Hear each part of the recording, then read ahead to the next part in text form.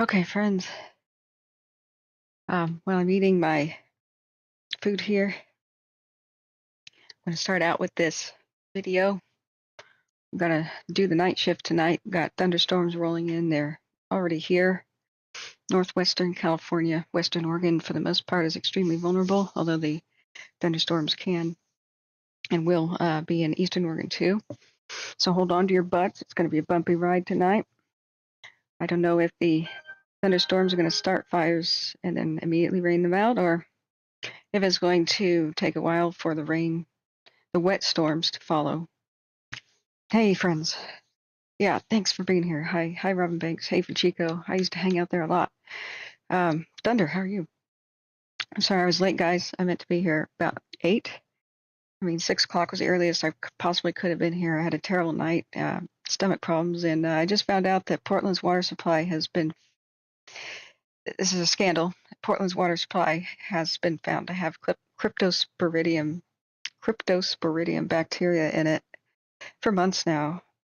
So great. I wonder, was that what was keeping me so sick recently?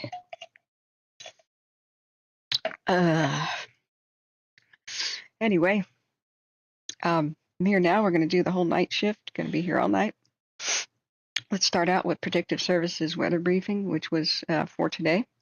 So I can shovel some more food in my mouth, wait for people to show up, and do wildfire roundup, watch the cams, and see if these thunderstorms start some new fires, which probably will. Hey, thank you. Hey, Strange Reverend, how you doing? Thanks for the link. If anybody can't possibly support us, I want to stay donation-based. I don't want to monetize. Don't want to do commercials. Strange Reverend's post I just pinned to the top of the chat for PayPal is the best way to donate because it doesn't take hardly any cut. YouTube with the super chat and super stickers takes 30%, but either way, which is convenient. I appreciate everything. You can also support the stream by hitting the like button. It helps us trend. Helps people find the information. We go up in the search results when people are searching for these actual fire names. Or even say anything in the chat like I like dogs or something. Just tell me where you're from, how's the weather where you are, how are you doing? And don't be a stranger. Okay, so let's get into what we're facing today. It's going to be, like I said, a hard night. Worst case scenario is a whole bunch of fires just break out tonight. We got high winds, low humidity, thunderstorms, dry lightning in front of wet storms. And I don't know the gap, like how long might any new fires rage or the existing fires just blow up with these storms until any moisture comes by, and there's no guarantee of it. So I'm here with you all night. Matt says, okay, real quick, let's answer a question. Hey, Catherine, are there any fires active near Lake Tahoe right now? Just haven't seen anything. Lake Tahoe got a dumping of rain the other day, Matt. Most of the Sierras did. Like El Dorado, Amador, Sierra, Nevada County, Plymouth County, Lassen got some, and all the areas around Tahoe got almost torrential rain because of that hurricane. And so their fuel vegetation, what do they call that? Their vegetation moisture content, whatever that rating is looking pretty good. But there's a possibility that these lightning storms right now could try something. It's just the critical vulnerability right now, the places we're worried about the most are west of Interstate 5. Northwestern California. Shasta County got some of the rain, like the head fire over there by Syed Valley.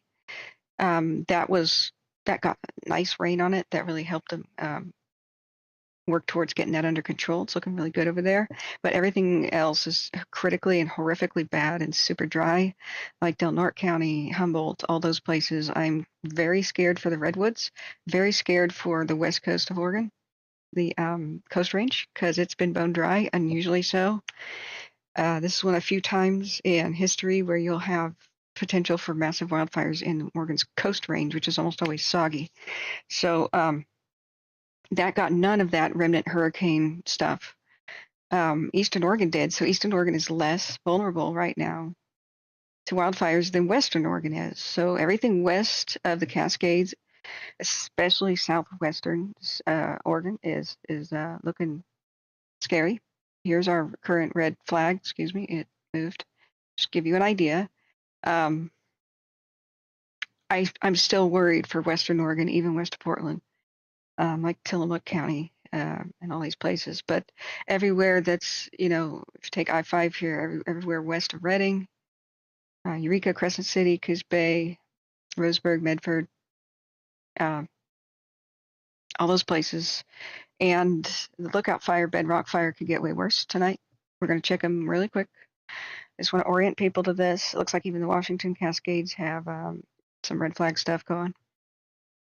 So we'll see what the heck happens. Mind you, it's a checkerboard, even east of I-5, where most of the wet stuff from the hurricane, rained. East of I-5, I-5 goes like this through Sacramento, Chico, Redding. Even east of I-5 is a checkerboard of where it got rain, especially after it hit Oregon. So some places are still like in spots that are dry, but we're gonna be checking on all these places as I shovel some more food in my mouth. Hey Nick, and welcome everybody. Smitty, hi, CPro, thank you. I wouldn't worry that much for Tahoe though. I did some time lapses, and I can show you later. It's one of the most beautiful time lapses of Lake Tahoe I ever saw on the wildfire cams. I'll play that. It was just like you could meditate to it. It would be an amazing thing to put meditation, Buddhist kind of music to. There's like God's beauty on earth, the rain and the clouds going by, and then it like kisses the sheet raining all over the lake, and the mirror is reflecting the clouds. The mirror reflection of the lake. And then just as the sunset hits, there's a molten gold ball of melting sunset. Absolutely beautiful. Yeah, Myrtle Creek, we're worried about that too. I mean, yesterday we had a couple of wake-up calls, which was Salem, Oregon, like in the capital of the state.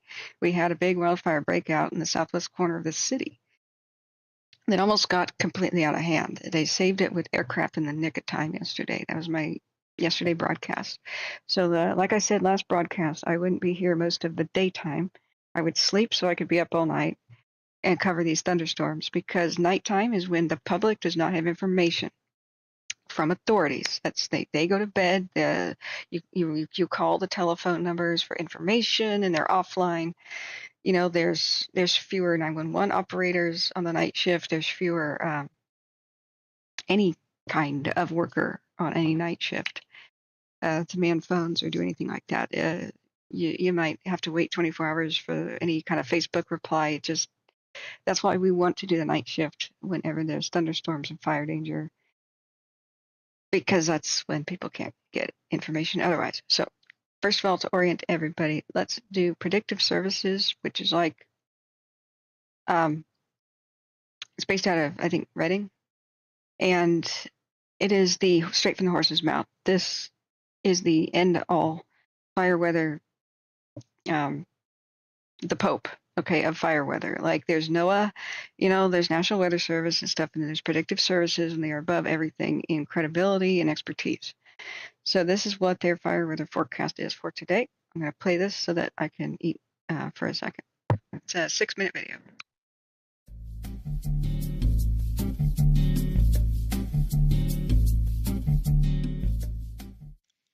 Welcome to the North Ops Fire Weather Webcast for Thursday, August 24th, 2023. This morning's water vapor loop shows upper-level ridging centered over North Ops, with troughing offshore moving closer to the coast. Visible satellite imagery shows mostly sunny skies across North Ops. Rather shallow marine stratus can be seen near the Bay Area, though is absent along the majority of the North Ops coast due to weak offshore flow. Abundant smoke can be seen in northwest portions of the area. 500 millibar forecast maps show the flow aloft becoming more southerly today as an upper-level trough approaches the coast and ridging remains strong to the east, bringing an increase in mid-level moisture and instability into the area. A shortwave trough and accompanying jet streak will swing onshore and across northern portions of the area this evening through tonight. Drier southwest flow aloft will return Friday and Saturday, in between troughing along the coast and ridging strengthening to the east. Precipitation forecast graphics show scattered showers and thunderstorms developing along the northwest mountains and across the northeast corner of North Ops this afternoon and evening, with isolated coverage along the mid-coast Mendocino Mountains. While brief, locally heavy precipitation will accompany these storms, they will track quickly from the south-southeast to north-northwest, providing more of a mixed wet and dry precipitation result on the ground, as well as bringing abundant lightning and strong gusty outflow wind potential.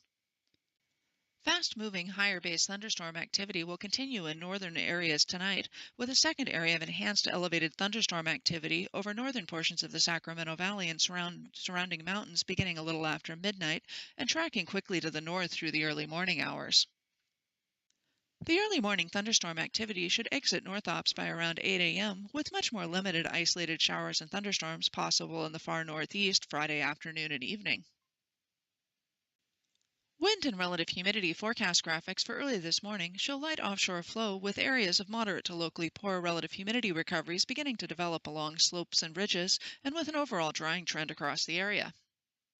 A breezier, though fairly shallow onshore flow wind pattern will return this afternoon, with southerly winds through the Shasta Valley and southwest winds from the Cascade Sierra Crest eastward increasing into the 15 to 25 mile-an-hour range, while inland minimum relative humidities drop into the teens and 20s.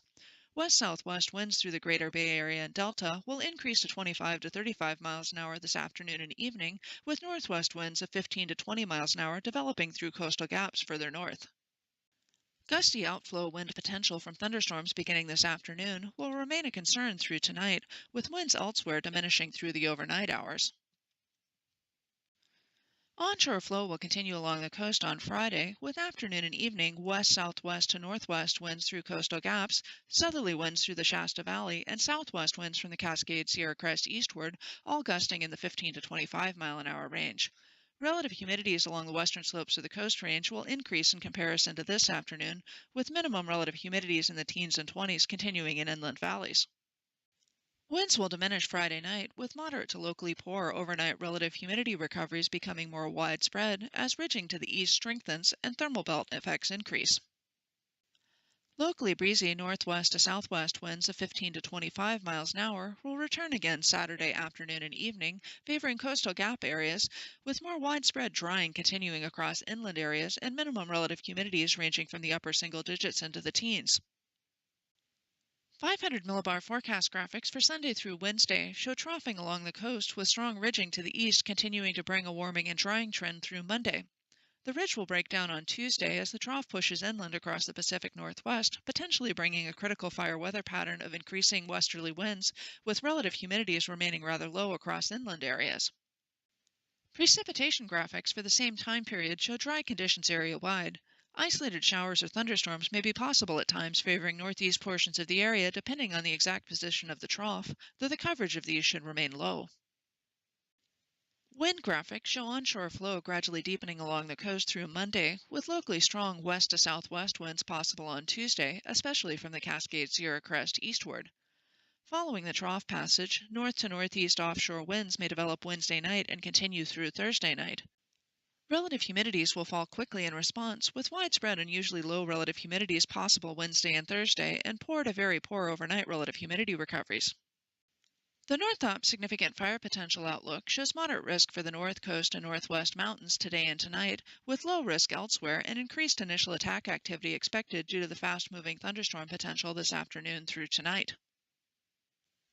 The South Ops Significant Fire Potential Outlook shows little to no risk conditions through Saturday, with areas of low risk from Sunday through Wednesday.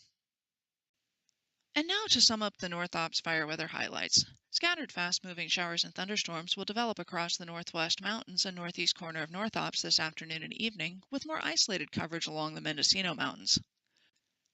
Higher base thunderstorm activity will continue tonight, favoring the northern half of the area, including portions of the Sacramento Valley. Storms will track quickly from south to north, keeping precipitation footprints small and narrow, with strong outflow winds possible.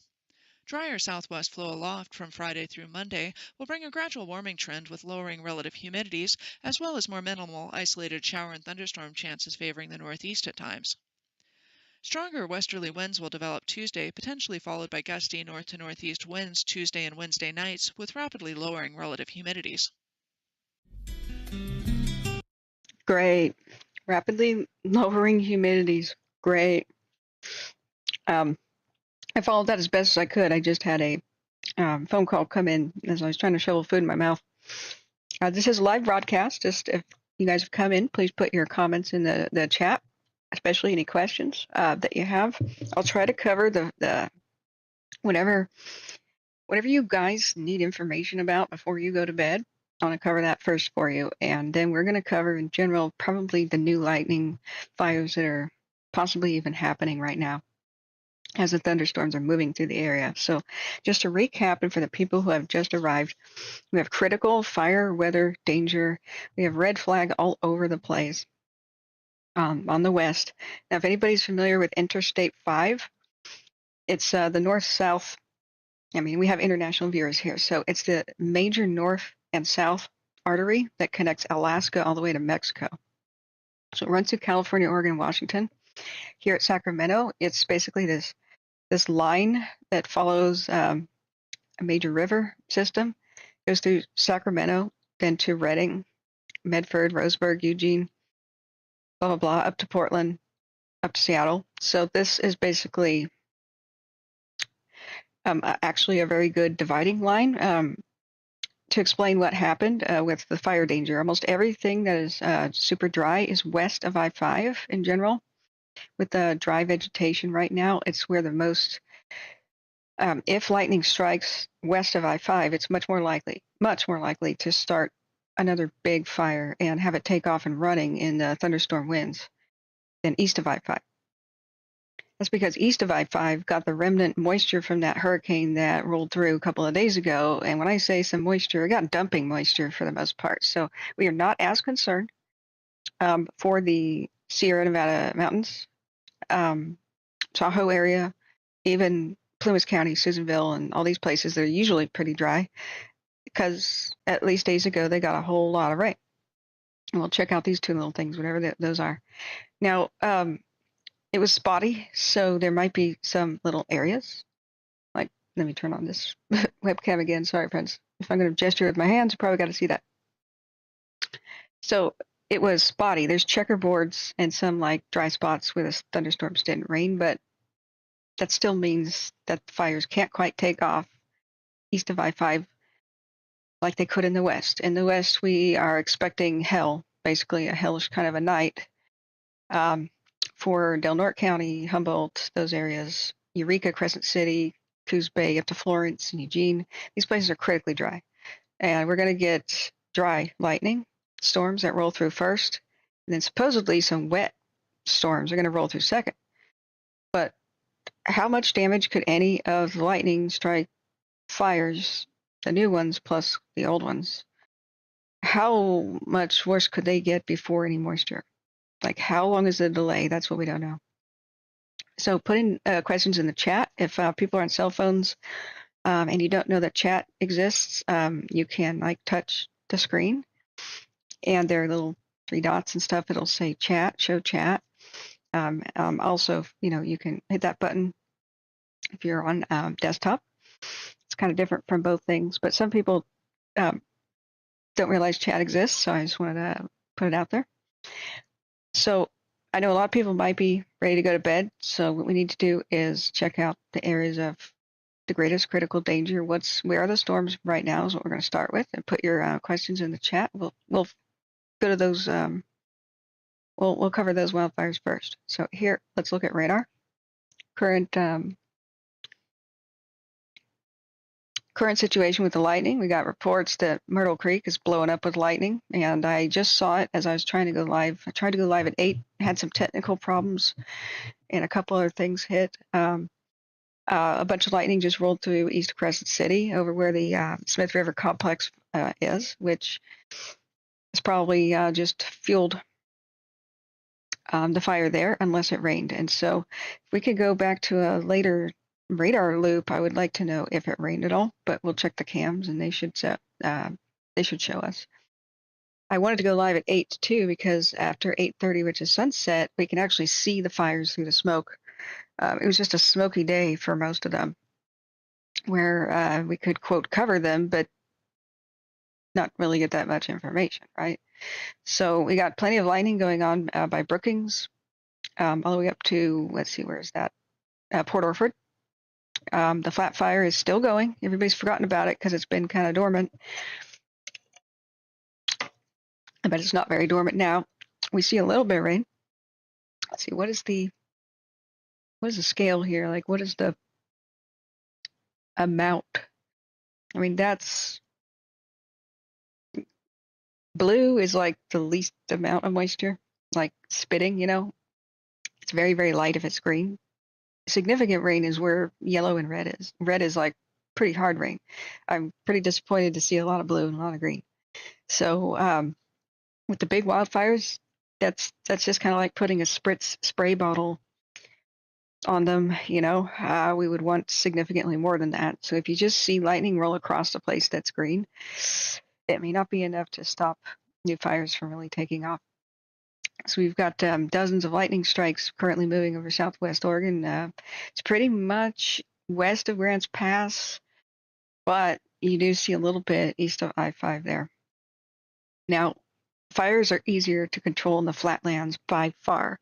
I mean, they can still race and run fast, just like we saw with Medicine Lake and the horrors of a couple of days ago in Washington State. And that was all flat land.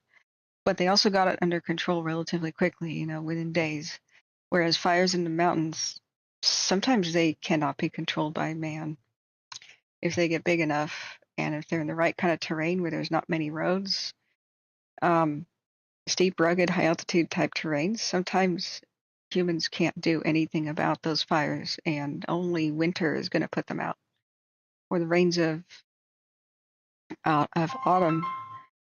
Oh, hey, we got a special guest here. John Bruno's calling on the phone. Let me put him on speakerphone if he consents to that. He's our awesome resource here. Hey, JB, you're on the air. Good evening. Good evening. I was thinking about calling you. I thought, man, maybe it's too late. How are you doing? I'm in Hyuchi. Hyuchi, where's that? Well, it's right on the 199 before they have the highway closed.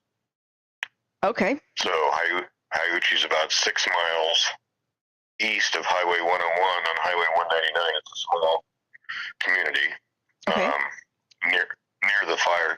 I have a buddy of mine who has a cabin here. Oh, okay. So we had to come here and take care of it's an Airbnb, so we're trying to get it prepped. So get ready for the next clients because the power went out. Everything's, soured in the reefer and a freezer and all. And we're checking the area as well. So. Okay.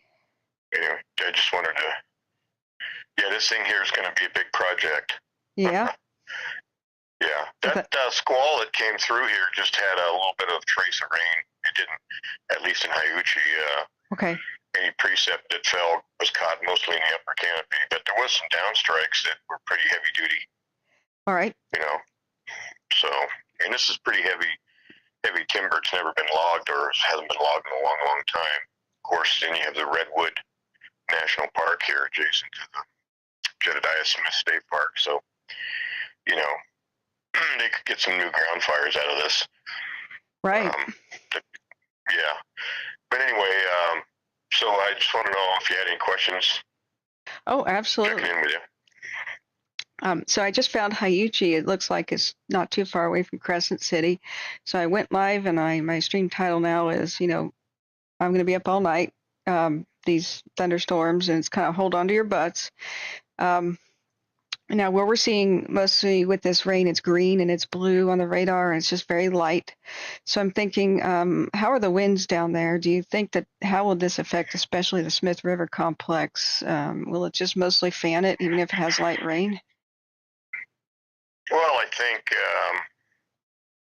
the upper elevations, historically, according to the meteorologists on this fire, they get an east wind at night, a down canyon diurnal east wind, and it's much drier, whereas the lower elevations are much cooler, and there's higher humidity. And then, of course, it switches during the day. You get a up canyon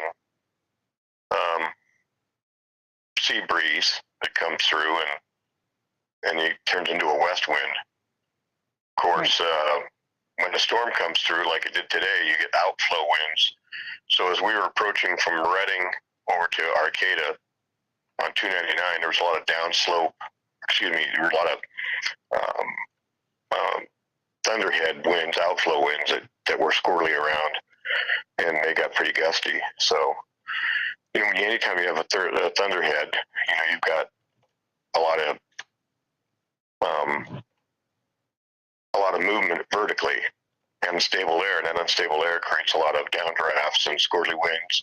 And as a cell moves, the direction moves too, and the outflow winds change, and so that's never good. And then if it's bringing lightning with it, with or without moisture,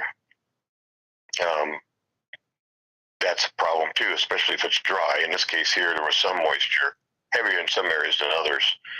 But like I said, as far as Hiuchi, where we're at, it was pretty, just like a trace. Okay. It wasn't really measurable. Great. That's not great. I mean, what I mean is that's not great.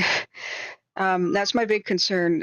We just had a huge amount of lightning. It's going on from Port Orford now over to like Grants Pass and over the Flat Fire, which I think might kind of blow up with this, or we just might have more going on in the Biscuit Scar. We're about to check the cams and everything, but they said 40-mile-an-hour wind gusts really might be possible with this and into tomorrow, and that at least we're having more bad weather by Tuesday.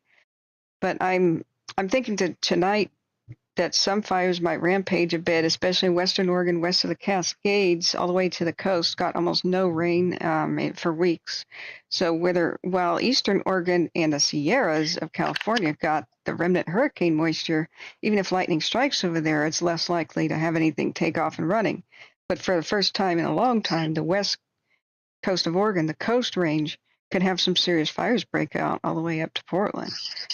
Fell on the head fire, which is part of the Happy Camp Complex. Oh, I can barely hear you.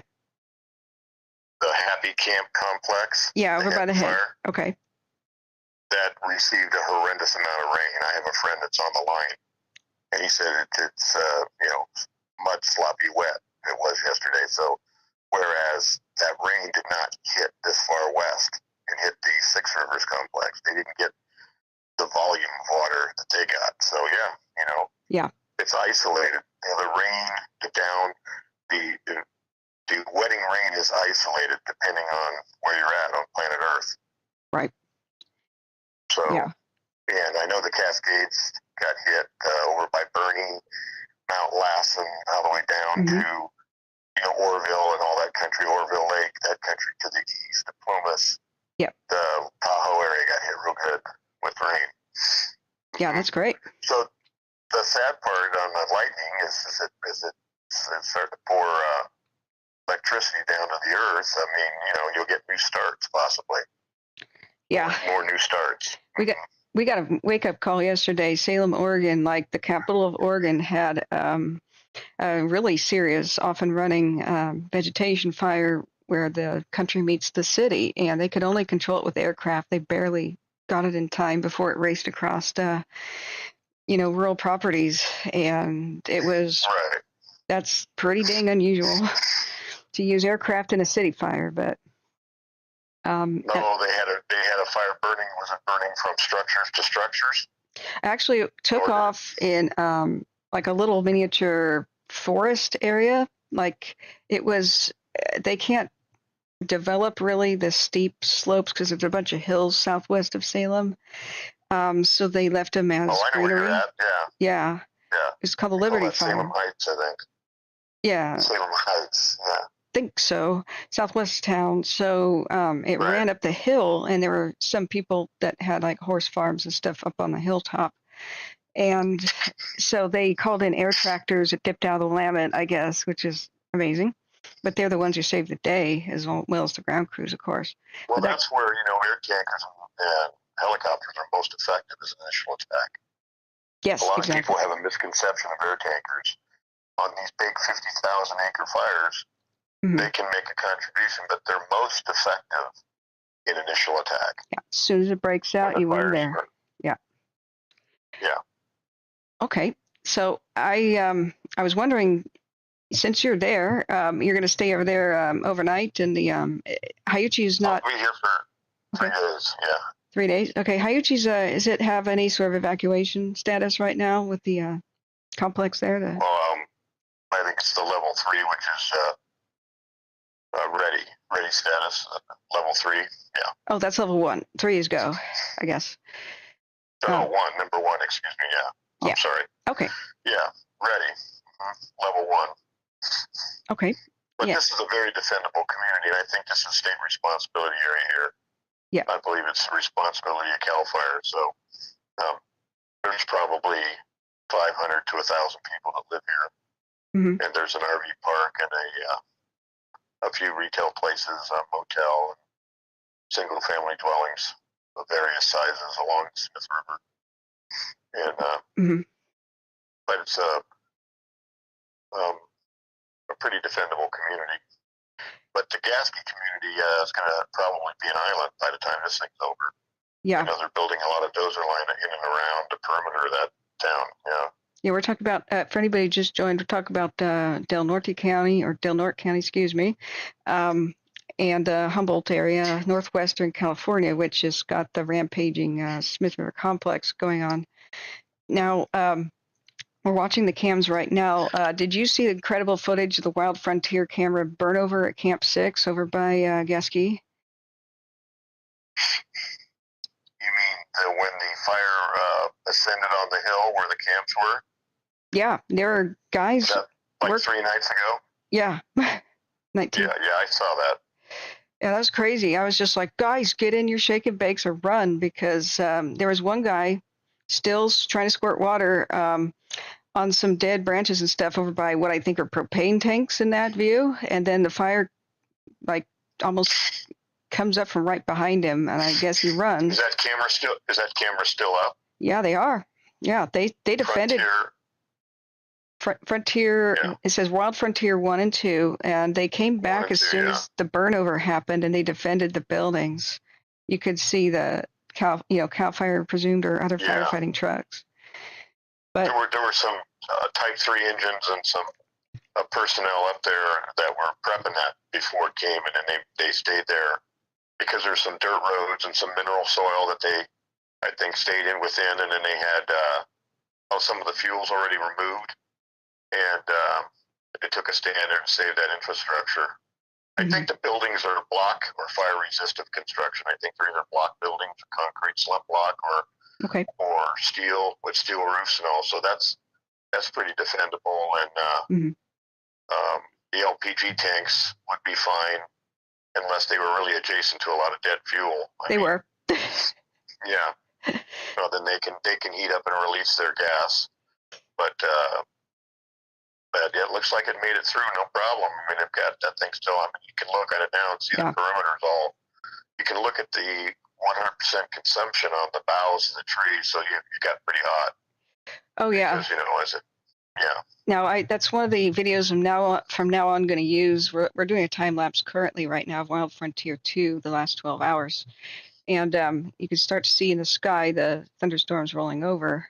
And it looks like it is in some places being, it's hard to tell, but the winds are affecting it in some places. Now, I'm going to use that video from now on as an example of how sometimes 2 minutes is too long when you're evacuating, because if that man had been in front of the camera for 1 minute longer, he would have been toast. Like, it just sweeps right over the ridge, and you could see the fires start to torch trees behind him, and he doesn't seem to be aware of it.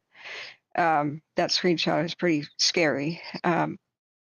So I was watching that live with the 1 minute updates, and so I had more frames than other people did when they just did the time lapse.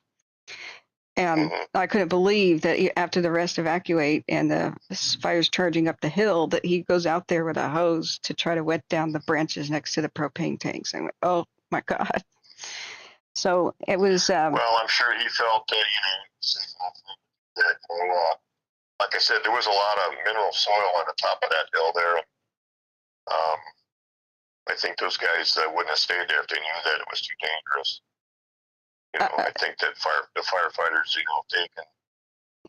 firefighters will take and hold at a structure if they feel it's defendable, but if it's not, they'll move out and not risk their lives. They're not going to risk their lives to save a building that can be replaced. They'll try to risk their lives to save somebody, save another person. But it's a discerning thing. It's everything. Every situation is a discerning thing based on a variable amount of factors. So I think if they thought they were going to be, because that was pretty thinned out. The top of that hill was pretty thinned out of fuel. I mean, it might have some light grass, which is there's so much fuel on the ground. Just look like knee high to thigh high dead limbs and fallen trees.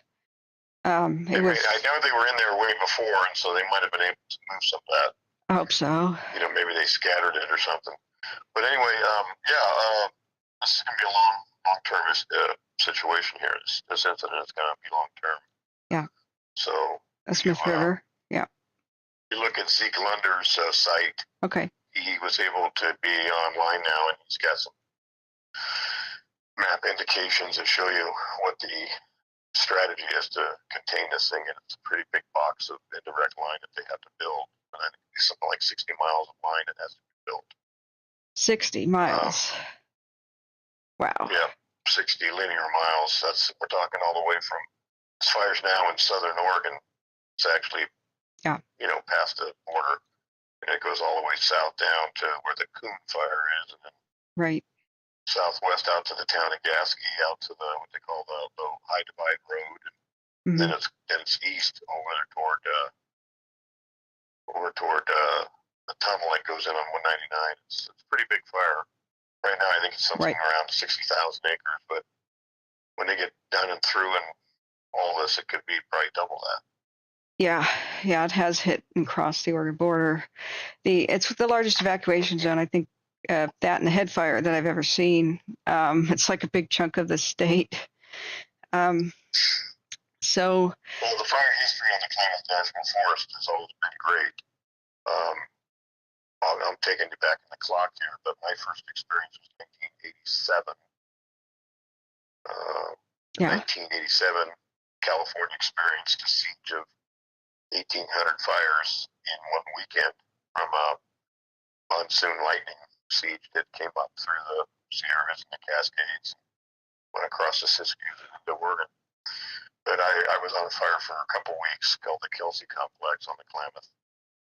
And so the Klamath has a lot of wilderness where there's a lot of dead and down, heavy fuels. Right. It's very, very, very steep terrain. In some places, it's almost vertical.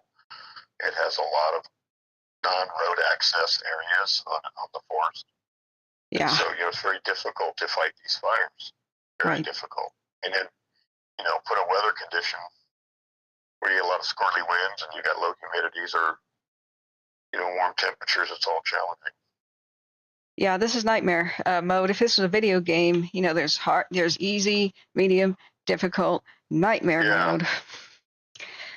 So right, and the other thing is it's hard to determine what's going to happen because they have to go indirect, they can't go direct in a lot of these areas. It's too dangerous. So, what is the weather going to do in that time frame? So, if the weather is uncooperative and you get a lot of intense winds, and you easily could have a fire spot across your planned line. You don't have a contingency line further behind it, then it's off of the races, and it's a whole new ball game. You got a new fire. Yeah. That is spotted. So, yeah.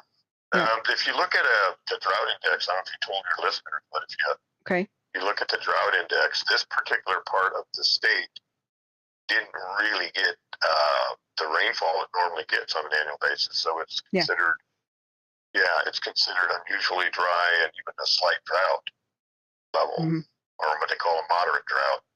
So out of all the rain that hit the state of California last year, the Pacific Northwest triangle in here didn't get the rain that it normally gets. So you're dealing with that too. Plus the successive years of drought before that. Like we talked earlier, drought doesn't go away in 1 year just because you had a good rain year. Exactly. Because the trees have started to trees that started dying 4, 5, and 6 years ago aren't rejuvenated because they get 1 year of rain. It's like if you have a dead lawn, Yeah. you can't revive that dead fuel by putting water on it. New growth has to come up. Right. So, yeah. Yeah. What a great day for a lightning storm, and then the dry ones to pass first, and then wet ones to pass second, is what Predictive Services and such was saying. But for the first time ever, the Predictive Services pretty much scared me. Like, this is I've never seen this before. Not that I've been doing this for too long, like 3 or 4 years now. But they have the red on Predictive Services with lightning and 4 zones, Oregon zones 2, 3, and 4, which is everything west of the Cascade Mountains to the Oregon coast, from Portland all the way down to the border. Risk for large fires is very high, greater than 20%. Triggers significant lighting to BEN, critical burn environment. Is that what BEN means? Do you know? I'm not sure what their acronym stood for. That's probably a meteorologist acronym for something. Ah, okay. Yeah. So what they're telling you is, what they're doing is they're saying that this is what we predict the weather will do in that area. Mm-hmm. Now, coupled with a couple other things, puts it at a high risk, and that is the fuels didn't, in that particular area too, if you look at the drought index, didn't get a whole lot of water. But then now you're at drawdown. If you look at the big picture, folks can go on and Google the National Situation Report. It's called the National SIT Report. And if you look at it, there's around 15 or 16,000 firefighters or troops on the ground now. Okay. That's about 3 times what it was a week ago. And so where is this happening? Well, Oregon, Washington, Idaho, Montana, Northern California. Yeah. Plus there's some other fires that are burning in New Mexico and Arizona that they get hit with rain.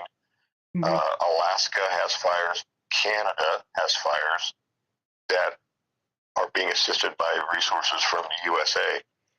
Yeah. So drawdown is what's occurring now. I think they're at preparedness level 4. Well, the maximum is 5.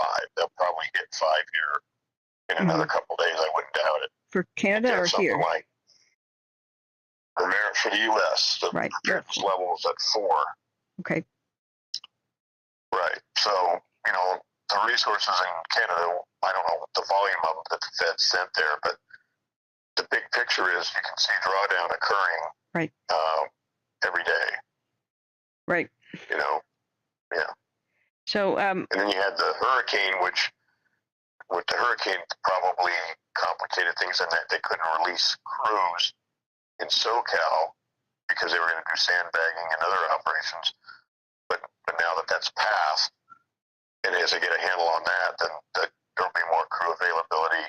But, there's a certain amount of drawdown that only each county or each unit or each force or each fire department can experience. There's only so many resources that, for example, the Ventura County Fire Department can commit to assist. Mm-hmm. They have to keep a minimum amount of cruise engines and dozers and firefighters available for initial attack in their jurisdiction. Yeah, for their own backyard. Yeah. Right, their own backyard. Sure. Yeah. I've got a couple of questions from the chat. Cheryl Simpson, a long-time awesome supporter. She keeps us informed about Canada. She lives up there. She's got a question, and it's, let me go back up to it. She was saying, how many crews work our fires on average? I guess she means the wildland fires. Is there an average, or is it just situational? Oh, we could barely hear you. Sorry. How many crews? I don't understand the question. Repeat it. She was saying how many crews on average will work our wildland firefighters? Is it our fires in the wilderness, like not city fires? So I'm not sure. I think it's just as many as it takes, right? Absolutely. But when you see a fire and it says crews assigned, and let's just say it says 40. Okay. 40 crews, right? Right. Well, I can tell you this from working for CAL FIRE. If there's 40 crews assigned, 20 of them are on the line and 20 of them are resting. Okay. Because you can't work people 24/7. Right. Human body can't do that. in the federal operation, in the federal fires, they work 12-hour operational periods where they'll have a percentage of crews working for 12 hours and another percentage of crews working 12 hours. Yeah. Now, So crews are hand crews. Crews are normally made up of 15 to 20 people. okay. It depends on agency. CAL FIRE, they're around anywhere from 14 to they have 17. Federal hotshot crews are 20 members. Okay. So those crews cut hand line. They use saws and hand tools and physically go foot by foot building a control line by removing the fuel. Dozers blade the fuel away, and engine companies protect structures. Engine companies put in hose lays on the hand line or dozer lines. Right. Okay. So crews, engines, and dozers are the three tactical ground units, and helicopters and air tankers are the two aerial resources. Those five is what we use. Great. Yeah. You could see the total personnel as a summary. And so she's asking, like, does the average wildfire have like 500 people on it? And I would say yes or more if it got big. That's in general. Yeah, but it depends on it depends on the size of the. For example, you could have a 300-acre grass fire where you might be using 10 engines and 5 crews and 5 dozers. But if you had a 300-acre timber fire, you might have double that. Because it's more fuel. Yeah. Right. And the fire behavior itself too, Yeah. So let's see if we had any other questions. Big Dog was asking why so many lookout towers and communication comms have a lot of vegetation around them. That's what I want to know too, but I'm guessing budget, or is it budget or stupidity? You know. Well, some of them are publicly, some of them are privately owned. I know the lookouts, when I was at CAL FIRE, they were all brushed. We had our inmate crews do those. They're just building them better than they did years ago. You know, they're building them now with block and fire-resistant construction. And, because there's a lot of money involved. Okay. Yeah. Yeah, our poor old wooden lookout towers, we keep losing them. But, you know, sometimes I think it's low priority for budget. Towers, most of the fire lookout towers, many of them, especially on the federal lands, are wood-framed. Yeah. And they're old, and some of them are nostalgic. Some of them are like landmarks, you know. Yeah. So we want to tell people what we're looking at as we're talking to JB, and thank you so much for being here. Everybody loves you. Everybody goes, is there going to be JB tonight? They're starting to say that, so we're absolutely honored. Tomorrow night. Yeah, we're honored to have you. I'll do a little snooping around tomorrow and see what I can find out. But, yeah. You know. Yeah. I think, you're presenting a lot of good information. There's another fella that does your like-kind work, Zeke Lander with the lookout. Oh, I learned a lot from him. He has excellent maps people can look at and everything. And I think that, and then the community meetings, you'll get a lot of information from the community meetings. And I think they put those on the Watch Duty app. If people haven't got that, Watch Duty is another excellent one to have. Oh boy, is it. We're looking at the lookout fire here in the Cascades. And the last question I have for you is, if you have some time in the future to look at it, maybe tell us tomorrow. I have no idea how they're going to prevent it now that it's spilled over the east side of the Cascades and it's on the eastern slope. I'm looking at, they have really poor roads because of crazy bad terrain north of the McKenzie Bridge area, all the way up to Highway 20. And I was trying to show people a map as I'm talking about this. We're looking live at the lookout fire on the east flank. We're looking to the west with this camera view. So the problem with the lookout fire in the Cascades, and people are like, why is there a level 1 evacuation up by Highway 20? This is a very long distance. And the reason that I can come up with looking at that, now that it's on the east slope of the Cascades where they didn't want it to be, the only roads are pretty much north and south running roads, so you can't really use them as a line to stop it from running north. And I think maybe honestly the only thing that will stop it will be rain. Yeah, and what's out there, I don't know if you go to the topo maps, this is one I have, you can actually pull you're up. far away from the phone again, sorry. Okay, so excuse me, but if there's certain map sites you can go to where you can look and see if your structure's ahead of the fire, and you can get a good idea. Not many. It's just total Willamette National Forest. So they've got a dam and a couple of things like that. There's hardly any roads at all, period. And they mostly run north and south because that's a ridge that runs north and south. So the best east-west road to try to stop it actually is Highway 20, so much further to the north. So I think they're trying to give people, with at least a map, a good realistic reality check. It might just run all the way to the Santiam Highway to the north because I just don't know what would stop it. And if you can look at maps or anything or have any idea, they're just not telling the public much about it in these meetings. So if, your take on it sometime would be awesome.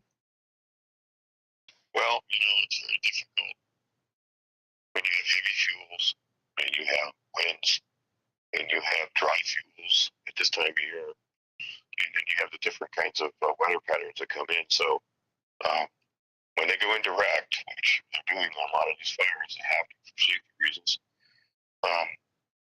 Sometimes they have to go to a road. Yeah. And then they prep that road. What they'll do is they'll take one side of it and they'll start thinning a lot of the trees. And they'll even take dozers sometimes and run dozers parallel to make that road even a bigger fire break. Mm-hmm. Because if a fire makes a hard run toward a control line, it'll spot across. So what they'll do is they'll set backfires. If set backfires, when it's in a proper window of weather conditions. So that's a safety issue. So that has to be approved. But it takes time to put in those lines, and lots of times they will go out on these boxes and put.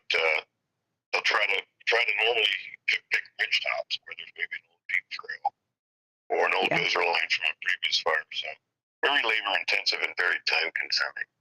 Yeah. The last question in the chat for you, I know you got to go to bed, is why don't they cloud seed? Well, I mean, right now it's a thunderstorm. You can't even fly into that, and it's rapidly moving. So by the time you added seed or whatever it is, I mean, it's already raining, but if clouds don't have any moisture in the first place, the seed doesn't do anything.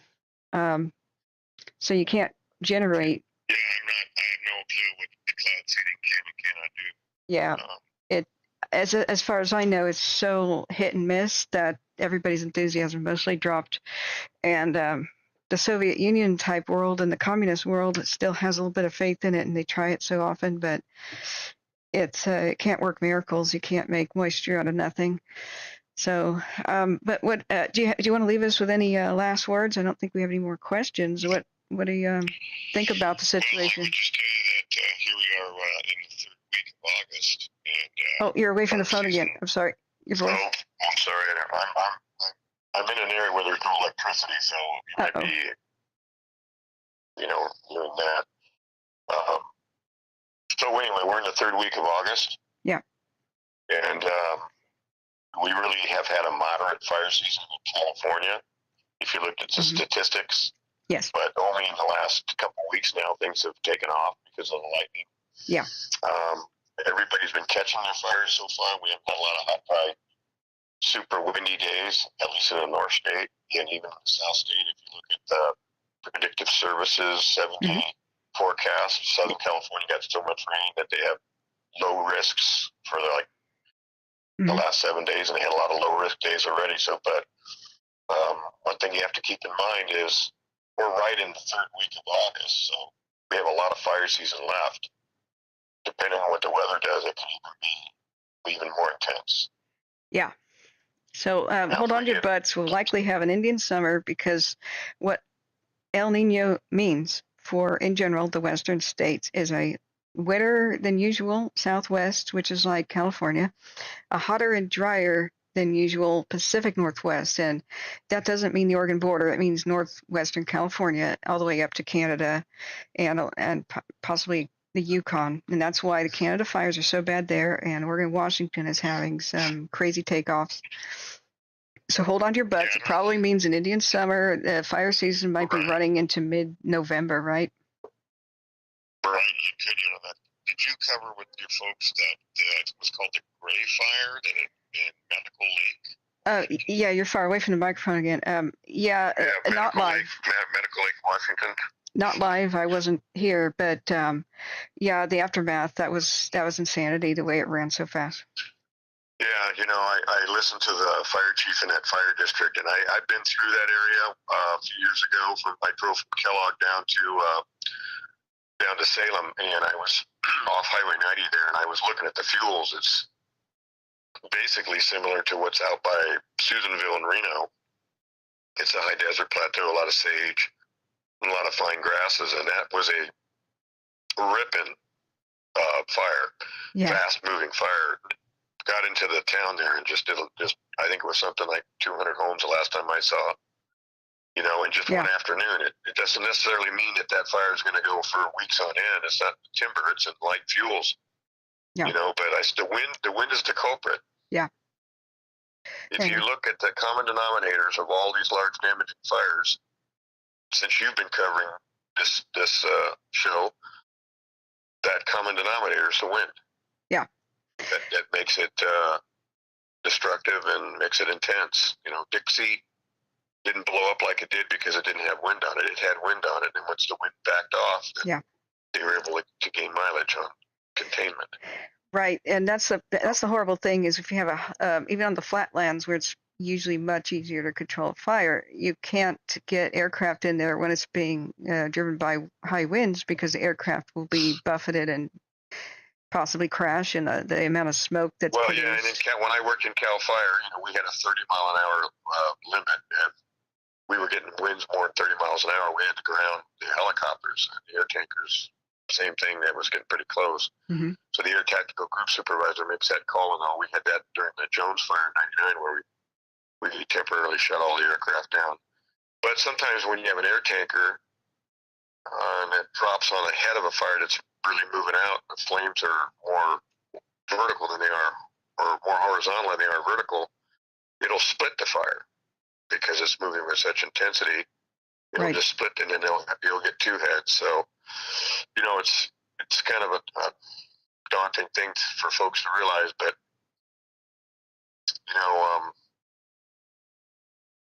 these conditions, when ducks line up, normally when it's dry, when it's hot, and when the winds are intense, and you put fire in the ground, then the potential for a fast-moving, damaging fire are prevalent. And that's what happened in Santa Rosa. It's what happened in Camp Carr. Even go back to Bel Air in 1961, burned up all those homes in Brentwood and Hollywood, Yeah. So, if you look at anything on the internet where you have a large damaging interface fire, the wind was the culprit. The wind was the main ingredient, the main factor of the weather factors that contributes to the large damaging fire acreage and homes.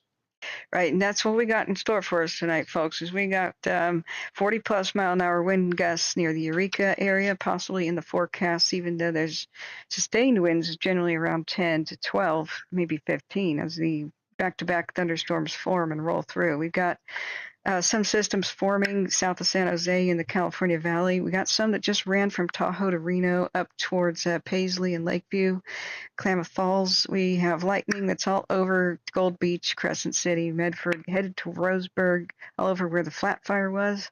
And now we've got a lot of lightning that's west of the Lookout Fire, all the way up headed towards Mill City and the Western Cascades. And unfortunately, when I click the button that says rain accumulation, there's almost nothing, even though it looks better, on here. So hold on to your butts. So, but it's going to be drier lightning strikes first, and then heavier rain thunderstorms following, which was yesterday's prediction.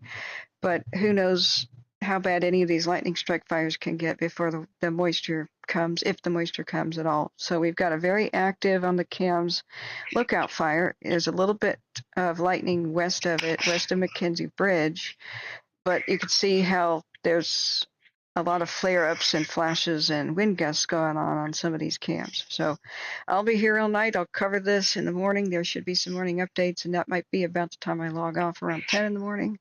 And so, JB, if you want to check back with us sometime in the morning or tomorrow evening, that would be wonderful. All right, you guys have a good evening and stay safe. Yeah, we are totally grateful to have you here. Get your Thank you. rest. All right, thank you. Thank you so much. Bye-bye. Thank you. So guys, I'm sorry. He likes to begin talking immediately. I like to introduce him and say, hey, this is John Bruno from, he lives in Shasta County now. So now he's over by the town of Gasquet, which I was calling Gasquet, in the Smith River Complex by Crescent City, California, and Eureka. So he was describing the local conditions there. And he said that he's on a level 1 evacuation there. He's helping his friend with their Airbnb to kind of prep it and clean out the fridge, because that entire region of Del Norte County has been without power for weeks now. They shut it off once the Smith River Complex got super bad. Now the components, there's a confusing name soup over there. It was called the Kelly, the Coon Fire, and other lightning complex before California got 4,000 plus lightning strikes in a 72-hour period when all this mess began more than a week ago.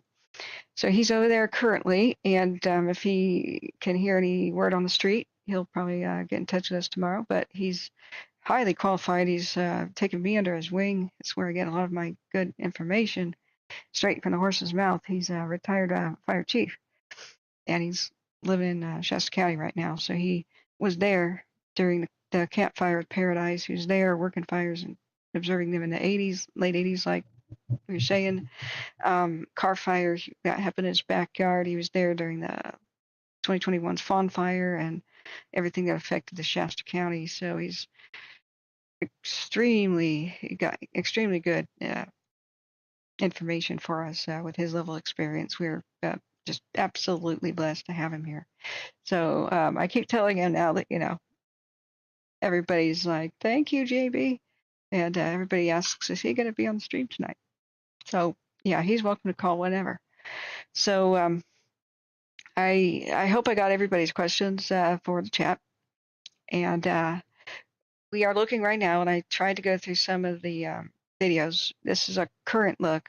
I'm going to show you for orientation. The lookout fire has us pretty concerned. We have lightning that's running through the Cascades right now. On the west side of the Cascades for the most part, and it just ran through the McKenzie River area. It's headed towards Salem. It's over there by Sweet Home right now. Should be getting tons of lightning. So for this camera view, I hope you can see Eugene here. I wish I could close the left side of the screen and make this bigger, but this is looking at the east side of the Cascades, right there at the east side of the lookout fire. So if we do a last 3-hour time lapse, whoopsie, how do I get that off the screen now? There we go. There's the button. You can see that. Look at the clouds up on top rolling through pretty dang fast. These storms are moving quite fast. So even if they were pregnant with a lot of rain, because they move so fast, they're just getting a mist over the situation, over wherever it's dropping. So I guess if you take a bucket and you just an entire full bucket of water, dump it on the ground, it would all hit the same spot, and that would be great, right? But if you were running at running speed and you overturned it, it would splash, for 20 feet as you ran, and that's the effect here. We're not getting that much. So this is very disappointing, but don't worry, more storms are going to come rolling through back to back. They are forming over California and such as we speak. We've got several different bands currently affecting the area. My Portland should be getting some of this soon. I mean, though, looking out the window, it's dead calm, the dead calm before the storm, right? So we just had in the 8 o'clock-ish hour, and we still do have a little bit of the thunderstorms off of Crescent City and north of Eureka from Willow Creek up, and now this chunk up here just left California. So it's headed for Coos Bay. We're getting lots of lightning in the Coast Range where we don't want it. My worst fear tonight is big fires. Either the flat fire gets fanned up by this, or there's new lightning strikes around it, because the Biscuit fire burn scar has a lot of dead trees in the landscape. It can really blow it up. My worst fear is also a big new fire in the Coast Range in the central Coast Range of Oregon, or even towards Astoria. It's a little bit more damp towards Astoria in the Tillamook County, but we haven't seen critical fire danger like this in Western Oregon for years. Excuse me, where's that chart? In zones 2, 3, and 4 means Cascades. You know, the all of the Cascades all the way to the coast. So it's red, and it says greater than 20% chance tonight, tomorrow, with these thunderstorms rolling through, of risk for very large fires is very high, greater than 20% chance, because of significant lightning and the dryness of the fuels. Western Oregon did not get, and Northwest California did not get any help, any moisture at all from the remnants of the hurricane that went by. The Sierras are lucky, Tahoe is lucky, Shasta County for the most part is lucky and got one of the biggest threats at all to affect the region. We got also a mapping plane, by the way. That's pretty cool. It's at 28,000 feet, so it's flying above these storms. And I'm sure they're on the lookout for new lightning strike fires. We're going to check the cams constantly to make sure, see what we can see. But I just want to give people an orienting roundup and answer any questions. Put them in the chat, especially if I missed it. What fires do you want me to cover for you if you're headed to bed? If not, we're going to be here the entire night. Now, when that remnants of the hurricane went by, the head fire, the SKU August complex lightning fire, which was over by MacArthur. Nobody's ever heard of that town, but east of that's Mount Shasta right there. That really got tremendous amounts of rain. Plymouth County, Lassen County, Tehama County, Amador, El Dorado, Sierra, even Yuba, Sutter County, all these areas got lots and lots of rain. That's pretty lucky. So even though we did see some lightning over there, I wouldn't think that it would be a big factor, but it's a extremely bad situation because there hasn't been any rain for weeks now in northwestern California. We're talking, Fort Bragg, at least to the north, all the way to pretty much Astoria. Western Cascades have gotten almost no lightning, no rain either. So we are seeing lightning right now roll through. Like I said, it's from the coast to Roseburg, like Bandon to Roseburg. Hughes Bay will start getting it any moment now.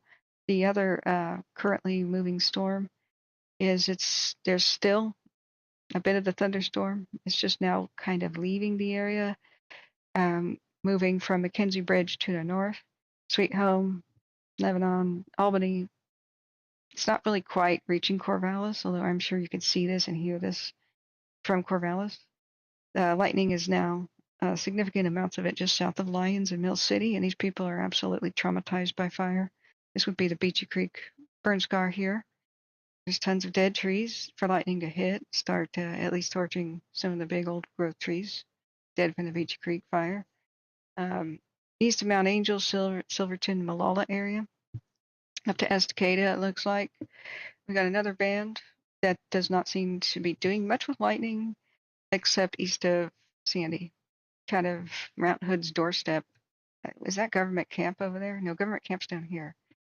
So the Bull Run watershed, the Bull Run River, that's where Portland gets its water from.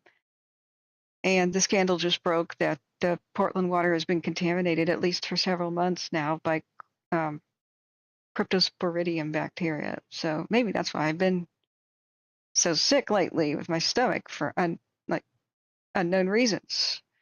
I would eat the same meals as other people, but I would get stomach upset, and that's because I was drinking water out of the faucet that was filtered, but filtered water where other people were drinking wine and stuff. It's crazy how biblical wisdom of drink wine instead of water. I mean, water was hard to purify back in ancient times. That's why people mostly drank beer and wine instead of water back in the day. It's funny how that's sometimes still a good safety concern. Safety advice. So over in eastern Oregon, we've got Dewfur, Grass Valley, Maupin, Condon, Fossil, Antelope, getting significant amounts of lightning and at least a little bit of rain. But what sucks here is you go to rain accumulation, it's not that much. It's mostly dry lightning. This is the most faint kind of spit rain. Like, look at the totals. 0.02 inches at Madras. Like, Madras, excuse me, I always say that incorrectly. Prineville, like 0.05 inches of rain. Bend, 0.13. It's saying over here where the lookout fire is, nothing. We got some lightning just west of the lookout fire, but nothing at Blue River. Great. Nothing detectable at all. So the only detectable stuff in this light, purple is over there by the sisters and the lava beds that don't need any rain. So great. That's just great. If we go down to California, Happy Camp 0.08, Crescent City 0.02 inches, Fort Jones 0.01, Wairika nothing. Now down here where the Hoopa fire is, Willow Creek 0.01 inches, which is like, I don't know, that's less than dew. Morning dew. Hold on to your butts, guys. Hold on to your butts. Let's go back to radar and satellite and track this lightning. There's got to be one heck of a lightning show out there. So, okay, guys. We try not to keep it all political unless it's about fires. Like, what is a candidate's stance towards fire and if they have done anything good for wildfire fighting? But like random economic debates and stuff it's no good here. I try to keep this a nice, civil, and welcoming kind of a community. So debates that are not fire related definitely don't belong here, and I hope you understand. So like no candidate trashing in general, just what is their stance on fires? Have they been good or bad for firefighting is the only thing we talk about. So looking back, we've got some more thunderstorms that are forming over California. And if this will refresh, please, it's stuck. We're going to look at the cams. So let's see, do we see significant wind on the cams or flare-ups? And what I need to do to make sure I'm getting watch duty updates, I found out if you get the maximum, at least on a Samsung phone, like a new Samsung phone, if you get 24 updates from watch duty, then you don't get any more. So I have to swipe over the whole thing. And I'm just going to quickly look on the phone to make sure nothing is critical to look. Many of these are like, here's the new live stream. Here's a new live stream. Now, what we can do after we monitor the storms is in between here, we're going to play some community meetings and stuff, or at least snippets of it if we can get to that. There was an evacuation update earlier today around 2:30 p.m. Headfire has different zones split into A and B, and I think they're lessening the evacuation zones. The Pepper fire is contained. That's great. Petaluma. I'm going to swipe away all of those. Due to the activity on the Elliott fire, the Siskiyou County Sheriff's Office has upgraded evacuation orders off of Highway 96 south of Cottage Grove. So let's look at that right now.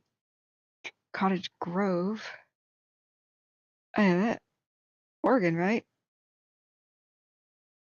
It's Oregon, right?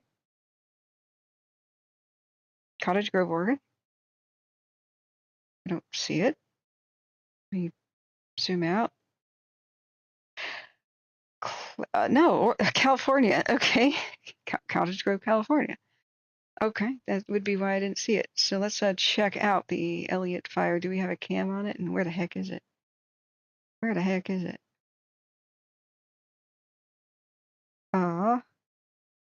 East of Crescent City. Ash fire. Did they rename it? Have I not zoomed in enough?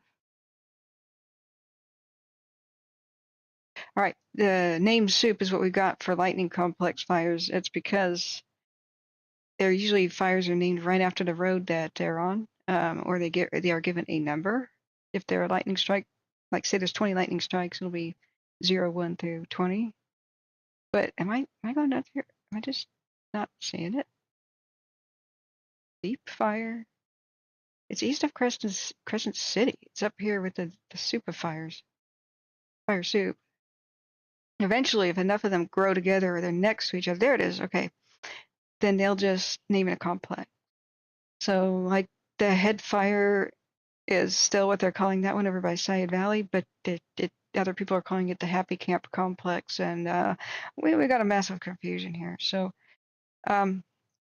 this is, yeah, Cottage Grove, California, much smaller than Cottage Grove, Oregon. 2 hours ago, we got a new update on it. So I guess they're calling it part of the Happy Camp Complex. Fires 2,861 acres and 3% contained. As of the evening update, which was 8:45. Although the Elliott fire did grow today, the majority of the new acreage is due to adding it into the acreage of the Three Creeks and Canyon fires. Okay. Yeah, that's not confusing at all. Those three fires have grown together, so they are now known as the Elliott fire. No wonder I haven't heard of it. Keeping track of this has been insane. So they've got a quick video on this we could watch. Let me go back down to due to the increased fire activity on it, Siskiyou County Sheriff's Office upgraded zone SIS 1402 to an evacuation order. Residents need to leave immediately. So this is the Happy Camp. I don't know why it's over my Anoa thing. Oh gosh, where did this go? This is the Happy Camp Complex Evacuation Map. I wish there was just one for all of them. Wait, where are we going here? Which county again? Excuse me.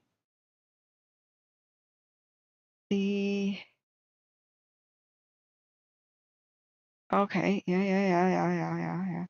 Siskiyou. Right, there, Happy Camp.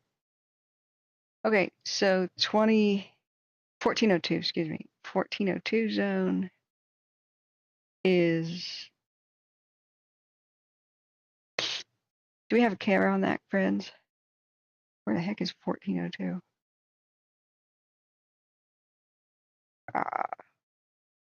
I would think it would still be in the red. Can I just do SIS 1402? Yeah, show me now. Oh, okay, right in front of my face. All right, so it's west of there. Everything west of Cottage Grove. And is this, can I get a, I know that's 96. So I guess that's just, I don't know what this line is. Is this a road? I don't know. It's a line. Looks pretty like a wilderness thing. I'm just going to say pretty much everything west of Cottage Grove and west of Highway 96 all the way to, what, Sawtooth Mountain. I guess that's the best thing that locals can understand.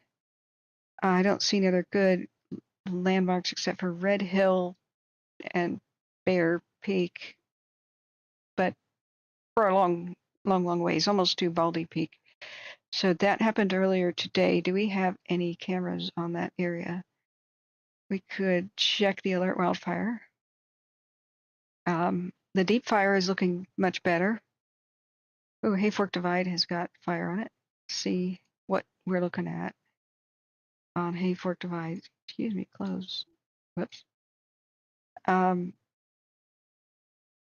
Yep, so which one is this?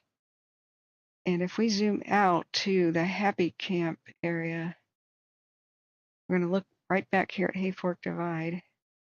Got lots of fires on the cams, guys. See here. Yeah, we have a Happy Camp 1 and 2. Let's see. Is there anything? What's that? Happy Camp 2. I think that's the one, though, that you can't time-lapse shoot.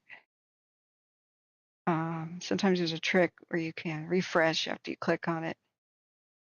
But darn it, Happy Camp 1 is looking the wrong direction. I think. See? Yeah, city lights, great. All right, so okay. Let me look back at chat. Hey, Josh, welcome back. Hey, it's Batman. Josh's nickname is Batman. Let me look back up and make sure that I'm not missing some chat here. Yeah, Desi, everything is just. I'm still in shock over Lahaina. I still haven't. It hasn't registered. That it's gone yet. I know that it's gone. It hasn't registered. So yeah, Sister Golden here. Hi. Oh, Patricia, welcome back. My bro just went tracked to his house today. He lives in McKenzie Bridge. Sad it was level 1. I just tuned in here. We're gonna watch that. We've got some significant lightning rolling through the Cascades right now. So that's the moon. What I just saw, I want to look back at, and that was Hayfork. And I want to figure out which one that is. I don't think we have Happy Camp Complex on our cams. If somebody else can correct me or check them out, these alert wildfire cams, maybe this link will be not too long. Hey, Chief T, welcome back, Alan. How you doing? It's thunderstorm day. Hold on to your butts. Thunderstorm night. You're exhausted? You just moved to Tuolumne County? Oh, well, welcome home. So, hi, Harley. How are you doing? Big dogs. He's south of Eugene. Yeah, Smitty says it's a Cottage Grove, California. It was a gas station town, and they just closed the gas station. I see. That's no wonder I haven't heard of it. Now, Ballard Ridge. If you zoom out enough and then just look at the little things, sometimes it could tell you where the fires are, but I'm just not seeing any in that region. But I did see something a little bit concerning. Let's look at, where is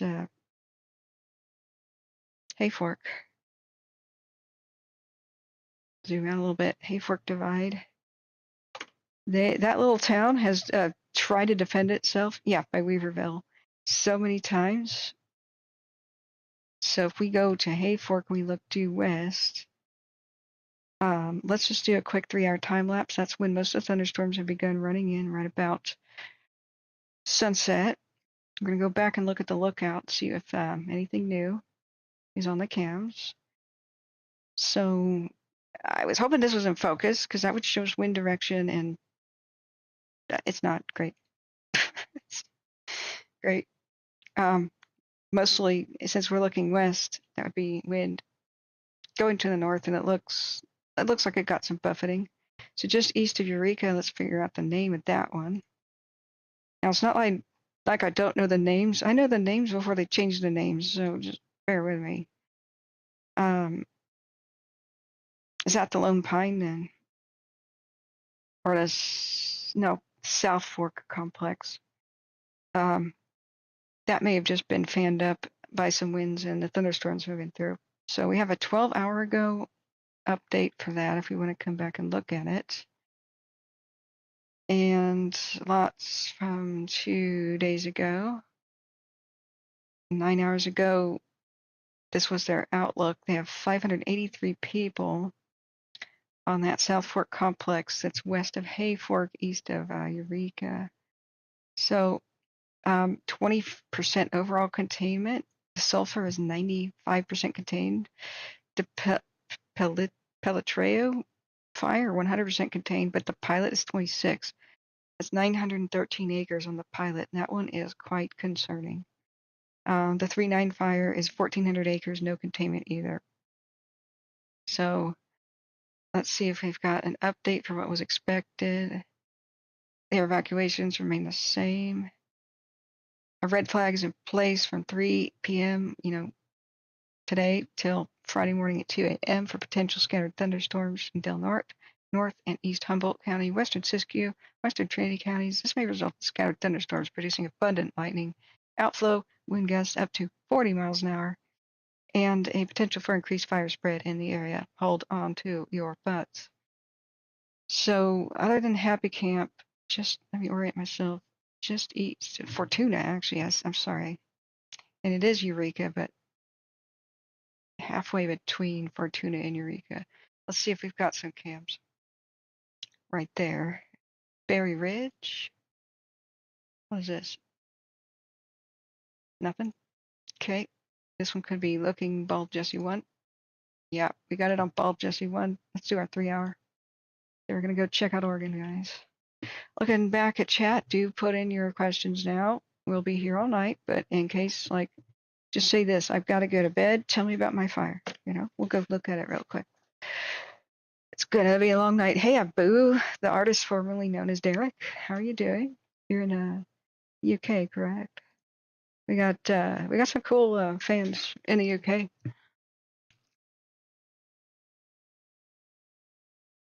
Hmm.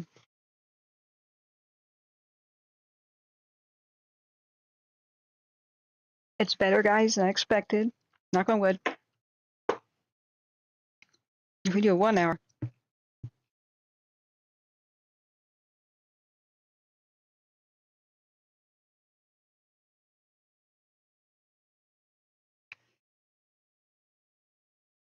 Fingers crossed, this is better than I expected. I don't think that they're getting quite the 40-mile-an-hour wind gusts that they expected, but it's not 2 a.m. yet, is it?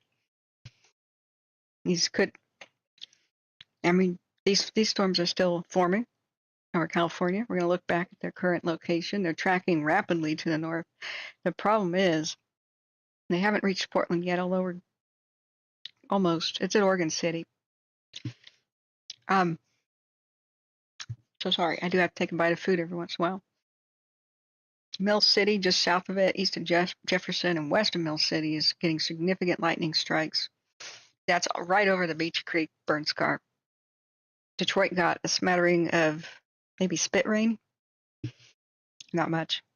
Now, just northeast of Sandy and east of Gresham, lots of strikes on the road to Mount Hood there. Eastern Oregon, Grass Valley, currently not getting the strikes. I think we saw some over there. Dufur, Antelope, Fossil, Condon's getting tons of strikes.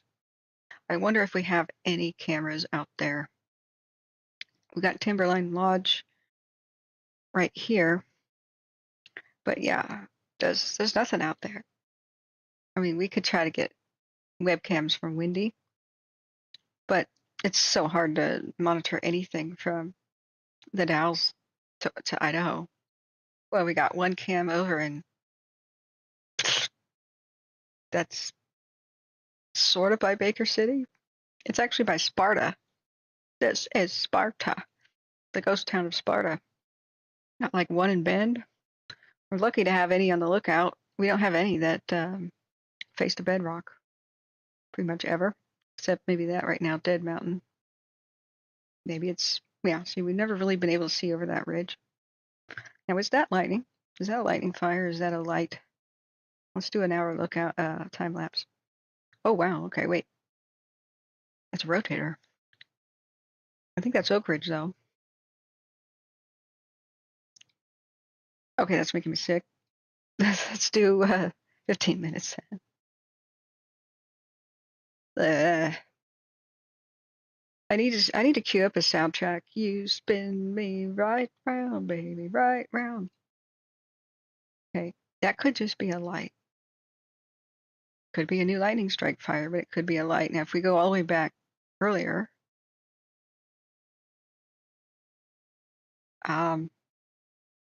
okay, that gets bigger, then we know it's a fire. But it could be a house.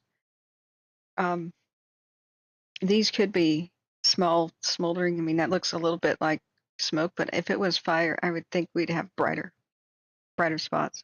This is the town of Oak Ridge, I had to guess. So it spins around looking and pivots back down to Oak Ridge.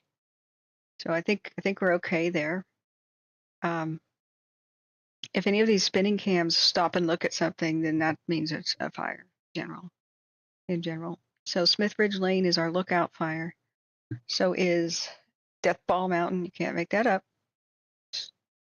Can't make that up. So the more rotating you see on the ones with the bluish looking crosses, the better your situation is in your neck of the woods, in the area where the map is. When they stop rotating and fixate on something, that's because it found a fire. So the ones that are yellow, though, generally have a fixed look, and they're the ones that you can hit time lapses on. So I hope that makes sense. I was looking at the keys, at least for the California version. This is the old Alert Wildfire. Wait a second. I just had a brilliant idea. Yeah, the old Alert Wildfire system. See, this is the old style. Remember how last couple of years I was on these type of cameras with the red bands? These are the new ones. The new one here is that. And this one does California. This is the new Alert California version. And they won't let you do a time lapse on the rotating ones that are making panoramas. However, what if can't we use the old system in California for most of the region? Maybe we can. I mean, northeastern California can't. So maybe we could get, like, say, Wild Lookout, Wild Frontier in a rotation. No, we can't. It's not there. God. Why did they remove it from this website? The only thing they really removed from the regions was North California, where we want to look right now. And the Sierra foothills and stuff are gone. Okay. Great. I guess that's all we got for the older style cams. We got some Tahoe that we could time lapse. Oh, this makes me mad. Okay, it's not a brilliant idea. Use a thing to check. Lightning just rolled through Roseburg. Hey, Benja, thanks for letting me know. Now let's see at the lookout. We actually have a secondary camera. This one's called IP Cam Live. And I'm still not understanding exactly what IP Cam is. It seems to be a service where you can join their network of cams, like even if you have a backyard bird cam or something. It doesn't seem to be able to time lapse or anything, but it was a slightly different view from Death Ball Mountain. There's a car going by. That's McKenzie. You can't really see anything here. That's the McKenzie River. Now let's go to the real version, the real Death Ball Mountain cam. Man, it is hard to see anything. Let's do our 3-hour time lapse once again at sunset on the Lookout Fire in Oregon. And you can see the thunderstorms rolling through. Some of the flashes really could be lightning, like right up there.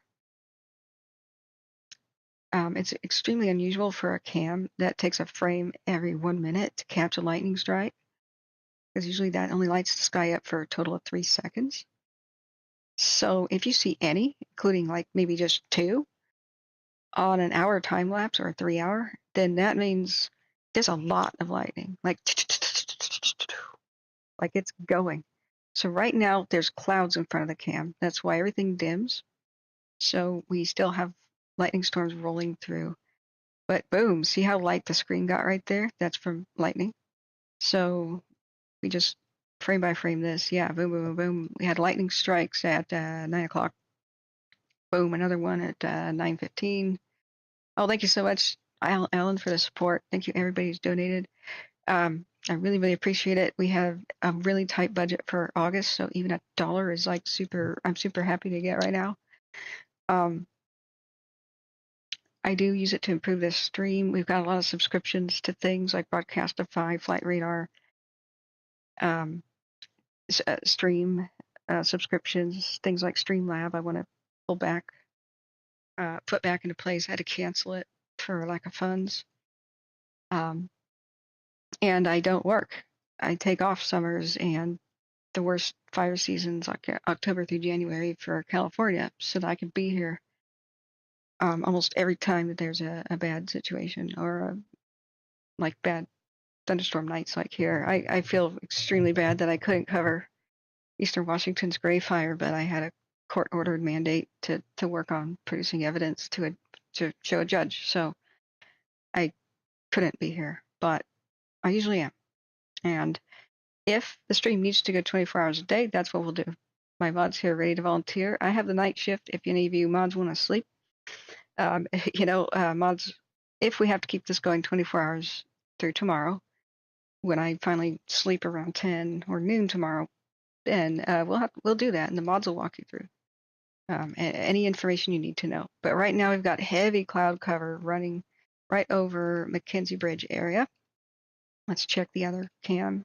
The opposite cam, the Smith Ridge, is looking at the same fire, but it's the northeast flank of the Lookout Fire, which is the best view that we have, and this is also the most concerning part of the fire. And right now, I honestly don't know. Just looking from my armchair in my living room, I do not know how they're going to stop the northward spread of the lookout. I think everybody has to get ready for a sobering reality check, some sobering news that they might have to tell the public. I'm watching right here. See where the moon is, like just south of the moon? I'm watching for any northward spread right there. This may be a spot where they're holding this. There's a dirt road, like an old forest road right there. You see this mountain in the foreground? There's a reservoir over there. So I believe that's where that water is. There's a dam. And so that's under mandatory evacuation. I'm not sure what this thing down here in the bottom is. I think it's just a light. Yeah, it's just lights. See down there, right before the camera changed. Let me go back. See the reflection down there? That's part of the reservoir system. And so these are like dam utility buildings down there. But on the other side of the ridge, I believe what we're looking at is where the dam is, either that or it's just to the right. I'll show you guys that. But right here, see the right side of the screen, and the camera pivots over to it in a second. That's where a road is, which I believe they've tried to make as a fire line. So we don't know right now. Keith Evans, oh my God, thank you. I'm so grateful. I have been sweating bullets over the August budget and not sure that I could keep going to September and October, but we're going to have an Indian summer. So I'm going to have to do an extra long, taking off work. When I say taking off work, I usually would, it's more odd jobs kind of thing. Like I would repair people's computers and stuff. But right now I've lost most of my clientele for that sort of thing because I just tell them I can't help you with your computer most of the summer. And they go, oh, okay. I mean, I made the leap of faith. Like I could make enough money doing this to not work.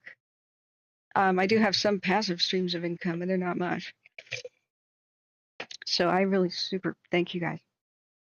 The more I can make now, the more I can be confident that I can keep going through at least November. And November can be the worst fire season for California. It's when the Santa Anas can really pick up. That's when Paradise happened.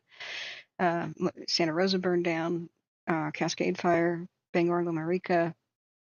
California's worst fire season is October through January with Santa Ana and the Diablo winds whenever they break out. So, hold on to your butts. We're probably going to have an extra long dry in the Indian summer. And when we have a dry early November and Santa Ana types show up, that's when we lost Paradise.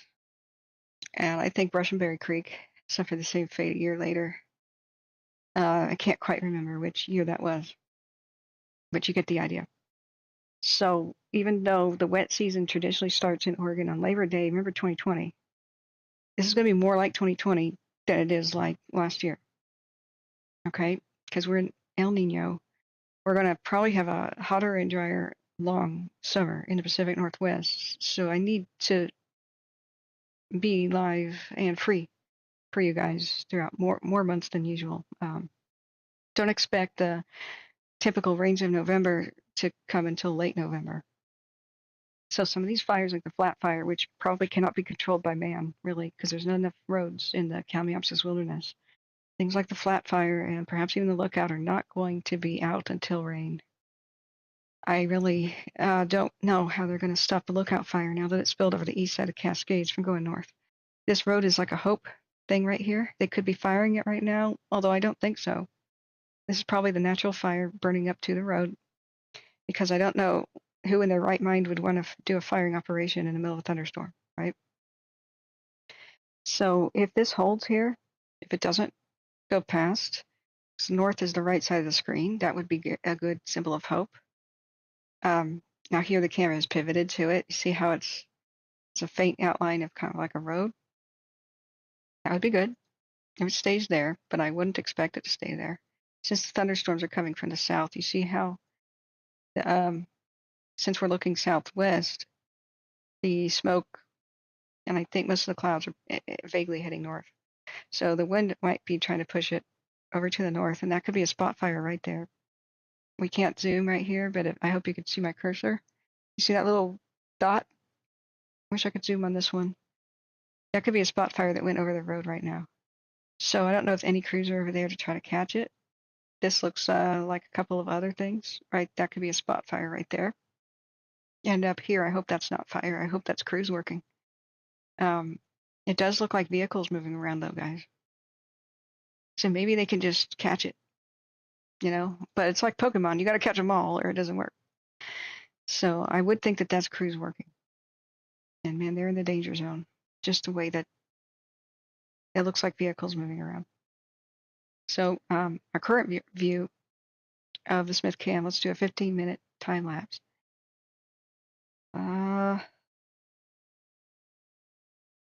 Yeah, it could be vehicles, but it just could be more fire. I don't know if that really is crews working. In the upper right-hand corner of the screen. We don't know. If I saw the telltale, vehicle headlights, if we were zoomed in a little bit more, we'd be able to tell. But it does, since it's burning in a crescent, I would think that that's burning another, alongside the road of another logging road up there. Could be the remnants of a firing op to help make the road better. I have no idea. But the reason they put the evacuation zones, like even south of Santiam River is Highway 20, it was like a gigantic leap one day in the amount of evacuation zone. That's a huge portion of land. I mean, look how far that is. Compare that the drive to Eugene to Corvallis, which is like an hour at least on I-5, going 65 miles an hour. Maybe an hour and 15-minute drive. That's huge. So the reality is that they have mostly north and south roads, not really good east and west ones to block the fire from going north. Where the camera is looking right here. We're seeing it burn. Remember how I told you the squiggles right along this Forest Service road? If this doesn't hold, and it may not, and if this 2654 road doesn't hold, which really might not, I don't see any east-west roads where they could actually stop it from running up this ridge to the north, running past pretty much everything. The only good east-west road is they could possibly see it doesn't connect though. They could try the 1598, but it would go around them. It is drainage. The next good east-west road to stop it is Highway 20 itself. So while they are doing an awesome job with the western flank and they got really good cooperation from Mother Nature on it, and in the north, right in this section, they're doing very good round-the-clock work. It got away from them over the east side of the Cascades and went north. So this is what is extremely troubling. We should just be prepared that it just may be the range of late November if we get some, but expect a hot early November due to El Nino. That's just typically what happens. I would love to listen to more meteorologists about the prospect of an Indian summer, meaning just a late summer, where it's still really warm in October. But just think about how dry our vegetation is going to get. So that's our reality check. Let's check Windy and see where the storms are right now. Let's go back up. Did I miss any chat? Thank you, everybody who has donated. I'm sorry, I don't think I caught every single person. Let me scroll. You guys should get hearts. You should definitely get some hearts. Cheryl and everybody. Okay, heart for Cheryl. Heart for Steve Pro. Okay, heart for Alan. And a heart for Keith. And who else? Who else? Who else? If anybody did PayPal, because I can't check that right now. All right. Anybody who did PayPal, extra hearts. Oh, it only did 3. I wrote 4. Okay. 5. 1. Additional. I did 2. Oh, that snapping sounds more lightning. Okay, just think that there's 5 hearts there. Okay, friends. Did I miss chat? We got any new fire you want me to check on or old one? Hey, Wrath, how you doing? Welcome, everybody. Benja. Very little rain. We had some intense lightning for 30 minutes. That sucks. But thank you, Alan, for coming back. I'm glad you are back. Roseburg. Yeah. Fossil. Big Dog says fossil Oregon is surrounded by lots of dead and dry grass. Yeah. Yeah. Yeah. Oh, you're in Bonnie, Scotland? Awesome. Awesome, Abu. Okay. Looking back up. Lightningmaps.org. Yeah, let's check that out. Real-time lightning maps. Okay. From now on, I guess I have to say this. Seizure warning. Light flashing warning, you know? I don't know if I animate this, if it's gonna do some of those weather stations do that. Cool. Maybe it's just dots on the screen. If that is the way that is, that'd be cool. Let me turn off mine. I'm gonna turn it back on. Dark mode. Yeah, I would expect there might be fires breaking out by Condon right now. Condon, Oregon. Was that the John Day River? East of the John Day. Let's look at the heat maps. Let's verify that with CalTOPO's heat maps. Looks like we got a couple extra ones. Let me look down to California. I don't know what the loop is for how long ago. I guess we could go back in time. This is in the last hour. Okay. I wish they had a 3-hour. So it looks like 2 brand new ones. Is that the John Day? Which one's the John Day? It's another south to north flowing river. Let's look at our heat maps. And we're going to check on Crescent City and California, that area, in a moment, because we've got some significant heat. It should be right on the Oregon border.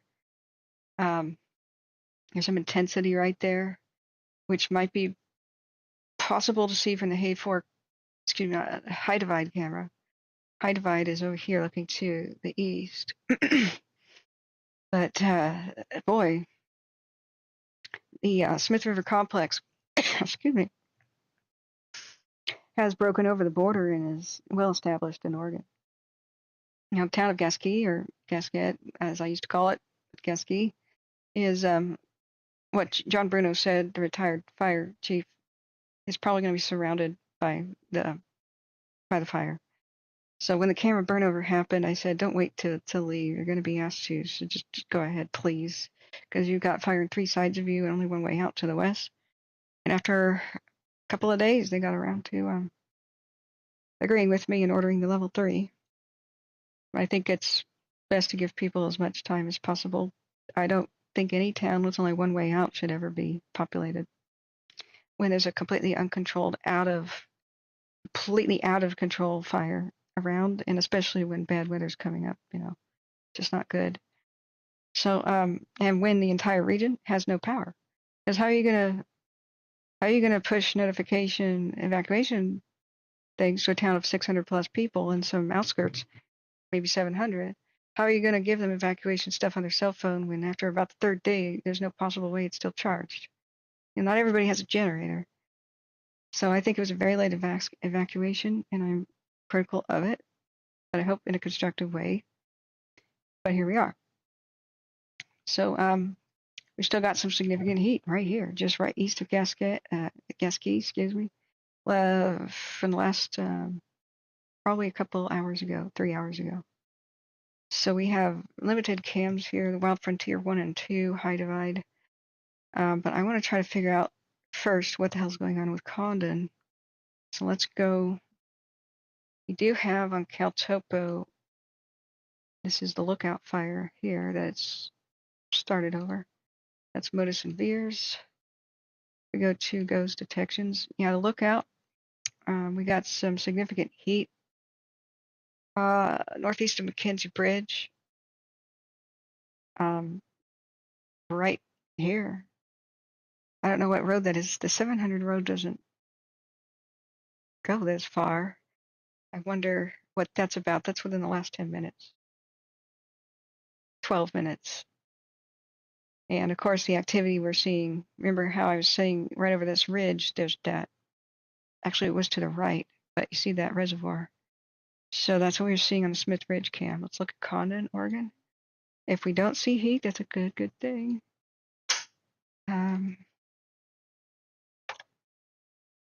It's a pretty small town. Has a lot of abandoned buildings in it that are just sort of empty because it used to be a bigger town back when agriculture rolled. So far so good.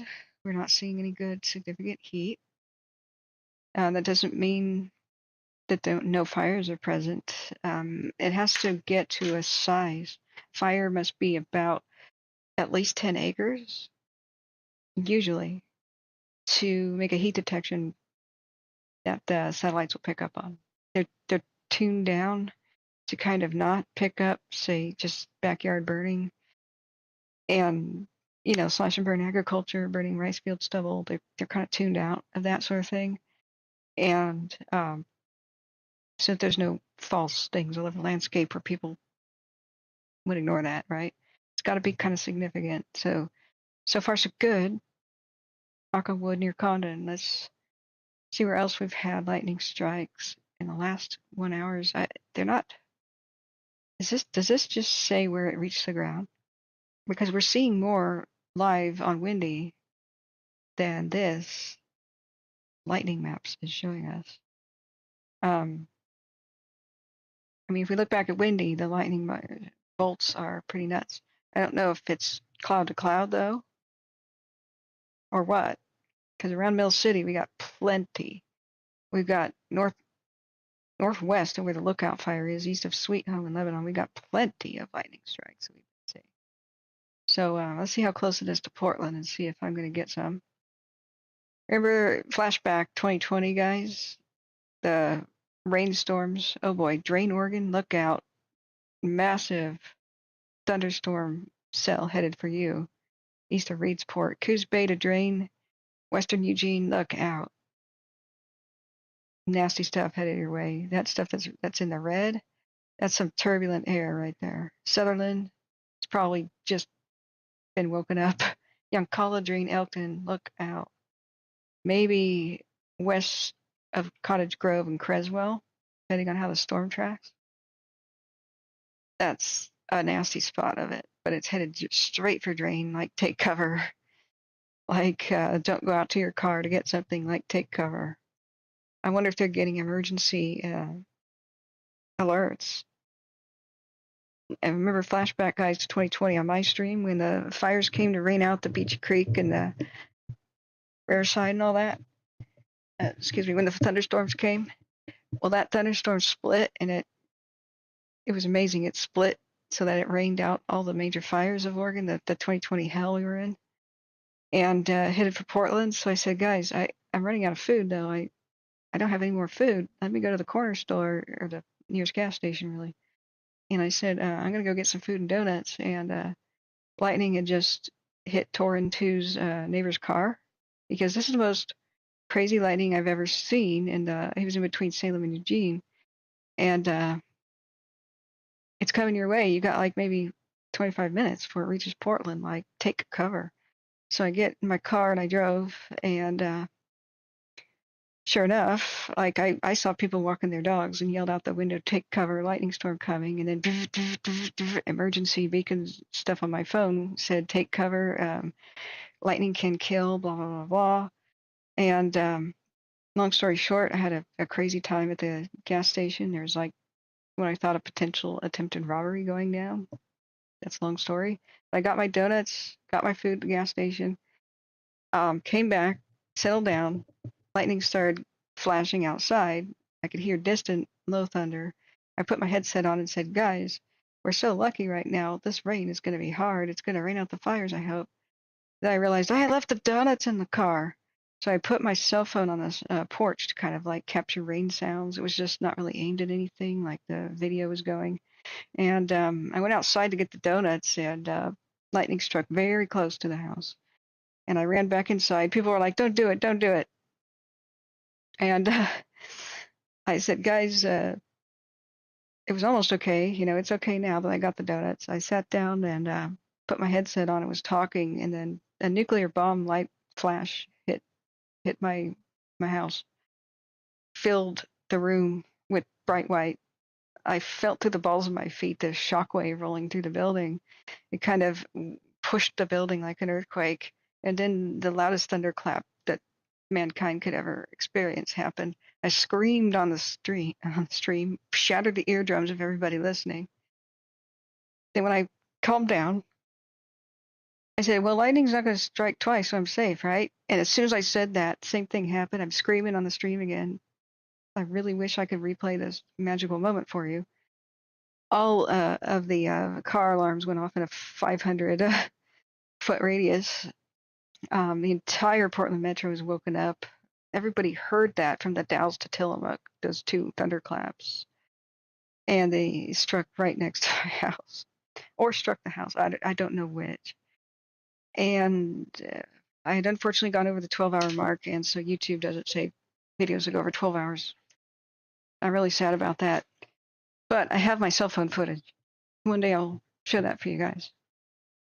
But there's a joke ever since that Zeus is trying to assassinate me and the mods of the stream, including Torin too. He tried to kill first. Then he tried to kill me. Okay. Now you get some more blood sugar here. Sorry for kitchen noises. Get my straw. All right, friends. Which fire you want to check out now? And do you have a storm near you? What's your experience? I mean, look out my window. The sky's black now.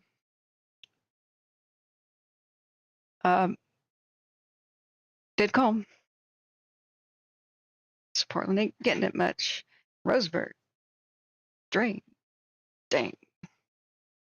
Okay, let's look back at Death Ball Mountain and see if the lookout is affected, how it's been affected, I should say. So this is our 3-hour time lapse of the lookout fire, looking at McKenzie Bridge and the highway. You see the lightning going. And the cloud cover is just kissing the mountaintops, though. It's pretty high elevation, like 4,250, I believe, above McKenzie Bridge. You can see the lightning strikes filling up the sky, but right now, yeah, right, that flash was one we examined earlier. Let's just do a 1 hour then. And now we're going to go to Northwest California.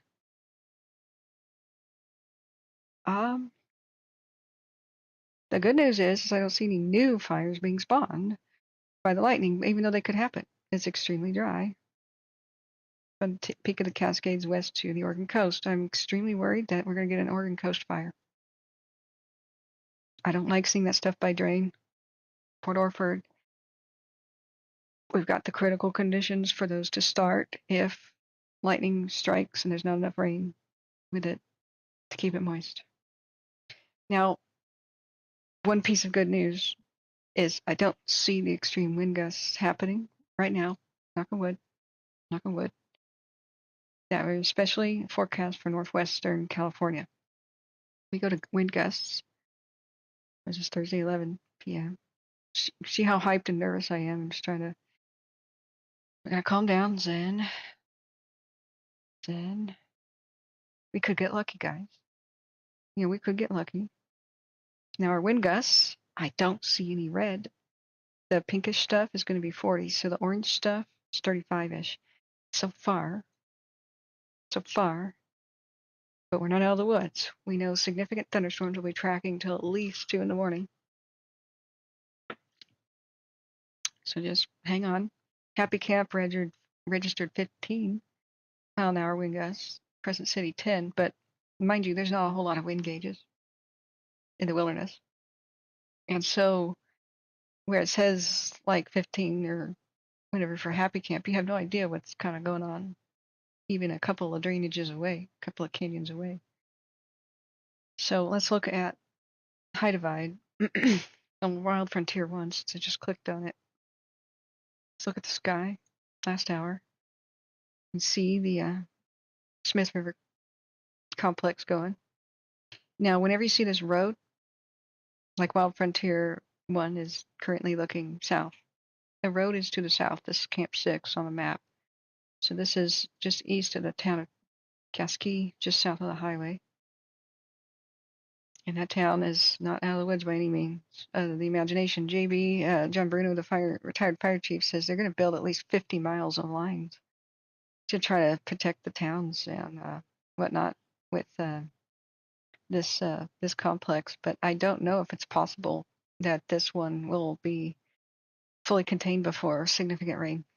The terrain is just too troubled. We're hoping the redwoods don't see a fire, but they are critically dry right now which is extremely unusual for them. The redwood strip of California, Northwest California, is kind of damp and soggy almost all year round. Humboldt County, especially, and it's unusually dry because it's El Nino. So hold on your butts. So that's looking at the Coon fire, I would say, which may have merged with the Kelly. The Kelly fire burned over this. This is all dead trees now because it just got burned over the night of the 19th, early morning of the 20th. We can do the collate version. Oh, here's Wild Frontier 2. This one is looking, okay, northwest. That's great. So there's the town of Gasquet under full evacuation now, thank God. Now Elk Camp Ridge and where it says Cold Spring Mountain, that's where we got a lot of heat in the fires. And this town, Gasquet, is looking down the barrel of a gun in 3 different ways. You've got fire higher than the town. That's bad. Higher elevation than the town. Now, there's only 3 steps to your town burning down quickly in a way that can't be stopped. There's one, just like we saw it like Canola and Kelowna, yes, Canada, and Maui, and others like Russianberry Creek. If you have a fire at higher elevation than your town, significantly higher elevation, that's critical danger, step 1. 2, do you have drainages that point at your town that the fire could get in? Because high winds would push the fire very quickly down the drainage, down the canyon to your town, no matter what direction the wind is. Okay, so like what we saw with Kelowna, they probably didn't evacuate because they saw the wind was going to push the fire to the northeast of the town. They failed to realize that the drainage that went due south, as soon as the fire got in that drainage, that the high winds would push it into the town. I think that's what caught them by surprise. Now, we've got fire up here, elevated above Gasquet. We do have the drainages. We got 3 barrels of the gun because locked and loaded. You got the fire north of it near Pine Flat Mountain, and High Plateau. It's all in that drainage where the high divide camera looks. We've got Elk Camp Ridge. We've got the fire there and this Cold Springs Mountain area. So here's one drainage from the north, loaded and pointed at the town. Northeast, one drainage, loaded and pointed at the town. East, due east, the Redwood Highway itself. There's plenty of heat over here. The 3rd bullet and the 3rd barrel of the gun pointed at Gasquet. So that's extremely good reason to evacuate the town. If there was a strong east wind, that would be extremely bad. But there's a good bit of hope there. So the 3 things, once again, is the fire above you in elevation. 2, can it get into the drainages pointing at the town? And then 3, add high winds in a dry environment like Red Flag. Somehow to push it towards your town. So those would be the 3 steps, the only 3 steps needed to quickly erase a town or devastate it. However, what's the bright spot here? It's a small town. Small towns are easier to defend, especially if you have more compact buildings clustered in like a little spot, which you do here. They're mostly here in the flatland. So it's easier for firefighters to quickly zip from one to another. And oftentimes they can, if they have enough time to prep the buildings, which they have had some time, they can let the fire go past them and just stay there, protect as many buildings as they can.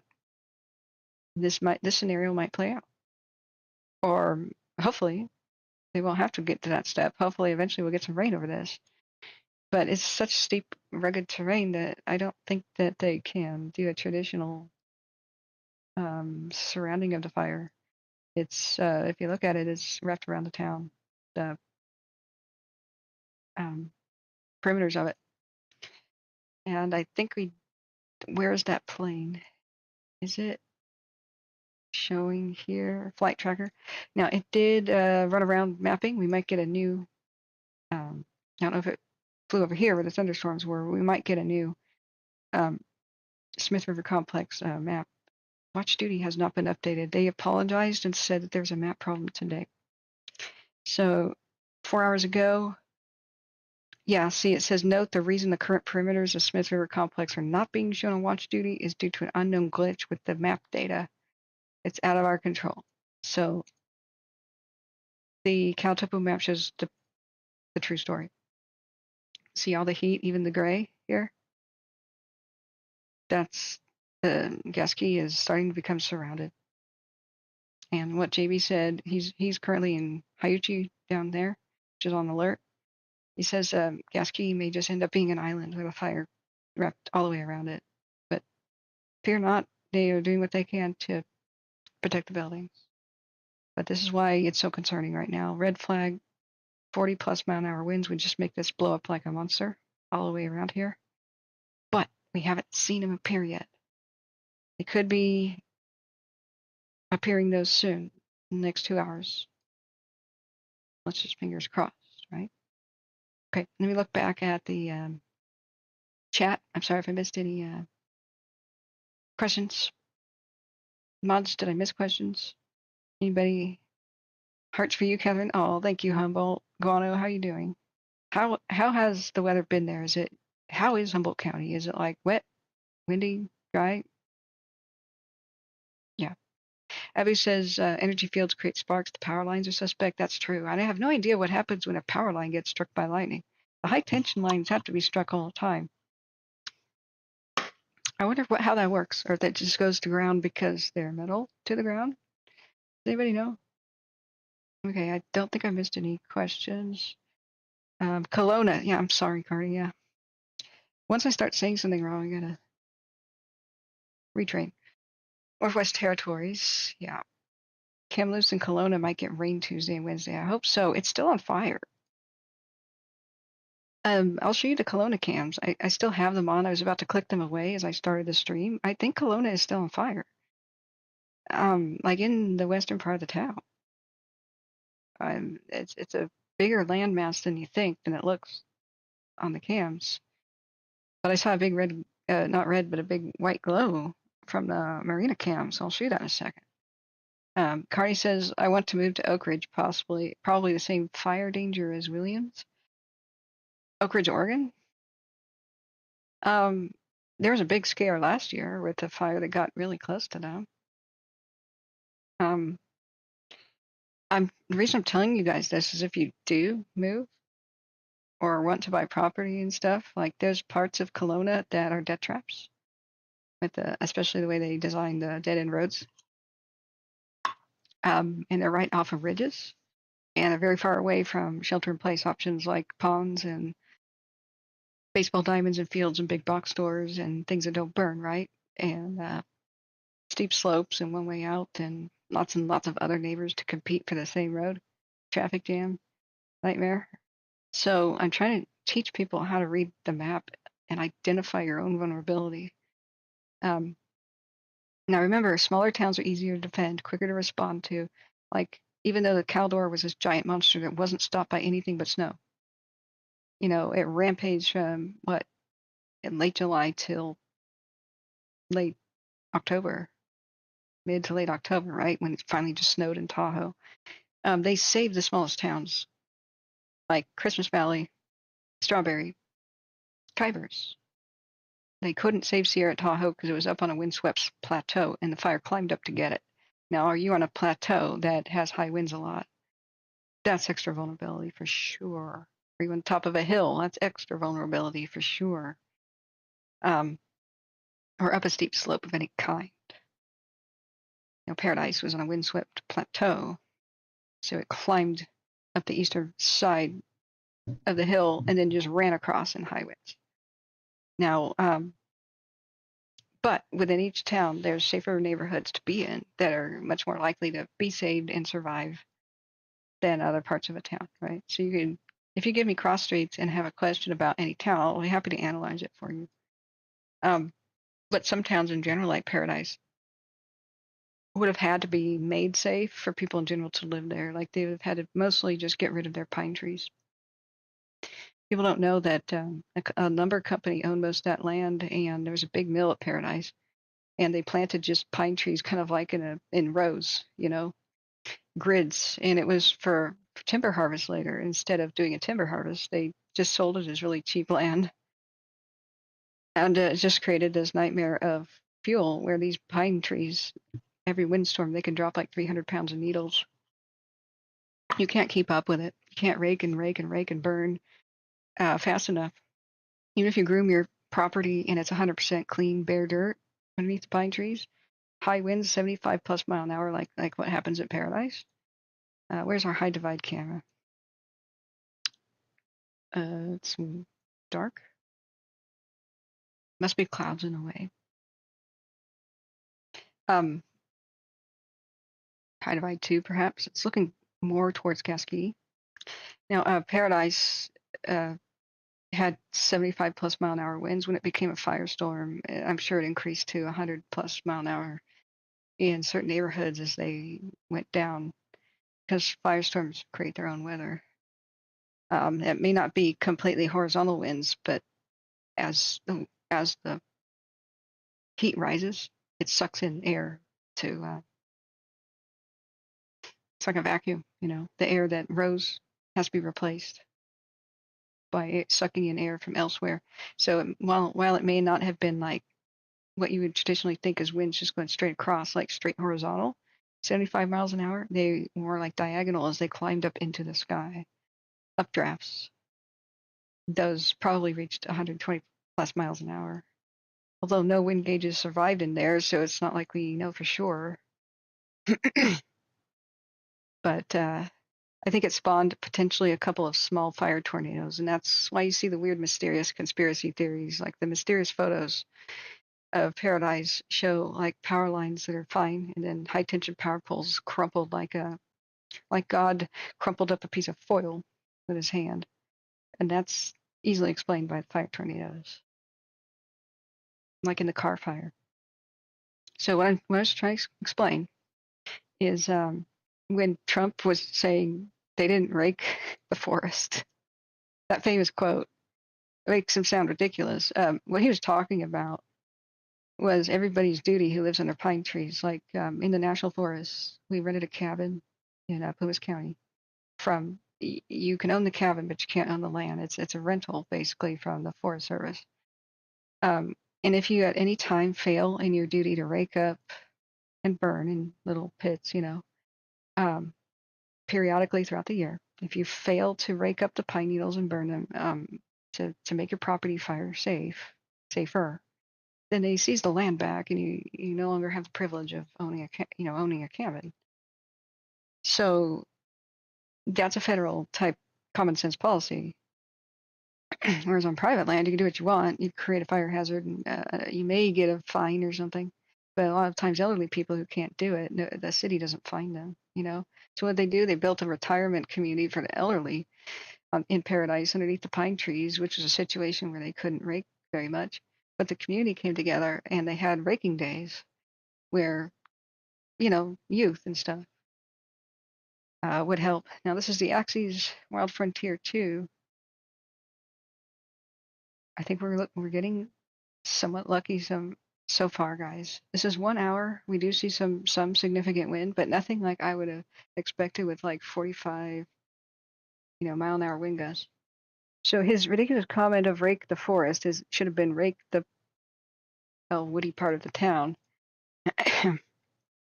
And failure to do so, he blamed a little bit of the victims, blamed victims of Paradise, which That's what's infuriating. He's not making a stupid quote. He's not talking about raking the entire national forest and making them fire safe. He meant Paradise specifically. But here's the thing. They had just completed their raking. Like that was done like a week prior to the Paradise fire, or just days. I was corresponding with the people at the Golden Nugget Museum in Paradise, and they had proud pictures of all the youth that had helped with raking day. They had completed that.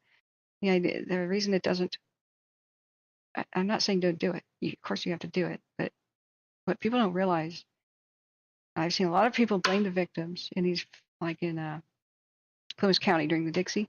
Look at all the pine needles in these people's yards. Their homes are definitely going to burn down, like on the cameras, and the journalists driving by. Guys, you can rake all you want, be complete, and if you go back inside and 75 plus mile an hour winds or 40 mile an hour winds, which happened with the Dixie fire, will dump 300 pounds of pine needles from each tree back in your yard, back in your gutters, and back on your roof. It's incredibly difficult to keep up with. So my general point on that was to make the community safe to live in, Paradise, especially for the elderly. They would have had to have built many more bridges so more roads could leave the town, especially to the west. That would have been a massive undertaking, though. That canyon's gigantic. It would have been something that looked like the Golden State Bridge. Whoops, I did it 12 hours, I'm sorry. 15 minutes gives us a better idea of the wind here. Lucky so far, guys. Fingers crossed. Lucky so far. Which, Butte County did not do. That bridge would probably cost $500 million. Who knows? But they could have, connected smaller streets to each other so people had more avenues of escape. Lahaina had the same problem as Paradise. Power lines blocking down. So it was a maze of going left, right, left, right, left, right, left, left, left, right, right, left, left, left, out of the town through neighborhoods that are just a square grid, right? So Paradise had a lot of creeks in it where they, instead of making the roads go east and west, they terminated east and west, and you had to go to a main north and south artery to go to one of the few east-west arteries to get anywhere. So that road system is part of manufacturing a death trap. So you can make your town safe, but they would have need to just get rid of those pine trees, put the native oaks back in place that are fire resistant and don't drop a million needles all over the place. Connect the roads better. And what a big mistake they made is they had one of the major roads out of town to the south. There was only three, maybe a fourth if you kind of count it, three major roads out of town south. And they removed one of the lanes of the roads in order to make a bike lane. It'd be green and all the BS. And so the removal of that lane meant that evacuating the town took infinitely longer. The total time to get out of the town was greater than 4 hours when it usually takes 15 minutes. So a lot of people got swept over in their cars, and a lot of people sheltered in place, though, in big box store parking lots, and they made it. But most of the deaths happened because dead end roads, and then power lines fell across them, and then you're done. So Death Bowl Mountain, this is our current look at the Lookout fire. There's a lot of heavy cloud cover. Let's look at the light. And just like in Paradise, there's certain places where, like if you live next to the Ace Hardware store, that's where most people lived and sheltered in place, you can be pretty good. But the death trap neighborhoods, like to the east by Pence Road, where there's nowhere to go and there's no shelter in place options, no people with swimming pools, no ponds, no sewer systems to get in, no culverts, no creeks, nothing. Death trap. And only one way out along a long dirt road. Then you have to go to a long east-west road. Death trap. So cities can be more intelligent about how they design their towns, but they're not right now. There needs to be federal law to prevent developers from creating death traps and prevent the city or the county from approving creation of such a death trap. So, long story short, you can't just label a town death trap or no, don't live here or no. You have to analyze it down to the street level. There's always these better places to live than others. All right, now let's go back to chat. Hey, Musher June says Oak Grove, distant thunder to the west, no current rain. Keep me updated. Let me know if there's current winds, current lightning. I really am reading that, and I like that. So I asked you about Humboldt County. Did we get a reply? Hey, Arlene, welcome back. Humboldt says it's dry, not too windy, and it's smoky. Thank you so much for Humboldt County. Yeah, Carney Shill says the bicyclists rode past the traffic jam. Yeah, people ask me if you could ever fire evacuate in a bicycle. Yeah, in a motorcycle, even better. Yeah, you can go past the traffic jam, but please think of your neighbors and friends. Like, think of them. If you have a motorcycle and that's what you're going to do, hand your car keys to somebody else, to try to evacuate them. What was sad is a bunch of people drove past a guy on a scooter. It didn't pick him up till somebody finally did.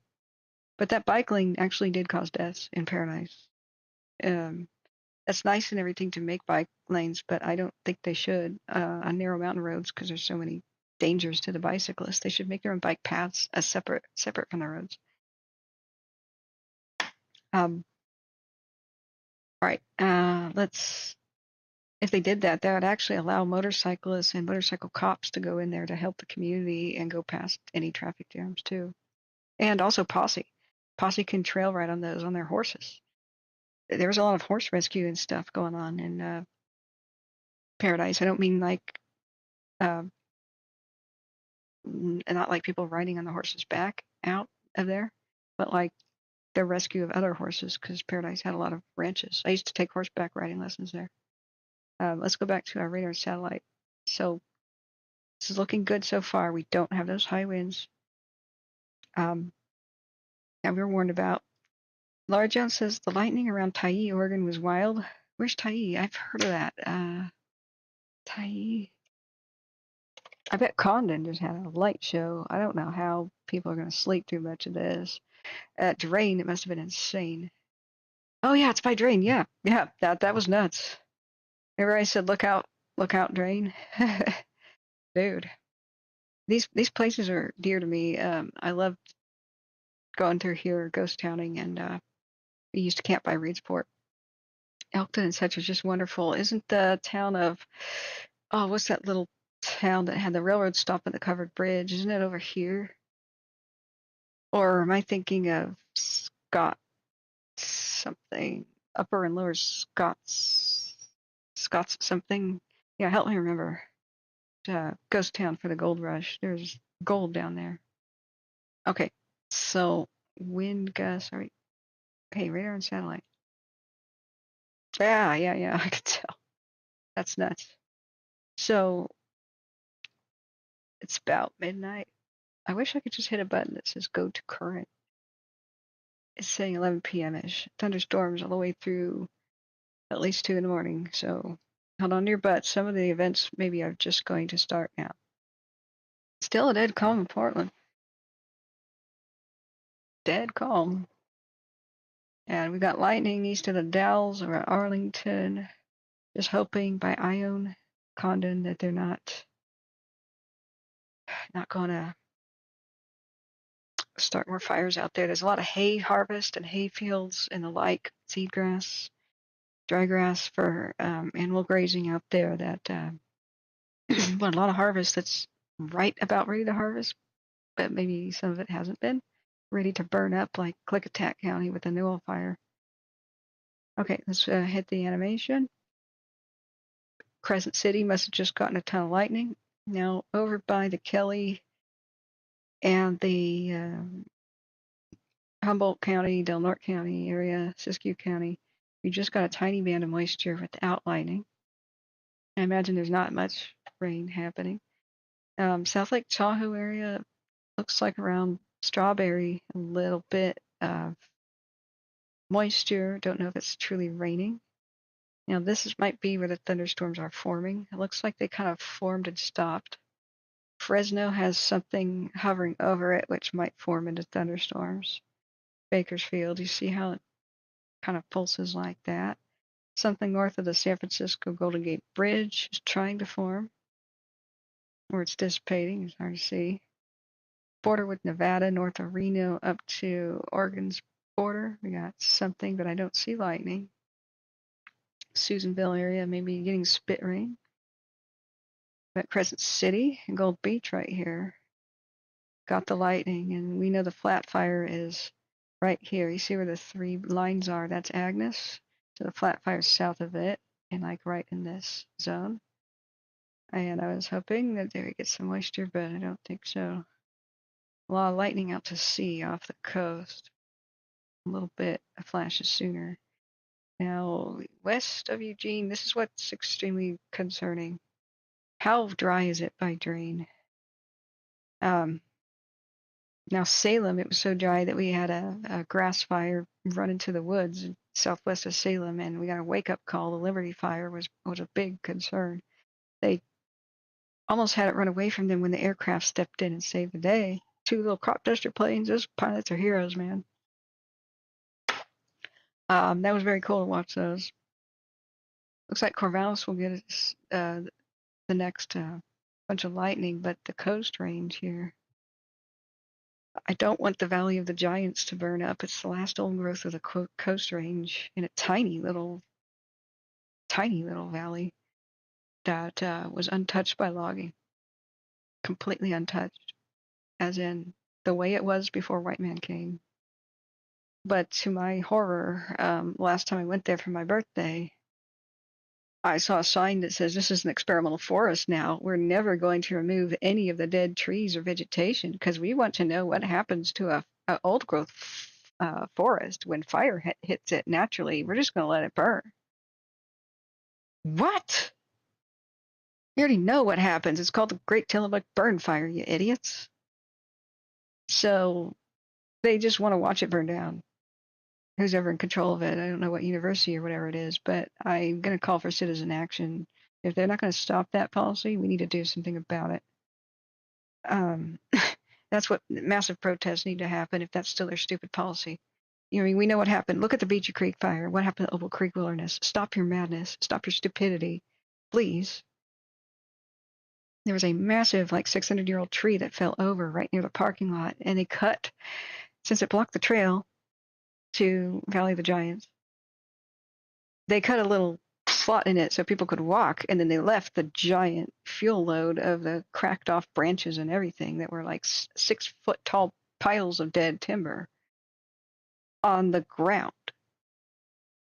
Just incredible fuel load. Like, it's got to be 50 plus years now of dead trees and windblown stuff just stacking up on the landscape. If you go off the trail, it's like waist deep dead branches, sometimes taller than me, and I'm 5'3". Yeah, it's experimental. Kiss my ass, really. The word experimental for us now is a dirty word in my language. And guess what's happening? I mean, I don't want to crucify anybody or get people pissed off, but it's also an experimental forest north of McKenzie Bridge here at the Lookout Fire. Now, I don't know if they have the same kind of experiment where let's not build any roads, let's let the roads grow over, and let's not remove any fuel load and see what happens to fire because, well, there's your experiment happening now. It's a giant mega fire and we're losing more old growth. Guess what?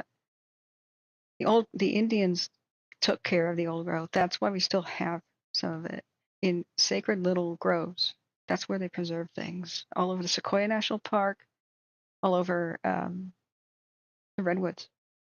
They sometimes even form those trees into weird and unusual shapes because of their rituals and practices, like trees of mystery. Some of that's natural, but some of it is human. When there's a perfect semicircle, like a horseshoe of old growth trees, that's not natural. They did that on purpose, and so they kept them safe. They would pack mud at the base of the trees where they lost their bark when wildfire was coming, and then they would constantly do control burns at the base of the trees and burn off the it's kind of like the equivalent of raking and burning that what white people still do today to protect their own homes, but they would if lightning didn't do it, they would make sure it happened like once every 1 to 2 years. They needed to preserve their environment because they depend on their environment. Their environment created food.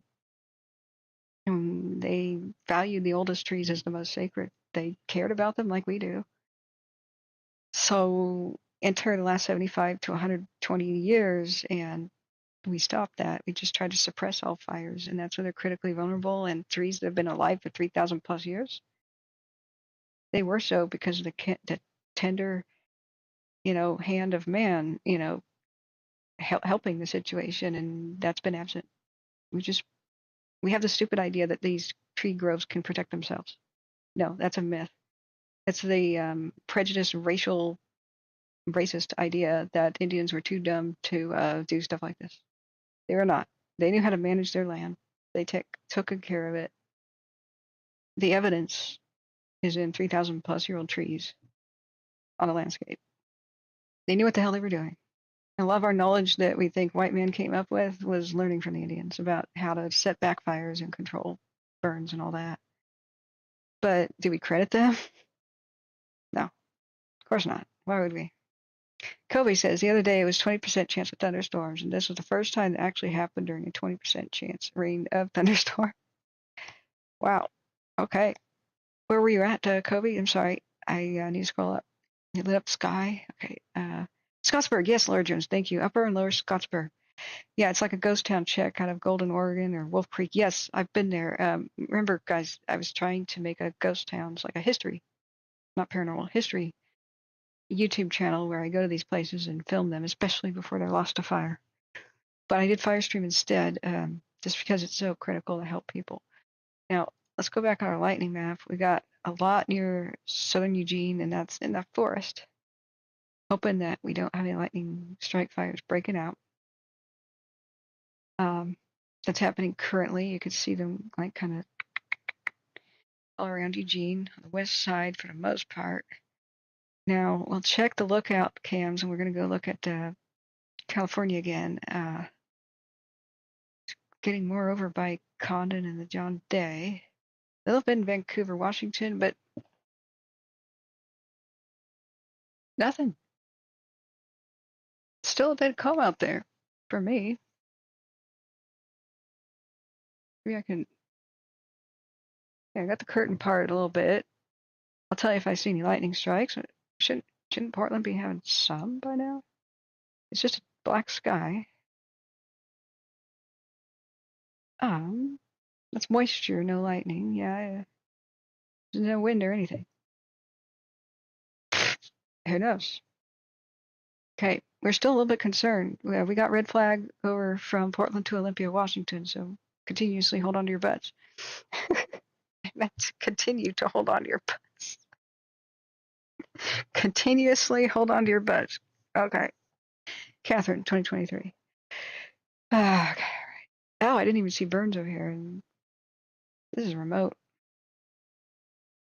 But was that some lightning? East of Burns?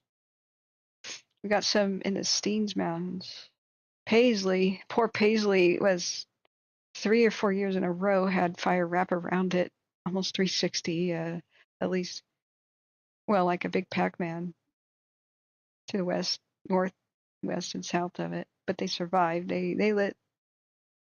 That's another town looking down the barrel of a gun, but they saved it. A, it's a small town, and B, they lit the slopes on fire. So during the high winds, year after year after year, during the high winds, the town wouldn't get killed. All right, so we got some new moisture rolling with a deep. No, not it. Etna's over there. That's not the deep. This would be the. God, I can't remember. Not the one by Hoopa. I guess this is a Kelly and the Coon Fire is what it's approaching. Let's check them cans. Kelly and the Coon Fire. So here's Wild Frontier 2. Let's go do another new 1 hour time lapse. What we're looking for is the smoke. Look how it's hugging, guys. That's great. It's hugging the slopes. That means the wind isn't powerful enough to throw the smoke up into the air and push it away off the landscape.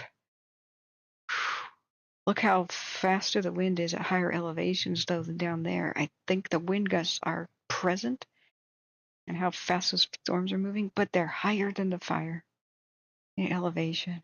They're higher in the sky. So I would expect the very tallest ridge tops would get fanned up, but a lot of the fire has been burning down into the valleys just because of a stroke of good luck timing. The ridge tops we saw burning last night, and so what we're seeing now is the fire went down into the drainages, and it's not getting the wind gusts like at the higher areas or the fast moving wind like up at the sky. Now it's kind of cooking over there on the left side of the screen. Maybe that's just because it's a little bit higher in the slope, but I'm pretty pleased with these results so far. Knock on wood. All right, let me look back at the chat. Oh yeah, I like ghost towns, Laura. Totally subscribe to my channel. When I launch all my ghost town content, I'm just sitting on hundreds of hours of footage of my adventures. I will be making a second channel called, Captain's World of Ghost Towns, and I'll alert you guys. Laura Jones says, "Was the chance tonight that there are no new fires?" I don't know.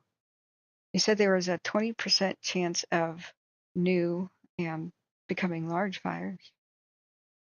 So it's going to depend on some things that we have no idea about, so we can't really predict. One will be how wet is the moisture already where the lightning's striking. Western Oregon's pretty dang dry. Is there any moisture at the moment that the lightning does strike? Because even just higher humidity is best. It's good. You have humidity higher than 45%. The fire still struggles a bit to get started and runoff racing, right? You're not seeing the super high winds, at least not yet. So if the lightning strikes a place that's dry, it's got potential to at least be like a 5-10 acre, 15-20 maybe. Will it grow beyond that? Nighttime is usually not that windy unless storms roll through, but these storms are like a storm for a bit really quickly and then calm. Storm rolls through and there's a bunch of wind and then it's calm until the next one. So we could be fortunate where lightning strikes, grows to maybe 10-20 acres over the night, doesn't move very much. Next day they go out and pounce on it, put retardant ropes around it with aircraft and put it and fully contain it. That's a good possibility.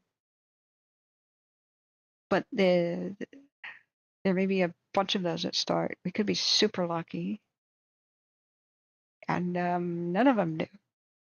None of them take off. None of them. I mean, a lot of times lightning will burn for an hour or two because it just struck one dead tree.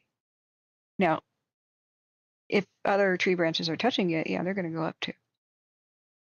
But the dead tree will burn, and sometimes it can burn for 24 hours before fully collapsing, and that would throw all over the ground pieces of burning tree, right? If it's on a slope, you could tumble down 1,000 feet and light a mountain on fire that way.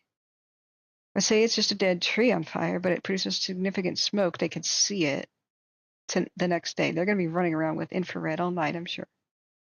And they'll be looking for it with aircrafts tomorrow and fire lookouts and whatnot. If they just see the dead tree producing smoke, that might be the end result where, boom, a helicopter's dispatched. Done deal. Okay, Brokefish. Hey, a second fire in the middle of the Hooper Reservation started today. 117 acres. Yikes.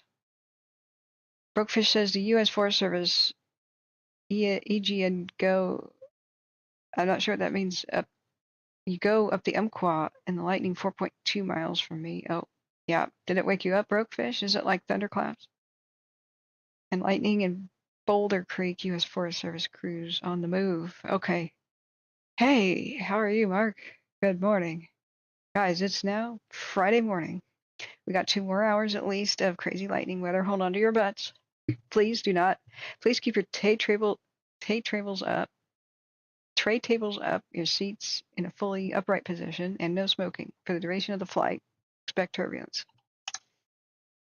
But your captain will turn off the seatbelt sign as soon as the storms pass. Good to see you, Mark. Let me check this out. Boulder Creek, where's the nearest town that you're seeing the Forest Service on the move. Are they responding to something? Where can we see that with camps? We're getting lucky so far. Like, I'm astonished. Let's just hope this holds out. So let's look at high divide. 1 hour time lapse. Heavy cloud cover hugging the ground. Okay, let's look back at lookout. The lookout fire. Whoa. The moon. Is that the moon? Or cloud to cloud lightning? That would be the moon's light, wouldn't it? This is Deathball Mountain. 15 minutes. Could just be the moon. All right.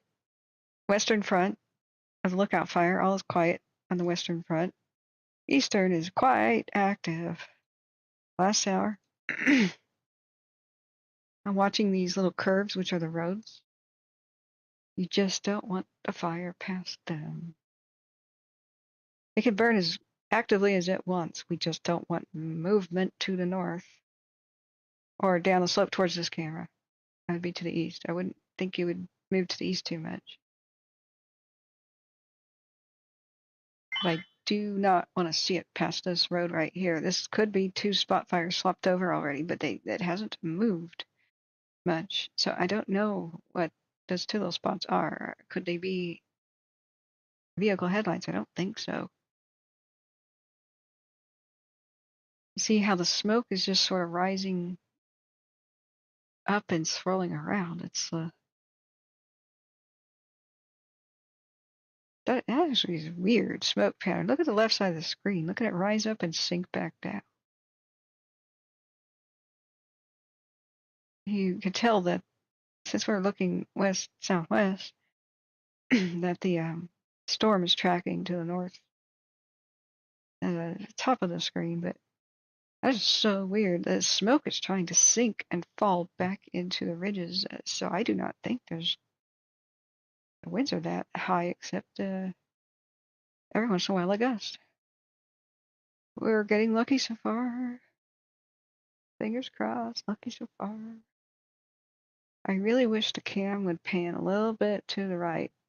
Now we're going to look at the heat signature map right now. Call you on Discord? Sure, my pleasure. Guys, I think Broken Fish, who's a retired wildland firefighter, has some info. So let's welcome him as a guest. He's wonderful. Awesome to have him with us. Do you mind being on the stream, Broke? Like last time? Let me check the heat cams over by the lookout fire, East Eugene. Okay, guys, it's not red. Good. Remember, yellow and orange is last. Yellow is 1 to 6 hours. Orange is in the last hour. So this is a weird, troubling spot, though. Just east of McKenzie Bridge. Is this on the slope? Is this on the ridge? Is it a backfire? Strangely enough, it might be a good time to light the slope on fire, because if the wind's pushing it to the north, it would just blow back on itself, and that might make the community of, say, Belknap Springs safer. But who knows? Maybe it's just fanned up. All right. Good by me. Okay, everybody, welcome. Broke fishing. Let's look back at our radar. Then we're gonna see what his news is. Lightning is now a really bad portion of the lightning. The worst part of the storm over Oregon is running through the Coast Range, and this is terrifying me. West of Eugene and east of Yachats. I mean, Corvallis, Newport, Lincoln City, possibly Salem, McMinnville, and eventually Tillamook County. Hold on to your butts. Very western Washington County might get some. Looks like lightning's rolling through Canby right now. Last tail end of the storm is running north past Mill City. Everywhere north of Condon, all over the Columbia River Gorge is getting struck by a lot of lightning, and that's very scary. Columbia River Gorge, we've already had 2 major fires this year that were extremely difficult to control due to the Columbia River Gorge winds. Okay, let's give Broke Fish a call. I think you can be heard on Discord. Yeah. Oh, let me make sure my microphone is correct on Discord. Discord's like it's like Skype, you know. So input device. Yeah, we got it. Okay. Calling you now. Well, when I say calling you now, he'll hear this in a 20-minute delay. So I'm going to say calling you now, but after it rings, he's going to be like, God damn it. Okay, here we go.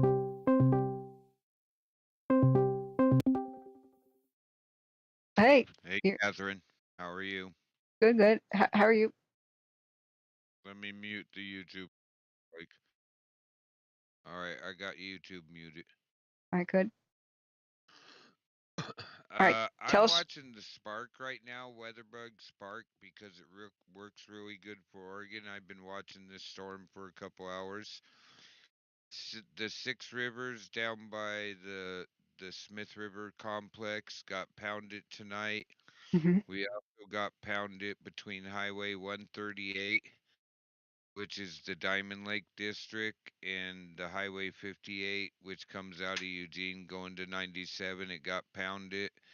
It's pounding the coast it pounded the coast all the way from the Crescent City area up to Myrtle Point, Oregon. It is now currently pounding the ground between just east of east and east northeast of the Port Orford area on the coast. It did put quite a few strikes down into the Boulder Creek Wilderness, which is both the Diamond Lake and the Cool. Glide Ranger District are on the Umpqua National Forest. Okay. It's just south of the fire you were just looking at is the area we're talking about. And it's currently pounding just east of Eugene out by Verona. Right before I called you, we had a not the class 6 pickup engines, but the Forest Service bigger next size up brush engines roll by with 2 pickups behind it. Okay. So the Forest Service is on the move for these lightning strikes in my area. Yeah, go south a little bit. I use Weatherbug Spark. Yeah, it's works really good. You would have to look. Yeah, you can see there south of Coos Bay. Go south of. Take your map down a little bit further. What you're looking at is a See. 20-second delay. I'm sorry. Okay, Oh yeah. which one do you want me to look at? Just tell me. Well, okay. Right now, Myrtle Point area, that storm just south of Coos Bay, Oregon. Coos Well, I Bay. see it on yours. It. Yeah, right there. See all those? No, I no can spark see them. alerts. It says, do I have to change something like how Well, it's many? going to tell you because it goes off of your location, but right there south of Eugene, my map, my spark's showing different. All the ones that are around me are gone right now from your map, I just got to but Oklahoma on accident. Let me go back. Okay. because mine's showing right there, lightning strikes east of Port Orford is where Oregon coast sticks out the most. Cape Blanco, I can I'm see it going on back to yours. Windy. Okay, I'm just gonna go back to Windy because it's not showing for me. Yeah, Okay, it's messing with you hard. west of Eugene is what I think you meant because Oh, you said east. it's pounding west to Eugene, but it's also pounding from Myrtle Point south into California still. You mean Myrtle Creek? It's no Myrtle Point right there on your map. See Myrtle Point, Coos Bay area. Well, Coquille? yeah, just east of, just south. Myrtle Point, Coquille. They're 10 miles apart. All right. It is pounding lightning Yeah, there. I can see the lightning around Drain, Elkton. You can yeah, see it on your map. I'm looking at your map instead of mine. right, But if you were to go east, almost directly east, you'll see Sutherland, Roseburg. right. Roseburg is the Umpqua National Forest. And if you go Right. east of there more, get a good look at your map. Yeah, if Elkton? you go yeah, East of Reeves? Elkton's in Umpqua. Elkton's sort of north. Go east of Roseburg, and you Rose. can zoom in. is where there's a major lightning group. I mean, I stopped counting. I had friends here that we watched the lightning, and it's pounding what's called the Boulder Creek Wilderness. Oh, I can't get that off my If you screen. zoom your map in, go south, you'll see winds. No, go down south of Elkton. Yeah. See on You Elkton. said Now, Roseburg. yeah, now go east to Roseburg. There's a highway that goes up in there that you can't see because you're not zoomed in. I hate that they do that. Windy. Okay, it says show lightning, but if I want to go back past 1 hour, I have to pay. Yeah, I know. I'm just I trying to aim you yeah, to the area yeah, we where the saw it though. lightning was at. We saw it And live. Yeah. that's the Boulder Creek Wilderness. Okay, It's so Roseburg. known for getting fires there. It's about halfway Great. between Diamond Lake and Diamond Lake on the east side of Cascades. yeah, right here in that's the Okay, next district next to me. so you mean like Thunder I Mountain? live on the line. That's why it's called that?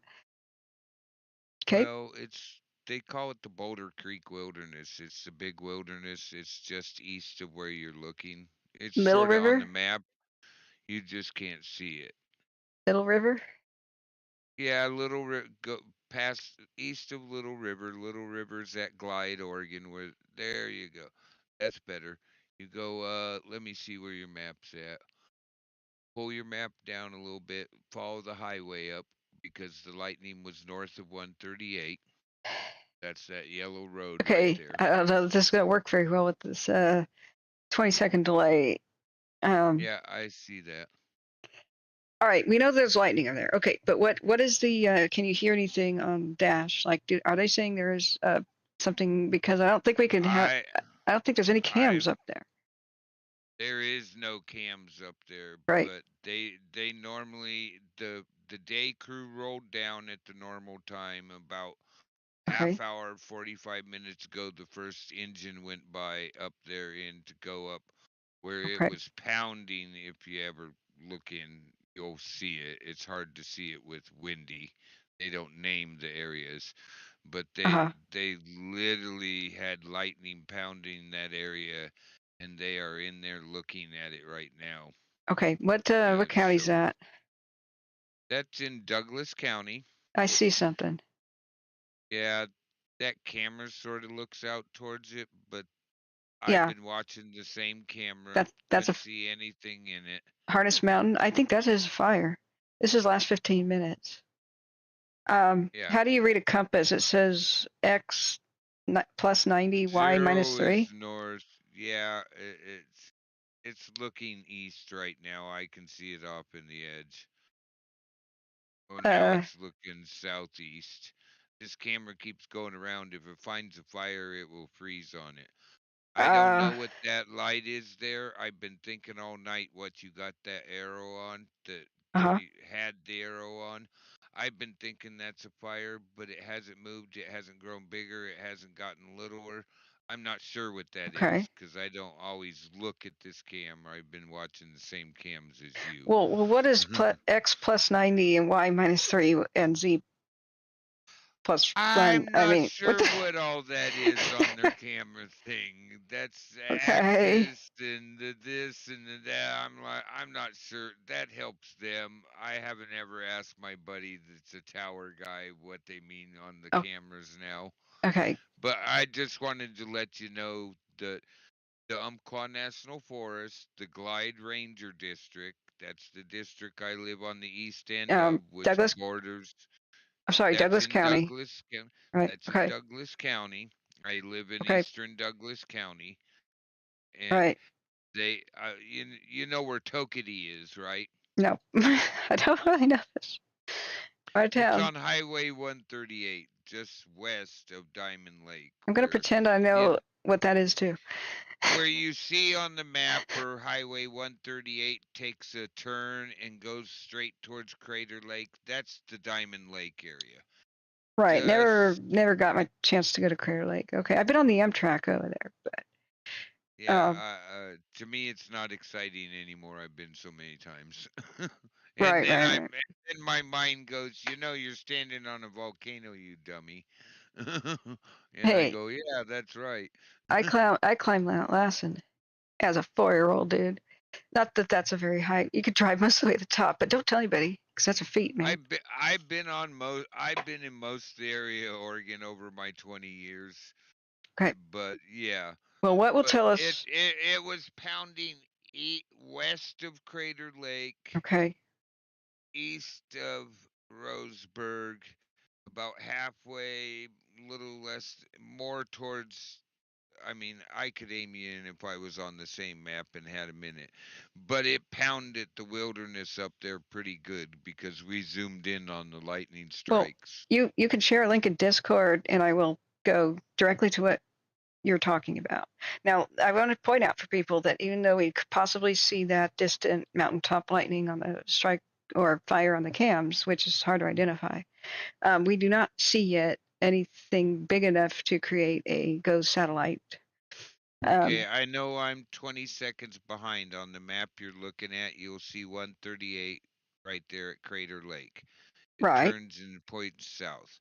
You go over right, just a little bit, and there's that tannish brown spot right above the highway there. Boulder Creek Wilderness goes from 138 all the way to the top of the ridge up in there. And it's famous for fires. Like the great. rattlesnake fire back, but that was 2016 or something. Who knows if you can even find maps for it anymore. Well, I let don't me look. let me see if it's on Google Maps and drag it over if it is. Boulder like Bouldr, right? Yeah, like Boulder. It'll be on Google Maps. I can aim you in on Google Maps too. I know the map. I know that. I know what the highway looks like for where I'm trying to aim to, so I use it a lot. All right. Okay. So now I've got Google Maps. So it's due east of Sutherland. Okay, east on that high. Oh, I see it now clearly. East of Glide, 138. There's the Boulder Creek Wilderness headquarters thing. Yep. Okay, let's put terrain on. Oh yeah, that's a nightmare place to have Yeah, a it's a fire. nightmare area up there where I do most of my static videos on my channel Okay. is around the edges of there's the Boulder Creek. Yeah. If you zoom in a little bit on it, it was just north of that at the flats area on the top of Boulder East on the north side of the Boulder Creek Wilderness. There's a Forest Service road in there off of Steamboat. Can't Great. remember the number of it. I just know where it's at. I do most of my static videos in that area. That's where I catch the elk and everything. So I know that area Okay. quite well. So are there any cameras over here that we could see? Nope. Great. Nope. Okay. You were at the closest camera, and I do not understand why they don't have. There is a camera there, but you can't find it. There's a Can you find camera it? on. Nope, I've looked No. and looked and looked. I'm actually thinking of calling the people in charge of the lookout where I Okay. know that they have a camera on that lookout and asking them, how do you find the view of your camera? Why isn't it on the list? Okay. Yeah. If you can come up with that, or anybody can, that'd be amazing. Oh, I will. Okay. If I ever come up with it, I'll share it with you and Ron like immediately. Mostly Yeah. you, because even my buddy Ron, the retired federal emergency manager, goes to you for information after I introduced your stream to him. He's like, What? "Wow, yeah, my buddy EMA, Ron Tyler. He's got a pretty good channel. He mostly does earthquakes, but at this time of year, he does fires. I talk to him like Okay. 2, 3 times a week. I actually referred him to you. One day I go, Ron, here's what I know, here's what I got, but Catherine's covering it right now. Go check out her stream. Go back, jump back and forth through it. She's got the information. I even go to her for fire information. So there Awesome. you go. And Yay. Sorry, I we need to take shout this you. person's name down. I can barely remember anything. Nope. He's in my Discord. It's EMA All right. Ron. EMA He's in the Discord. Ron. Okay, cool. So he does earthquakes. That's really cool. He runs Emergency Management Associates. That's his channel. When you look through the Okay. through there and you see Emergency Management Associates post a link in my Discord, that's Ron. All right, you want to post that in the chat, and I gotta look at chat for a second. Let me get a timestamp on this. 2:58 or so. I forgot to do my timestamping today. I'm sorry. I gotta address a couple chat questions because this is a long time before doing that. So what I want to recap is we're monitoring the lightning. Thanks everybody who came in. I saw you. I didn't get a chance to say hi. What's alarming is a bunch of Forest Service and I think fire response vehicles, if I'm correct on that, Broke, have just kind of raced out of headquarters or whatever towards we think lightning may have just started some sort of a fire that we can't see on cams in the Boulder Creek Wilderness area east of Glide, Oregon. So I cannot see unless we get Wendy's subscription, which I'm loath to do. Maybe my radar has it. Let's just look at my radar. It has a bigger loop. I forgot I had that up. Longer loop time of the storm, theoretically. We can't see it, but there could be a new fire. Now, we don't see any heat. And this is east of Glide, east of Roseburg. Yeah, you'll be east of Glide about halfway. 29 to 30 miles is where the Boulder Creek, maybe a little more, is where the Boulder Creek Wilderness touches 138. Okay, let me see if. Whoa, that's not what we wanted. Let me see if there's a way to have a longer loop. And I'm going to dump Ron's link into your chat. Yeah, he's that'd a be really awesome. good guy. He does a really good job. Okay. Look, I can't go further enough back, but I believe you. There hasn't been that much lightning. I don't think it's going to show yet. They might just be what we call lightning running, going into the area where we know we've had strikes and seeing what they can find. I used to do it when I first started with the Forest Service. They have guys that go into where the towers go. We've had lightning in this area. I see nothing. Can you go put eyes in that area? Yeah, people will go look tonight. Okay. So. Yeah, and I believe that's what's going on. But it was an awful lot of trucks to be going. But it's an awful big area with no cams on it. Yeah, it's a big area. That's the kind of thing where you still need the lookout towers because it's so remote. So what we have as a lightning roundup right now, we still have storms that are going to be forming through the 2 o'clock hour as the forecast is going. So it's not over. So it looks like round 1 has passed us and is heading towards Washington, and that the remnants of that are currently near McMinnville and Portland, although I don't see anything happening in my neck of the woods yet. East of Salem. The other round 1 storms where we saw a lot of lightning near Condon and Fossil, Oregon, those are now hitting. Looks like, I don't know what county that is in Washington, but it's across the Columbia. We have, unfortunately, a lot of strikes in the Columbia River Gorge area just west of Hermiston, which could be Klickitat County. I think it is, where the Newell fire was before, so hold on to your butts over there. We have another round. The round 2 storm is currently west of Eugene. It just ripped through Drain. It's heading for Corvallis. Eventually it'll hit probably Tillamook County, McMinnville, and west of Portland, possibly Astoria. The second round 2 storm just went through Del Norte County as well as I'm looking at that right now. It's east of Brookings. Yeah, and north of it. It just rolled past. East of Cape Blanco, all the way to just south of Coos Bay, around Eugene. Yeah. The McMinnville area, which is just south of Portland, but and then they got a bunch out just pounding the gorge. I can't even see the name of the town there. It's west of Hermiston, like I said. That's Klickitat County, I believe, because I see Goldendale, and that was the westernmost kind of area where they were evacuating people during that Newell fire a couple of weeks ago. So the round 3 of thunderstorms we're waiting to kind of form. We just have a little bit of remnant moisture, nothing to even notice really over Del Norte County, but in the Sierras and east of Reno, we've got round 3 storms forming, mostly by Goose Lake and isn't that Mono County? Northeast northeast corner of California. It's significantly east of K Falls, kind of running past Paisley right now, but these are much more mild. I'm not even seeing a lot of lightning with these. And we've got some running past Carson City into the middle of nowhere in the Nevada desert. Nothing to really be too concerned about. Although, Silver Springs, Yerington, Fallon, I don't know how to say that, are probably getting at least some rain. So that's a current news. Now, we may have fires that have just started, especially Western Oregon, west of the Cascades, or maybe out by Condon. But Eastern Oregon got a lot of rain, somewhat, just days ago because the remnants. Not a bit of wind here tonight or moisture. Yeah, remember that one bit. The hurricane remnants broke up over Eastern Oregon. It's looking better as far as fuel dryness is concerned. Our major concern is Del Norte County, Humboldt, where the redwoods are, where the current Smith River complex is, over by Eureka, east of Fortuna, by the Hoopa Indian land, excuse me.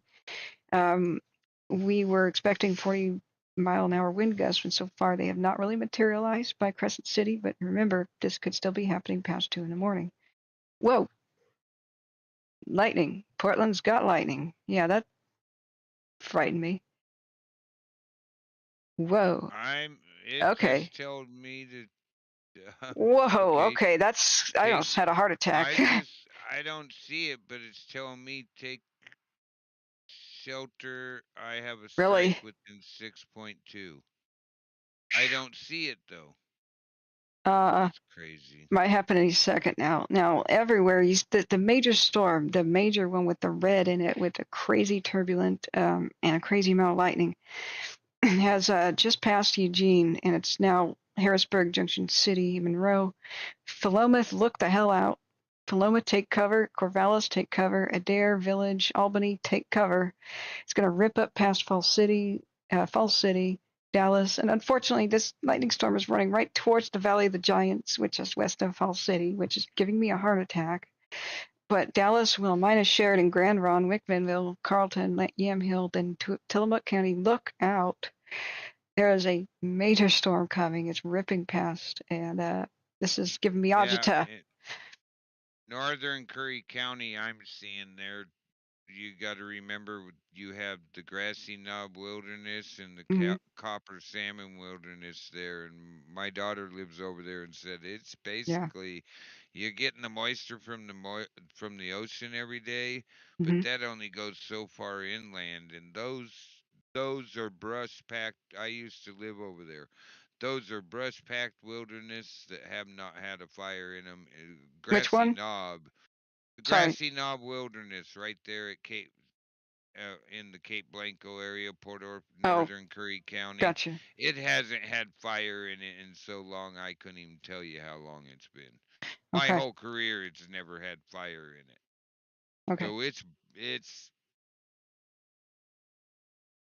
Okay, so it that was brushy last time I walked through it. Okay, guys, I think we have eyes on that heat spot that was mysterious at the Lookout Fire. Remember how it was a bit closer to town, closer to McKenzie Bridge there, like a little bit east? That might be it right there. And who knows if it's just regular Lookout that got pushed up by the wind, but I think it's that spot right here. See, now, look at all the clouds. Wow, that's a lot of flashing in those clouds.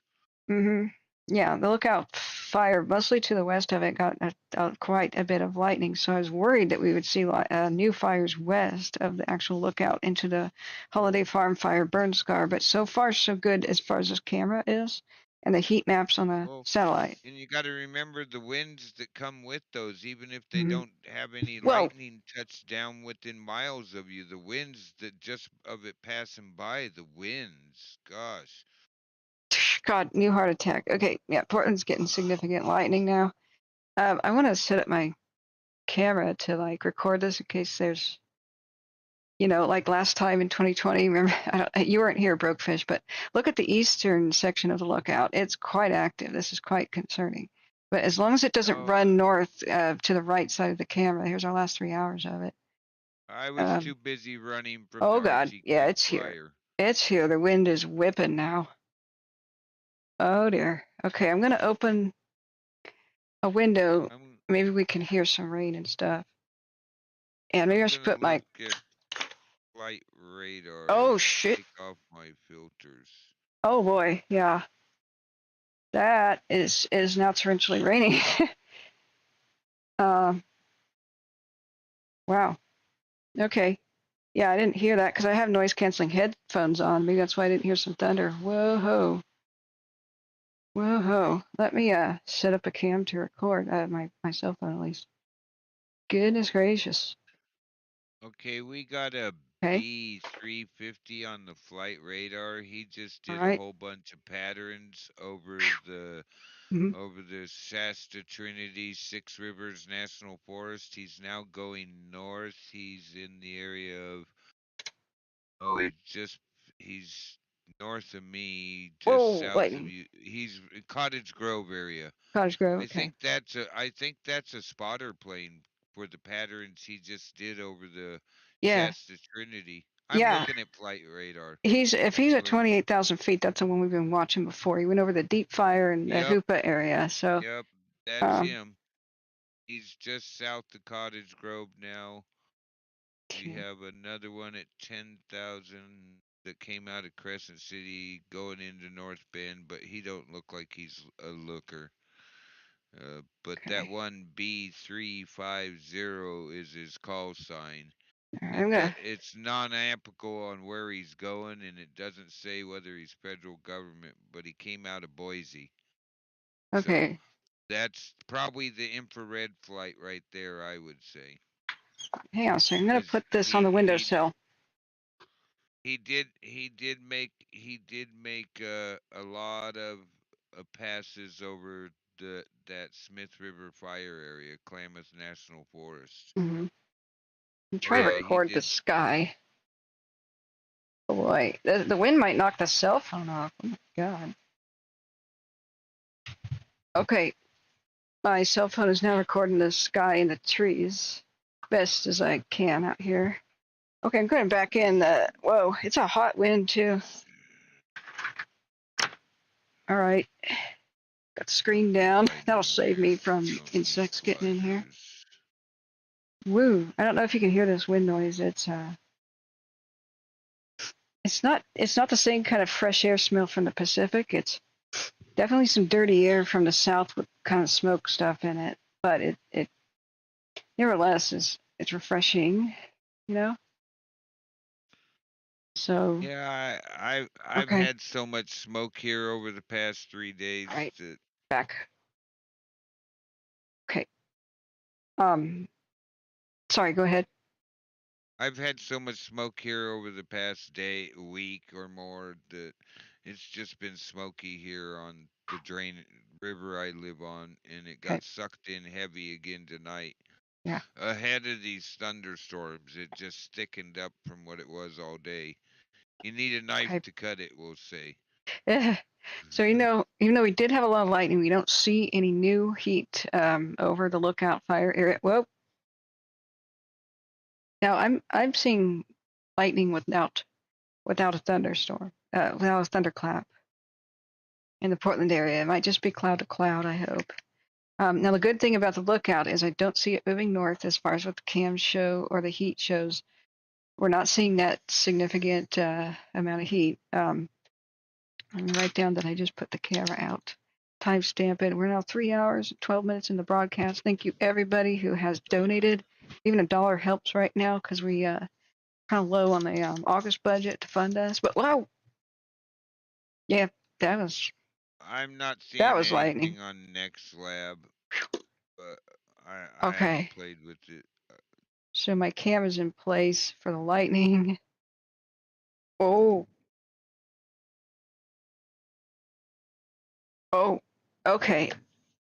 That is an extremely long thunder rumble. All right, thank you, Okay, yeah, I'm Smithy. sorry. Are you? Thank Do you you, have? Smithy. We are talking the same plane, Smithy says. Yeah. Okay. So I'm gonna go get my other microphone to see if you guys could hear that. This is like a noise canceling microphone, but I want you guys to hear the storm too. Yeah, Stargazer 2020. I'm seeing it in Portland too. I want to go back to chat. Dusty said The whole area of Umpqua National Forest burned up multiple times in the recent years. Lots of burn Oh scarred yeah, stuff, we and had the Archie Creek fire that burned from Steamboat Creek, Steamboat yeah, River, all the way down to Glide area, which is yeah. 20 some miles or something, and it destroyed a lot of homes here. Oh God. And then the very next year we had the Jack Creek fire, which burned from Steamboat up, but it didn't burn a whole lot. It was more of a patchwork. Okay, I'm trying to get a microphone stand here. So Dusty says that if you're in a fire lookout tower during a storm like this, you're supposed to sit on something special to insulate you in case lightning strikes the fire lookout tower. Whoa. If they're going to be up in the observation room, and they have rubber mats that they have to stand on. Oh my God. Wow. That's hardcore. I do have a good friend that was a lookout, and I got to go see. They have Okay. rubber mats that they have to stand on during lightning storms, but So what? they are marking out where they see strikes, and they got to be doing it. Not everywhere has the new cams, and Okay. the satellite doesn't show you exactly where the lightning strike is. Okay, I'm getting my other microphone out to hopefully be able to capture some of this for you guys. Oh, where's my long cord? Shoot. Okay, so if you're in a lookout tower that got turned into a bed and breakfast, because some of them are now, what do you do then? You have to sleep on a rubber mat if lightning comes by? I don't know what the hell? done with those. I think they shouldn't. My personal opinion, they should have never let those be. They should have Really? kept them what they were. They should have stayed lookout towers. We can't always be relying on technology. Well, that's true. But at least it saved some of them that would have otherwise been destroyed by the damn Forest Service and their rampaging anti-history policy that a lot of them have. Oh, I know. I know what you mean. We got this guy when I was working. We used to call him the burner because that was the first thing he wanted to do was backburn. Oh God, was he a pyromaniac? I don't know, but he sure wanted us crews to burn out a lot of stuff, and it took a lot of talking to get that guy to not burn out. He was the one that was up here during the Archie, or not specifically him, but we had a burner up here during the Archie Creek. They planned to burn out miles of ground, and it's like the fire's miles away. You don't even know what it's doing yet. Oh, okay. That was a big flash. I don't have the microphone set up yet. I can't find the long cord. Oh no. Oh, there it is. Found it. Okay, any moment now you should be able. Whoa. Yeah, it's rumbling now. I don't know how long it's going to be over Portland. Looks like it's not moving the world's fastest. Yeah, this is pretty crazy. Newport now should be getting the crazy stuff that was west of Eugene. Now, here's the problem. If this microphone isn't far enough away from my voice, you might hear an echo to me's, during the broadcast. I'm trying to figure out if I could, even put it out the window. Do I have a USB extension cord? What's funny is that one that struck within 4 miles of me, I normally hear the thunder. There was no thunder with it. Really? Okay. May have to unplug the webcam to do this. Let me see if I can get this extension cord. Oh, no, that just fell. It's not every day that I try to record the outside of my building. Sorry, excuse me.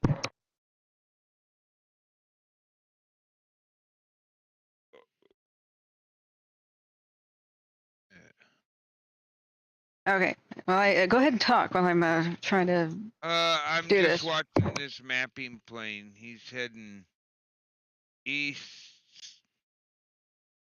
but he's above he's above the boat, that one that's there by Oak Ridge. I can't remember. Oh, when all else fails, look at the map. He's north of the Bedrock, but south of the lookout. And he's not doing them. I don't know what he's doing. Maybe he's setting himself up into that area. It's hard to say. He's heading east though, like directly east.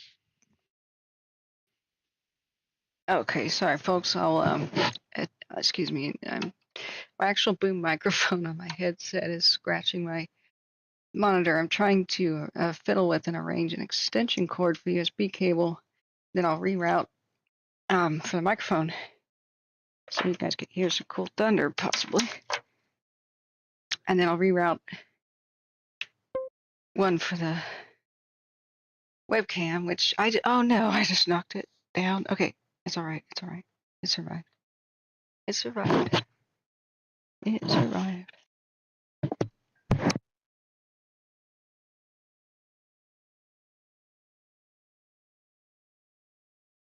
Okay, friends, sorry about that noise. Just gonna pull the webcam cable over here. Set that up. Oh yeah, I found another USB extension cord. Sweet.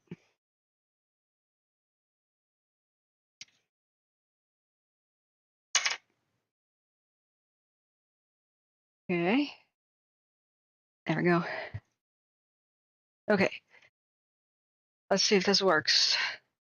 So hold on to your butts, everybody west of Eugene and north. From Eugene to the coast, we've got a pretty cooking bad thunderstorm.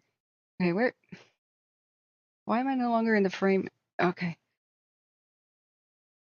Sorry, let me readjust the webcam. It's stuck.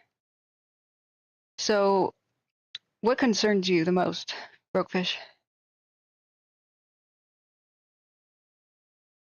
You still hear me?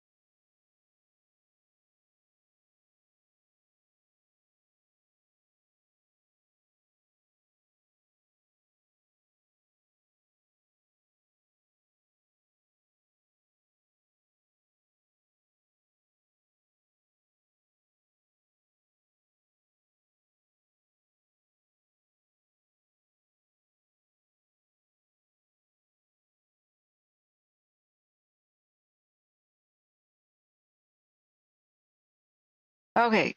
All right. So my streaming software crashed, and also so did Windows Sound Rate. Okay, this might be able to recover by itself. I hope I don't have to restart the computer. That's interesting. It's an error with USB devices like the microphone. Go ahead. Hello? You there? Okay. Yeah, the stream can't. I have to fix that.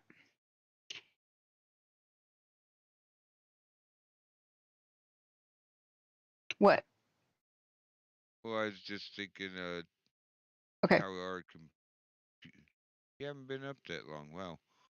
No, I it's a thought night you'd shift. been up longer than that. No. Okay. I know B350 just did a big giant circle out there east Okay. of Eugene where the Boulder Creek fire's at, and now he's heading back west. I thought he was gonna map that one, but maybe he's looking for lightning at the light. He's looking Yeah. for fires. Okay, he's not mapping. Took a Okay. minute to realize what he was doing. My brain didn't want to restart. Your brain didn't want to restart? Well, I get into that. It looks like he's the guy that's going to be mapping the fires, but Okay. he's probably not the guy that's going to be mapping the fires. They'll send a different plane for that out of Medford, like they have been. Okay. All right. I've connected the Fi-Fi microphone, the super $20 microphone that I have. But my streaming software kind of crashed. I'm trying to coax it into understanding there's a new microphone attached, and it doesn't want to understand that. So I'm going to try a trick here. Maybe if I can, in Windows, without restarting this stream, right? It says, yes, Windows has prepared your device. Thank you, Windows. It only took 5 minutes being off the air. How nice of you.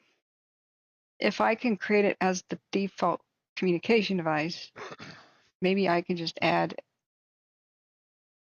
default and add Wi-Fi microphone to the mixer. Jeez. I didn't realize this would be so complicated. This streaming software is awful. If I invented new ones, I'd be a millionaire. Like it's supposed to be visible. All right. There we go. Aha. Found it. Okay, that's what I thought. That's what I thought, Smitty. I see him on my flight radar is already heading back towards Eugene. He did a roundabout to Bedrock. It probably doesn't take him that long. Got it. All right, let me tap the microphone. I'm sorry if this is loud. See if we're getting anything from it. Got it. So I have to turn up its gain so you can hear the rain and the thunderstorms. Okay, it's backwards. What is the gain? Is it right? Is it maxed? Yeah, it's maxed. Still can't hear any rain. You can hear my voice twice though. I only hear your voice once. Okay, that's me tapping with a pencil. It should be super loud. Let me I don't understand what its problem is. Put your questions in chat. I'm sorry, Dusty was saying some cool stuff. You know, sometimes with oh, you're not using StreamYard. I forgot. I'm using OBS. Yeah, Stream Labs. I don't know enough about OBS. Mm-hmm. I use StreamYards on my stream because I bring a lot of people up on panel while I'm sharing and playing music. Yeah, if I go and add filters, oh, there is but it's the noise gate and stuff. If I just turn off the noise gate, the noise suppression. Yeah. Okay. Listen. Do you hear any rain? I do not. Well, from my stream. You muted my stream, but thank you, Patrick. Oh, that's right. Stream people. Do you hear rain?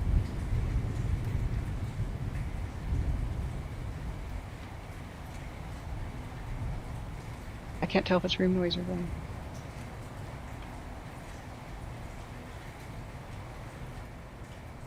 I turned off noise suppression and noise gate and compressor. I turned the gain up. Does that rain? You do. Okay. Thank you. Now, I think I need to put this outside so you don't hear me twice, because are you hearing me through the other microphone too? Is it like an echo? Chat? Hey, Catherine, why don't I jump down off here and you can put mostly that I could hear rain, I could hear thunder out. I muted my mic. I could hear rain. I could hear a little bit of thunder off in the distance, so it is working. And thanks for letting me come up. And I will talk to you later. Yeah, thanks for that. Just keep us updated on whether or not you can confirm there is a fire east of Glide. I have a friend that works on the Glide Ranger District of the Umpqua National Forest. I will know soon. The lookout is cooking now on the death ball cam, so it's definitely pushing smoke higher off the mountain, so it's definitely a lot more intense. I think the new winds have just hit it.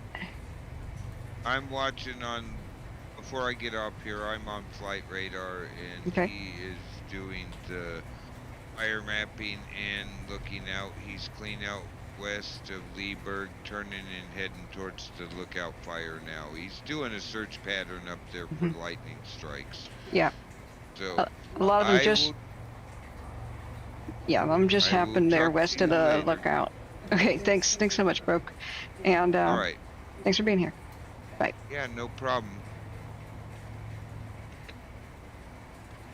Okay, friends. Thanks, Broke, for being our special guest again. So the current situation we were trying to figure out, and I wanted to keep my microphone going. Looks like my cell phone out there is still recording the lightning, but the microphone would be good at recording, crazy thunder, if any of that happens over Portland, just like in my 2020 broadcast.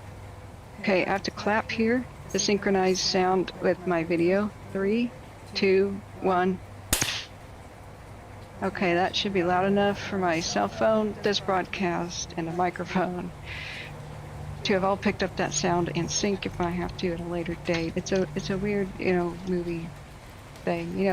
When they say lights, camera, action, then the clapping sound of the clap thing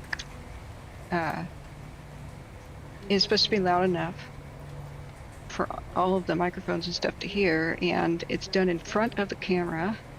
This is a mic clap.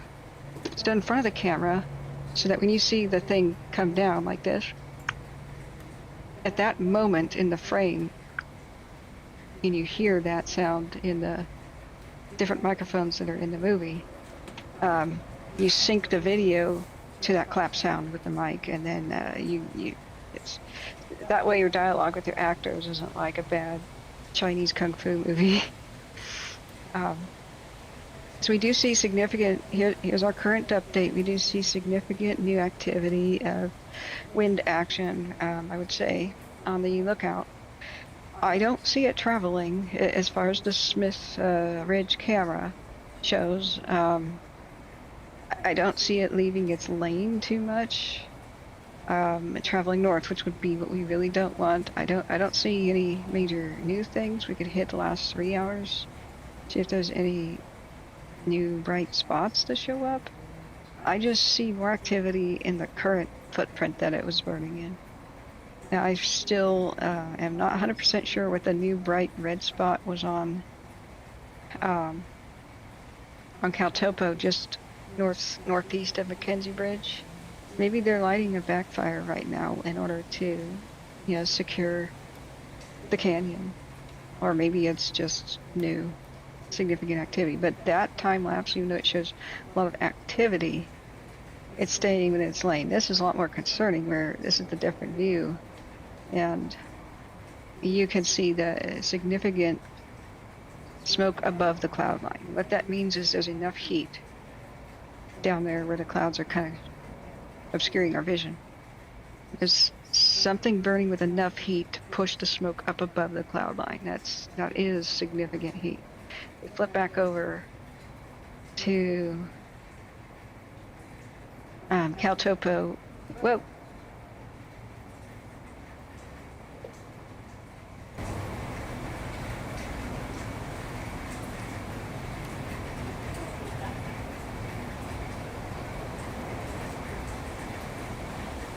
I was expecting that.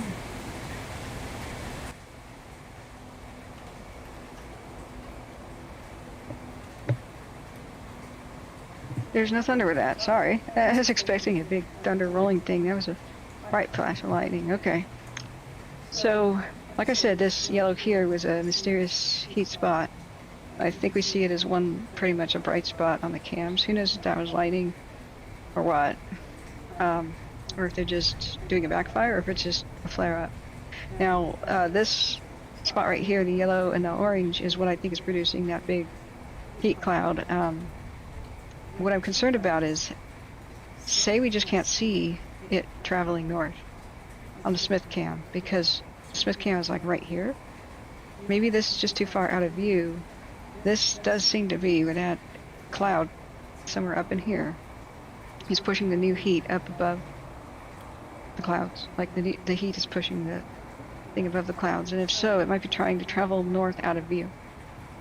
So what we can definitely verify, whatever we're seeing in the Smith Ridge cam, looks okay. But look at the very upper right hand corner of the screen right here. if there's fire over there that we just can't see because the camera didn't rotate, see that? See the bright flashes over there?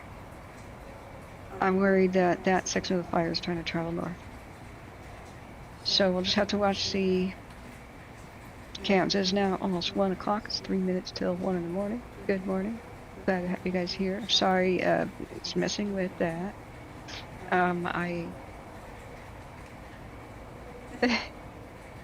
Sounds like a bear peeing. Big Al, welcome back. You mean the rain sound?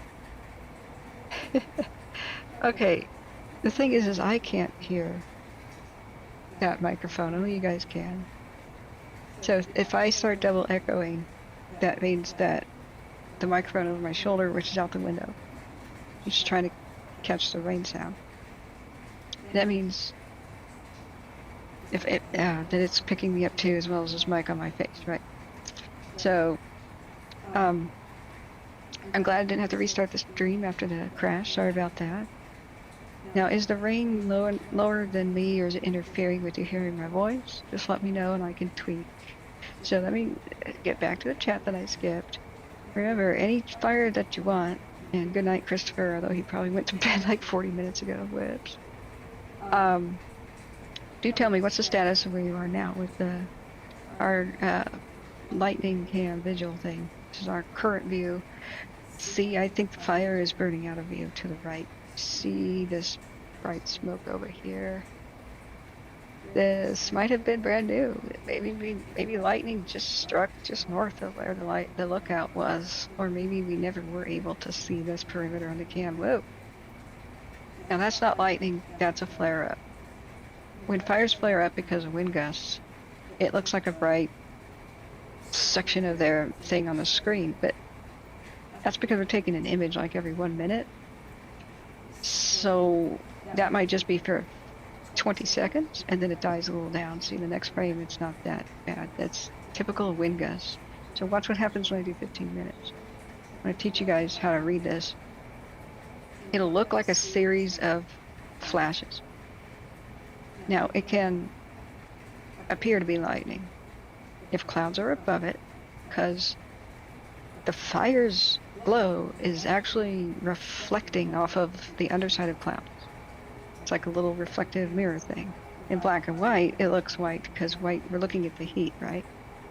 Infrared shows two things that are white: the hottest temperature and light itself. So no matter if it's moonlight, fire's glow, this would be red with the naked eye. Red and orange colors, like that would be a red and orange cloud above us, but we're in infrared, detects heat and light.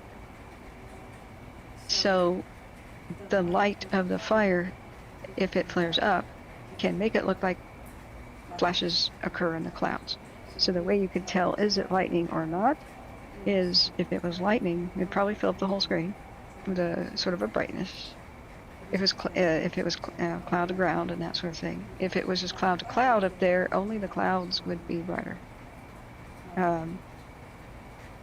Now, if both are, if there's a significant flare-up, you see in this frame, clouds are not as bright. Flipped there, now the clouds are a little brighter, but so is the fire. That's just the reflection of the light off the cloud. That's not true light. So, like that, boom, wind hit it, flared up the fire for the duration of that 1 minute. So this is how you kind of tell the difference. So let's go back.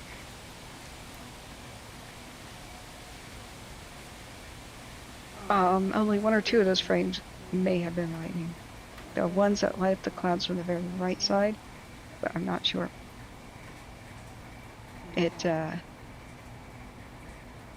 See right there. See how the cloud is bright on the very right hand side of the screen. Now, we don't know if that's lightning. The entire sky is brighter in this upper right hand corner, or a wind gust, the same one that flared up the fire to the left. Maybe the fire that we can't see on the right just got flared up with the same wind gust. See, it's hard to say. I would think these are probably just flares.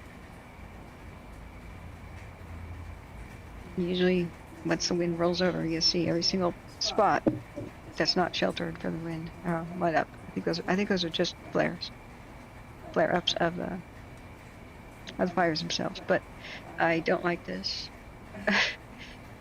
I'm happy with what we can see. Fire can burn as intensely as it wants when in its lane, but I don't know if the one to the right that we can't see is outside of its lane, or if it's a line that's holding, if it's breached.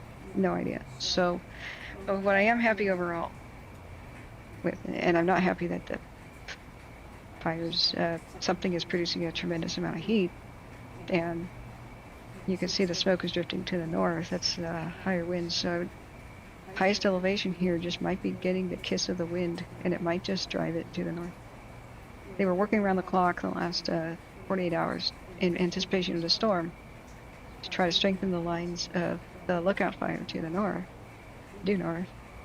I don't know what they're going to do about the northeast side, but they're going to get tested right now, and with this kind of wind, and they might just blow right past their lines. At least the first set. There's supposed to be contingency lines, like the first set, then you go back a couple of miles, and then a second line that they prepared. What I mean by line is usually it's a road. Or if they have raw forests, like they do in a lot of places here, they're building the equivalent of a road. Might not be good enough for a streetcar to travel on, but like, say, a tractor. All they're doing is they clear vegetation on the ground, and they try to widen it and widen it and widen it. The wider it is, more likely it's going to hold. But the windier it is, and the higher elevation that the fire's at, and it's at maximum elevation of the Cascades, the more likely that a bit of moss and lichen can be on fire, and these bits can just fly off in the wind and go right past their lines, and then it's whack-a-mole to catch it. Being steep, rugged terrain in places that can't drive too quickly, don't count on them catching it. This is where spot fires can really take off and have to be dealt with say, aircraft and stuff the next day. So, it's dicey at the lookout, but it's not as bad as it could be, but we're not out of the woods yet. Still 1 in the morning. Is it still raining?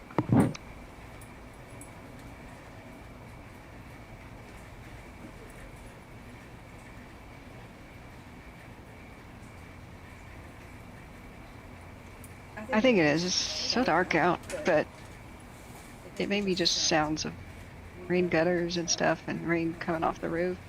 Not really sure. But let's check. Let's see where the lightning's going right now. Okay, Newport. Newport's starting to get the worst of the big cells right now. Junction City, east of Wildfire, west end of Corvallis really might get this too.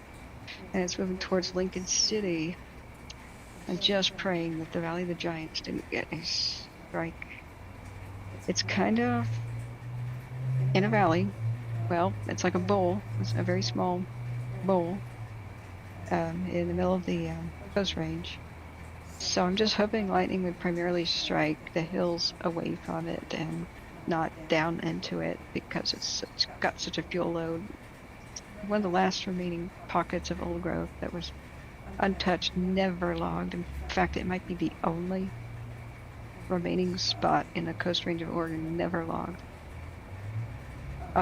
Unless Indians occasionally made a canoe. Pre-white man. So we've got lots of 500, 600-year-old trees in there. Rarely do Douglas firs get that old and big, but they are there. So that's what I'm extremely worried for. I'm extremely worried for new fires in the Coast Range, because a lot of it's rugged and it's not as tall as Cascades, but roadless, except for the occasional logging road. It's almost completely uninhabited. Notice the entire lack of any towns, pretty much in between the coast and Willamette Valley. Almost all of them died. They were primarily logging towns, and that industry basically collapsed in Oregon. Others were railroad towns, and that collapsed too.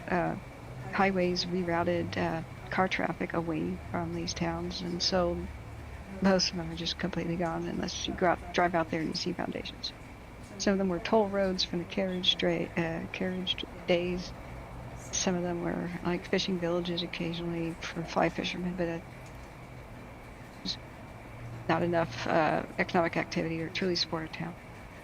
Okay, let's go back down to California. We're going to do a reset. What's affecting California right now? I got some Bay Area stuff. some thunderstorms might be trying to form over the Bay Area, at least a little moisture.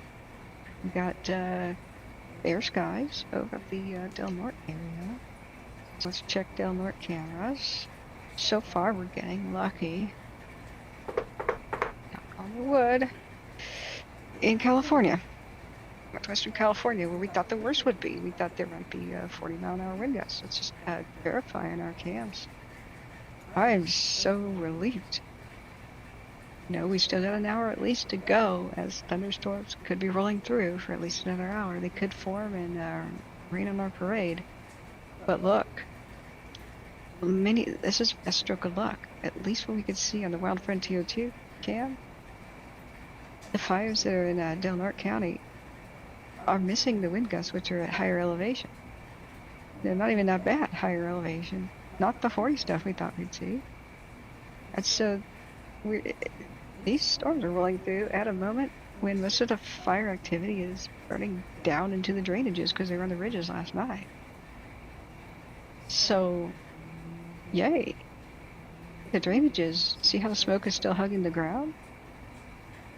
They're sheltered from the wind. It's too high. At least in the Wild Frontier 2 camp. So, yay. Now here's, that's also Wild Frontier 2. Let's go to Wild Frontier 1. Last 3 hours. See in the distance, this is looking to the south, so this will be like the Coon Fire in the distance, and or the Kelly if they merged already. A little bit concerning is that the bright flashes up here on the ridge tops, they're flashing because the wind gusts are hitting us. What was that? Is that a vehicle headlight? That. No, it's fire. Okay. That's kind of by itself in the middle of nowhere. That could have been a lightning strike fire that burned up a dead tree. Yeah. Did you see that right here? Right there. So this is an example of either the hotspot, say a stump that's been burning actively, or a fallen dead tree or something that just got fanned up by the winds and maybe it just torched a single dead tree, but now we can't see it anymore. Or it could be lightning just struck one. Or struck a living tree and it just blazed up. But that might be the best example we've seen of whoosh. Little additions to the fire, but it's well within where the fire's already been, so we don't care. We don't care. This is a Coon / Kelly area, and it's right next to Camp 6, so if that was an issue, they probably just saw that, and they're either don't care, or they're going to take care of it. Alright, so let's look at High Divide. And we need to look at the rest of the fires, like down by Hoopa, Eureka, Fortuna. Where's High Divide? So that's Wild Frontier again. High Divide. Let's look at the last 3 hours of High Divide and Del Norte County. This is northwestern corner of the state looking due east. So north of Gasky. And they said that it's been cooler than normal in the last kind of community updates we had. So they were less concerned, and we've got a lot of cloud cover, but you could see there's some spots of great activity, like hot spots, presumed like dead and down trees that can burn for hours and hours and hours, even days at a time. Big stumps, you know, maybe several trees died when they collapsed on each other in a windstorm. Stuff like that, where you can just, even though the main fire moves on, but they're still there. Clouds move over them and obscure it, but I like how cool that looked. We've seen some crazy, scary marching in the flames where I thought they'd reach perhaps even the coast or burn over the High Divide camera. And the wind kept blowing it back on itself so that it couldn't reach new fuel and couldn't get bigger. That's been very lucky north of the town of Gasky. So let's do Bald Jesse 2. showing the map. We do have active fire there. This is east. This is what we're looking at. Fires by the Hoopa Indian land. So this camera is. I make sure I name the correct fire and put in the chat whatever you want me to look at. There's no echoing. Awesome. I think the rain has stopped.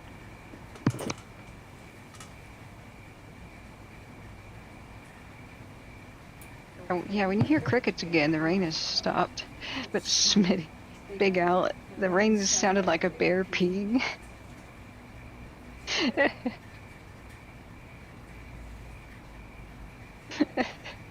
You hear crickets now?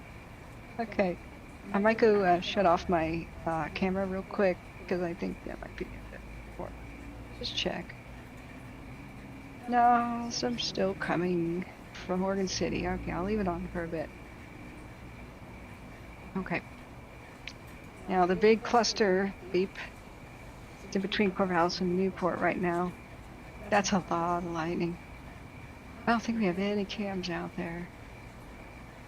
I did not want any of the lightning to go over the coast range, but here we are. It's so dry out there. Quickly check, and then we're gonna go look at Hoopa. So, big cameras. What have we got? This thing that rotates, Mary's Peak. It's probably city lights. Let's do a 15-minute time lapse and then sort through its rotating. Now, if it found a fire, it would probably just stop and look at the fire. It's good that it's still rotating. Yeah, city lights. What's that then? Oh, if it was a new fire, I'm sure it would stop. Have more city lights? Okay, so what else we got in the entire area? Nothing. That's really not going to be able to see past the peak of the coast range. The peak is right here. The line, like, they won't be able to look past it. They won't be able to look towards Toledo or anything. Prairie Peak Ridge.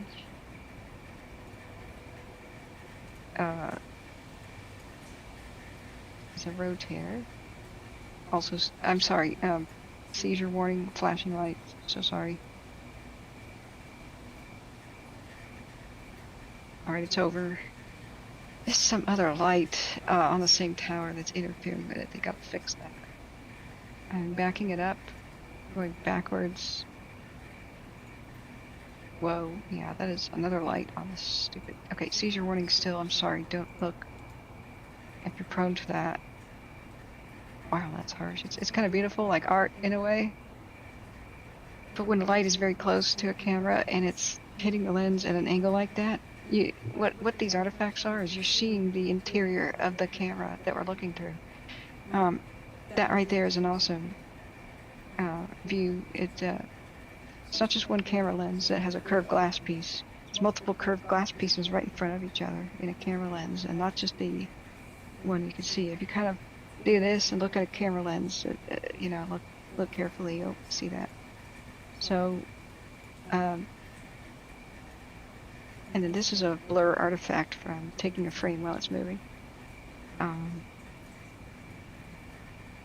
It's so bright that it overwhelms everything. That's probably I hope that's a house or something, but that tells us nothing. So Prairie Peak is, they have to fix that before they can actually detect fires with that. We got nothing else. That's it for the coast range. Okay. Okay. Hardest mountain down by Roseburg. Still rotating. Good. Wait a sec. It's looking to the east. What's that? Don't know. Alright. We checked on Oregon. Yeah, that's not what we were looking at. That could be a fire over there. But that's what Brokefish couldn't figure out either. Like, why wouldn't it stop rotating and look at it? So it could just be some big structure that has lights on it. You know, these are very poor quality cameras. The night vision is awful. This is like 640p. Yeah. But that's it. We'll look back at California now. We got some southwestern California cams. Bosley Butte. Anybody monitoring a scanner? Worried about new strikes? I can't monitor Twitter or anything. Is this rotating? Okay, for the most part, the seizure stuff's over. It could be a little bit, and I'm sorry, but I'm off of that one crazy cam. I think that's city light stuff.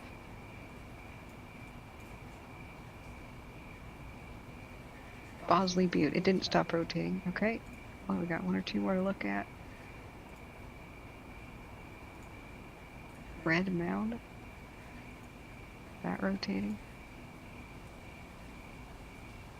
Okay. Think it's alright. The current camera is located out of the current region. What the hell does that mean? Whoa, lightning on the cam. Look at that. From earlier today. This is, wait, is this a 15-minute? It's, yeah, from like right now. So sorry, lightning again. Flashing screen. Woo. So it's looking at the, storms as they went north, past Brookings. Okay, what else we got? Cave Junction. Carney. This rotates, so flashing light warning again. Man, that totally runs around.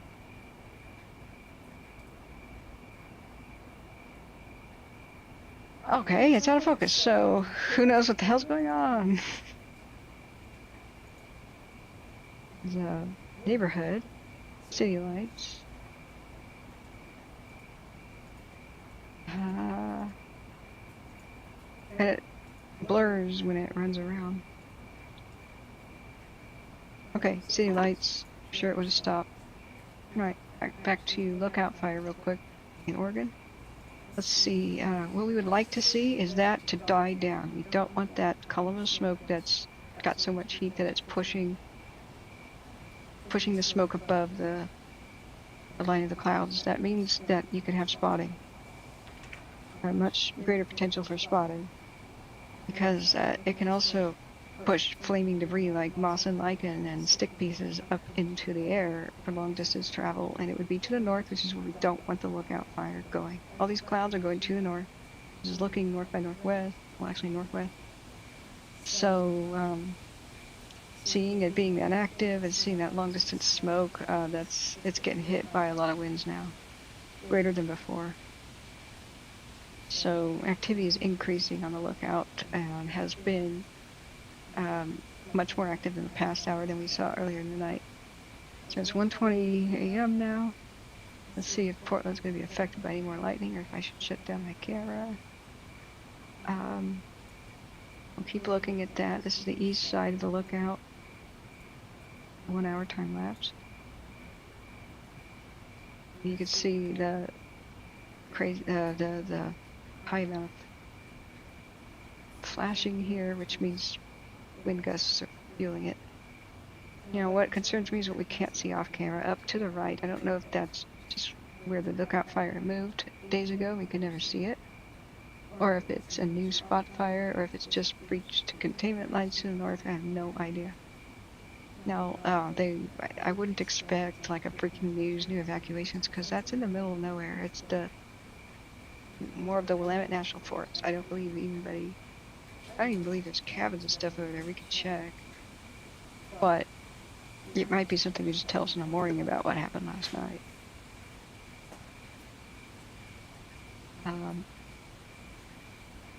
But we just don't want it getting any closer to the Santiam Highway. To the north is unburned forest, and well, we want to keep it that way. This is some of the last old growth that we have. Now that we lost a Beachy Creek. I still can't even register we lost a Beachy Creek. Should have been a UNESCO World Heritage Site. I got to see it once. But my lifespan won't be long enough to see it again the way it was. Okay, Big Al says there's no storms near Portland right now. But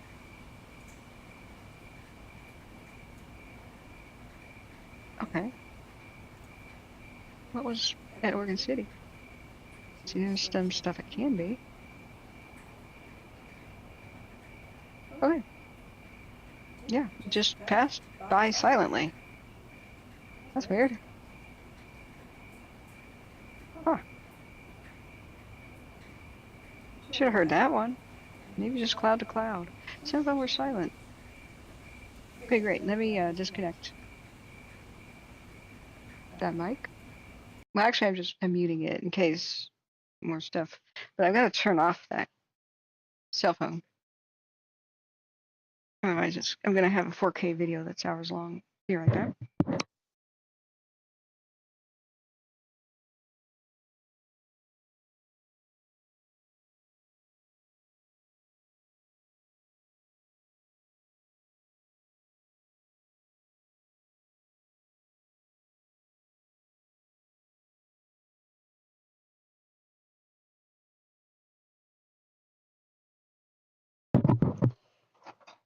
Okay, my phone's not wet. Yay. But boy, is it red hot. I forgot how S22s get tremendously hot when they're taking 4K. All right. Okay, friends. Thank you for your kind donation support. We want to stay ad-free. I've been very, very appreciative that you can do super chat or super thanks, but it takes 30%. But that's okay. I mean, if that's what you want to do. PayPal takes a lot less. We got the pinned link in the description. Thank you, everybody who's done that. Should probably check. Let's look back at the fires. We still got rolling thunderstorms that could come in to at least the next half hour to 45 minutes, and through Northern California. Thurs right now looks like it just may have gotten some rain.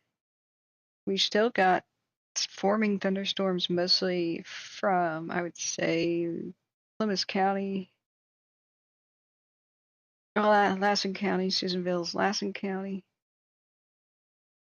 east to Winnemucca, Lovelock, Nevada.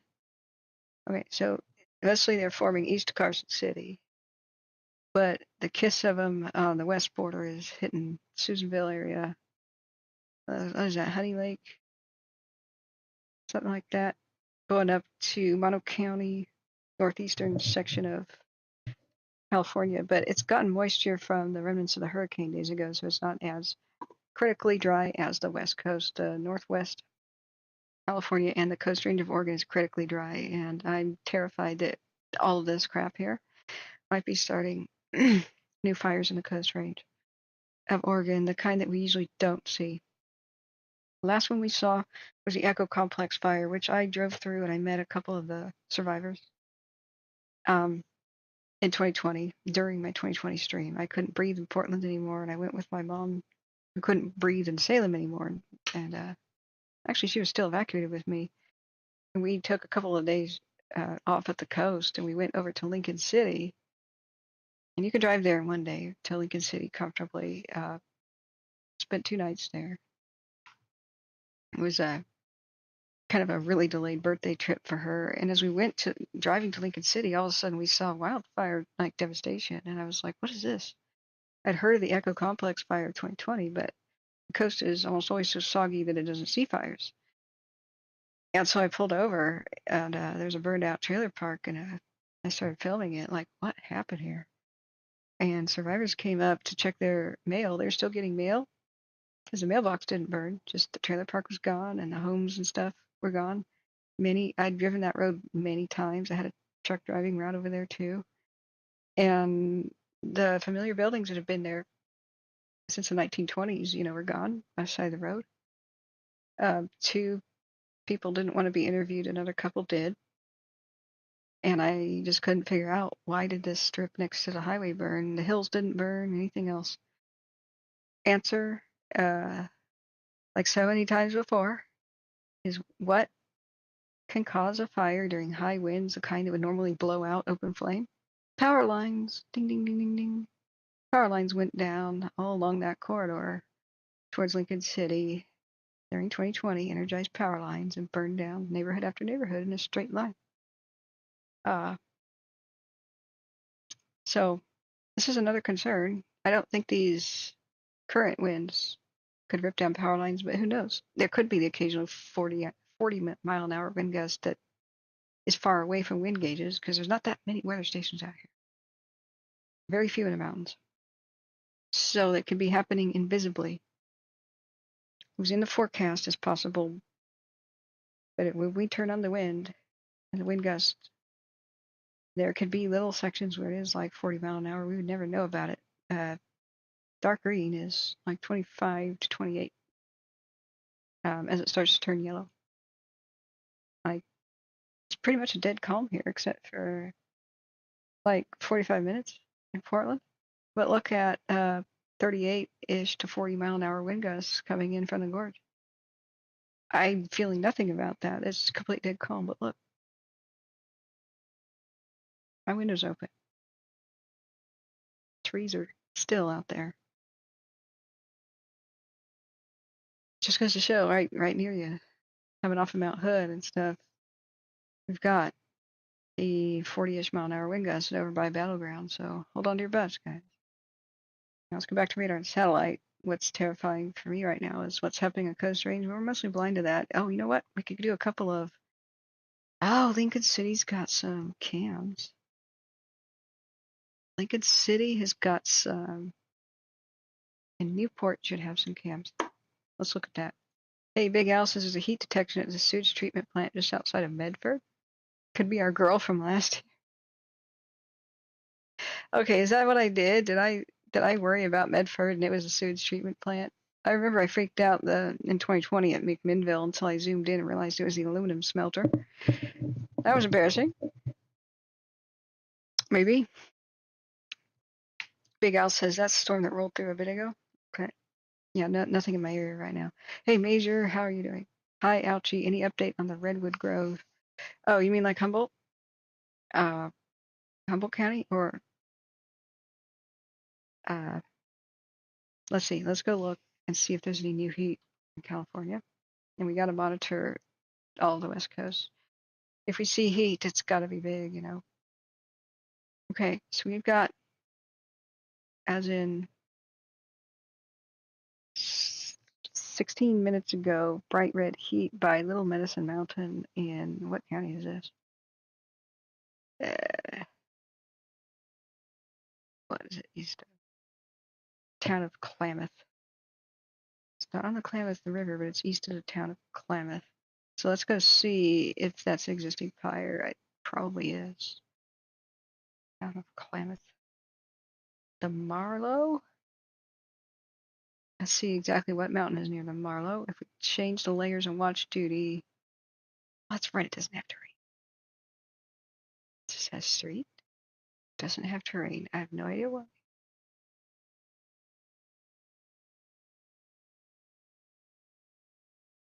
Okay, thermal hotspots with fears and motives.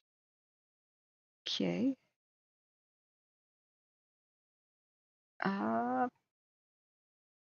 Go road. Boundary. The boundary road or go road?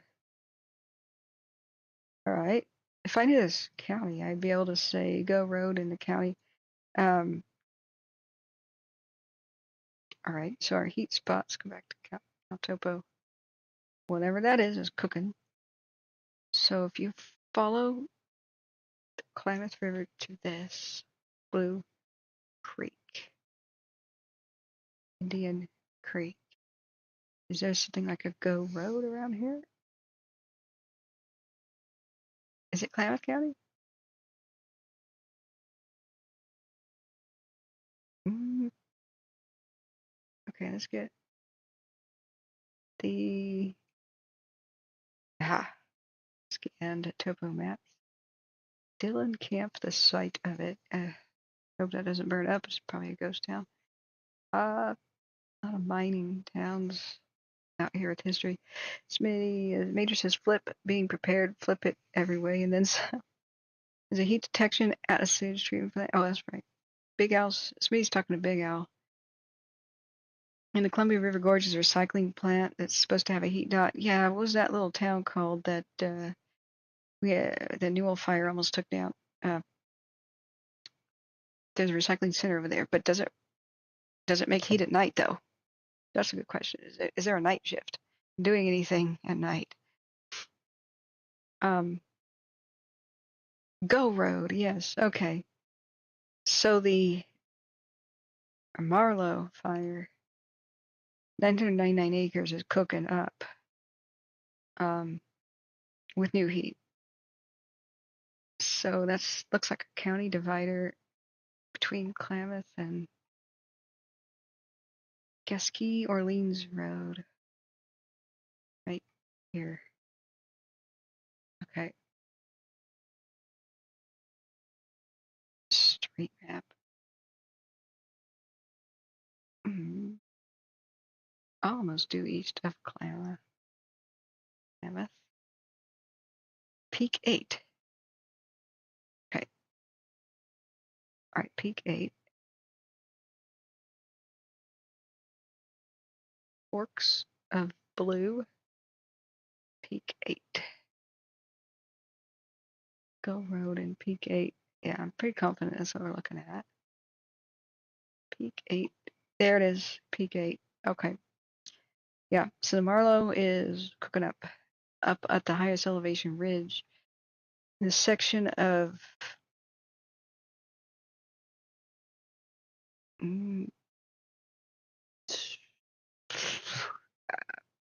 what's this? This is Go Road. Lint Valley. Next to Blue Creek. That is 6,000 feet tall, that peak right there. That would explain it because the highest winds are higher elevation. So that's got to be raging. I would imagine wherever the fire is here, it's racing along the ridge top because you have a slope aligned with the wind direction and high wind gusts at 6,000 feet. So it's just racing due north. I would expect to get new heat detections unless there's something that stops it for some reason up here at Elk Valley on Go Road, east of Chimney Rock. So we'll see. We will watch. I don't see any inhabitations. We turn on structures. One structure right there. It's probably historical because this is where mining and logging and stuff happen. You stack on a history layer. I just hope it's somebody's home, you know. I mean, I hope it's no building gets lost, but that thing may be about to meet obliteration. So historic maps from 1915 to 1941 don't explain what that structure is. Cedar camp, gotta be a logging type camp. Okay, so the Marlow's got new significant heat and is spreading, but as far as I know, not towards alien habitations. So that may not be that much of a concern. Now, down by the Hoopa land, which part of the fire was near structures, is still out Soapstone Gulch. Wasn't there a town that was at risk somewhere around here, like Orleans? Don't think I've ever been there. So the gray means significant heat, but it's at least 6 hours ago. We are very glad that's not red. Very glad. So Orleans, let's see, do we have evacuation info? Is it, looks like it's, is Orleans the Bluff complex or the Marlow? It could be the Bluff, let's see. Where's our evacuation stuff? 6 Rivers. We don't have a map at hand. The Blue Creek Bluff mosquito fire and all these, there's several. But what's next to Orleans?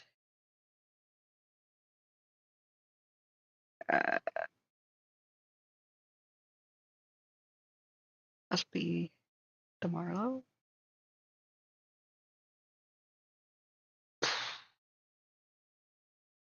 $999 acres.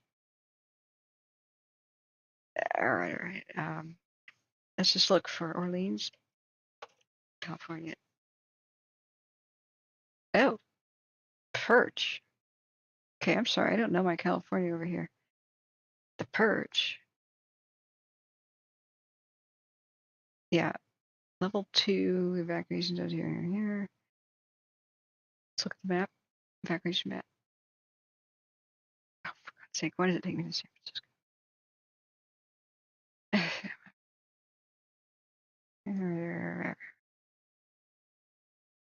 Perch. Is this the Perch? Sulfur. How many fires? Can I search for Orleans? Or California? All right. It's under an evacuation warning. Be ready. Okay. Due to fire activity on the Perch, an evacuation warning has been issued for these zones. Be prepared.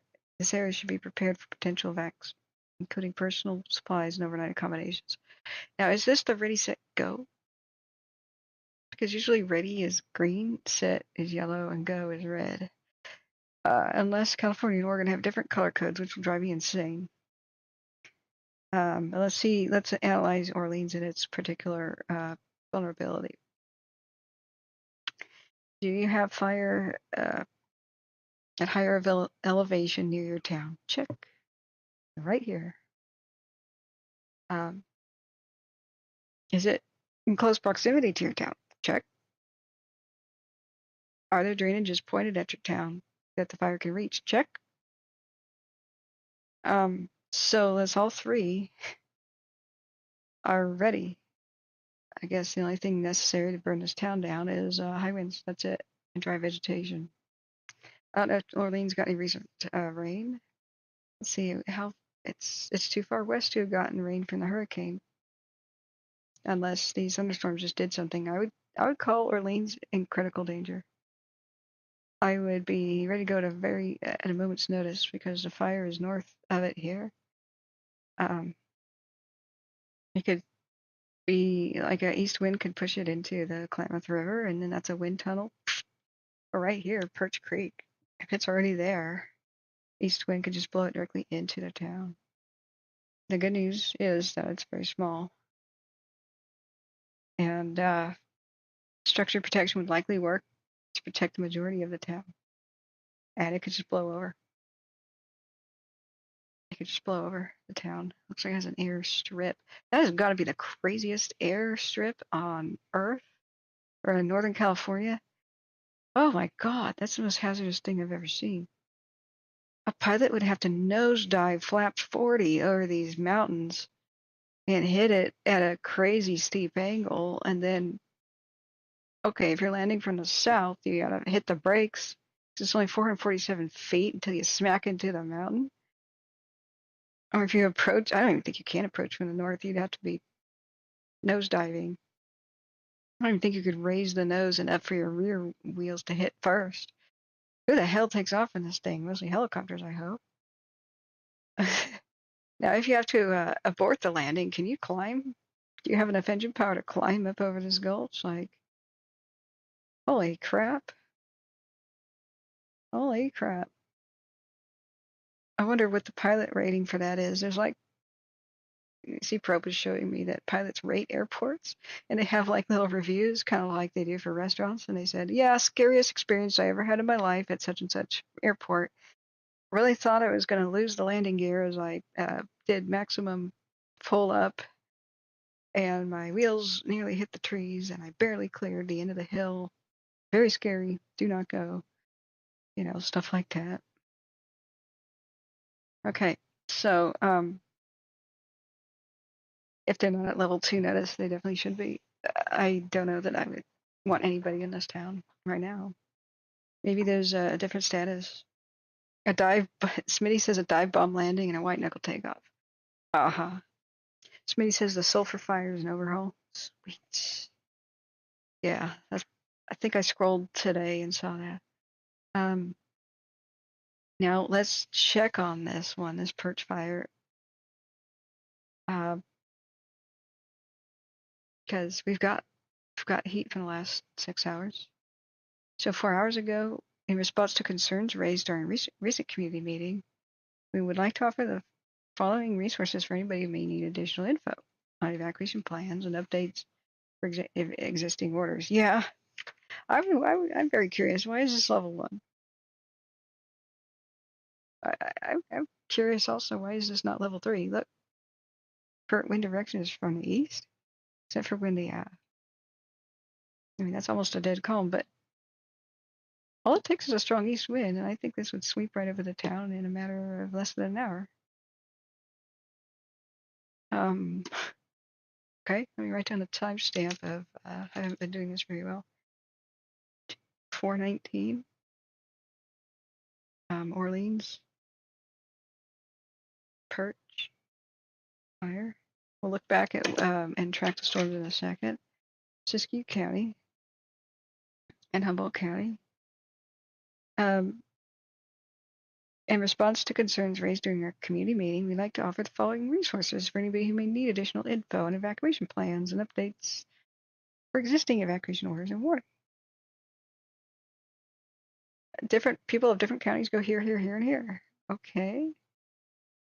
For our residents without internet, CIIMT2 will be posting updates, maps, smoke reports, and other info on display boards posted throughout the community. The communities of Orleans, Willow Creek, and Hoopa Valley. Okay. SRF Complex and Redwood. Let's watch this. Is this a quick video from 5 p.m.?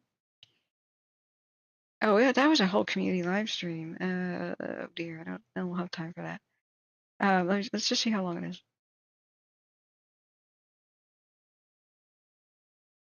Load. Yeah, it's 23 minutes. I don't think we get into that right now. We got to track the storm. But I would be wondering too, like, why are we still here? I'd have everything packed, ready to go. And what is its containment? 0. And it's 1,700 acres. Why is anybody still in that town? Making a note here. Another example. Super late evacuations. All right.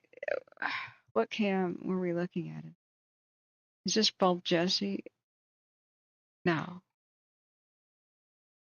Did we have a cam? Because Bulb Jesse is also of concern. We have a cam near Orleans. God, I hate how you cannot search for an actual town here. Fire parameters, open topo. Whoa. It's street map, open stamen terrain. All right, this helps slightly. Where's Orleans again? Klamath, east of Klamath. Oh, further down. Wait. Where's Klamath? Klamath?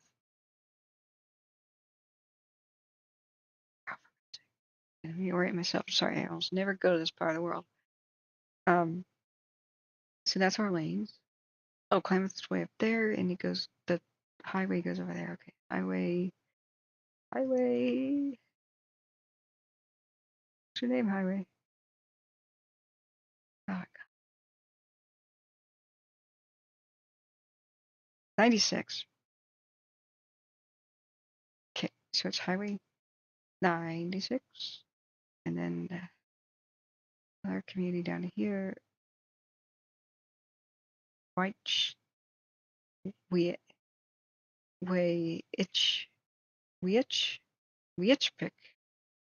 I have no idea. Indian name. All right, so Highway 96 curves, and then it goes and loops up from Klamath. Okay, so let's look at our cam location again. Highway 96. 1.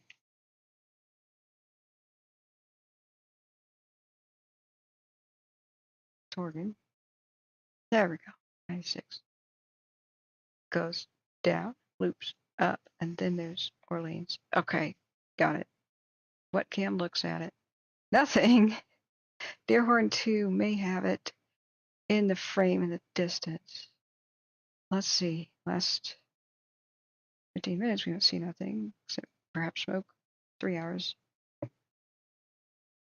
Smoke in the valleys. I think you guys see something faintly over here.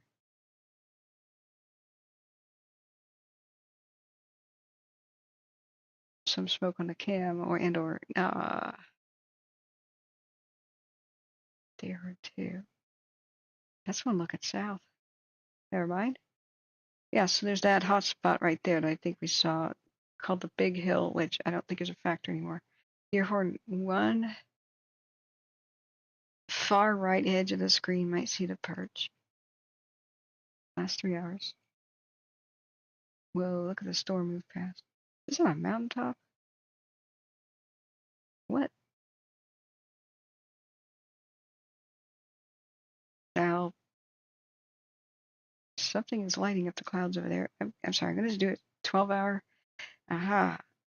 Why is the camera not on the top of the mountain? It's already burned over from some time ago. So we can see it in daylight. The perch fire would be back behind this hill far to the right. So one visible on the front edge, separate. But still affecting the Hoopa land. Hoopa Indians.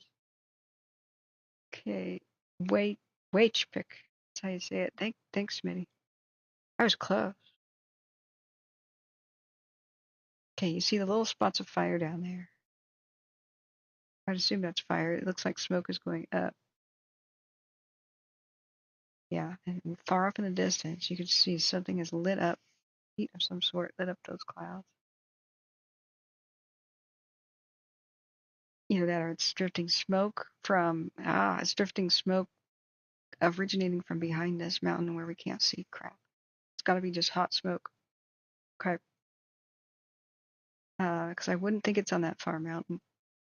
It seems to be drifting in from the right. But yeah, that's smoke from earlier today. So these are small spotted fires on the landscape. Yeah, these things are fires. 1, 2, 3, 3-ish at least on that ridge down there. Now, what's discombobulating me is it looks like there's a dark hill here. That's a shadow on the lens, and it's just an artifact of the bright light off the side that's ruining this camera's view. I guess these are all little things of fire on the landscape. And let's see how we're looking at it due north on the map. Yeah, there's more fire in the landscape than you can actually see on these perimeters. Just little itty bitty smokes. Hopefully they can get them out. It could have been they could have just started. Like some of them could have just started.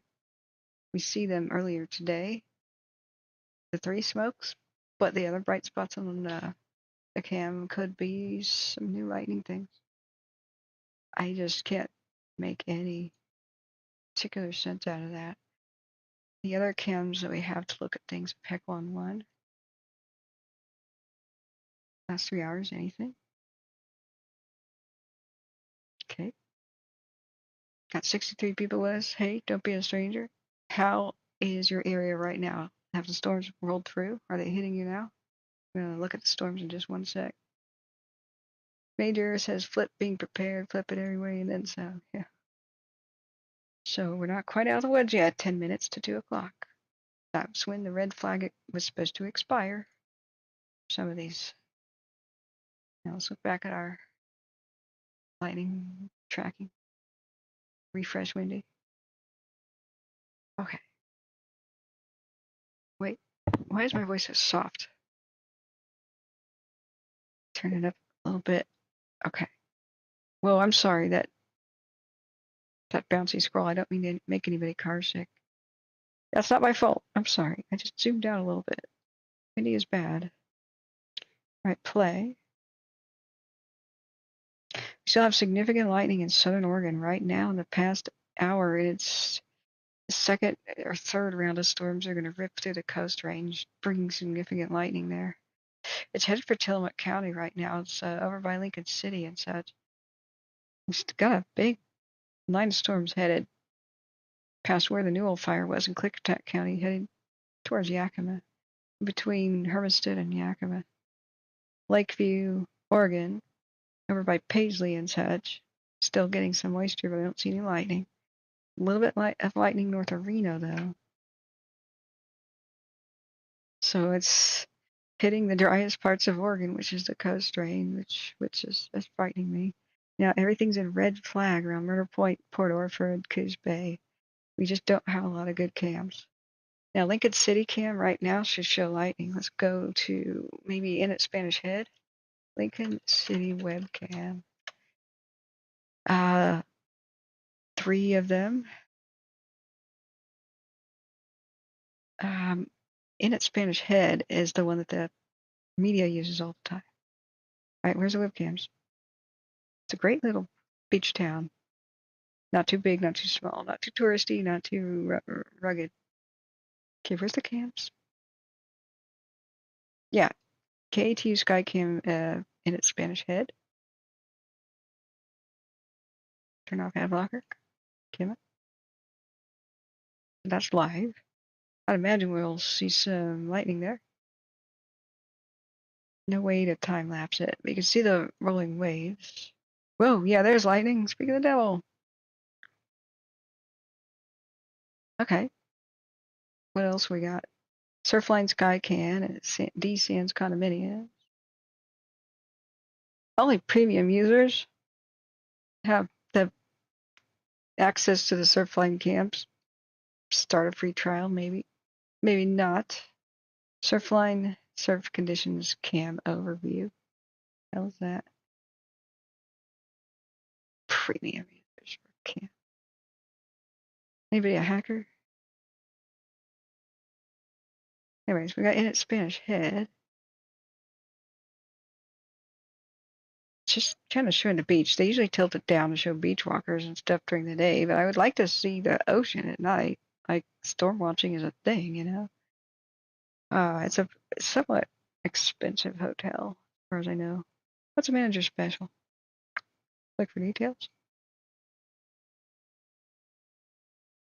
Whoa. Yeah, a suite is $329. Mm-hmm. Yeah, it's pretty ritzy. It's got all oceanfront rooms. It's on a big bluff. Okay. So every once in a while we see a lightning flash. Okay, friends. Any particular friend you want me to go back and look at? Yeah, fire, I mean. I try to be guided by chat, but at this point, I think half the chat's asleep.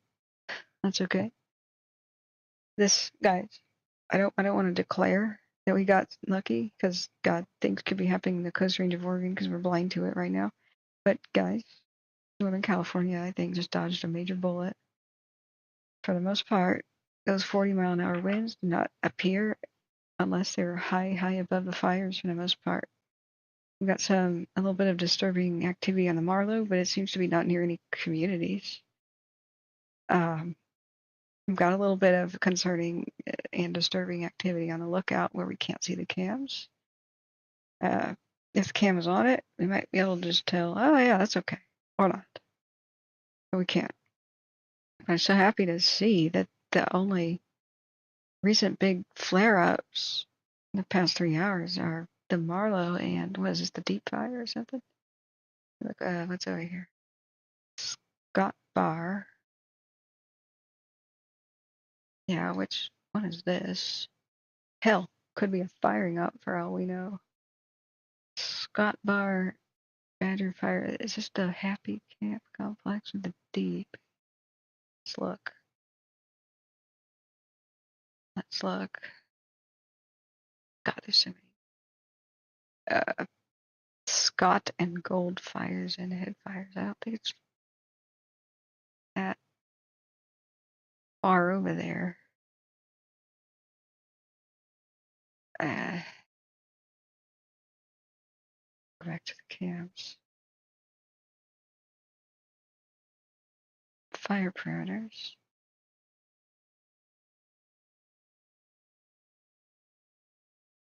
Sugarloaf Shasta, that's just city lights. Red Mountain Del Norte.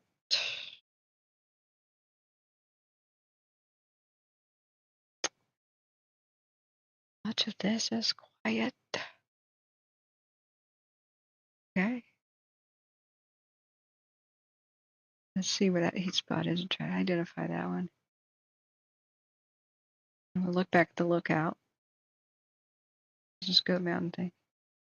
Oh yeah, that's down by Clear Lake, which I don't think had a red flag at all. That's right, Bald Jesse has got an active fire on it. That could kind of show us something. As far as I know, though, it hasn't been much at all in days. We've got 2 fires. This is our 12-hour time lapse. You can see them go under the daylight. Smoke column going almost vertically up before it moves with the occasional fierce wind gust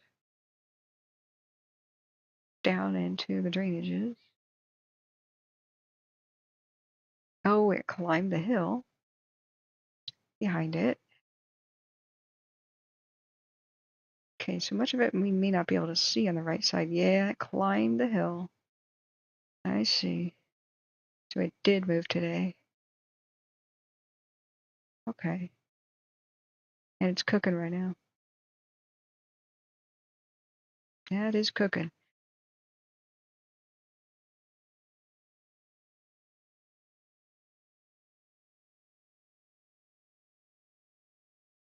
Dying down? No. Maybe the winds are dying down.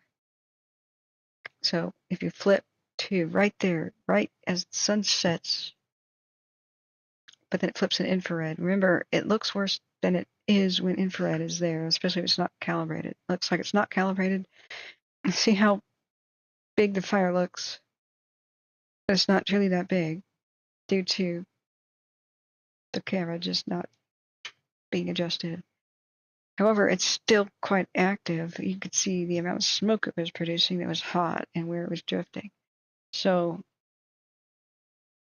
even though the infrared is inflating its size, you can see that it's now starting to die down as the winds did. So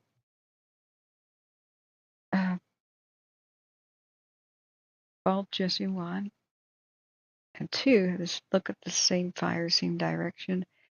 Now someone just east of Fortuna.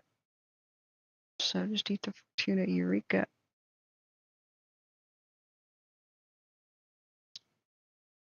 Oh, that's right. I'm just calling it a fork complex. Complex.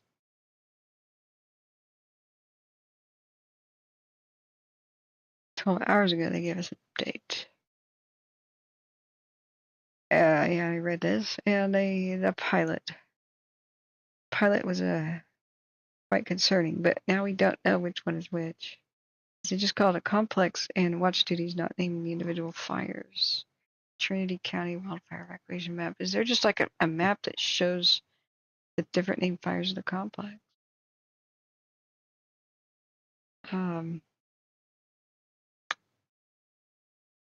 Okay. The Pelletro and the sulfur were basically done deals. But what the hell are we looking at? 30 acres slop over Sunday night. Handling along Bear Creek. Bear Creek. Helicopters have been established. A mobile retardant base has been established at Hyam Palm. Okay. It's in place 3 p.m. Friday to 2 a.m. It's 2 a.m. Celebrate. Celebrate. The worst of the thunderstorms are supposed to be over now. Yay. I want to get one of those sound effects, when you celebrate New Year's. Okay, hopefully we can relax a little bit. Let's see if the red flag has expired. I remember trying to do this before, and I don't care to try it again. But there's a heat spot. It's probably the pilot fire. I knew it as the pilot fire before they called it something else. If I want to make a suggestion to like the wildfire firefighting community, just say you have this problem where you have a lightning roll through, starts a bunch of fires, and just like it said, they're so close to each other that they name it a complex, right? But the initial fires had names: the 3-9, the pilot, the pelletro, and the sulfur. Now, almost always, lightning first has a name, like lightning 1, 2, 3, 4, 5, up to 20. And almost always, some of the lightning fires burn themselves out. They just hit a dead tree, they burn it up, it's done. Or there's some rain, or they hit a live tree that doesn't have enough dead branches to get it going, right? So oftentimes we disappear off the map, but then say there's 4 or 5 stubborn ones, right? They found good dry fuel. So as the firefighters need to constantly tell, especially new units to the area, like mutual aid or newbies coming in to help, they'll name these fires after the nearest road, so everybody gets to the right spot there.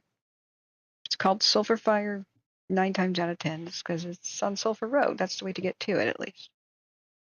The road closest to it. So then these fires might grow very close together. Then they're called a complex, and they're renamed. One name, usually the biggest fire of them in the complex. Or it's just called the complex and then the month, like the August complex in 2020, right? So they just called another one the August complex over by east of Reading, so I'm pretty mad at that. It's super confusing. So I have a new idea. Instead of like naming it after a month or anything like that, or renaming it. See, this was just now renamed the South Fork complex. Like, I don't think any of the fires were called South Fork at all. So instead of doing all this, why don't we take the biggest of the fires, or the most threatening one, like say Pilot Fire, and you do plus the Pilot Fire plus, and then the first initials of the other fires, right? Pilot Fire plus PS3. Why not do that? And then people won't be incredibly confused. The Pilot Fire plus PS3 complex plus the 3-9 plus the pellet roads plus sulfur, just the first letters of each one. I'm going to submit it to Congress. I don't know how I'll fail to win that argument, and I'm sure it'll be adapted immediately because, everybody will see the genius in it. But when you rename it something totally new, I don't know. Or you rename it the same fire name as one concurrently, but burning in a different state. I get people from other states saying, "You're not covering our fire." It's like, yeah, who are you? Oh, our fire has the same name in Kansas. Well, great. It's maximum confusion. Okay, now let's see where the storms are going. And look back at the Inn at Spanish Head, Cam, because that's the one that's great to look at. I think the storms are passing Lincoln City, so we might want to look at. Oh, yeah, see that? There's some lighting on it. Still at Lincoln City, Newport, Lincoln City, all the way to Dallas. So Salem's getting spared by this round, but Pacific City is about to get destroyed by lightning. Like, not destroyed, but slammed, you know what I mean? Nescoin and Pacific City. So let's get some more cams. Beaver is like a ghost town, I think. It's barely anybody lives there. Grand Ronde and Sheridan are going to get the lightning too. And my God, oh God, it's like right where the Valley of the Giants is. No. Valley of the Giants is halfway to the coast, west of Falls City. Don't strike there. Don't.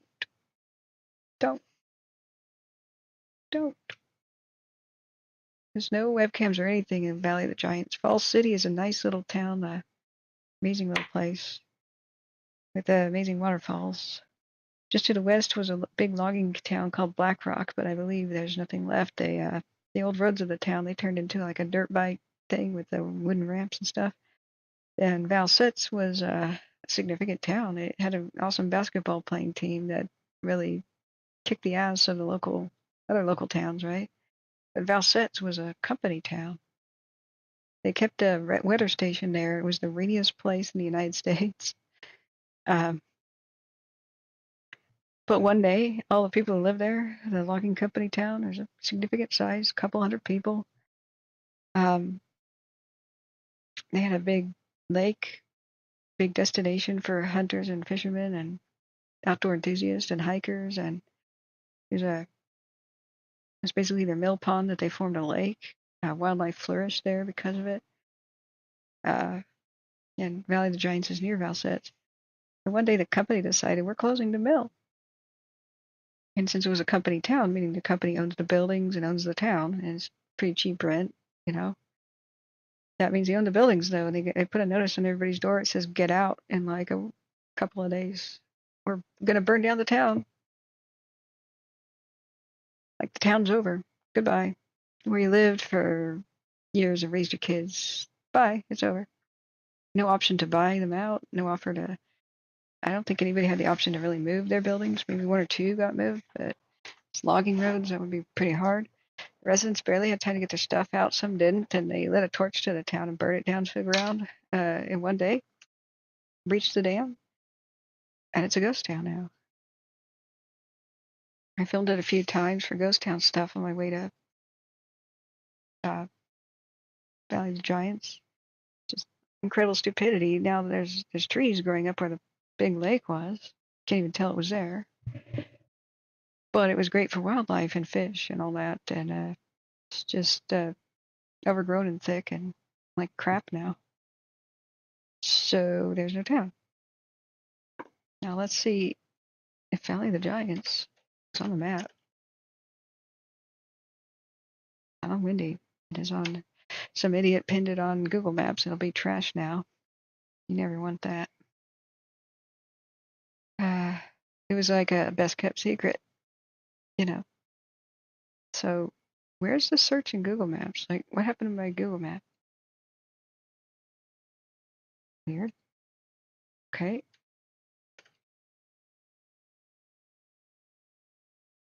Valley of the Giants, the trailhead. That'll take us there.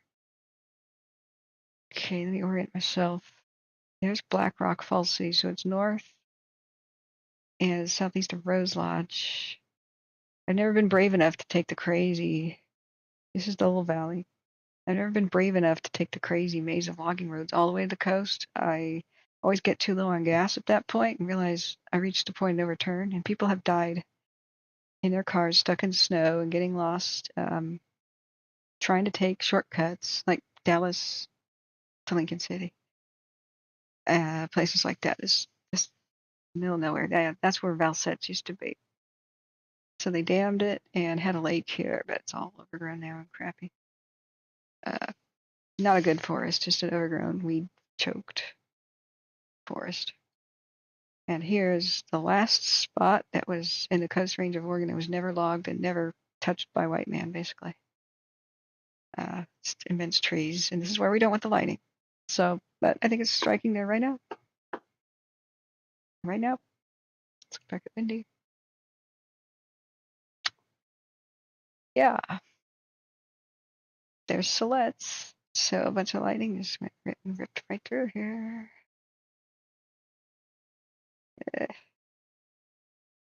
There's Falls City. All right. I don't know if I can get a different background.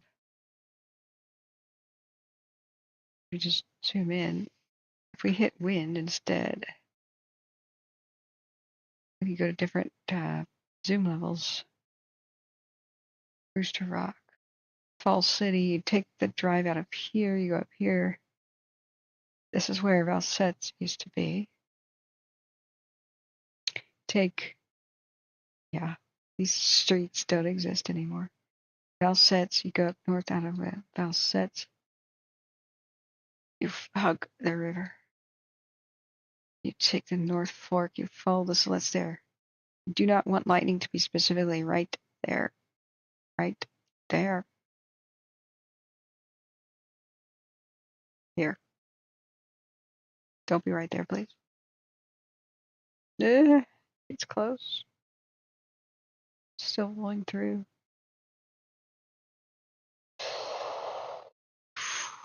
Okay. A little bit west of Dallas. Okay, looking back at the chat. I'm sorry. Hey, Major. You know how to get my attention, right? You do at, if you're on desktop, you type at and then KAT, and that should, my name should kind of pop up. Hit the pop up. It'll highlight the message, and I will see it better. Somebody says I suggest naming complexes after movie monsters and villains, like the Godzilla fire, the Freddy fire. Okay, that's another good idea. Somebody says sounds like we dodged a bullet in the slug. Yeah, I think California just did. Major Flat D says I feel lucky today the way the weather went. I'll leave there. Where are you at again, Major? I'm so sorry, totally forget. Did you ever email me with your contact info and a phone number? I mean, you have to give me your real phone number. It could be a Google Voice or whatever. But I need all my mods to be contactable by phone in case of what happened like that 1 year with mods getting hacked and then people randomly banning stuff. One time a mod walked away from the computer and a child climbed up on it and started just randomly pushing buttons and talking nonsense and banning people. If anything happens like that, I need to be able to call the mods and be like, you okay? What's up? Did you ever email me with your contact? Because that would be awesome. And then just say the general area you're at, and I won't reveal that, of course, but I need to kind of make like a list of my mods, where they're at, what their phone number is, what their real name is. That one I will reveal either. Did you ever email me? I'll have to check. And then what your handle is on Twitter and on YouTube, because there's a bunch of people driving me insane. Where I get messages from people on Twitter, they're talking to me like they know me, and I'm like, who the hell is this? And they're like, oh yeah, we had a lot of lightning here today. I'm like, who are you? And then somebody goes, oh yeah, I'm your mod, remember? And I'm like, okay, you have a different name on Twitter. Oh, sorry about that. No wonder you weren't replying to me. Okay, let's go into Pacific City. Let's find their webcams. Pacific City webcam. Webcam.pacificcity.org, really? Yeah. It says, note, it's a live video cam, so it may take time to load. Please be patient. Time to load depends on time of day and how many others are viewing. Beautiful Pacific City. Okay.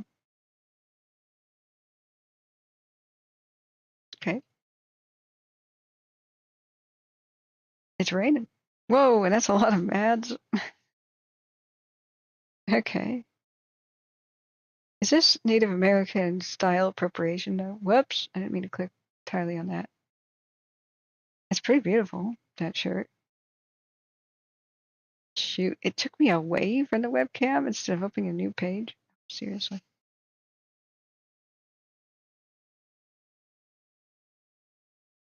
It's kind of neat. What is this spin to get away? Get away. Stop. Oh god, this website's a nightmare. I just show me the Native American shirt I was looking at. The Jace themed shirt, I should say. Smitty, what do you think of this?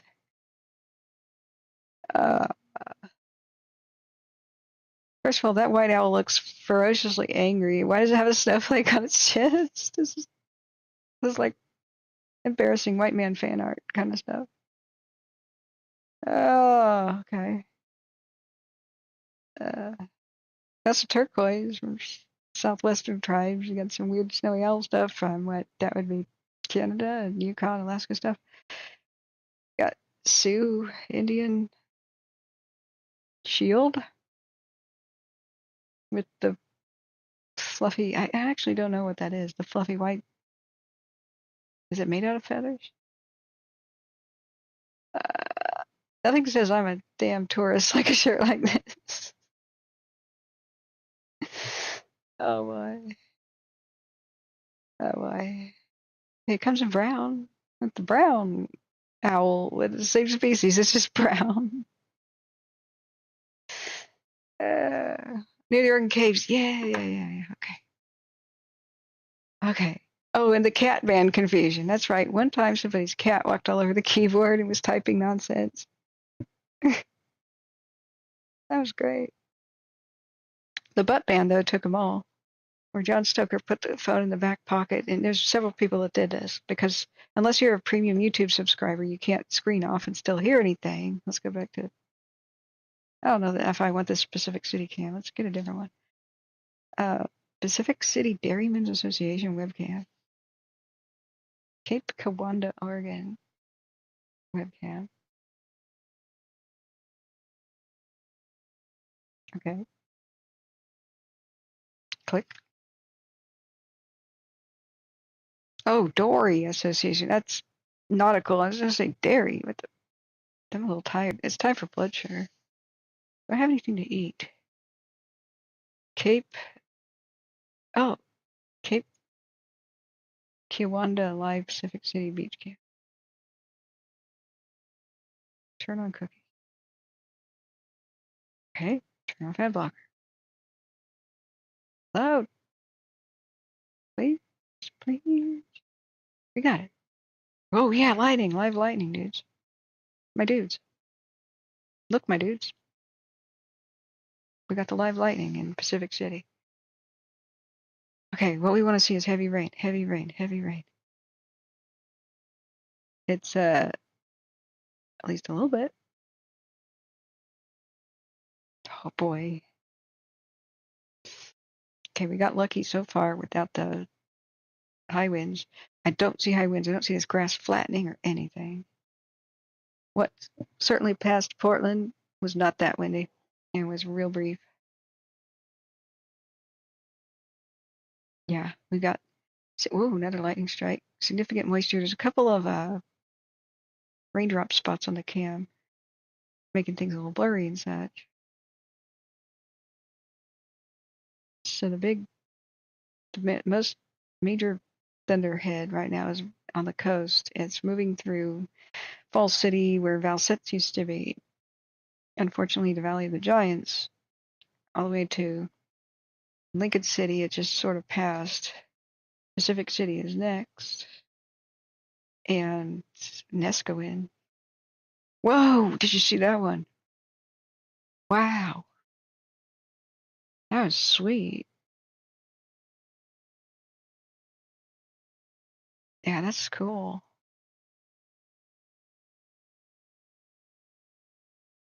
Dang, look at it. Okay, I'm going to make a timestamp here for lightning cam. So for, 30-ish. Valley of the Giants. Whoa, we got a good camp. Did you see that one with the forks? Oh, I wish we had sound. You guys want me to add some fake thunderstorm sounds so we got the full effect? Nice and gentle, though. So, look at the rain. No! It just timed out. No! Bad cam. Bad cam. Whoa, whoa, whoa, whoa, whoa. In the middle of the big light show as well. Bad camera. It's heavy rain, guys. Lightning on cam. I would love to be at the coast right now doing this lightning watching. Let's get some fires fixed. So Smee says, yeah, that's dory boat, like line fishing, surf, a dory. Can you explain that? I actually don't know what that is. So you're down by Major, that's Cape Junction? Is that where the Oregon Caves are? Kind of by Carney? Whoa, whoa, whoa, whoa, whoa. Yeah, more like. Wow. What is this click here stuff anyway? Maybe if I just sort of mouse over it every once in a while, it won't go away like that. It says it's got sound. I don't hear a thing. Dang. Yeah, more lightning. Yeah, wow. It is looking to the west, so sweet.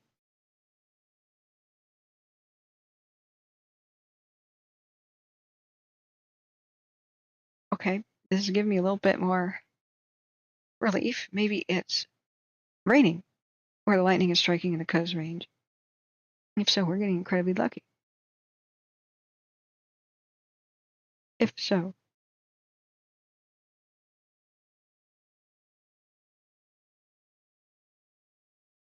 Crickets are going by my window right now. It's actually pretty cold. I may close the window. We've been having lows of like 54 degrees. Whoa, whoa, whoa, lightning. At night, even though it was 90 today, I had some pretty troubled sleep. I needed to sleep as much of the day as I could in order to do an all-night stream. I was successful in that. Didn't run the air conditioning and anything. Got these bad camera. Bad camera. Hate webcams that kick you. All right, we're back. I've got some good curtains that as long as you don't go outside and open windows and use the computer too much and don't generate too much heat in here, it stays pretty dang cool.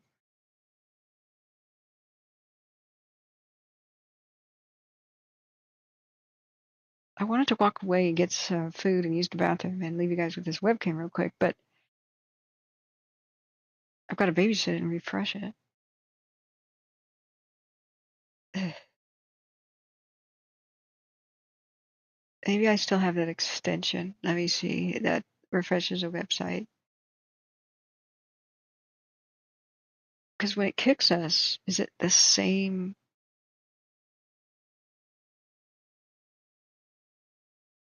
No. Whoa. Yeah, that is significant lightning. I hope nobody's at sea right now. That'd be Mr. Toad's Wild Ride, or like the Viking Longship ride at the fair. Okay, let me see if I have the extension that auto refreshes web pages, because maybe that'll help. So he says owls are a sign of endings, like take caution or death close to you. So a Native American owl t-shirt, how very cheerful, yuck.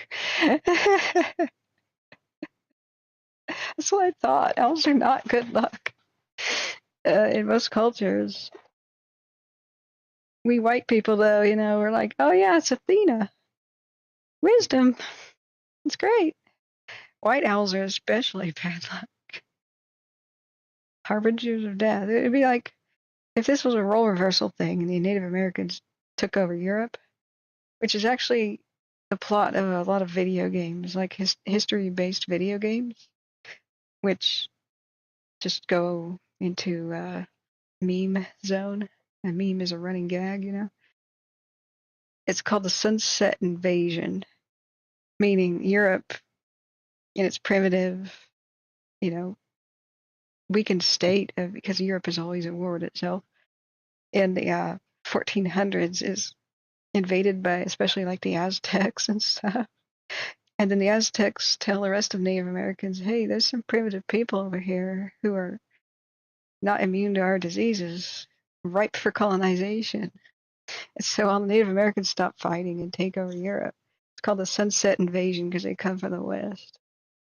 Now that would be like they took over and they misunderstand like European cultures. And they make cheerful t-shirts with vultures and stuff. Because the vultures are positive with Native Americans in general, right, Smitty? Like, here, have this vulture t-shirt.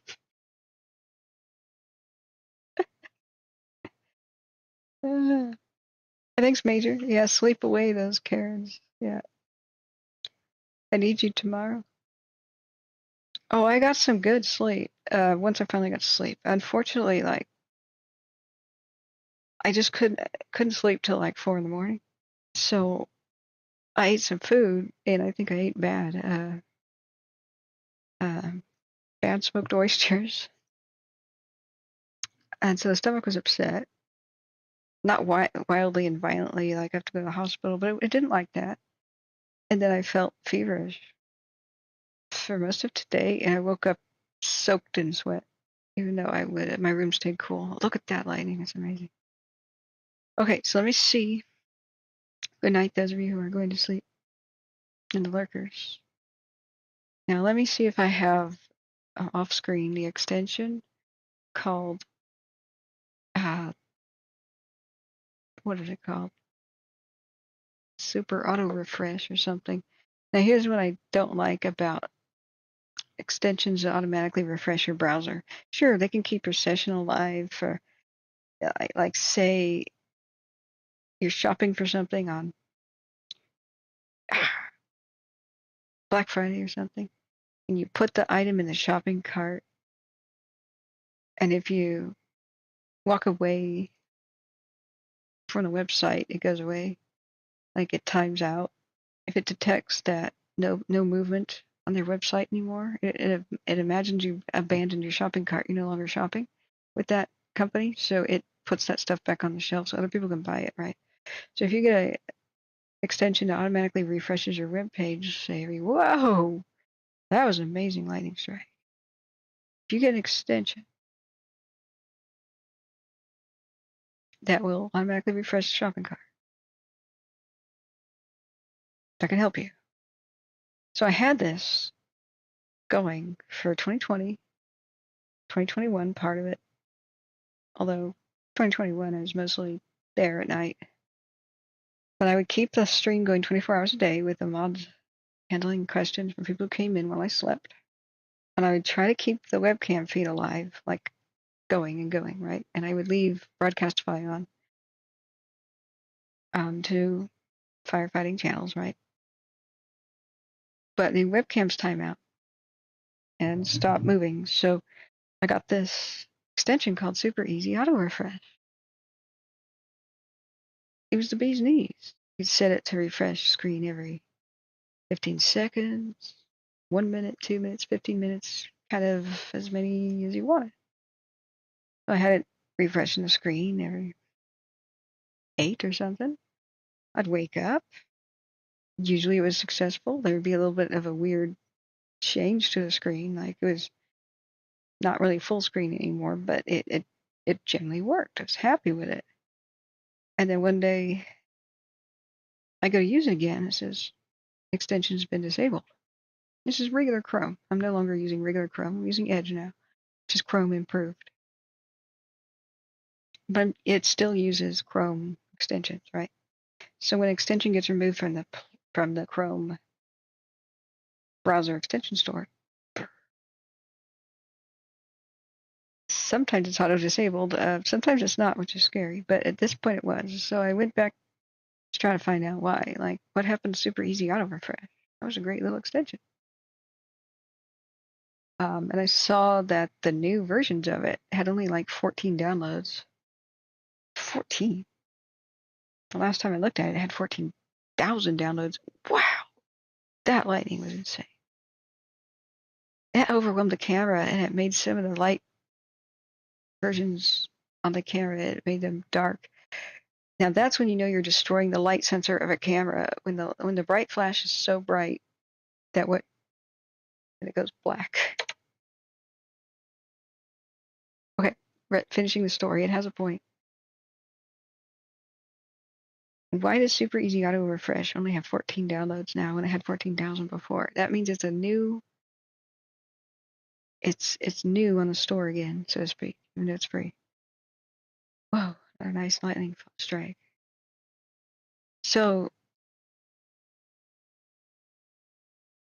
and I am going to add some soothing rain sounds. Let's do that. As long as I mouse over or do something, maybe it's gonna let keep updated. Let's go gentle rain at the beach. Let's see what we can find. Now, when I hit YouTube, I'm broadcasting and my own thing comes up. I'll never get used to that. I'm going to turn the sounds way down so we don't accidentally get loud. And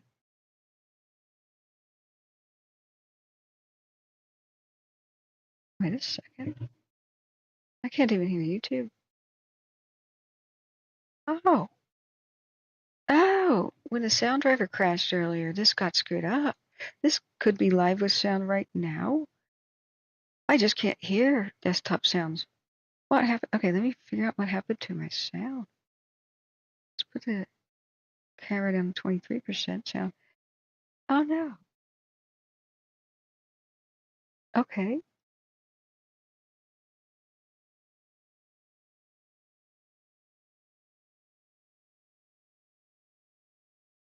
I still can't hear anything.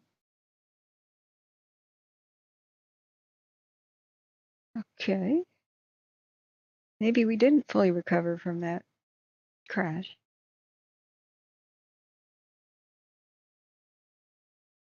Ah. Yeah, it done messed up.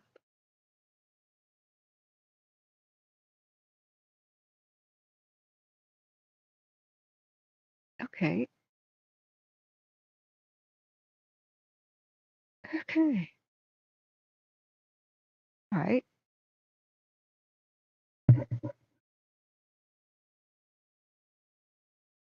Still don't hear anything. Let's try YouTube. Okay. I do hear YouTube now. Yeah, this beach cam just doesn't have any sound. That's disappointing. Okay. Let me see what sounds the best. Yeah, that amount of heavy rain doesn't match what we're seeing.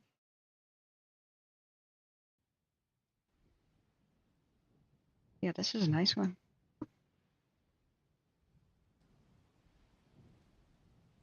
Yeah, this is a nice one.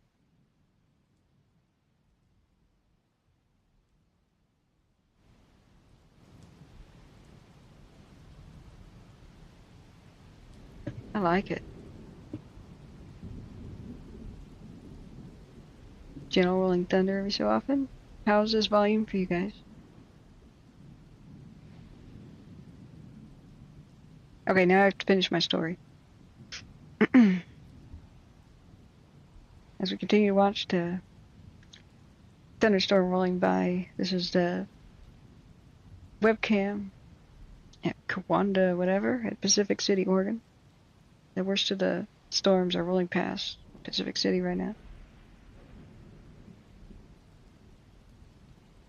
We're listening to a YouTube thing called Lightning Ocean Thunderstorm. Stormy weather, ocean waves, rolling thunder, and rain sounds for sleep by Natural Therapy. This is a nice one. I'm going to link it.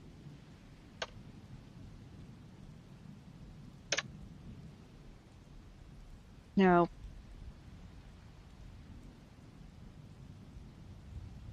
it's very thematic.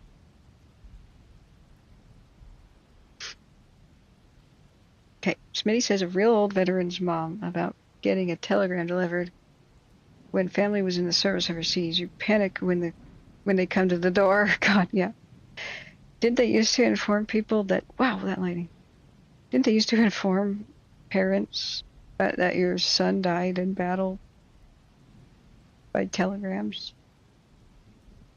World War II, I think they fixed that. Because it was like so much mass death happening in World War I, they couldn't be that personal. In World War II, they tried to make it personal, where some representative of the military would come to your house at least. Yeah.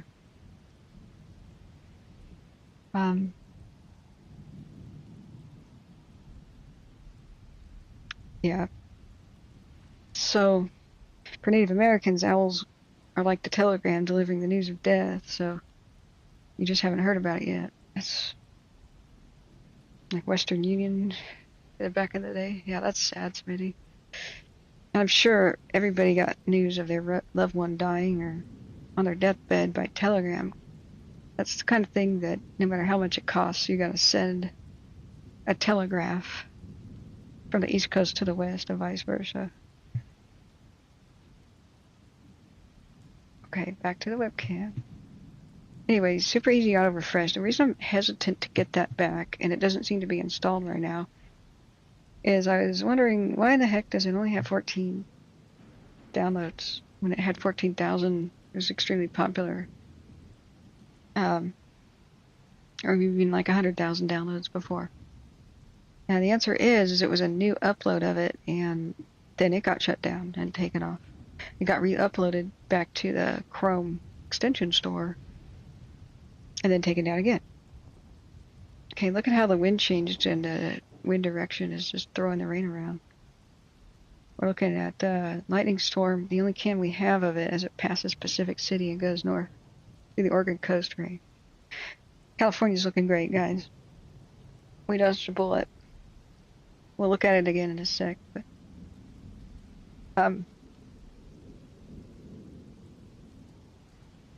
the reason it was taken down in the first place is it was a scam. It was spyware.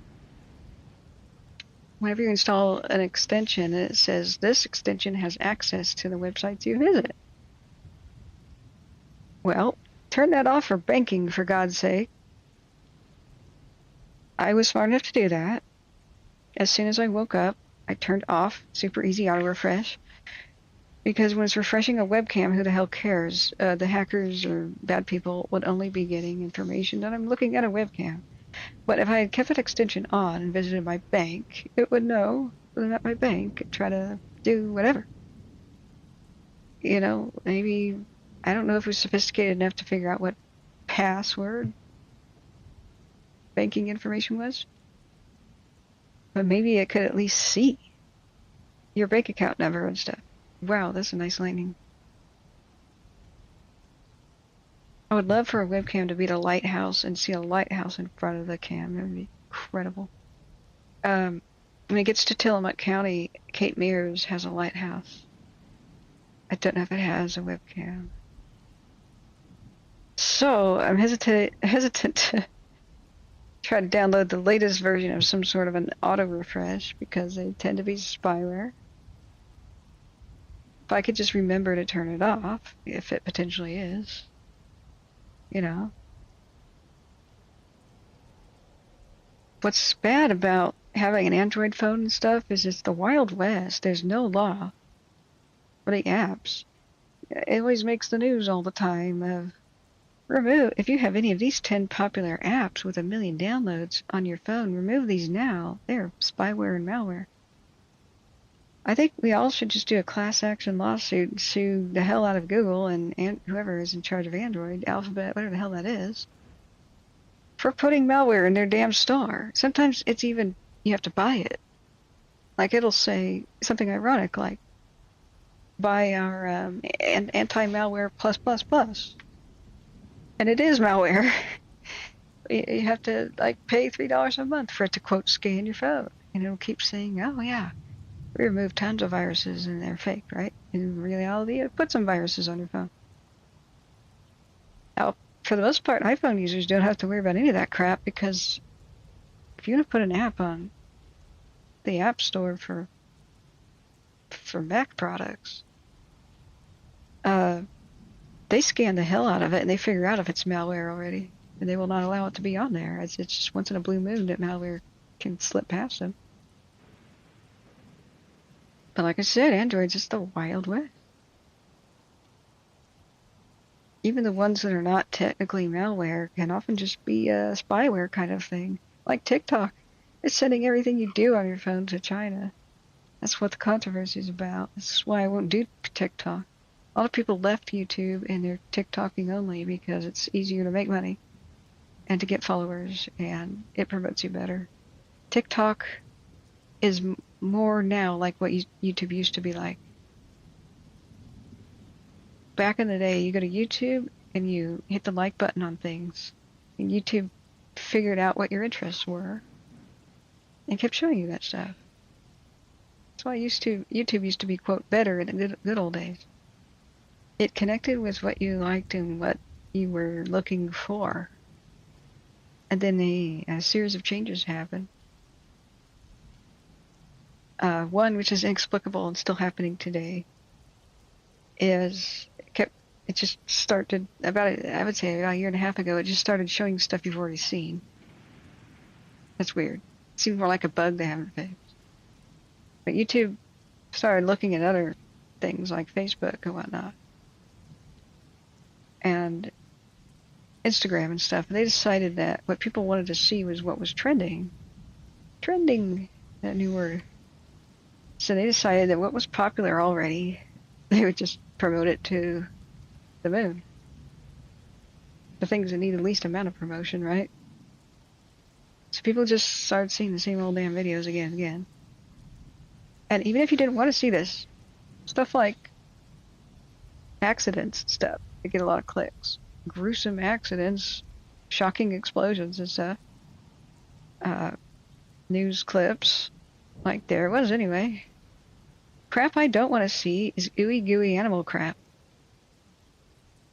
I like animal videos that are like realistic, like female otter nurses her pups at a zoo. How cute, right? But female otter teaches her pups to swim is fake. It's ooey gooey animal mythology fake stuff, romance stuff from the 1800s. Otters know how to swim already. The mom is not teaching them to do crap.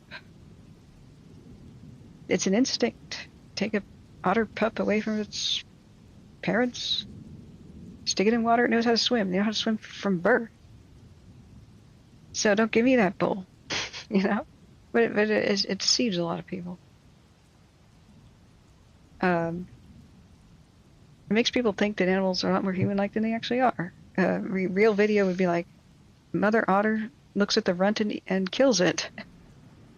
You know, that's reality. It's not a tender mother teaching its pups to swim. It's like, you will be strong or you will die. Same way that, like, you know, eagles, some bird species, only one chick is supposed to survive. You know? So, I like staying within reality. I do love cute moments, but they gotta describe reality. But I keep getting these over and over again. That's what YouTube is showing me. It keeps showing me a fawn in the backseat of somebody's car, and I don't know how to get it off. It's been showing me this every day for like a year. I don't know if why a deer is in the back of somebody's car. But it's a short, and I will never click on it. I will never do it, YouTube. You can't make me watch that. I don't care why there's a fawn in the back of somebody's sedan, okay? Oh, you know what YouTube kept trying to show me? Do you guys have videos like this? Where it just will not stop trying to show you some crap you don't want to see? The other one it showed me was horse farts and scares itself and runs away. Oh my god, I don't want to see that. So, this weird, inexplicable change is part of why people are leaving YouTube and going to TikTok, because TikTok is showing people what the hell they want, not just what's popular. And it's new and exciting stuff.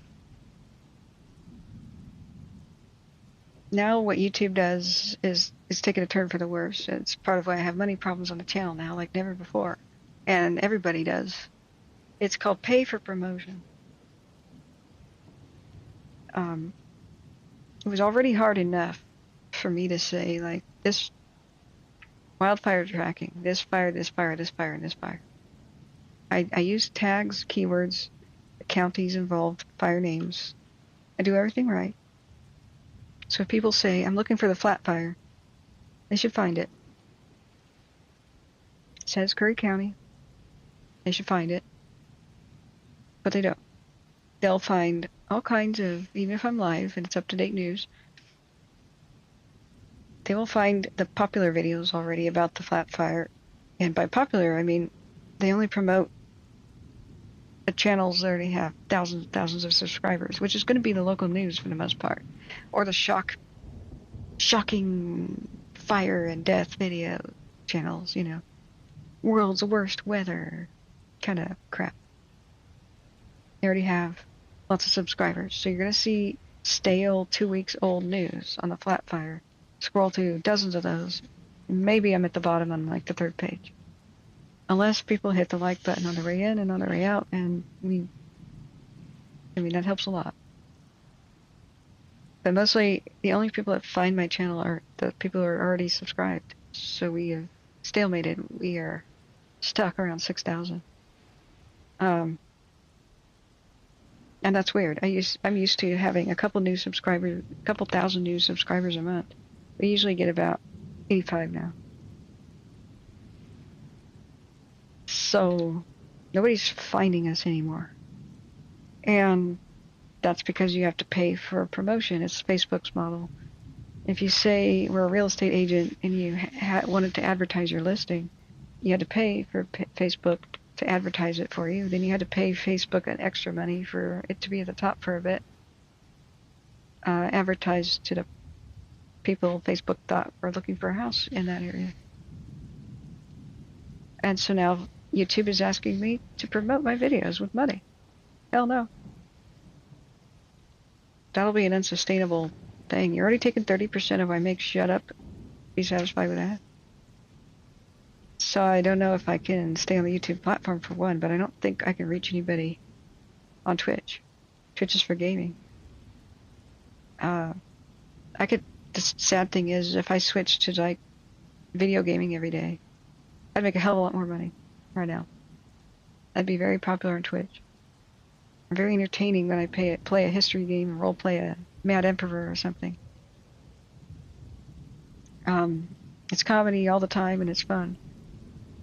And on Twitch, people buy things called bits, which is like a couple of cents each or 10 cents each or something like that, or whatever. But the more bits you buy at once, the more free ones you get. And you can tip people on Twitch in the little bits. So if you bought 100, you could just tip, your top 25 Twitch streamers that you like. And it would actually be an amount that mattered. Because you can get many thousands of people watching your game, and so you get 20 cents at a time, and it starts to add up. But I do a life-saving type thing, and I can't even get more than 100 viewers at a time anymore.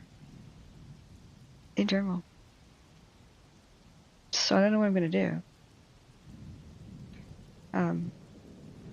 Let's now look and see where the lightning is. Let's refresh it. It should be passing Pacific City on its way to Tillamook County. Yeah. So we'll want a new webcam out of Tillamook. And I'm glad to see a lot of the lightning has moved out to sea. Because of Tillamook burn, the great 1933 Tillamook burn, burned from right here at Gales Creek all the way to the coast, and nothing stopped it. And all the way to Tillamook, and this giant slash right here. All of this burned in 1933 when it started at Gales Creek. It erased like 16 at least towns. Everything from Gales Creek west to Tillamook was obliterated, including the sizable town of Cochrane. Which is like 600 people at least. But tons of smaller logging camps and such, which were people's homes too. And small farming communities. In fact, it erased everything, even the Trask House, which was a beloved stagecoach stop in the 1800s. Much of Western Oregon history just went up in smoke, and a huge amount of old-growth lumber. The biggest remaining old-growth forest in all of Oregon, just boom. I can't remember the month it began in, but only the rains in November and reaching the Pacific Ocean stopped it. And every 3 years, a new Tillamook burn fire started, and each one was worse than the one before it. We found out the cycle. They didn't salvage log fast enough All the logging companies had all of their equipment pretty much burned up. So in order to salvage as much of the dead trees as they could for lumber and wood, they took every single logging company, when there were hundreds almost, and created them into one and said, all of your assets now are just this one company, go, go, go. I don't know if they gave them extra cash, but they said quickly get as much dead trees off the landscape as you can, because it rots away and becomes useless, spongy, rotted, bug-eaten, and weak within 3 years. You got precious little time, and there were more than 6 billion board feet of timber or something dead on the landscape. And common sense prevailed back then in some ways. And if you have dead trees all over the landscape, you're just ready for a second fire. So every 3 years there was a second fire, even though everybody's careful as anything. Lightning just occasionally comes through and other reasons. So what happened with the Tillamook burn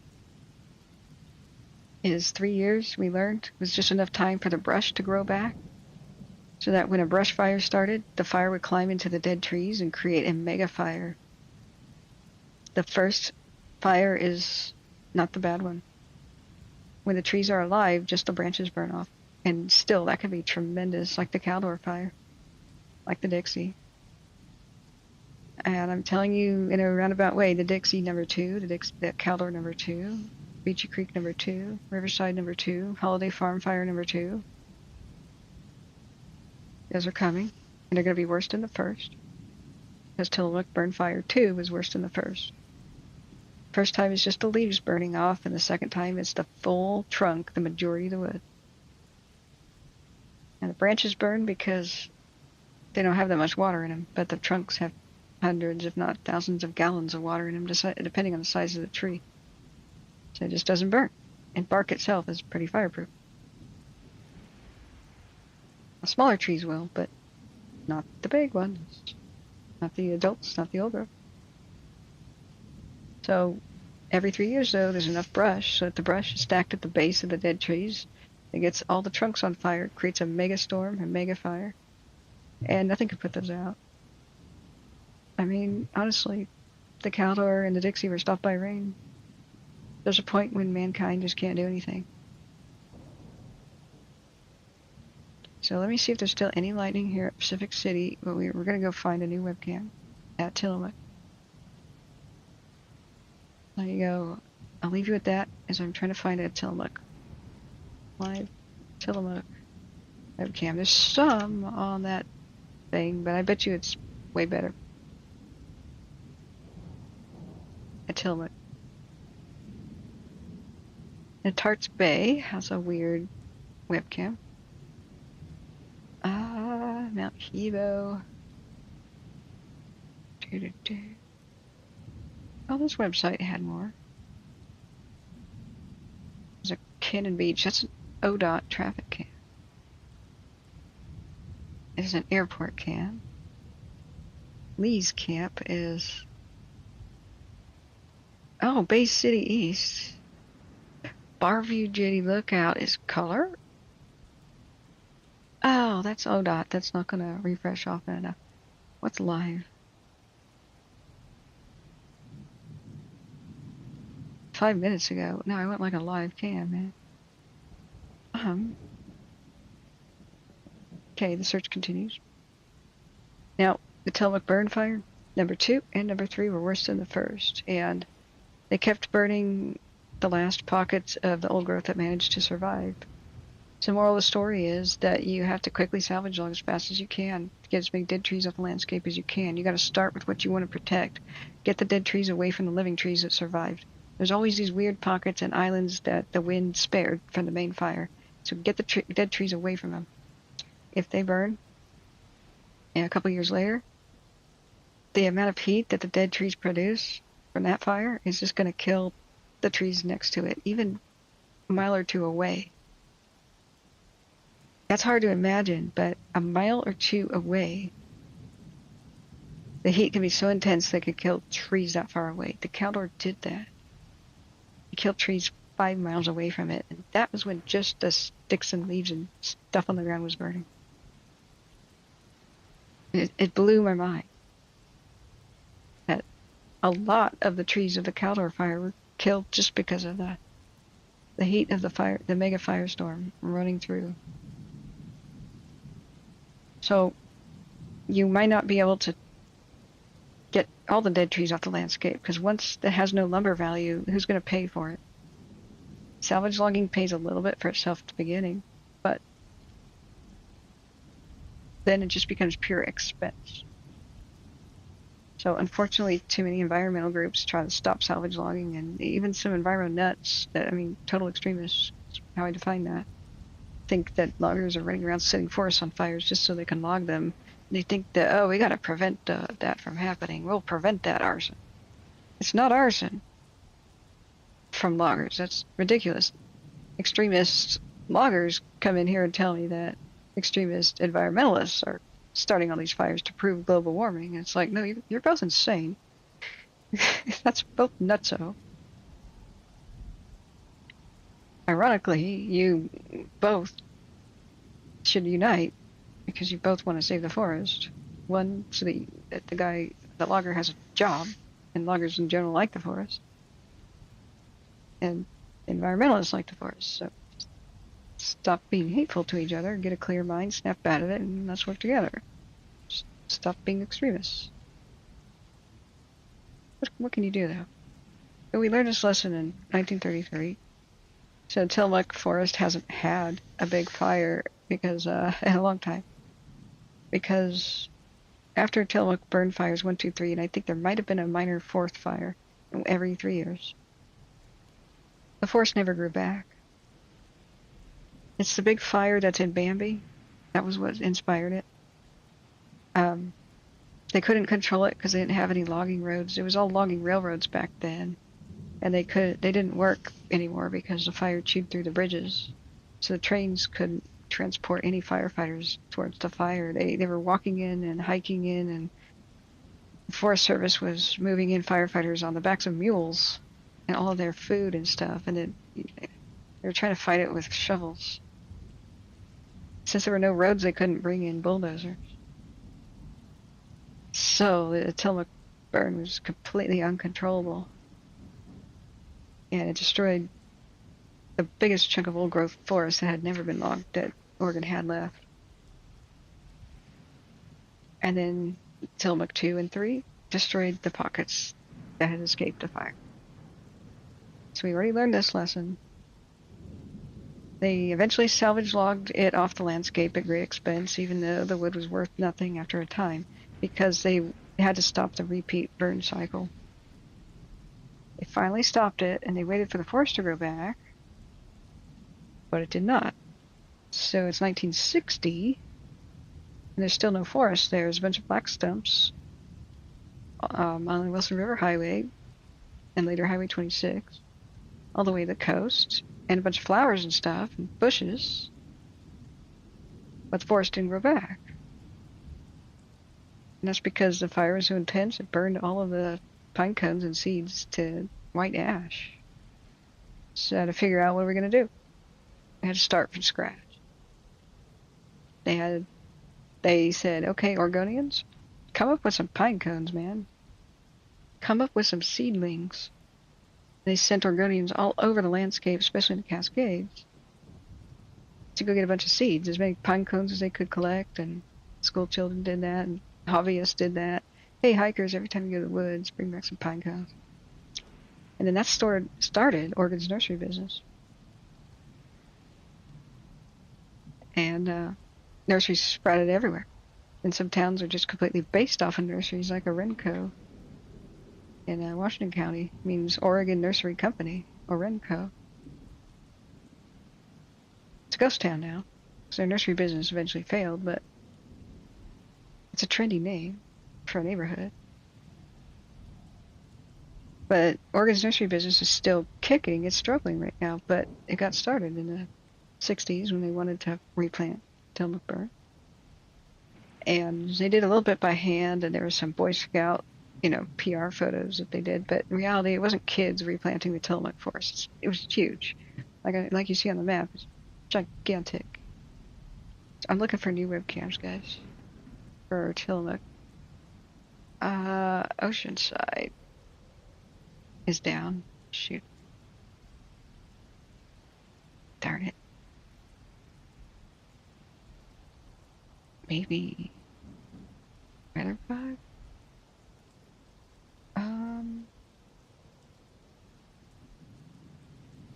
City of Banks. That's very far away. Rogers Marine in Portland. That's very far away.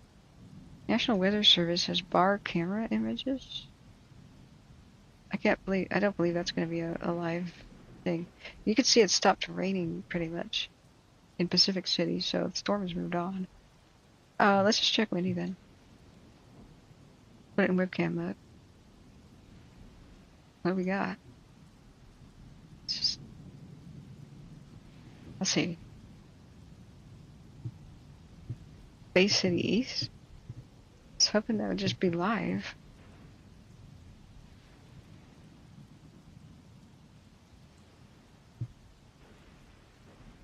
That's not Bay City. What the hell are they talking about?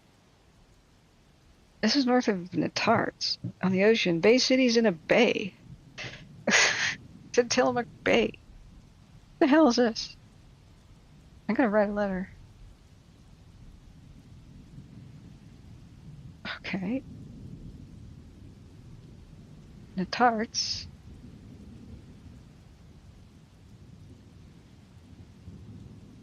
I don't want a 1 minute updater. I want to see live lightning, man.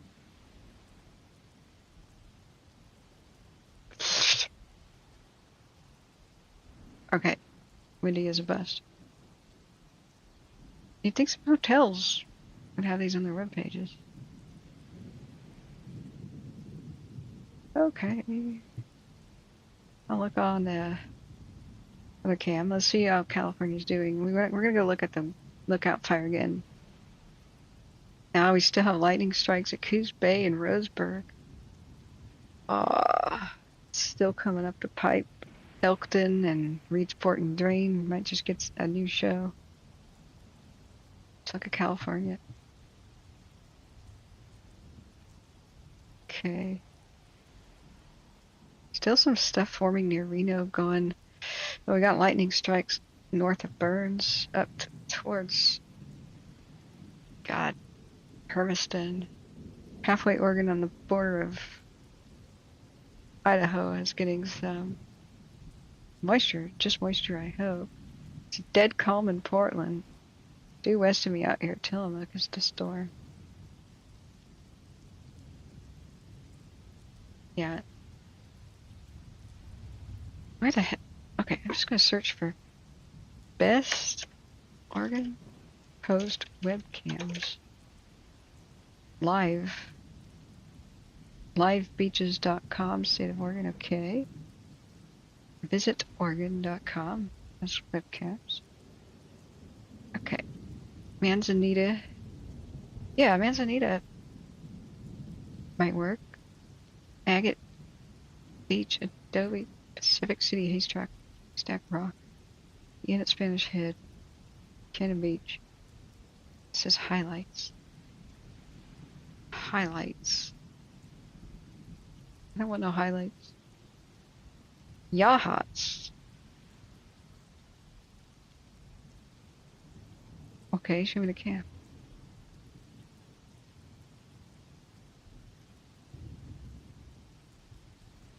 Oh, this is nuts. Oh.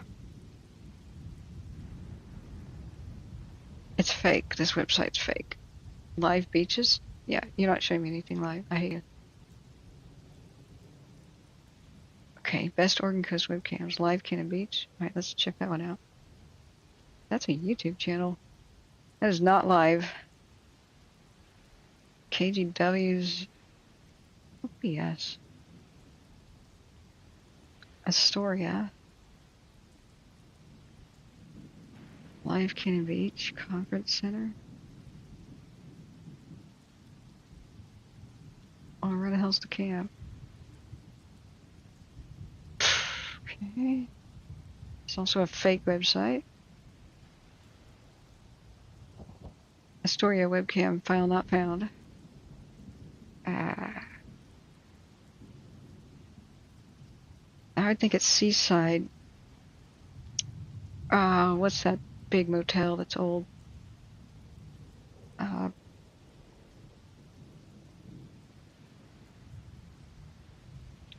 What is that big hotel at the end of the thing?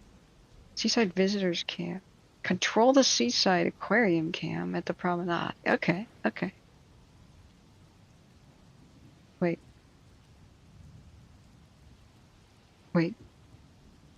This is also a fake link. Seaside Aquarium. Oh man, really?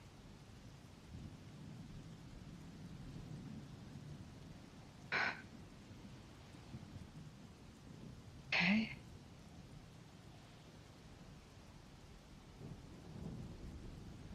Oh, seriously.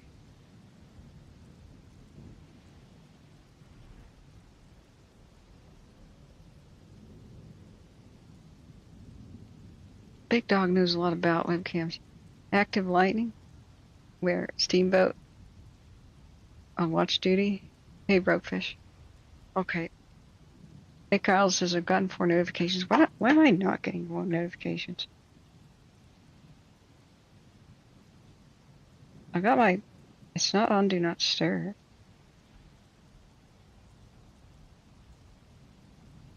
Where are my watch duty notifications?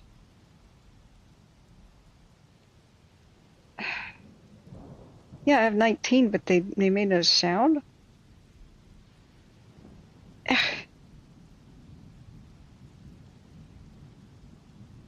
Oh, a 4.5 magnitude earthquake occurred off the coast of Oregon today, by the way, just to make everybody feeling great. That's been happening a lot. Okay, let's start over. I cleared all.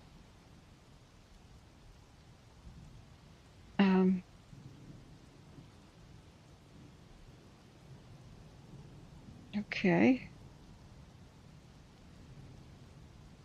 Change main audio device. Oh, really?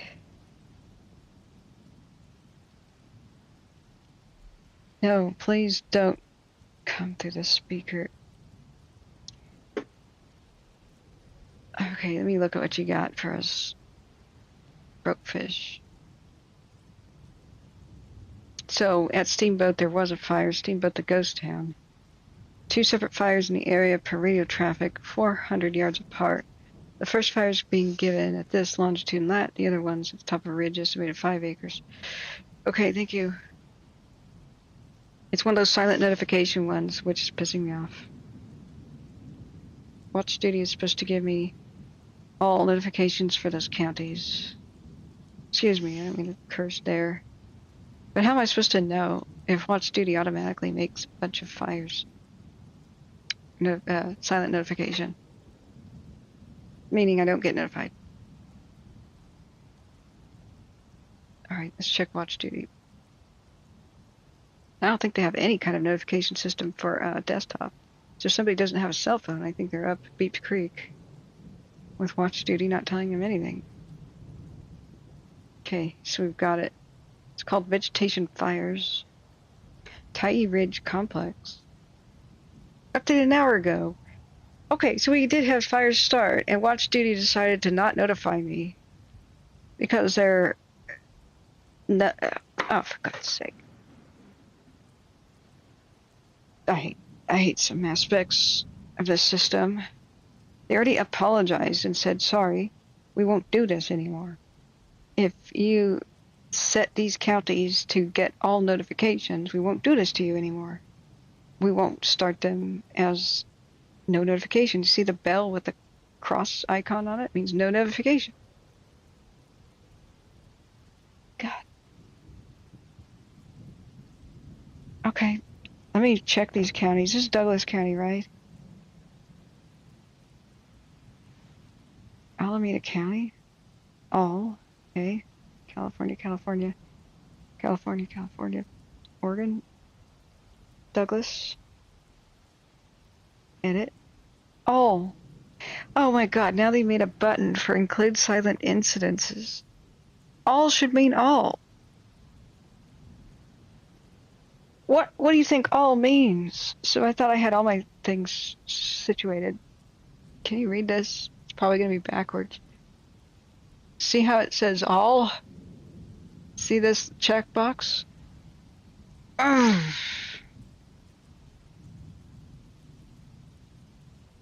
So I have to go through all of the counties of California, Oregon, and Washington now and click that button. How many counties are in California? Isn't there like 37? Ah. All right, friends. So some lightning strikes did make some fires. They're pretty much where we can't see any of them. Tyee Ridge Complex Fire, Douglas County. Number of lightning fires in the area with resources attempting to locate and pinpoint the new starts. The Cougar Creek, blah, blah, blah. Unknown size currently through radio traffic. New watch duty incidences will be created for lightning fires as additional info becomes available, possibly in the morning. Yeah, some of them won't be visible until you can see the smoke in the morning. DFPA Facebook update. Active lightning recon by multiple fire agencies throughout Douglas County. They will report on the total confirmed wildland fire starts as information is solidified in an early morning recap.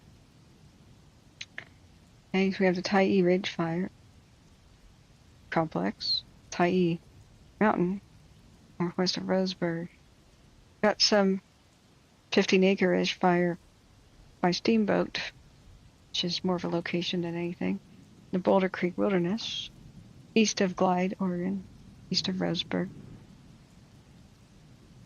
So God knows what happened with the rest of the Coast Range. Let's check on the Lookout Fire. Looks like a lot of it's obscured by smoke. 3-hour time lapse.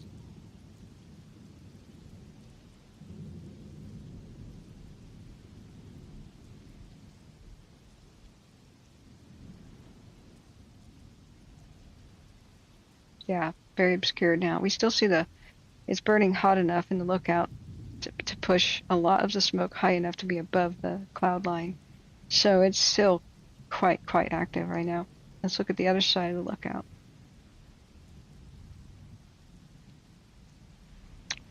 I hate some things about watch duty. Never did I get a notification. I got the notification they would stop doing that. That any county that you had the all notifications for, that they would still, they would stop their policy of listing small fires as no notification yet, as silent. Like there, if you click on it and look at it manually. Okay. New lightning fires. Timestamp 5 hours and 50 minutes into the stream. Watch duty is silent. There should be, I'm going to suggest to them,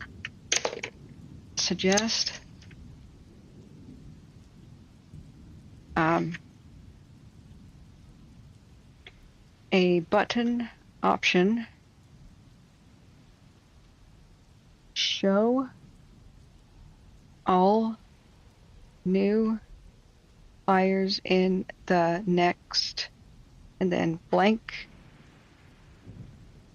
how many hours, or weekend, or week, week, X amount of hours, or X amount of days. Because when you have stuff like dry lightning and stuff coming in, storms rolling through, or red flag for the entire week, I think there should be one button you should push on watch duty. Instead of going to every single county and clicking yep. Alright, looking back at the Lookout Fire. It's cooking. Especially the east and north section is cooking. Got more wind on it now than we did before. The wind picked up around 1 in the morning. It's still going. It's generally a south wind though, so I wonder how well the containment lines are being tested on the north side of the Lookout.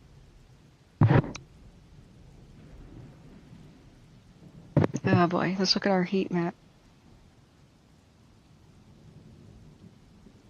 California, looking all right.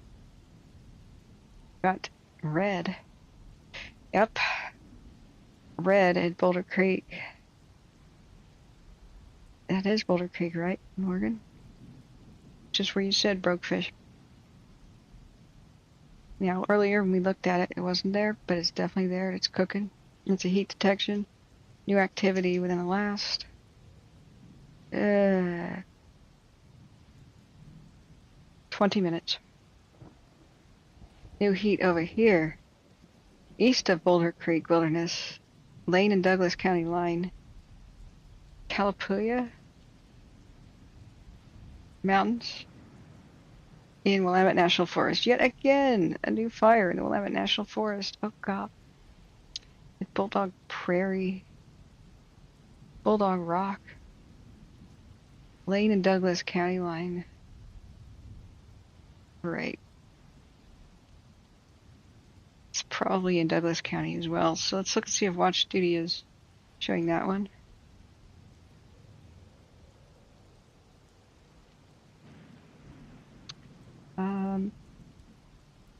I don't think it's by Diamond Lake, this heat detection. This is Tipsu. Mount Thielsen Wilderness? I don't think this is on Watch Duty yet then. Did you see that? Broke fish? That there's something east of the Boulder Creek Wilderness fire. It's on the line of Douglas and Linn County at Bulldog Rock, basically, just east of it on this ridge. This is Quadrangle 4 and 9. Deadwood Creek. Calapooya Mountains. Okay. I'm trying to orient myself here. What big body of water could orient me?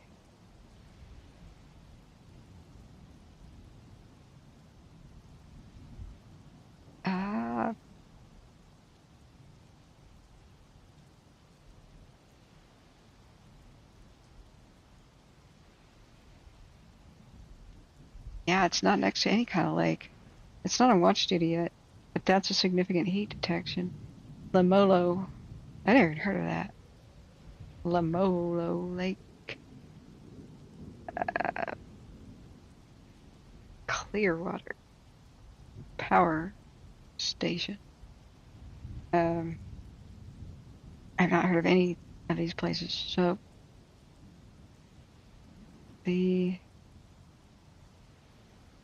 basically the same latitude.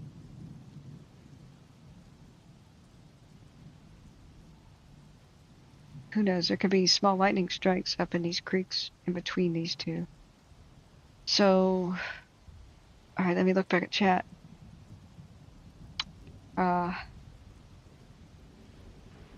Nick Isles says, Douglas, yep, I couldn't figure out why you weren't talking about those, Nick, because I didn't know. I said, guys who are checking the scanner radio, let me know what's up. Shit, I didn't look up at the chat. I guess chat went by so fast I looked back at it. I didn't think it had moved. Nick, do at Catherine so I'm alerted, and then other mods text me if I'm missing this crap.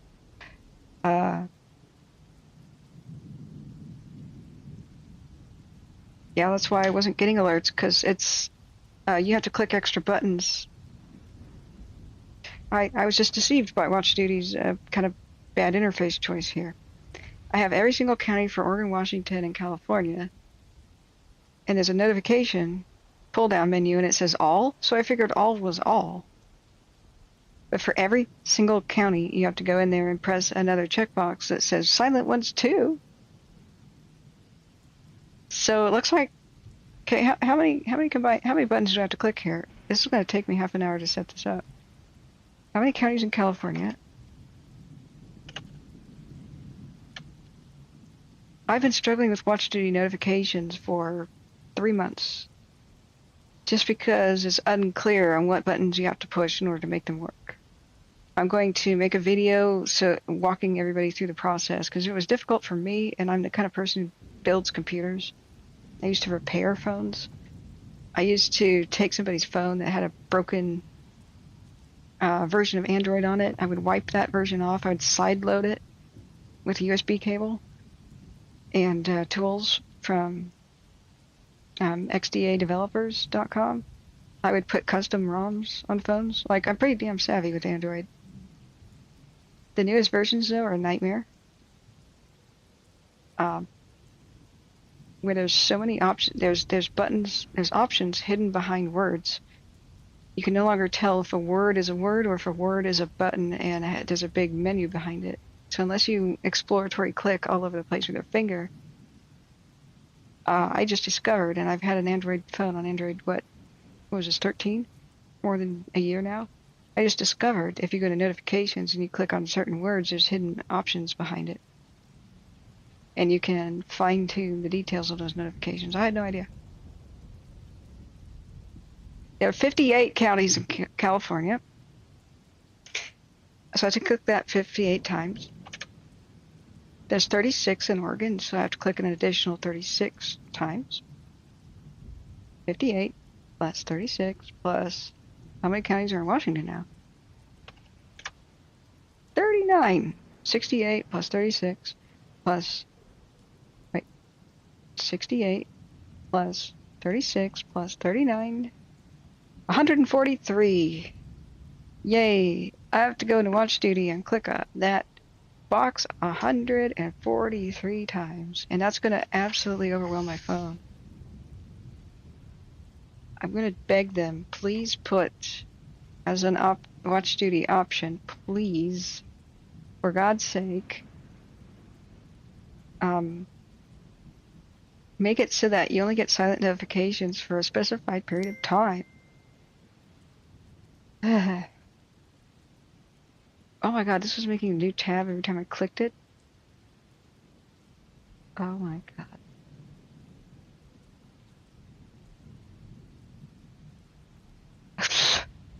Worst designed website I've ever seen. Okay. So no, that's why I wasn't getting any notifications. And I guess when you spam the chat, guys, I just kept looking at it and I thought it was the same info.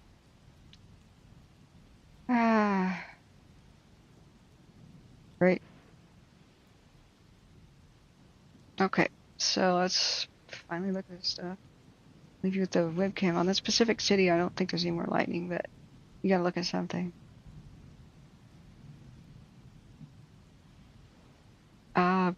Major says you're going Tillamook history. Okay. Well, yeah, it's because I had nothing to report, Major.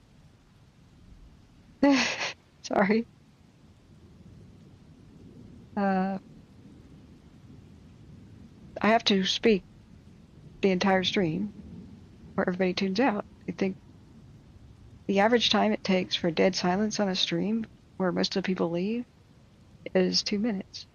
Most people, I mean, a lot of people hear dead silence on the stream for 20 seconds and they leave. So I always lose like at least 10 to 20 viewers every time I use the bathroom. So I have to talk about something. So I choose a random topic if there's no fire news. That makes me look like a freaking idiot when new fire news is happening because I don't know. So do inform me. I don't think this is any solution. If I click now, all silent notifications. What Watch Duty does on my Samsung phone, it's probably a limit of Android, is every time it reaches 24 notifications, it stops giving me any new ones. And so if I put all the silent notifications on for everybody's backyard vegetation fire that's 0.0 acres and the city took care of it and I don't really need to know about it, if I click those on for, 143 counties, I'm going to be constantly spammed and never receive notifications about anything on watch duty. So I don't know what to do. I have no idea what to do.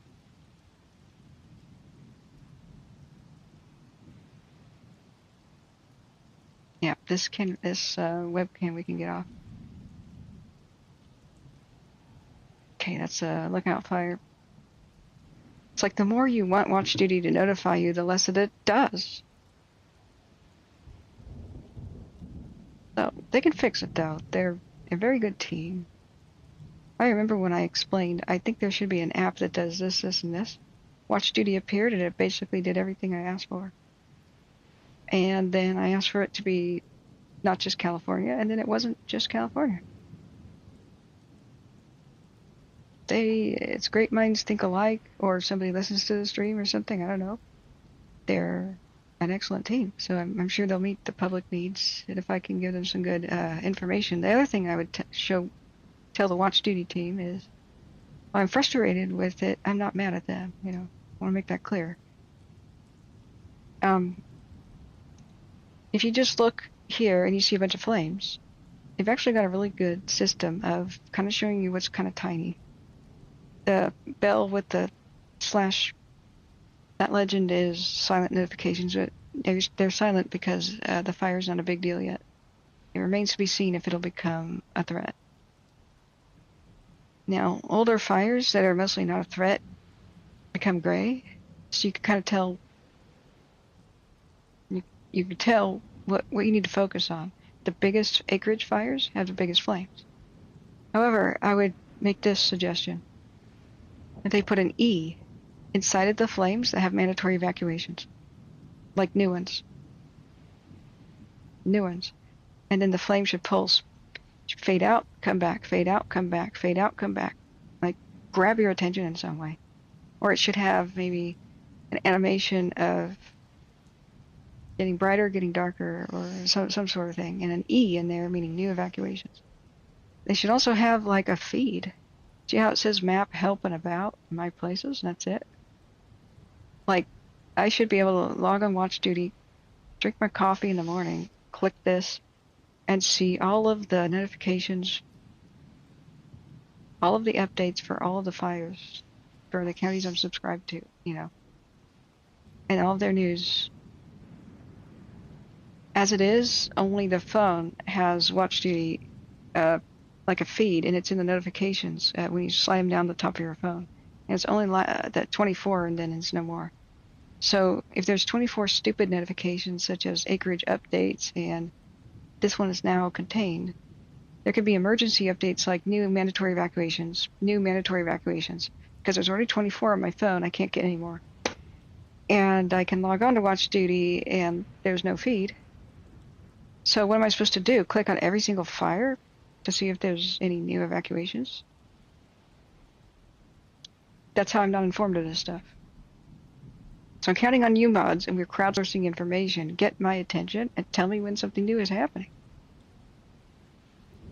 All of you guys have my phone number. Like Smitty, mods are trying to reach me. Call me. Right? Nick, mods are trying to reach me. You're trying to reach me. Call me. My phone's on. Sometimes I'm just dense and I just miss stuff in the chat. But you can also do this. You know how to flag people, right? Flagged, highlighted. If you are on a laptop, like now that I said flagged, highlighted, when Nick looks at that, it's got her name in bright orange or bright yellow. So if you say at Catherine like this, type this, at Catherine, I am highlighted. Now, your comment will stand out bright orange to me. That's what I expect when somebody's desperately trying to get my attention. Big or highlighted comments. So Smitty, highlight the comments. Mods, if you're on a phone, of course you can't do it. But if you're on desktop, that's how you get my attention. I will not fail to see that. I'm not mad at you at all. I'm mad at myself. I just guess I should have paid more attention to chat, but people didn't chat for like 20 minutes. Chat went kind of dead, so. EA says, I think you do well on Twitch with this content and gaming in the off time. Thanks.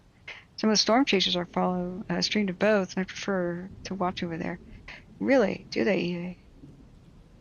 Sorry, that was like half an hour ago when you said that, but it's easy for me to say I'm not putting in the extra work. I could stream to both, but you know what would be hard about Twitch is moderating it. That'd be a full-time job for a team of mods. Twitch is full of kids and drunk people wanting revelry. Intoxicated people, I should say. It would be really weird to ask any Twitch audience to be serious. But if the Storm Chasers are doing it, okay. There's a button if you look at Streamlabs and Streamlabs. It says broadcast to Twitch at the same time. I've now got a, thanks to your kind donations, I now got a computer that can handle it. There, I just got your text, Nick. There you go. Yeah, I was wondering what the heck, so I brought it up in the chat. Thank you for bringing this to my attention, but do you actually text me? Okay, I think everybody's clear about that now. This happens a lot, so you know, I've got to stay aware. So these new little thingies spread across the landscape are the new vegetation fires. I still don't see the one that I found. It looks like there's even one by Crater Lake. I don't think it's on watch duty yet. I don't know if I should report it on Twitter. I don't think I can report anything from the app on the desktop. I see all layers. Active fire perimeters, air quality index, surface wind, motor severes. I don't see a report button. It's just weird. So, you know what? I tried to report something directly to watch duty before on my phone. So I went to my phone. But thanks for the kind compliment, EA, and tell me how they do that. I'd like to know more about how the storm chasers do that, by the way. When I try to report a fire on watch duty, there's like a camera button, and that's how you report. So I go to it, I hit the cam button, it says add a report, right? But it says take a picture. And then describe the picture and submit. Well, I'm not there. I'm in my living room. The hell am I supposed to take a picture of my grinning face? So I made this elaborate description of a wildfire, where it was, which camera was looking at it, and you know, the long lat stuff of the camera and where it is. I hit enter. It says please upload. It says please take a picture, and I thought, okay, well I'll just screenshot the camera. So I did a screenshot on my phone, and it doesn't allow you to upload a file. Just take a picture. So I'm like, okay, I guess in order to get this report, I'd have to print out this photo, take a picture of the printed out photo, and then submit the damn fire. It's a work in progress, this app. It's a work in progress. Okay. So what I don't want to see is any vegetation fires in the Coast Range west out here. Although we got still active lightning. I was unable to find any active live webcams at Tillamook. I couldn't find it at Cannon Beach either. I imagine Astoria has something. These are all ODOT cams.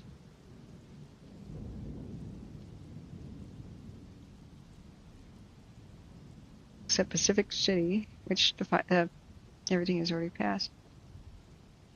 Seaside ODOT cam, what in the world was that? Astoria Migler Bridge has a cam. That'd be cool to see the big tanker and huge cargo ships coming in, but anybody have any good Oregon Coast webcam views?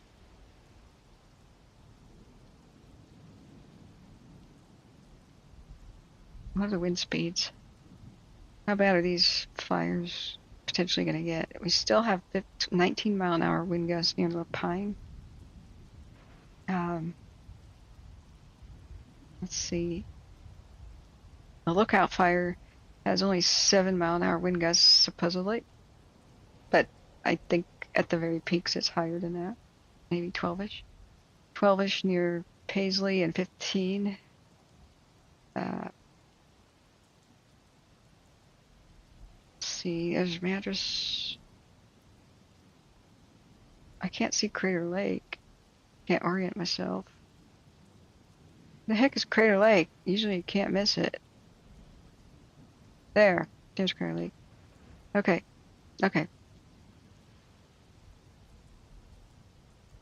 East of Roseburg. So good news is not that much wind, at least down in the mountain passes east of Roseburg.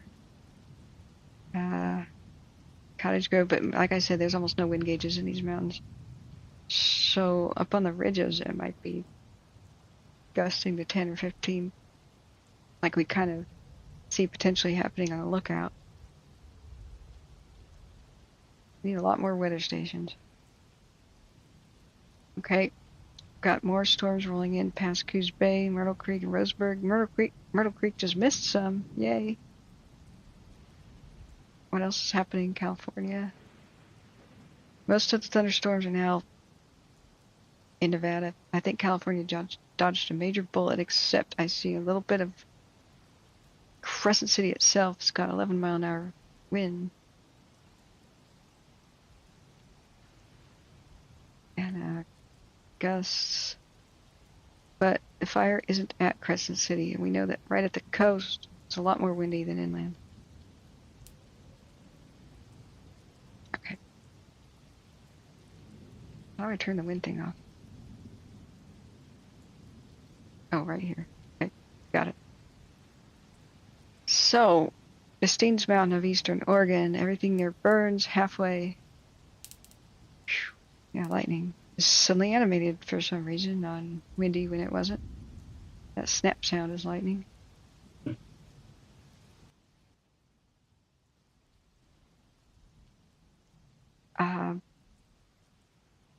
A lot of it's out to sea, thank God. But still, the Tillamook Forest is getting some lightning.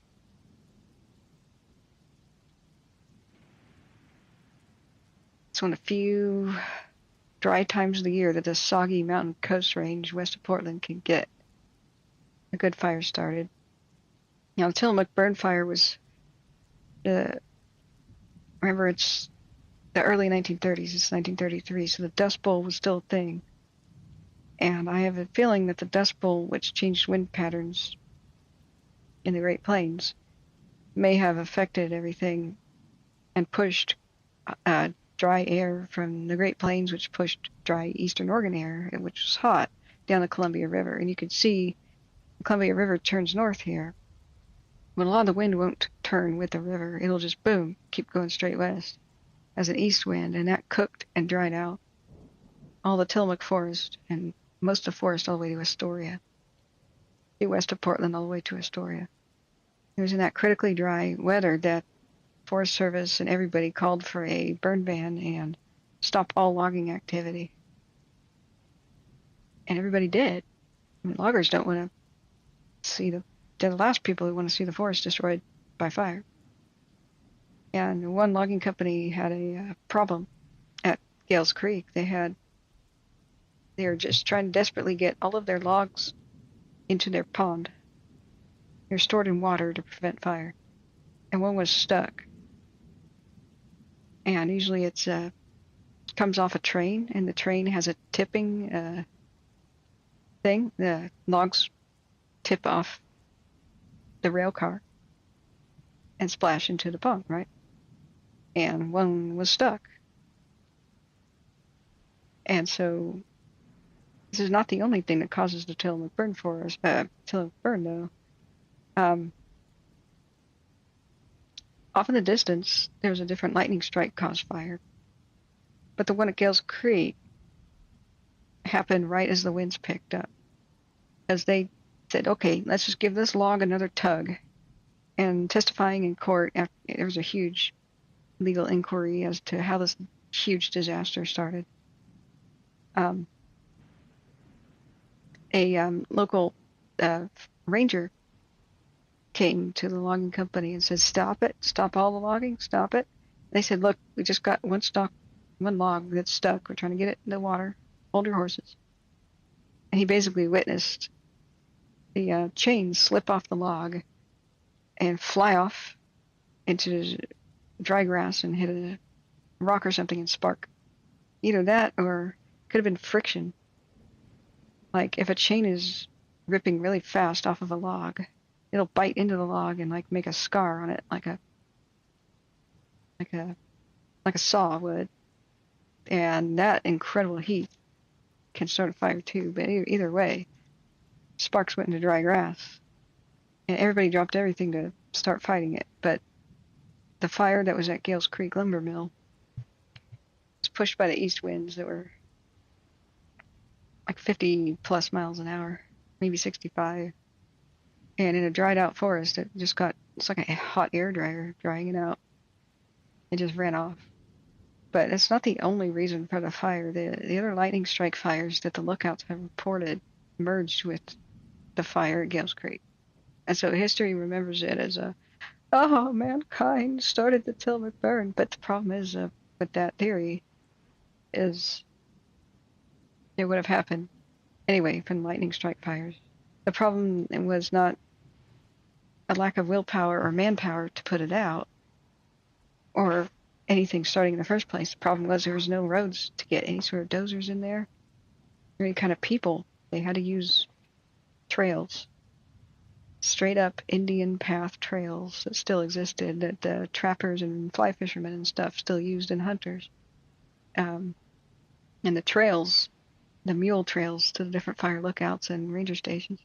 That's all they had, and they were fighting it with rakes and shovels. One of America's largest mega fires ever.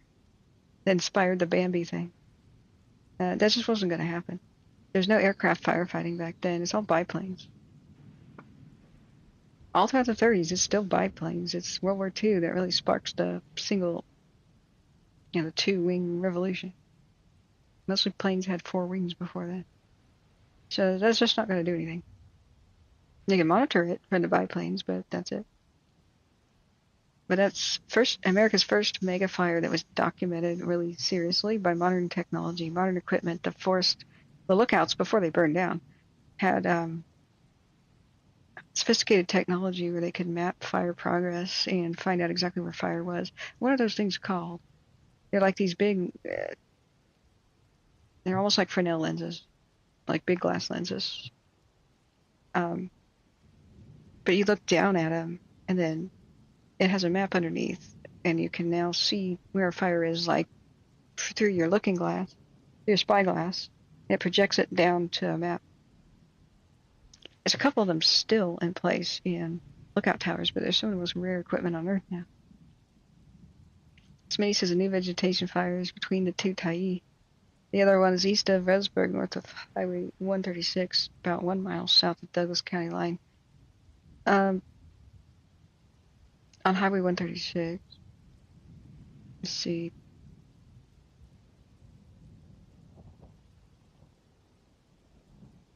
Highway 136. Yeah, this hotspot, I was thinking of reporting watch duty, but if somebody's already got it, this is not on a highway at all.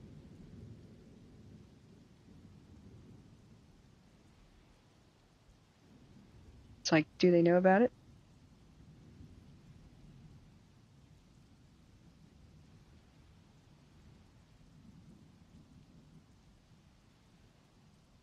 Map builder, topo.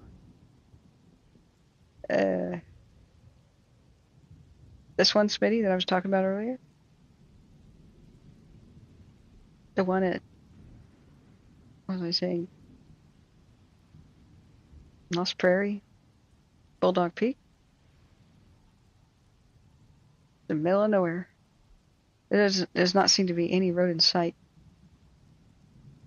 Except this one, National Forest Road 5850 and 5851, High Divide Trail. See, they can access this very well.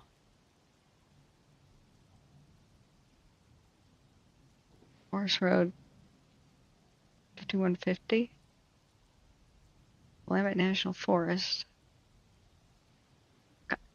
You zoom in and words keep disappearing. 5850 and 5150. Okay, let me look back at chat. North of Highway 136 considerably. Yeah, he says, I'm not wrong about the kids and the full-time job moderating, but I find most YouTube chats more of a wild card. Don't know how it is for YouTube and Twitch. It has more first and third-party tools for community management. That's true, EA. Yeah, do you have experience with Twitch? You run there a lot. Sounds like you're good. You at least watch. Do you ever broadcast to it? I've seen Twitch go to crazy town, though, where most people just want to spam emotes like poggers, poggers, poggers. You know, and oh god, oh god, oh god, and then happy, happy, happy, you know, and they just spam stuff like that. And chat goes by 3 million miles an hour.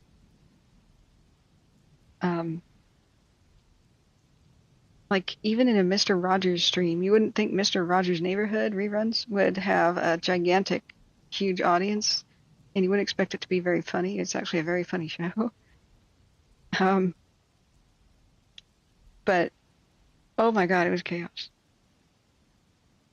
And if it's chaos with Mr. Rogers' Neighborhood, imagine what else it's like. Crescent, southwest of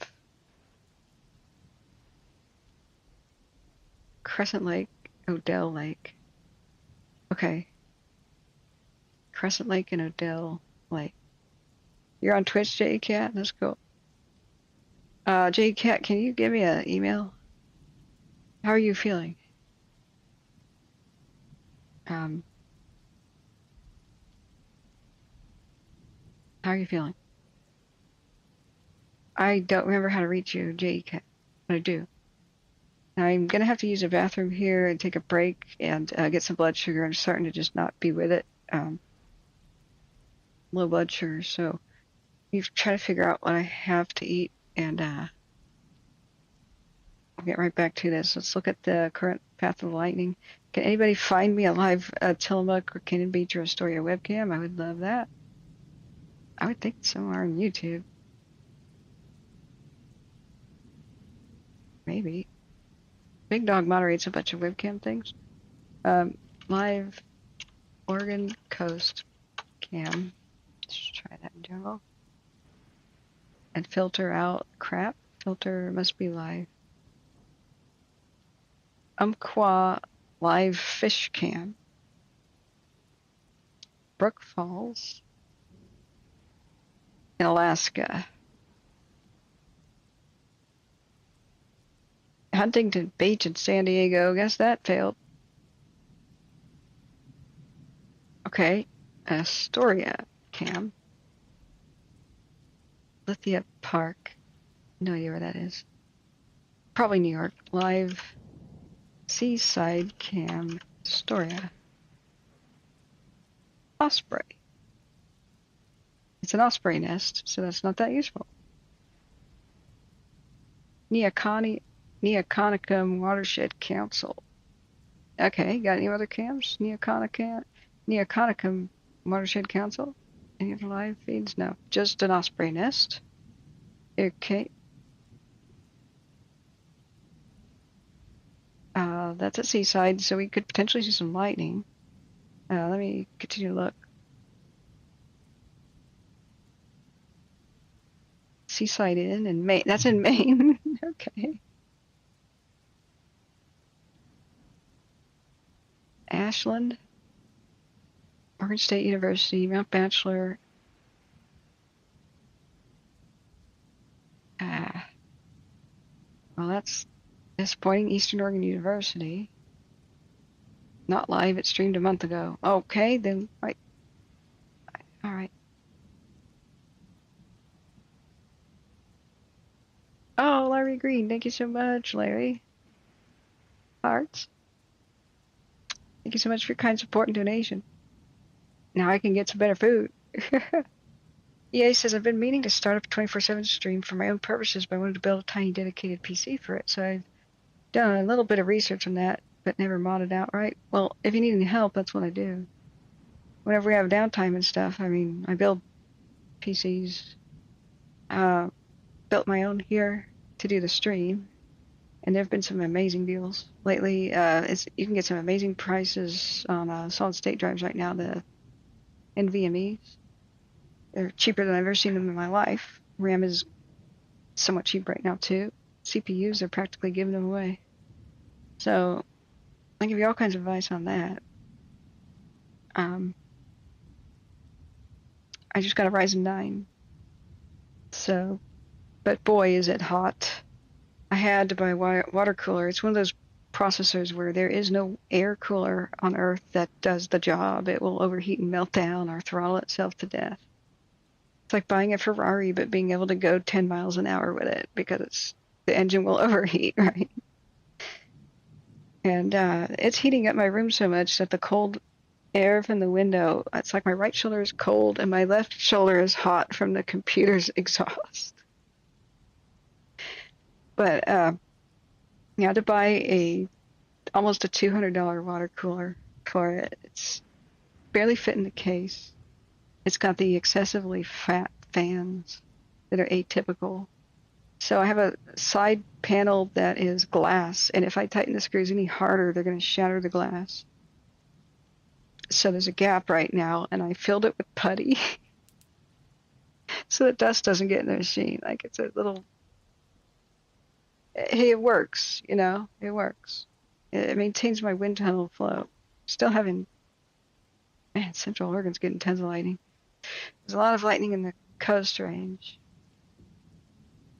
West of McMinnville right now, from Corvallis to McMinnville. Brokefish says vegetation fire 3 miles west of Millwood near Cougar Creek. Okay. Thank you so much, Larry. Where are you at? Where are you coming from? What fire do you want to know about? Yeah, that's engineering for you. It's redneck. My computer is in a redneck state right now. But, God, let's see what processor did I get. I'm brain dead right now. I need some blood sugar.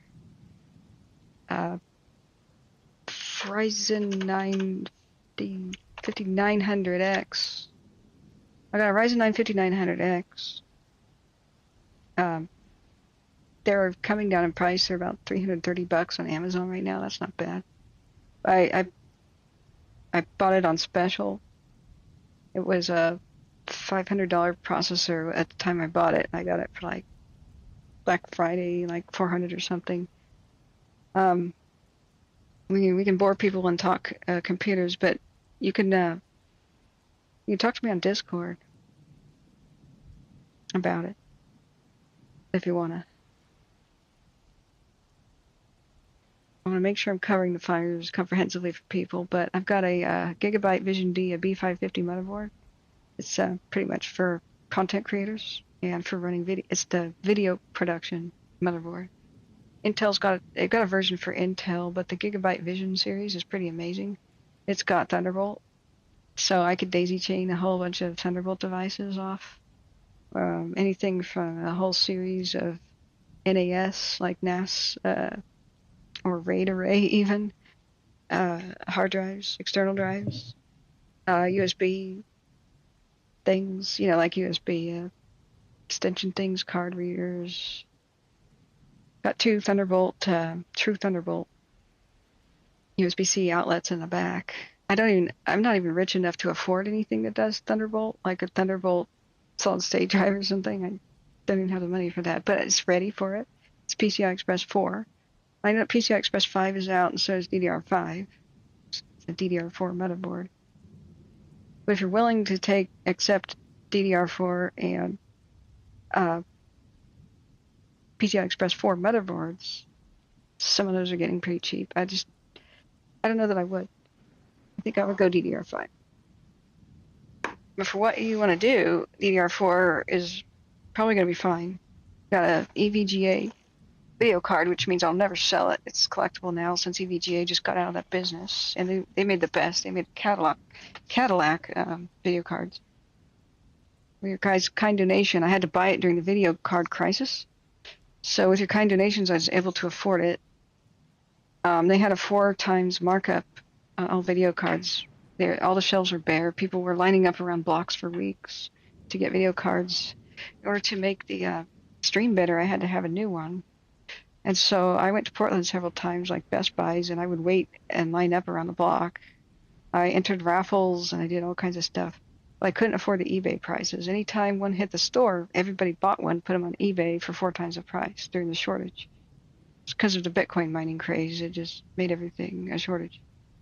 So I finally got lucky on Craigslist where a kind person was only putting a couple $100 markup on things.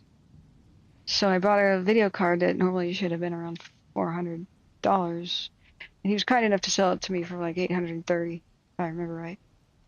I mean, kind enough because it was going for $1,200 on eBay. So it sucked.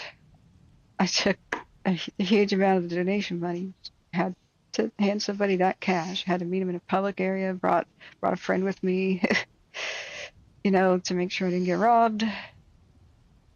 Went to a sketchy part of Portland, but a good public place in a grocery store. So, and then he brought a friend to make sure that I wasn't going to rob him of the video card.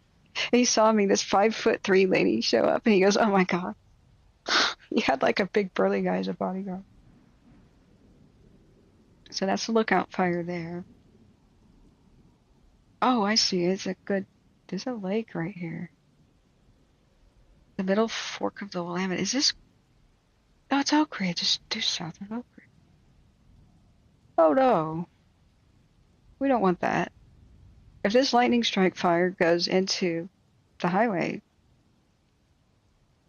this would suck. This would head straight for Oak Ridge, down the middle fork of the Willamette River, which flows to the north. It would go right down this canyon as a wind tunnel thing, straight to Oak Ridge. Oh, that's bad. Let's hope this stays really small, friends. So far, California just dodged bullets left and right. It's doing great. That was the one where we were worried for it the most, but Oregon is not faring so well. Larry Green says, I live in Haverford, BC, just nuts about fire. Okay. Have you had any near you? I'm sure you have. With the crazy stuff going on in BC. Has anything personally threatened you? I hope not. I had a friend of mine, his sister was a missing person in Kelowna, and that's part of the reason I stayed up all night. I was concerned that he lived with his sister or he was visiting her, and I couldn't get a hold of him for a bit. Yeah.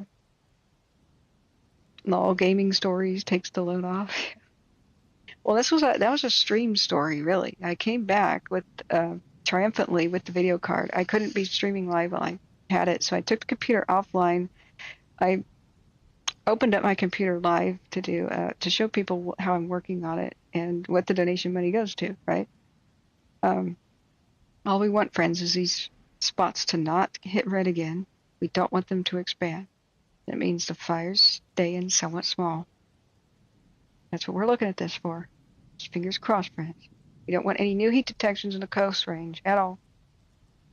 That would mean fires, but I have a feeling some of them somewhere have started. They're just not identified yet. So back at here. There has got to be some sort of a live webcam of the Oregon coast.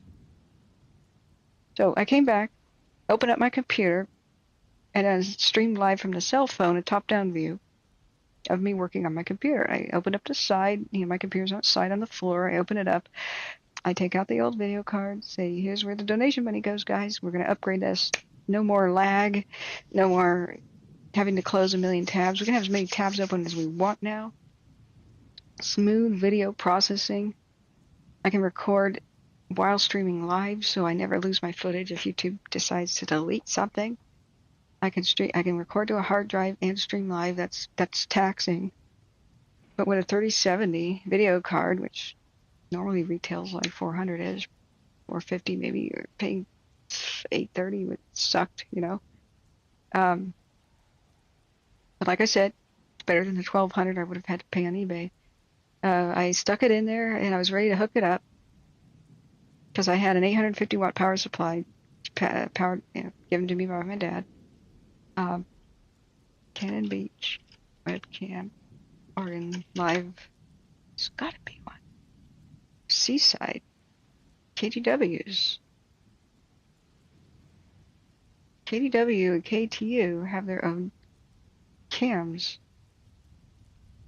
Maybe it's at KGW. Let me see. Let's turn off. I'm doing this off screen, guys. Anyway, I got ready to hook it up, ready to hook up the video card. And I realized, oh my God, where are my video card cables from my modular power supply? Modular means your cables can be taken off if they're not used. And you can store them on the shelf or on a box or wherever you misplace them. It means they're deluxe. If the cable tears or something, you can detach it from not only the device, which you always can, like the video card, but it can detach safely from the power supply. And you could just replace the cable instead of the whole power supply, or do a sketchy, electrical tape repair on a power supply. That I would say that's too dangerous to do. Maybe a pro electrician could pull that off, but you just don't want to do that. It's like saying, yeah, I'm just going to I just tore my jumper cables. A little bit of electrical tape's going to be fine though, right? Yeah, you just don't want to take that risk. This is just highlights of Cannon Beach. Okay. What about Seaside, Oregon?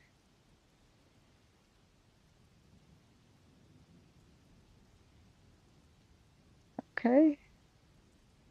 Blowing my mind.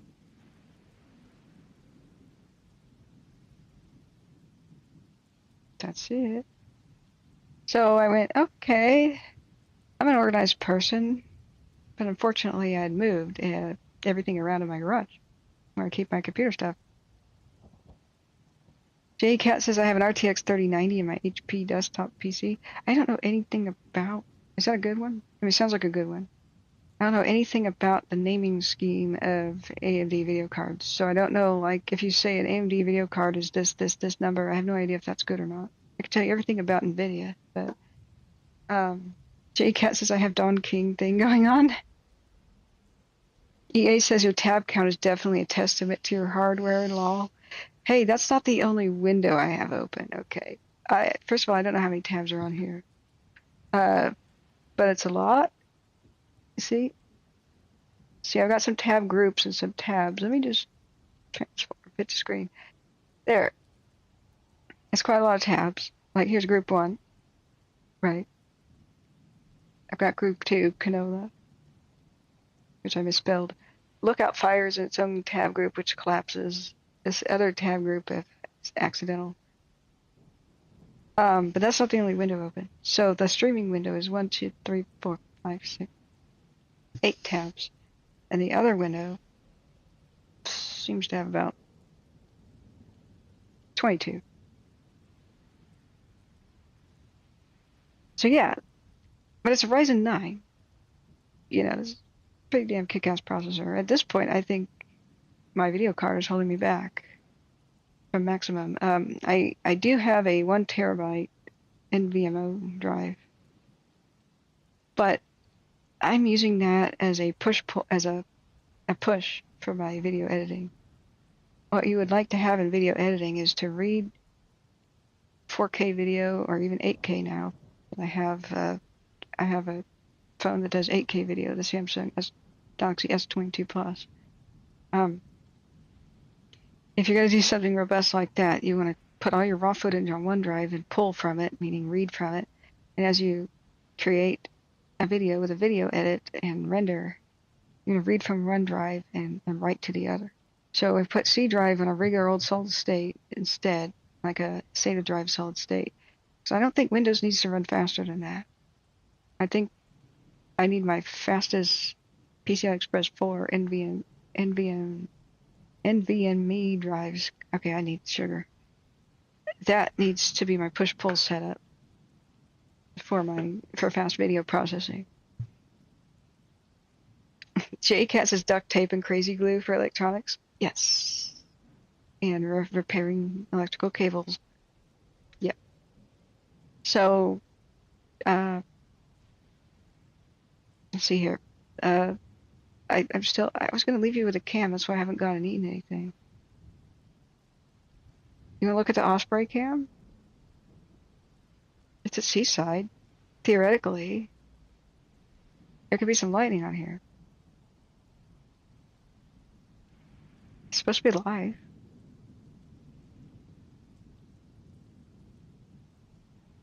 That's really not 1080p, but it says so. It makes the logo 1080p. Okay. Well, let's see if the Osprey cam has got any lightning at Seaside. Lee's bathroom. As soon as I do, I'll talk to you through the microphone. But what kind of rig were you thinking of, EA? What kind of research have you done? I went with NVIDIA, even though I have an AMD processor, which is a weird mix. Usually you want Intel and NVIDIA work together the best. AMD and their own video cards. AMD processors and their own video cards work the best as a pair. But in general, though, since I am a gamer too and I do a lot of video, AMD video cards, the driver problems that they can have and the fact that so many software companies do everything for NVIDIA first and then AMD is second priority, bug fixing and everything. I don't think I'll go with an AMD video card, no matter how much cheaper it is compared to NVIDIA. The only reason I did AMD as a processor choice was expense. I'm not that big of a streamer yet. I really don't have that big of a budget. So I could get more bang for my buck. I was going to spend 400-ish on a processor. I was going to get more processing power. Not just for a single application, but I run a million applications all at the same time. Streamlabs, which is OBS, a bunch of browsers, MyRadar, some other apps at the same time. Discord. I need simultaneous, lots of power, right? I have 32 gigs of RAM. I guess I could update that to 64 or 128. I still don't see any lightning out here. It's kind of boring. I don't see the Osprey either. I guess it's a nest where they hatched everything and they're not going to have any more late chicks. I was just hoping I get some lightning.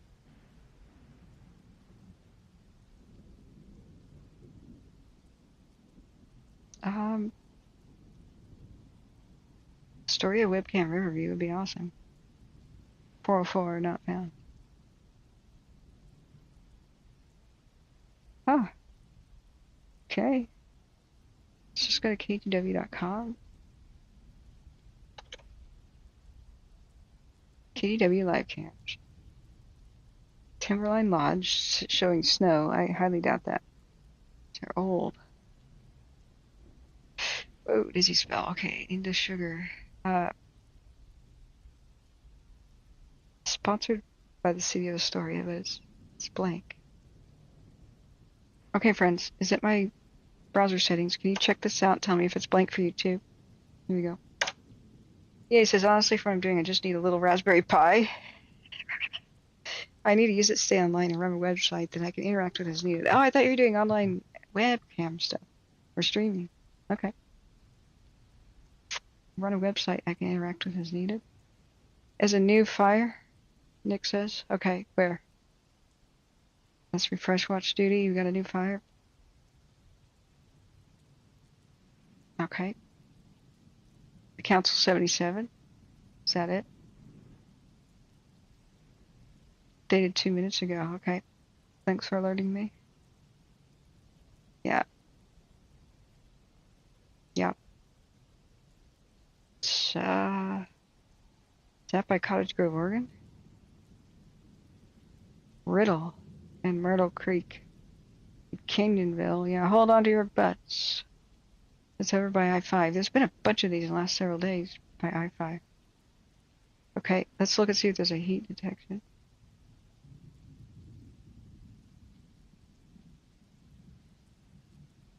Grants Path. Middle Oregon. Man, I want a lightning show.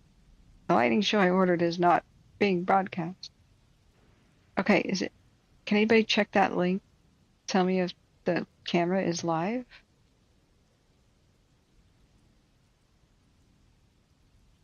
Don't do the Osprey cam really loud. Smitty says your buddy bird just crowed good morning. Oh, good morning, boo-boo.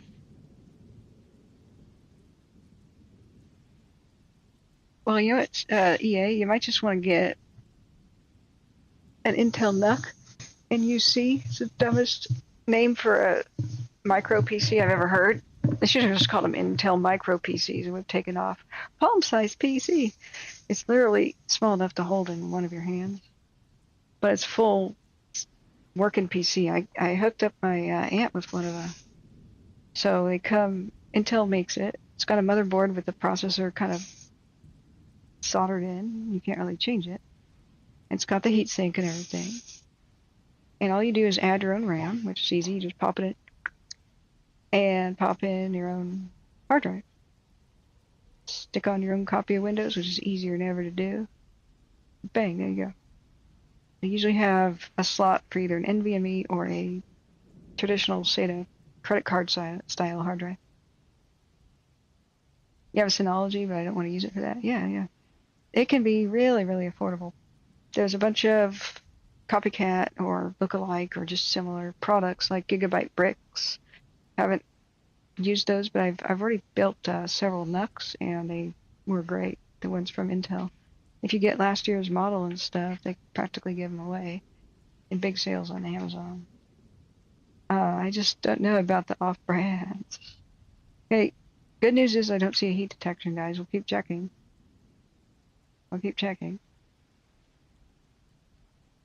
So, the only thing we found successfully was a KATU cam, so let's go to KATU. Donald Trump's mugshot released. He's glaring at the camera. Okay, I think a full 80,000 people on the internet just clipped that, and that's their new internet picture for themselves. That is the next meme. Oh my gosh. Okay, sorry, what were we doing? Cams. Find the webcams. Oh yeah. Archaeologists say new evidence suggests Oregon may be North America's oldest human occupation site. Well, the one we found so far. Kremlin denies involvement in the plane crash. Okay. Monkey business in Florida. Residents go bananas over sighting a wild, it looks like a macaque. Okay. Where's their webcams?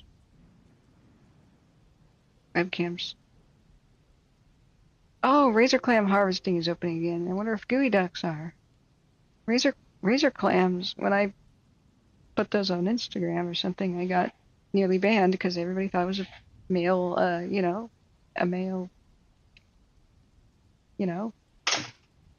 looks like a male human,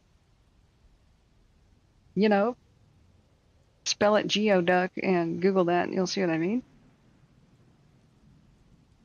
Video captures the moment a kitten was rescued from a drain pipe. Okay, where is there? Is there a search? Webcam.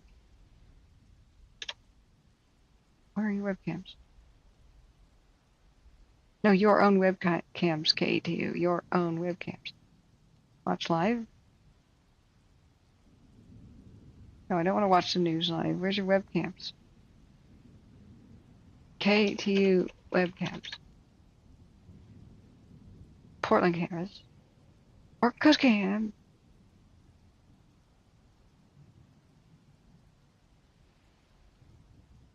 Loading the player. That's in its Spanish head. That's it? Okay. Alright. Coin webcam.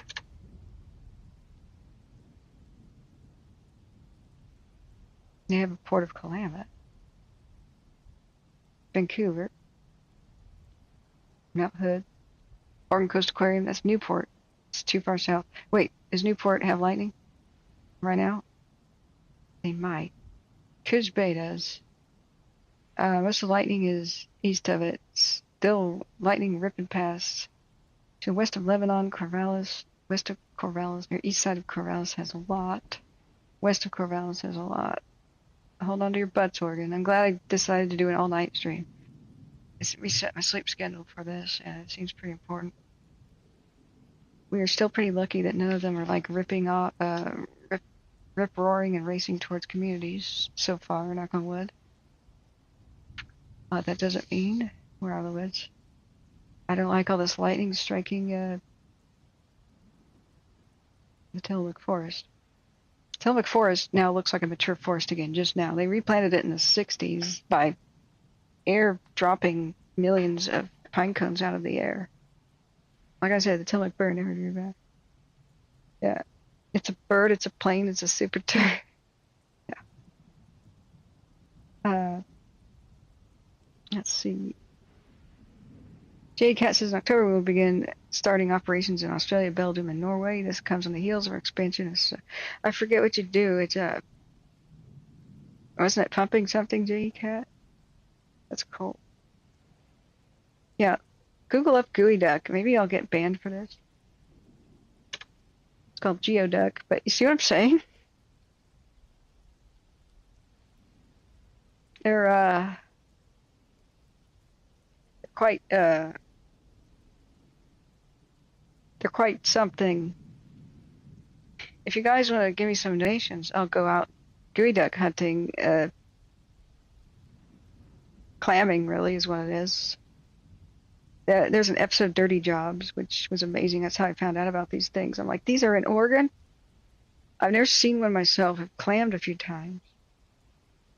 Done razor clams. But, oh my, they're very endowed. Locations.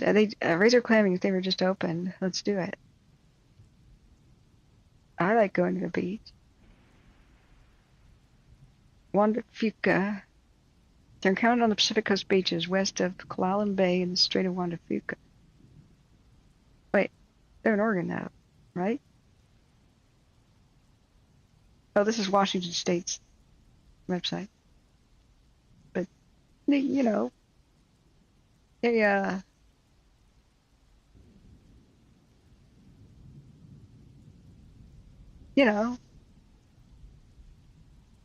maybe it was this picture I almost got banned for. I've seen funny ones like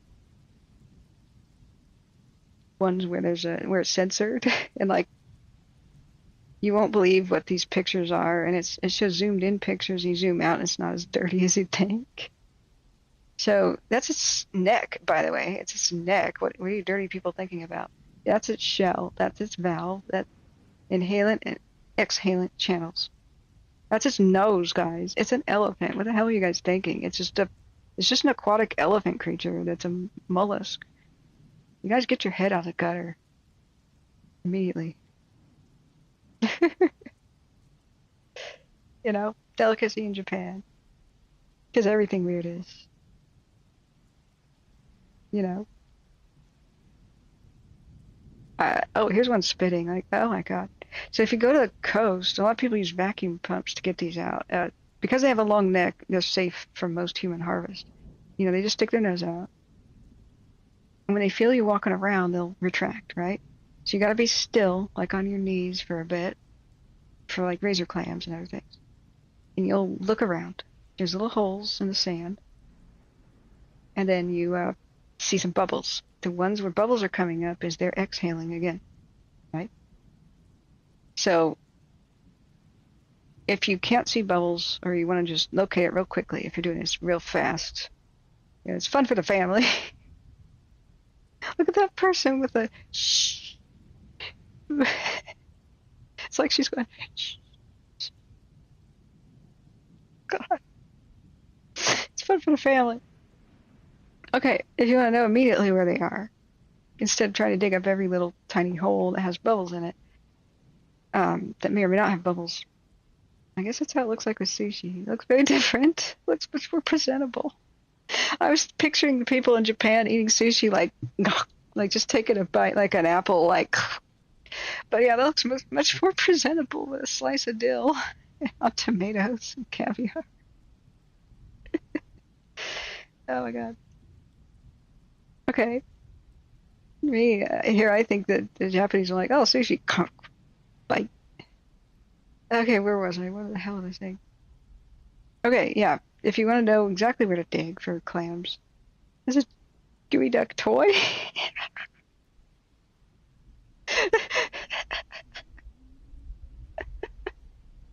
Genius. This is genius. Okay, I'm gonna get banned. I have to get on that. I have actually been fired, oh my god. Hold on. Okay, if you want to find out where to dig for the clams, you're in a hurry. You get your shovels and stuff ready, right? You get on your knees, stay still for a bit, take both your hands, whack as hard as you can with your hands and your palms.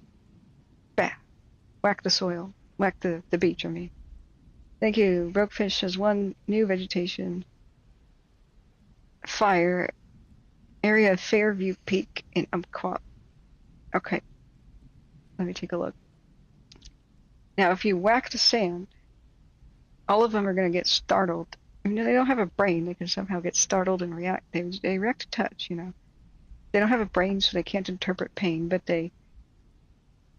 all sea creatures that can move can feel touch very sensitively. Because if they have to wait to react to pain, it would be too late. They'd be dead. So they didn't really evolve that way. They evolved a specialized sense of touch, so they can feel their predators coming at them in the water, like the lateral line on the fish. They react to touch in a hypersensitive way. So slap the sand, and you'll see the bubbles come up where they currently are, because the old holes in the sand might be their old breeding hole. They're moving around down there. Now it's too cold. I'm gonna close the window. I'm gonna get some food. So what is it called? Is it on the Umpqua River? Is it just in between the two Tyee fires? I guess I could click the link. Vegetation fire.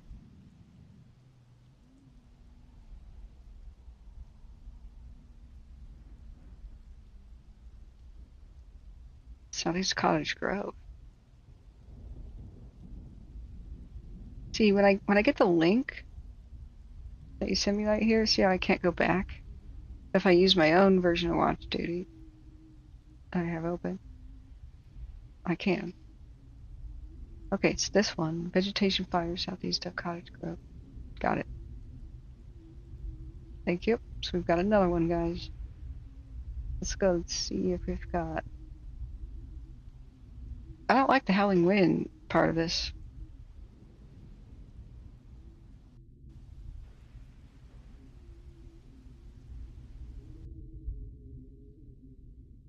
Where's the howling wind sound coming from? Which one of my tabs is making a howling wind sound? It's the Osprey can. Alright, stop that immediately. This amounted to nothing. Stop that. Alright, put it back on. Post sound. Okay. Alright, go back. That's right. Septic pump stuff. Hydrovac sewers, hydrofracking, well drilling, industrial waste cleanup, hazmat cleanup, and transfer and water delivery. Hazmat cleanup, that explains it. Okay. So let me look back.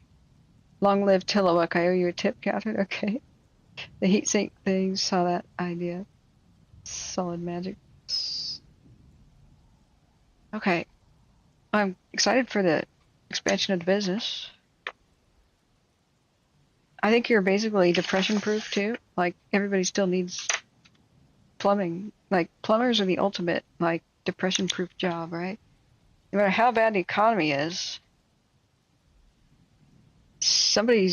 you can't just say, oh, I'll fix my plumbing problem later, especially when it's overflowing with beep, you know. There's really no way you could put that off. So, in geoducts, new fire. Okay, oh boy, be right back.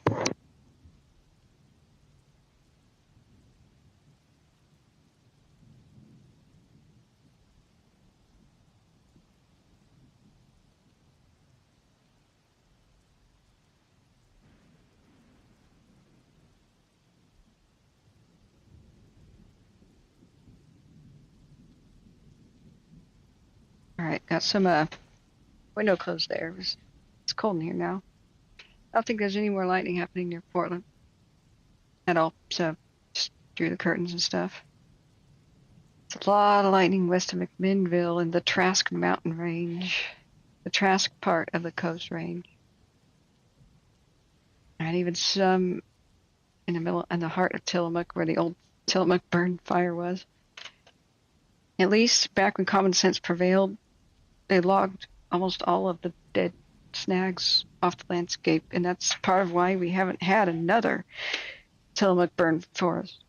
The logging roads are mostly kept up. I mean, there's some ancient ones where you drive through there, and it's like, wow, that's ancient. The logging railroads mostly overgrew with trees. It's been 75 plus years since Tillamook burn. But you can still see these straight lines in the woods, these paths that would be nice and walkable. And if you go to certain websites and get the old U.S. Geological Survey maps and stuff, especially ones during World War II. So in World War II, they surveyed everything, making new roads. They made Highway 26 as a way for Portland's military response should the Japanese invade the coast. So they surveyed all over the place, trying to figure out where to put them. So if you use the old maps, you can find the old logging railroads and walk them and find some really cool stuff. Like old crib dams. Dams for the old log ponds made out of giant old growth wood. Show you some of that later. But I've done some exploring out there. It's incredible. But pretty much all the old towns, the old ghost towns, they burned to the ground in Tillamook's 1933, and except for a couple of buildings. But by the early 80s, it looks like they were left to dilapidation. Which really sucks. Like even the old train stations. It's like nobody just preserved history out there. Now, I still don't have a good webcam. Did anybody test the Astoria live webcam? Like, is it down for everybody else, or is it just my browser? Let's see, webcam.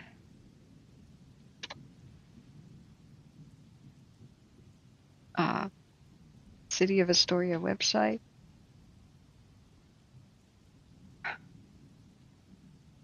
Pay your water bill. Live stream is about city council meetings. What about the webcam?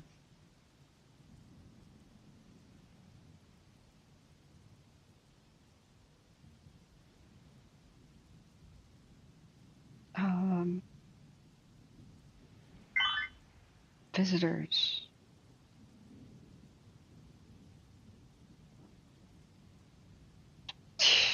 Yeah, I can't find it.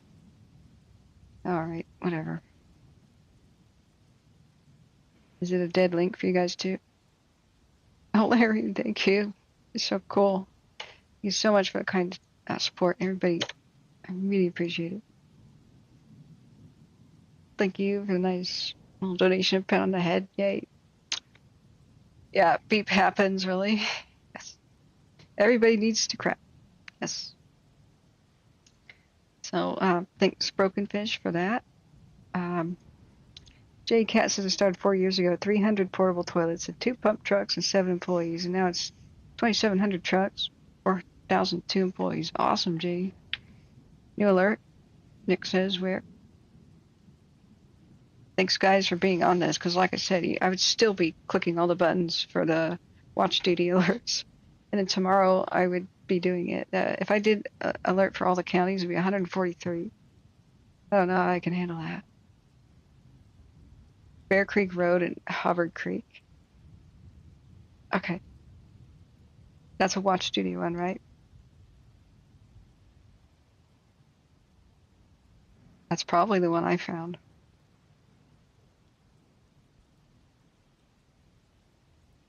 With my heat detection thing.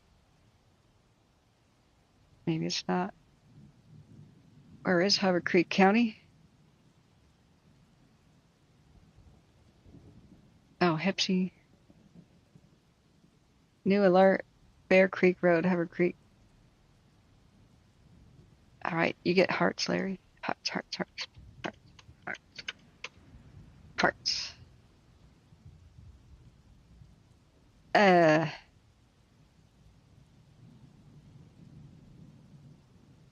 Maybe the one I found isn't reported yet. Is there still a heat detection?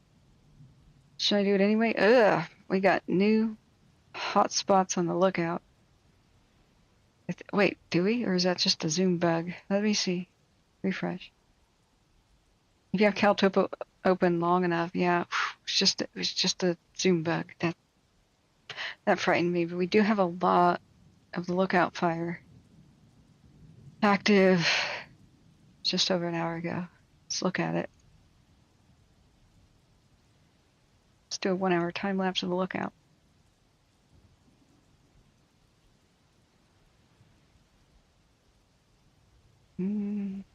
See, this right here is the smoke rising above the current wind, like the current cloud line, which is the fast moving wind. If that means it's a tremendous amount of heat, that's throwing the smoke high up into the air. We see it as white because it's hot. Now, it's not hot, this white cloud stuff up there, because that's the moonlight on it, you know. But this down here is heat. That's hot smoke.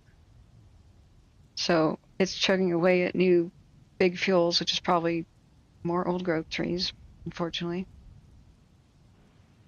And it's going away. It's just chugging away.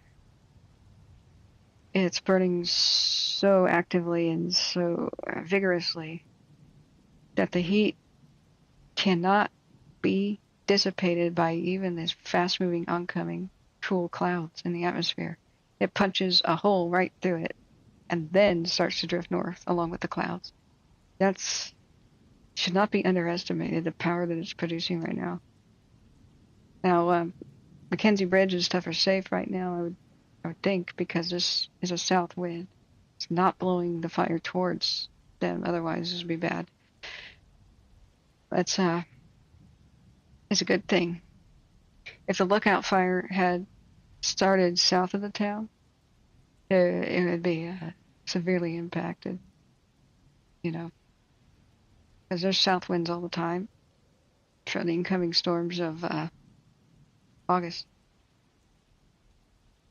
So even though there's not a lot of anything, maybe some cabins and old ranger stations and historical stuff, and well, lots of nice old growth we don't want burning. We just don't want it burning.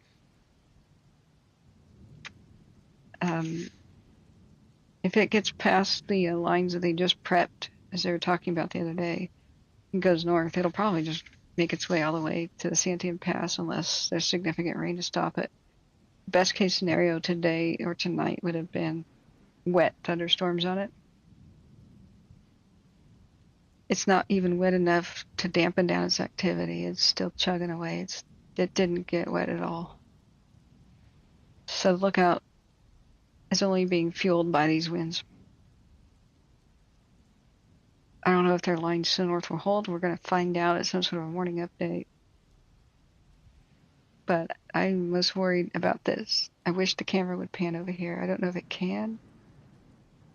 But there's some sort of a fire up the hill off to the right of the screen, and that might be what was producing a lot of the heat.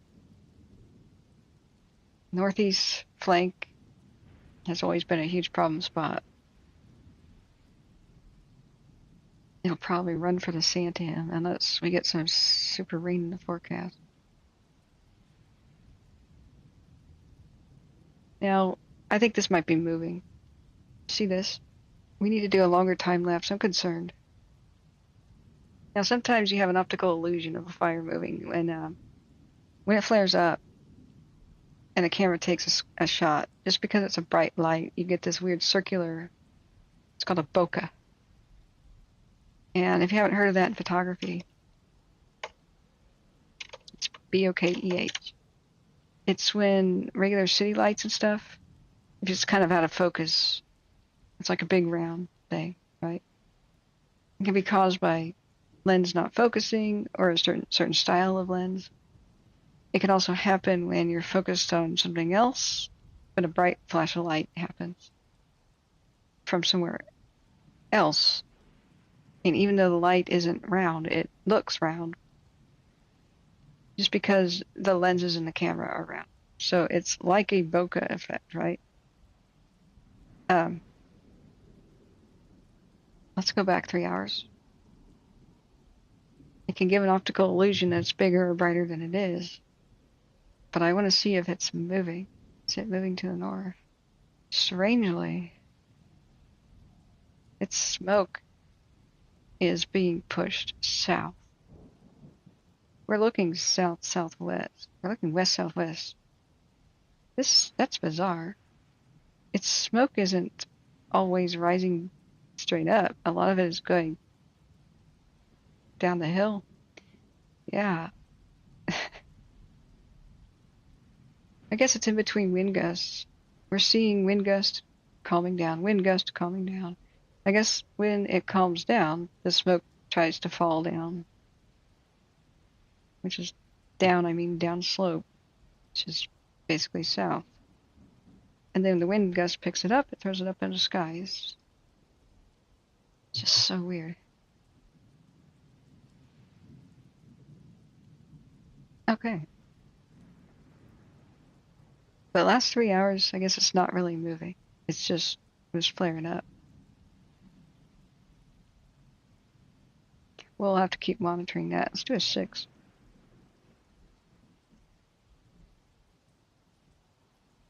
Let's watch that thing.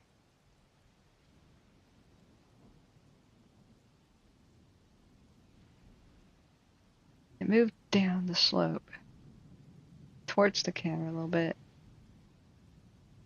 And that's steep terrain. It's probably roll out, if anything else. I don't know if Brokefish can chime in on that. But roll out is when stuff that's on fire that's roly-poly, you know, the stuff that can roll like a tumbleweed or pine cone, a log. When that stuff's on fire and it starts falling down a hillside, it'll just light the hillside all the way down. Maybe it makes it all the way down to the bottom of the mountain. Well, since it's on fire, it just lit the bottom of the mountain on fire. And fire loves to run uphill, so fire races back up to the top where it came from, or maybe even the other side of the hill.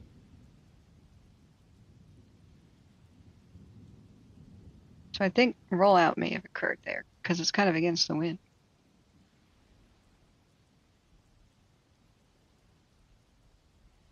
But with this soup swirling wind stuff that's happening, God knows. It does chew a little bit to the north, which is the right side of the screen. It does move a little bit, but mostly it's down that slope.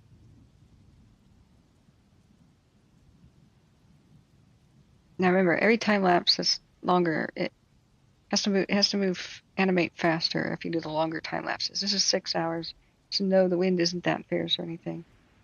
This is a whole 6 hours going by. If you do a 15-minute, you get more of an idea of true wind speed. Let's do a 15. See what I mean?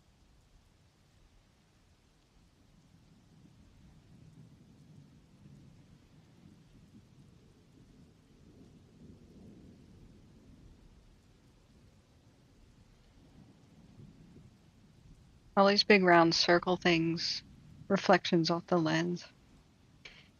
So I really was hoping that we get some, it wasn't in the forecast, but I was really hoping we'd get some wet storms. On lookout, we did not get it. Damn. Nothing that mattered. Tillamook forest, especially by the Trask, is getting tons and tons of lightning.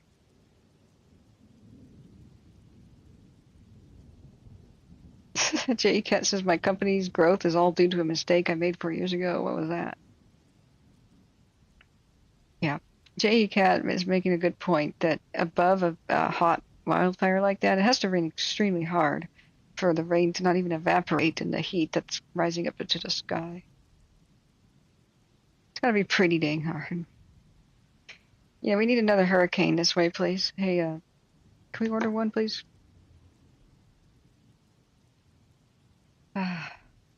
That wouldn't be fair to Southern California. They'd be like, no, what are you doing?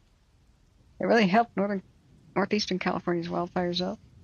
That was a real awesome boon to them.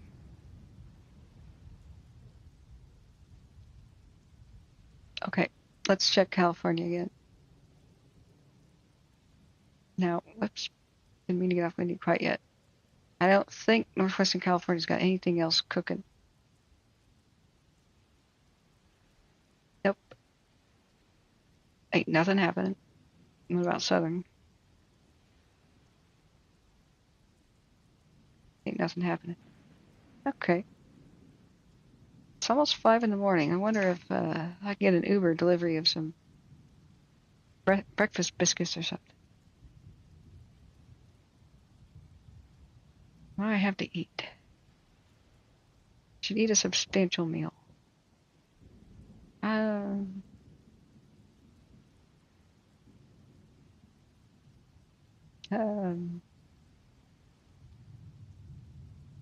Wonder if Watch Duty would like update itself if we zoomed out.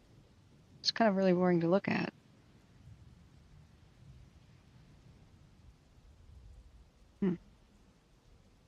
Yeah, it's boring to look at. There we go, not so bright and white. Mount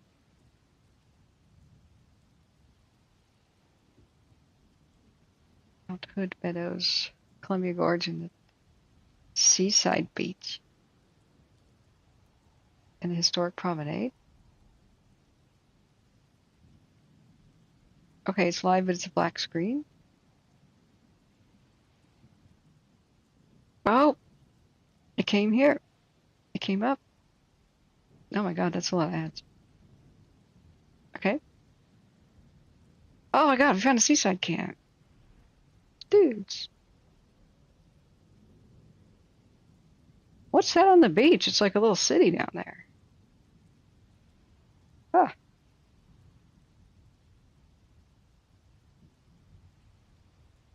Neat.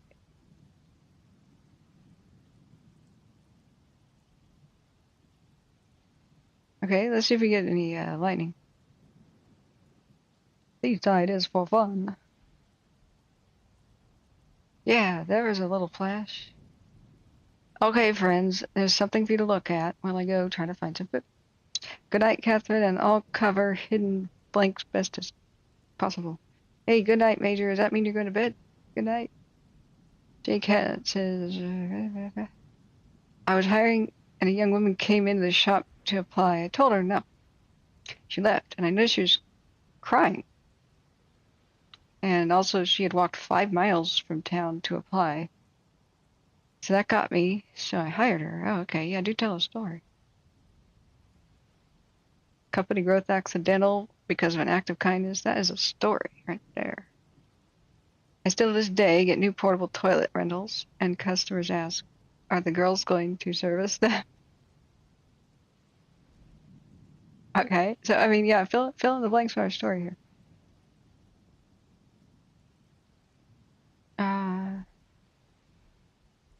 Oh no, I went through a court battle too, a few months back, over a discrimination suit, because I gave preference when hiring to single moms that need a second chance.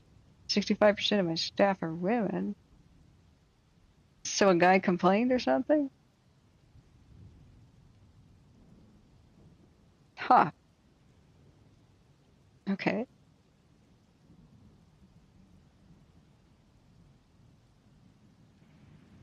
I mean, in like a really small town, I could get that kind of discrimination thing.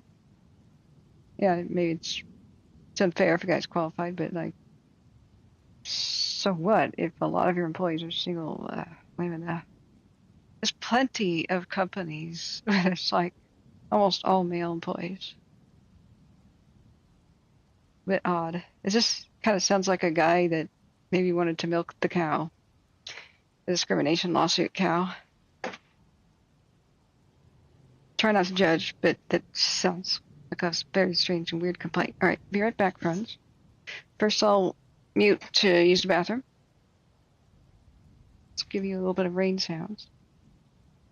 We're looking at live at a seaside beach where there's a lightning storm moving through. It's about the only live thing we have. Let me know if there's new wildfire strikes and wildfires that have started because of lightning strikes. It looks like they've all been Oregon so far. That California, which we were worried about the most, dodged that bullet, and Oregon took some. You're welcome. Yeah, El Nino means a hotter and drier Pacific Northwest. That does include Northwest California. It means a wetter than usual Southwest United States, like including most of California. That's why, for the most part, California's fire season was pretty damn mild, and you get the weird stuff like a hurricane coming. That's El Nino for you. Hotter waters in the Pacific. Well, guess what? Hurricanes and cyclones come from hot ocean water. All right, be right back.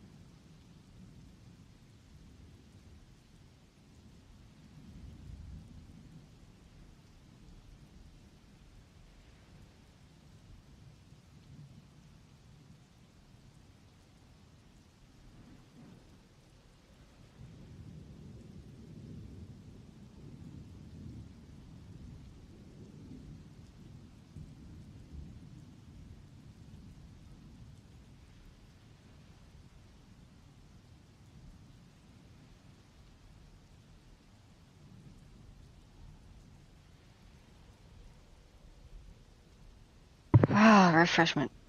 Okay. I wish I get in the kitchen. What have I got? Food.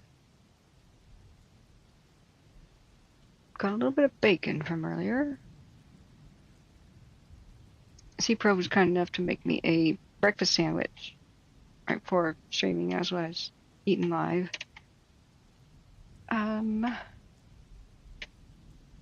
Do I still have taco meat?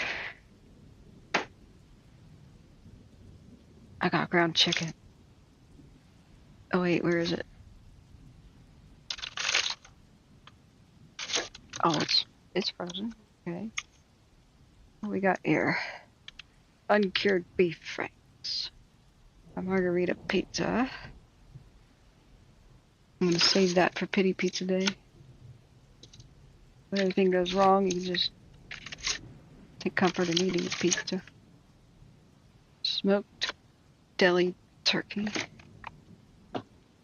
Just frozen. I suppose I could make taco. You can thaw chicken like in the skillet, right? Like you just put the frozen chicken on there, right? Does that work? And just sort of push it around with a spoon, right? Some frozen hot dog buns.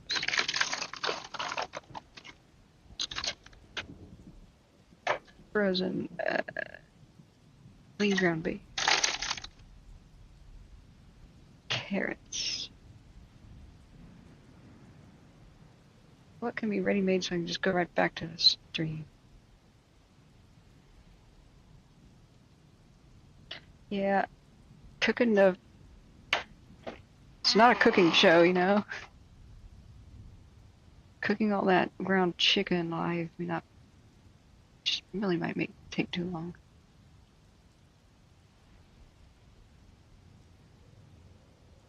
Although it is a little bit of a lull time, you know, but that would be a lot of kitchen noise. I don't know if I could talk over it, and that would just be terribly annoying. There's something wrong with this microphone. It's not as noise canceling as my other JBL headset. I had the Quantum 800, this is the Quantum 810. And for some reason, it's picking up every background noise on Earth. You know what? I have tuna. I can make a tuna fish sandwich. Unless C-Probe stole the French bread. Which I think he did. Took the whole loaf of French bread? Ah. Well, I guess that was his payment. Wait a second. I got some white. Artisanal white. Best by July 17th. Okay. It's been in the fridge, but I doubt that's alright.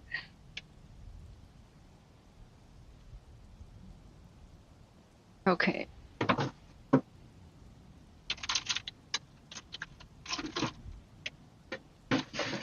Just bacon. I've got a lemon. I didn't even know I had a lemon. Okay.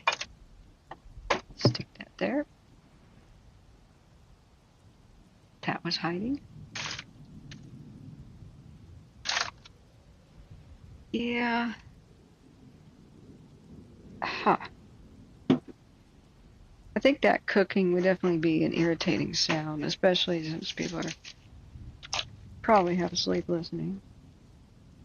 People come back and say they fall asleep to my voice. Glad you did another night stream. And I'm like, oh, you're so welcome. I hope you've enjoyed listening to the sound of my voice. Sleep well. Sweet dreams. Ha. Thing is, I just don't want pizza. So, what else we got?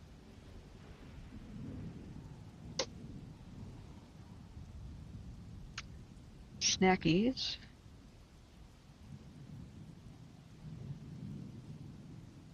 I guess I could just eat. I got sweet relish, mayo, tuna.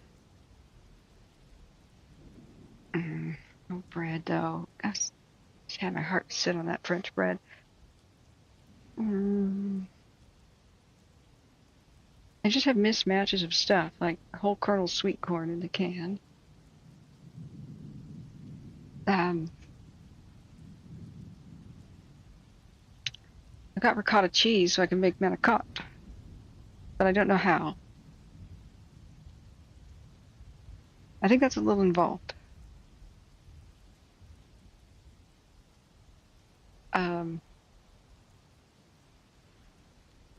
Vanilla wafers and a nearly rotten banana. That's great for dessert. Cocoa Krispies. Why not? I haven't had Cocoa Krispies in a while. I got some good milk.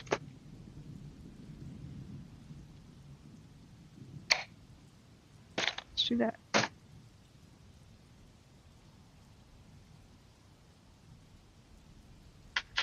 Let's do that.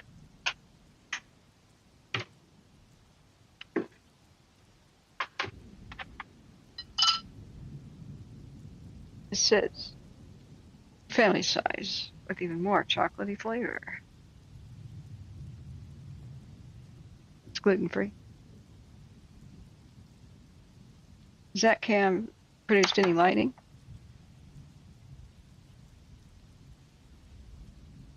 Or is it kind of boring? Because we can go back to like something else now. I'm walking over.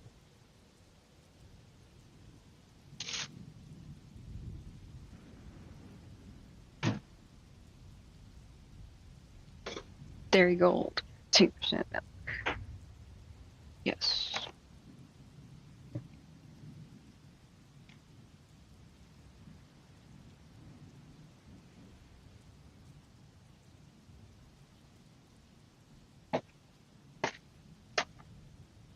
Okay. Look back at chat. Hey, Sister Golden here. Hey, hey. Oh no, the whole loaf of shame on C-Prep. Yeah, I know. I know. I know. J-Cat says, I have no free time and work 7 days a week. That'll kill you. Oh, is it? Oh, it's looping. Come on back, live cam. Oh, seriously? Did the storm knock it out?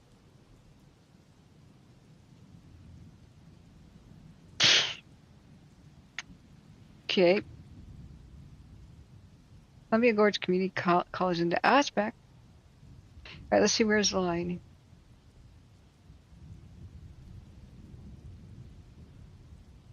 Most of it is offshore, and unfortunately the seaside cam is showing the beach. We still got Tillamook National Forest getting strikes everywhere. Cochrane to Elderberry. Dead calm in Portland. In fact, it's a bit cold here. I'm gonna turn on the heater underneath the desk because I'm gonna eat cold cereal. It's gonna make my knees hurt. Okay. Oh yeah, the heater's on.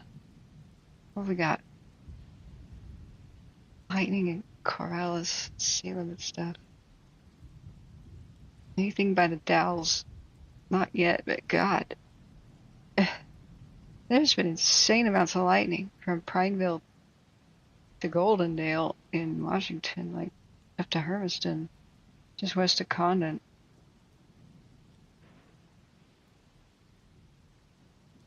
I don't know that there's been anything in the Blue Mountains much. Not too much, but some west of LeGrand.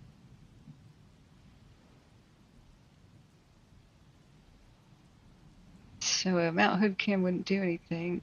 The McMinnville Air Museum cam, but it would. McMinnville Air Museum cam.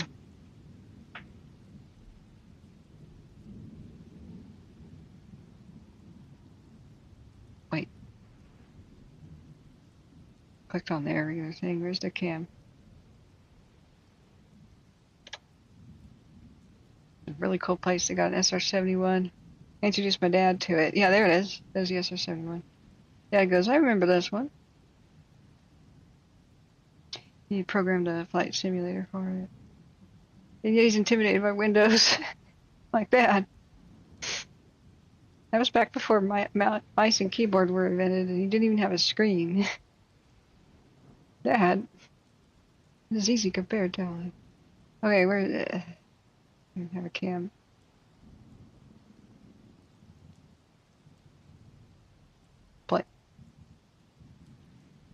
Plan your aerospace adventure. Yeah, I will. So there should be some lightning on this. We're looking west. But we got the city lights. All right, let me look back at the chat. Hey, sister, how you doing?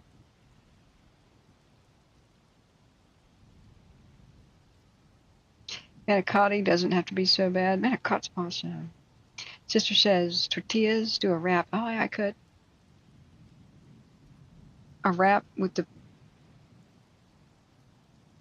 tuna?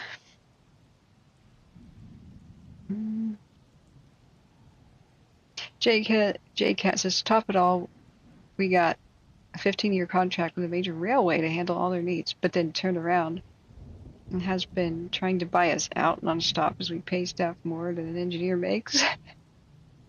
Wow. Smitty says, quesadilla was a great suggestion. That's right. But what would David say? David quesadilla. Okay, we make fun of him because he did something really terrible. He was a guy who volunteered to be a mod, and I was pretty new in 2021. Like, whoa, yeah, there's a good lighting. Sweet. Okay, we'll look at that for a minute. Yeah, Spruce Goose is in there. It's one of the biggest scams in aviation. It couldn't fly more than like 15 feet off the ground, and yet it was like this triumphant victory thing. It was just, you know, Howard Hughes scammed the government. It was never going to be used for the war. Like, proving it could fly 15 feet off of the ground.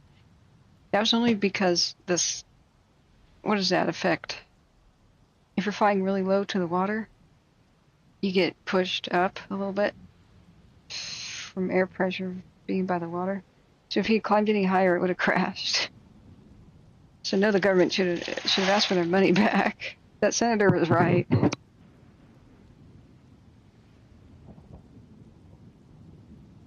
And they cut down half of Oregon's old growth spruce trees to make the damn thing. It's like, we should be ashamed of it, and there should be a mournful plaque, like, you know, thousands of perfectly good ancient old growth trees, an average of 400 to 600 years old, died for this scam. They could never help the war effort. And when people were trying to save them because not many were left in the Oregon Coast Range, well, they were cut down anyway because they said it's necessary for the war. It's just a sad piece of junk to me. But, you know, movies, propaganda. Howard Hughes fans want to make it some sort of a victory.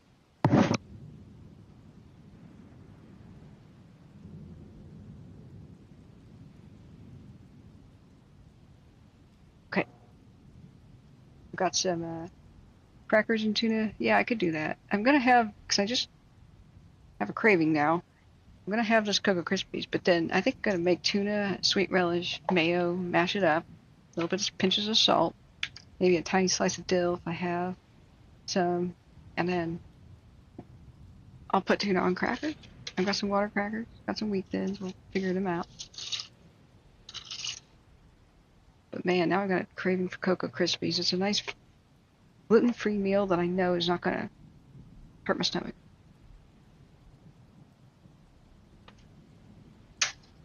I'm going to mute myself, so yeah, great bonfire. But okay, the David Quesadilla story, because you guys are probably like, dude, why doesn't she explain her stories? She starts them and then 15 minutes later. Okay, so I don't know, Smitty can tell us pretty well too. Smitty was the one who found out first. I was asleep when he did most of his shenanigans, but I should have listened. I thought, man, I need all the mods I can get when the Dixie Fire and such broke out. So when I first started saying, guys, is it okay that I run chat? so I could keep the stream going 24 hours a day because everybody needed that. I mean, the Dixie ran 24 hours a day, and so did the Caldor, and made crazy jumps towards towns. I mean, it was 2 in the morning when we figured out that it was going to affect Tahoe because it went up Lover's Leap towards Sierra Tahoe. Yeah, tuna is a needed protein. It's a good one. So,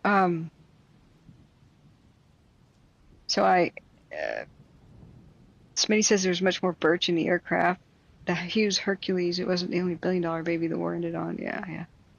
But there's quite a bit, though. I mean, that's a good point, but there's quite a bit of it, though.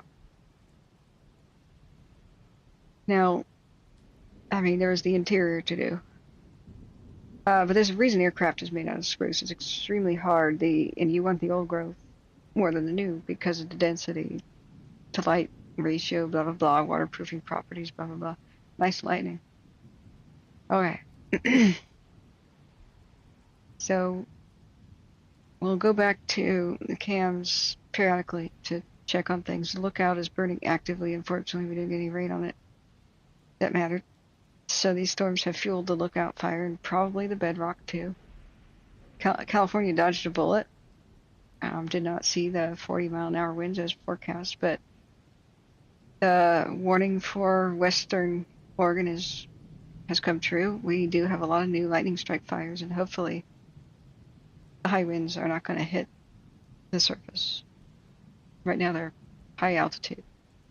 That's why the lookout fire is burning so crazy. It's a high altitude fire. It's above 4,000 feet.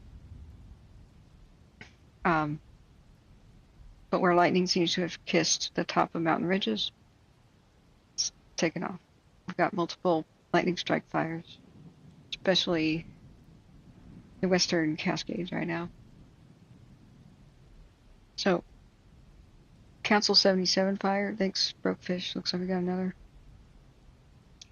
So David Quesadilla's story was this. First of all, I just misread his name and thought his name was David Quesadilla. I didn't think it was a real name. I thought it was made up. People have silly names all over the internet, right? It was Quesada. Whoops. And he corrected me a couple of times, but I still thought he was joking. Then he stopped. So I was just playing around, you know.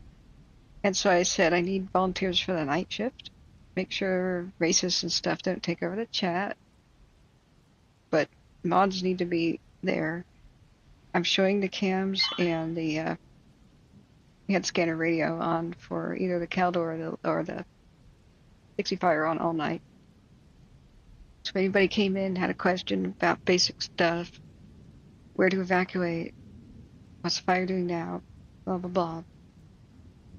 Mods can say stuff while I'm asleep, and the cams going all night were very helpful for people to understand what was happening. So he says, I could be a mod, I'll volunteer, because I was saying, who wants to be a mod, you know? And at first, everything was great. Everything was great. Council 77, all right, southwest of Myrtle Creek. We already knew about that one, though. Didn't we? Nope. I think I did. It was there an hour ago. Okay. Hey, David. Yeah, this is an all-night stream. I set my schedule so I would be up at night just because of this weather. Why are you up, Sister Golden Hair? Are you just up early? Why are you guys up? Yeah. Will there be fires till mid-October? Yeah. Probably. We're probably going to have a Indian summer because of El Nino.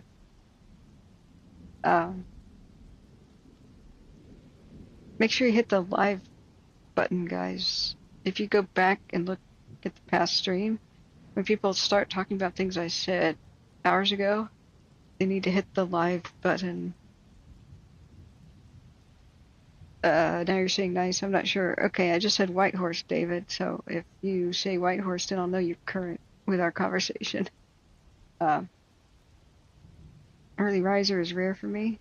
I thought you were, sister. Are you a late all-night party girl now? You switched to the dark side? Have you gone full werewolf like me? You never see me on nights with a full moon, you know. So yeah, somebody says, long story short, his quesadilla was a prima donna, crybaby, and was not a real good sport. Exactly. Turned out to be a man-child, in presumably a man's body. I think he had serious mental problems. Uh, Now it became pretty evident, and I'll tell you what he did. And this is the only reason I'm talking beep about him. Uh, it was public what he did, and why I had to ban him was public. It's not like I pulled him aside and said, "You're not going to work out," and soft fire somebody. Party all the time, sister. Okay, that's a mature way to do it. You know, me pulling somebody aside, saying, "Yo, moderation ain't working out. Take a break. You're too stressed, or you're just not following the rules." I've done that before. Vast majority of mods that disappear, that's a conversation I have with them, or they just disappeared and I don't see them anymore for no reason. So I just yank the mod powers eventually. This happened in public in the middle of the day, in the middle of a big fire with thousands of people watching, and so I'm just going to recount what happened. David says, I watch YouTube all night, sleep all day. Hey, Abu, welcome back, Derek. The artist formerly known as Derek. Now, it's a crazy lightning. You see all these red dots with little white bells in the center? Those are all new lightning strike fires. So California dodged a bullet and Oregon's taking bullets. Ooh, we got one by Paisley. Wait, yeah, southeast of Paisley. The V Lake fire. I think we're going to have a bunch of by Condon. It's strange that we don't see a bunch. I mean, they just got dumping rain from the hurricanes. But man, the amount of lightning strikes that have just gone past Condon today have been insane. So we're looking at the McMinnville's cam, because we found out yesterday Salem has like almost no cams.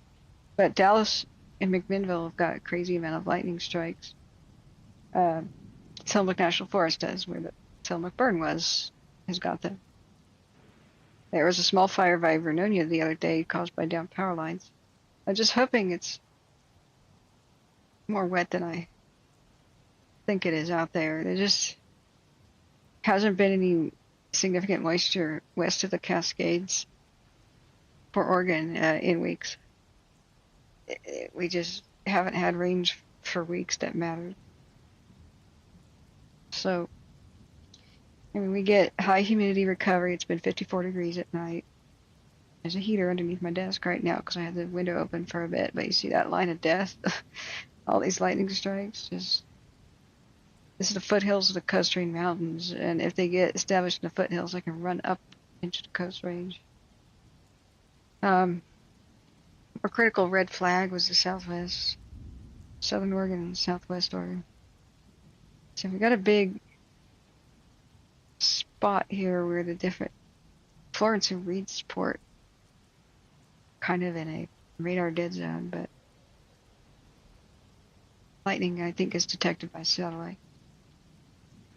So let's go back to the cam and I'll tell you about David Quesadilla. Stargazer 2020 says thunder is loud east of Portland.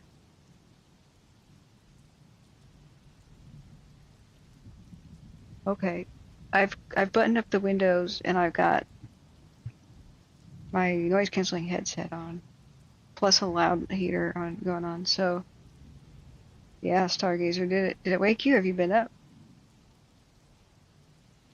Is it over by the Sandy?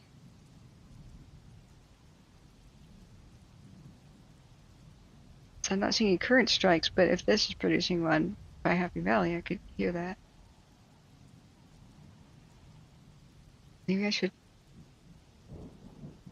pull the curtain back a little bit. I don't know. Where are you at? Like Troutdale or something? Sandy? I'm very worried for the Tillamook Forest. If any of these break out close enough to Portland, I will go film them tomorrow. Oh my god, I put milk in the cereal already. Oh, it's turning to mush.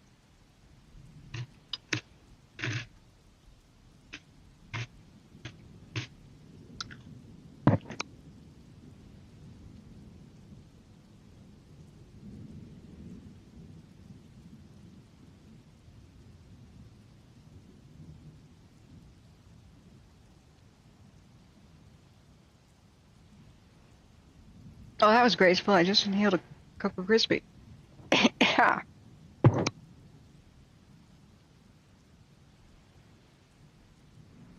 Oh, yeah, we're by Troutdale. Yeah. Okay. So Oregon is not looking so hot right now. It could be worse. It could be extremely high winds, but these will probably be like 20-acre fires and stuff by dawn. And hopefully we just don't have a lot of wind tomorrow. We'll have to check on the weather. Okay, so I'll just tell you real quick before I eat here. David Quesadilla. Heck. Since it happened in public, everybody knows. David tries says, would it be crazy to drive to Tahoe to camp in a thunderstorm? Yeah, definitely. Thunderstorm up there would have extremely high winds coming off the 6,000-foot peaks and stuff, and Widowmakers ripping off with all the branches in the thick forest up there. You'd have to camp like, I wouldn't camp in an open field because a grass fire could take you out. I wouldn't camp on a high altitude bare mountain rock because then your tent is, yeah, see, there's lightning. Because then your tent is the highest thing in the sky, and so it'll be struck by lightning. Yeah, it is crazy. Definitely, that's the definition of crazy. Being in a houseboat, also crazy. It's crazy. So, this guy takes the night shift, and he's unsupervised a couple of nights, and I regret that. The thing about the night shift, when my stream went over 12 hours, is I would record my actual video while it was running. So I'd know what was happening with the fires. I could archive it, I can look back. But if stream goes over 12 hours, which it did frequently, I lost the chat. It used to be an extension for Chrome that saved YouTube chat. You'd think save YouTube chat would be a thing that YouTube would offer.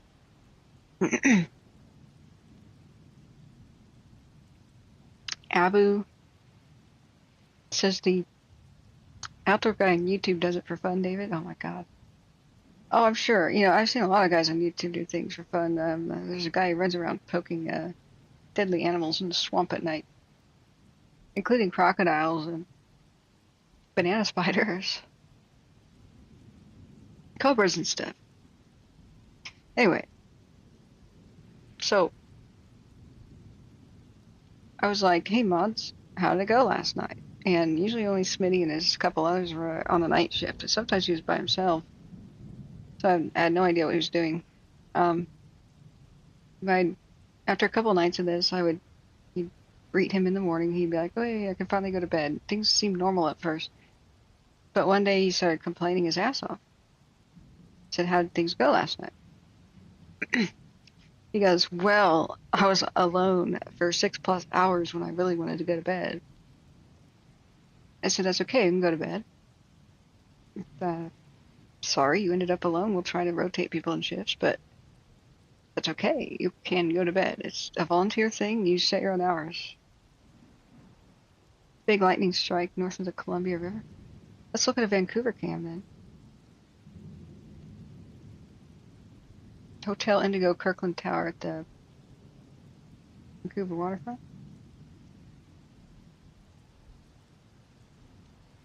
It's not much of the sky. Oh, heck of a weird hotel. Look at Smitty, it's trying to be a ship. Isn't that cute?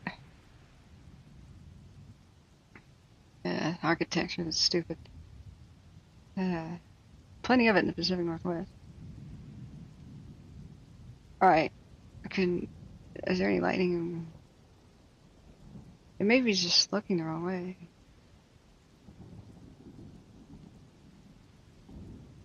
I really wish we had a seaside cam. Yeah, I don't see anything really happening in Vancouver.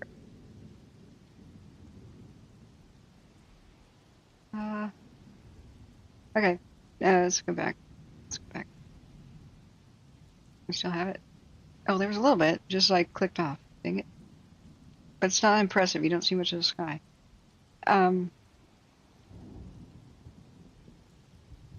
Chinook winds at Lincoln City. I wish I knew about that. Stole our family estate. Port of Kalama. Let's see if anything's going by Kalama. That'd be by here. Now.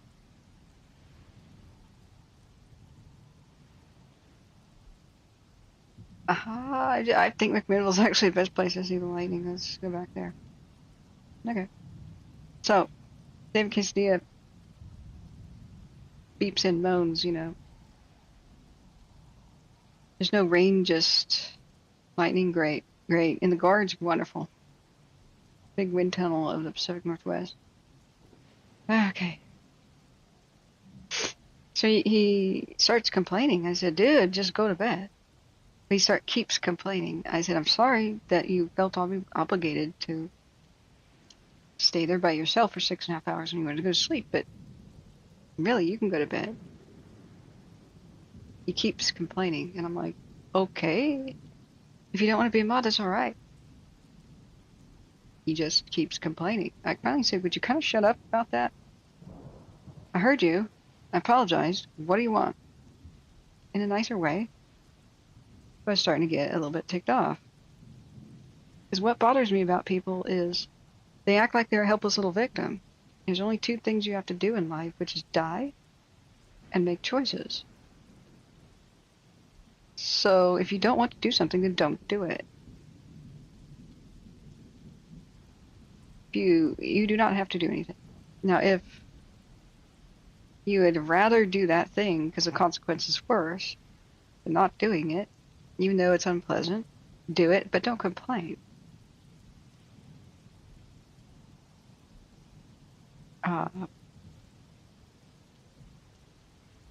You know, if you're at work or something, like you have a conflict with somebody, you try to resolve it. But you don't just whine and not try to resolve it. It just wears everybody down and makes you look like an idiot. You're not a victim. Just try to handle it. So he just kept trying to complain about how he was such a victim last night, and only he was holding up the world on his shoulders, and everything was going to go to hell without him. I'm like, yeah, dude, it's okay if chat breaks down every once in a while. That is not the end of the world. It really sucks if somebody's saying racist stuff or something, but people have the option to turn off chat when they're watching YouTube, and so I assume that's what most people will do. Or they'll right-click and report somebody, and YouTube can ban them. He has a taco-headed weasel, exactly, Sister Golden Hair. Yeah, but he does something terrible. Just wait. Let me get to the point. This is not something I'd ever bring to the public's attention. This is a minor thing. This is just... I even gave him a little slack, and too much slack. I wrote it off to he's having a bad day. Maybe he's now sleep deprived and in a bad mood. But something in the back of my mind said, this is mental illness. Like this, there's something wrong here. Yeah, exactly, Stargazer. Plus you can right-click, ignore anybody you want. So it's not the end of the world. It sucks, but it's not the end of the world if somebody comes in here trolling. It's more important to try to help the public and possibly save lives with new evacuation info as it comes that mods can provide. And it's more important to let the cams run, because a lot of times these cams looked at individual towns and you can see the fire going straight for them. A lot of times people were informed by, and these are a lot of people who were evacuated, watching. They were informed by the authorities that if fire ever reached past this point, then we'll save whatever structures we can in the town, but this is our last hope to keep the fire out of such and such town. And specific road names are given, right? So this is important to keep it going. So I was giving too much benefit of the doubt. I should never fail to trust my gut. My gut's pretty good about people. His speech patterns, the way he was complaining, reminded me of a lot of people that just suffered from mental illness and you couldn't reason them out of, anything. The kind of person that they order a taco, for example, and they don't have lettuce, and they sit there and complain to everybody that's eating next to them instead of going and politely asking for lettuce back at the front counter, you know. That is something that's mentally ill a lot of times. Like when grown adults are like that and they just sour and they just stare and complain instead of eating and refuse to go eat anything else, that kind of stuff. So it struck me like that, but I still tolerated him. He still had some mod powers. So the day goes on and his mood does not improve. I'm like, why don't you go take a nap? Honest advice. Sound exhausted. Why are you still here? I think he went away for a bit, came back though. I had another really awesome person who was underage, under the age of 18. Like this person was 15 or something. And he was a great mod. He was cheerful and chipper and a local. And lightning is hitting a bit east. Okay, thanks, Stargazer. East of Portland. Yeah. Yeah. Smitty says the bolts were never to the correct torque sequence in that guy's head or in the correct tightening order. You got away with words, Smitty. His bolts were metric and his slots were imperial. So, yeah, he's never been checked. So, I got the impression he just loved complaining, even though he wasn't happy. Like, he just loved complaining. Comes back after a bit, and this kid was talking about how he aspired to be a pilot, and not just any pilot, a firefighting pilot. You know, he was seeing the firefighting live on the Dixie Fire, and it was inspiring him. So C-Pro was taking him under his wing to give him some advice. It was really cute. And he talked about his dad or something, doing something in the military, or doing something with something political vaguely, you know? He needed to take his meds, yeah, or get something. And then David came out of nowhere and attacked the kid moderator. Said, oh, your dad did this, huh? Well, let me ask you something. Why does your dad like such and such and such when that person's ruining the world? Can you explain that? Why your dad's an idiot? What?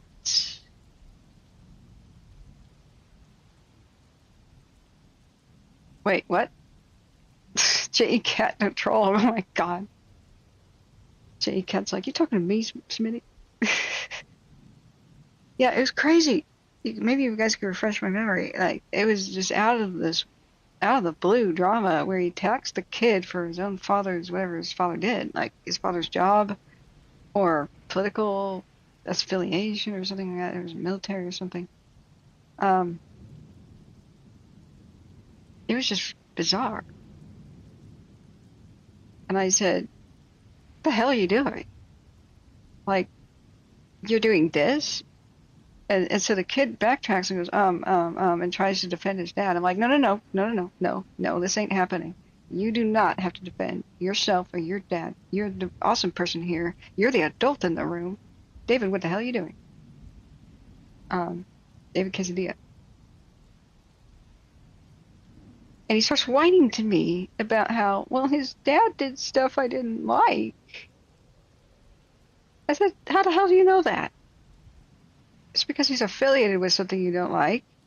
Doesn't mean he did something you don't like. I've heard this weird argument before where, like, I'll say that so-and-so is a Vietnam vet that I know, and then some idiot will jump on and say, oh, well, he's an asshole then. And it's like, excuse my language. Like, what? That means he dropped napalm on kids in Vietnam. Like he was a dock unloader, you beep. You know, the weird leaps to conclusions and instant hatred stuff? Guilt by association stuff?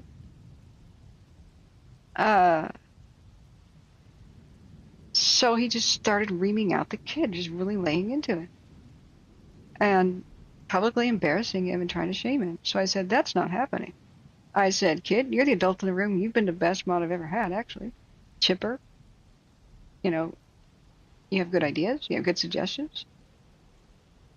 You show up frequently, you're reliable, you don't complain, you help people, and you tell cool stories and stuff. And I think you have everything going for you. You're going to be very successful in life because people just like to be around you with that kind of demeanor. Unlike David here, who attacks children in public, who has been stripped of his mod powers. Sir, your gun, your badge on the counter now. No, this is not paid relief. You know, collect everything off your desk, put your little potted plant in the bag too, and get off my property. Don't worry, security will escort you out and show you out. It was just so horrible. So we definitely make fun of him now. David Quesadilla. He's almost as bad as that PCI guy or PC guy who was a fake resident of Greenville, a fake fire victim. Now that guy was a piece of work too. But that's what happens. You know, you got to get moderators, and I learned the very important lesson of get moderators you can really trust. He was on good behavior and was great in the beginning. Turned my back on him, and that's what happened. Smitty says Smitty's got a nose for this stuff. You know, he's got ex-cop, rationale. Smitty says for my service job at the time, wonder how he'd unload on me and that on the basis of my service time in that job. Notice how he didn't? Yeah, you would have kicked his ass, Smitty. That's why. These people are absolute cowards that attack kids. Absolute cowards. It's never going to happen under my watch. I don't know if I told people to report him to YouTube for that, but that should have happened. So, weird thing was he stuck around. Yeah, exactly, Smitty. We made him a night moderator, and he started harassing women. That guy PC or whatever his name was. It's permanently banned now. But he was like, "Oh no, I hope the fire doesn't reach my cabin in Greenville." And he passed a couple of sniff tests, like, "Oh, how long have you lived in Greenville?" and stuff. But then he started having inconsistent stories. This other guy we're talking about. First he said he was in Greenville, and then I said, "Greenville's entirely evacuated. Why are you still there?" Oh, well, I'm at my second property. My other property's in Greenville. Oh. But you just said you were in Greenville. So Smitty got more suspicious. I was slightly suspicious, but I was busy. Yeah, and I came back one morning, and the shenanigans were happening after hours, because once the stream goes over 12 hours, YouTube doesn't save it. I have all my video, but not chat, right? So I can't go back and see what happened. I got all kinds of crazy emails, though, where people said, so-and-so was discriminating against my religion. I'm never coming back. Somebody called me a heathen. I'm like, what?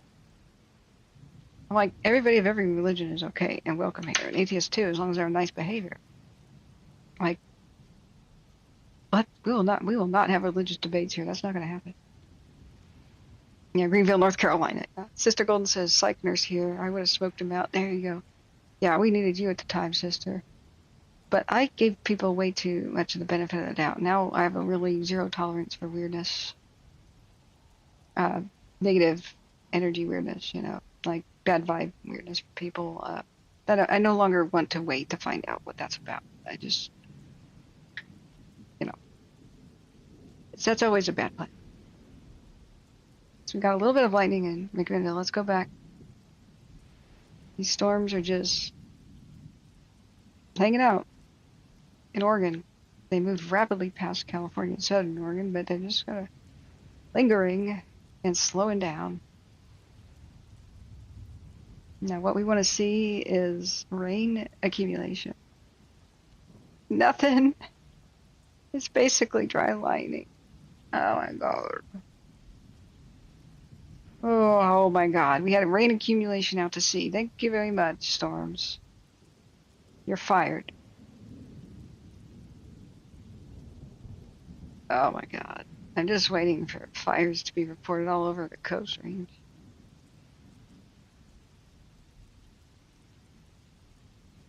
Yeah.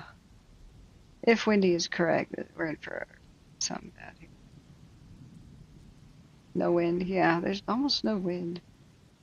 I'm just hoping a lot of this is cloud to cloud. You know what I mean?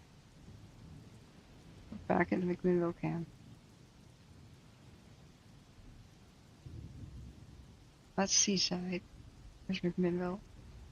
No. Still see some lighting. Anyway, that guy PC or whatever his name was, PCI, and anyway, he's on my ban list, but so are 650 other people. Be right back.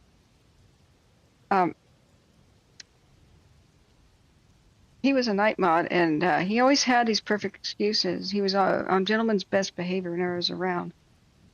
But I got these crazy stories that somebody goes, "Hey, I'm a Native American and I'm not a Christian. That's okay, isn't it? I don't want to be called a heathen." And I'm like, "What? Of course it's okay. What are you talking about?" Well, one of your mods decided to call me a heathen.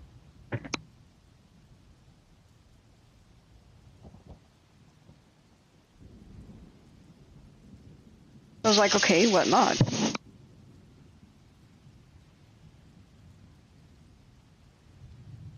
But he had a really slick story. I'm like, "PC, what the hell happened last night?" He goes, "Look, it got out of hand, but other people were kind of drunk and making jokes.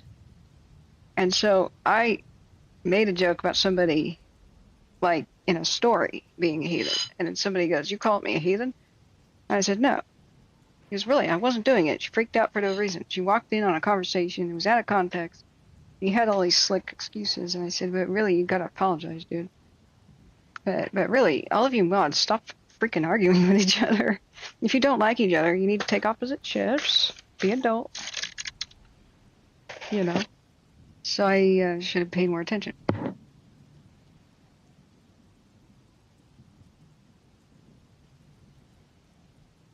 It's all my fault. We should have vetted people, made sure they got along with each other before shifting them together, but they were doing it by schedule, right? So J-Cat says, I kept telling him that I'll show up on a Sunday in full goth gear one day. J-Cat says my pastor calls me a heathen all the time. Yeah. But so I didn't quite get how bad he was. He was a slick con artist, kind of a troublemaker, chaos creator. One of those guys that gets off to chaos and hurting people.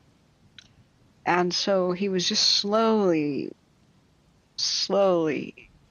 starting to reveal true colors and work his evil kind of magic, right?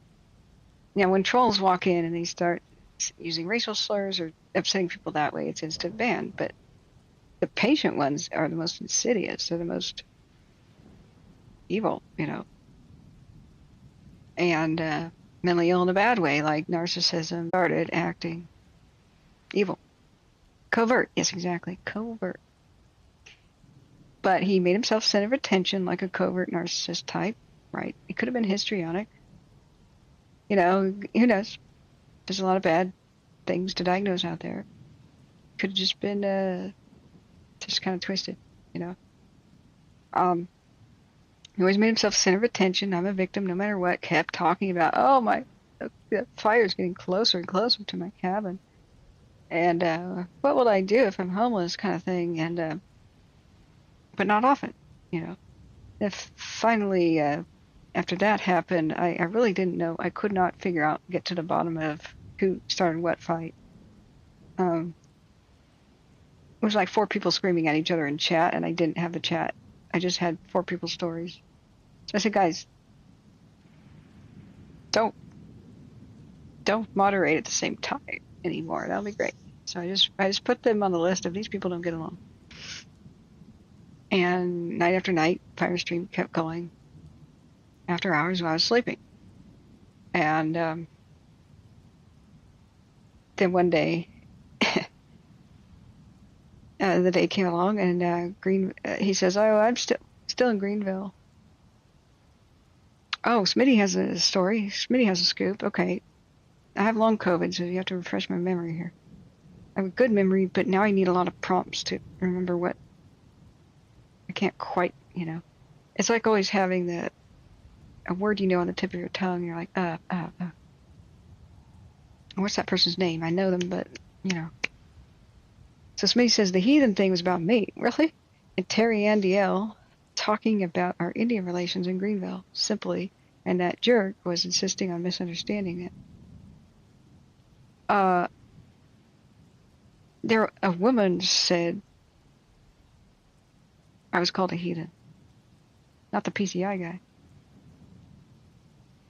And said the PC said that to her. Like, she left. I never saw her again. She was a good mod. You guys are still here. Like, Terry Ann is still, you guys are still here.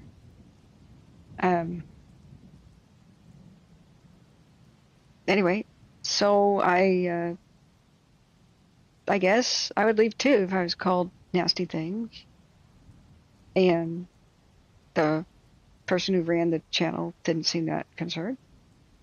I said, look, if somebody's being mean to you and they do it again, just screenshot it and email that to me and it'll be done. But when I get conflicting stories, what am I supposed to do? Smitty says she was as thick as thieves with him and he walked her around on a leash. Okay, I don't even know what's happening now. Long story short, he was the bad actor for the most part. And I found out he was being nasty to people. Especially when Smitty wasn't around, the police officer. But never when I was. And always after stream went late, right? So one night I decided I'm going to pretend to go to bed. I'm going to see what he does. So I just walked off the camera, said, I'm going to bed, guys. And I laid on my bed and looked at the stream on my phone. And guess what? I do that. So you never know when I'm actually watching you. And I just wait for a bit. A couple hours go by. And people come in and talking to him. And he's saying stuff like, yeah, I live in Greenville. I hope my own house doesn't burn down. He's getting constant sympathy, you know. Oh, there, and all that stuff. And how long have you been there? Yeah, I was smart. Yeah. I wish I was smarter sooner. You know. Everybody says I feel like a fly in the wall listening. Yeah. Oh, we got some good stories, man. We got some good stories. I wonder how much I could rewind. Like I said, I lost the chat, but my new plan is instead of recording my stream just live, like I'm doing right now, it doesn't contain chat. It's got everything you're seeing, right?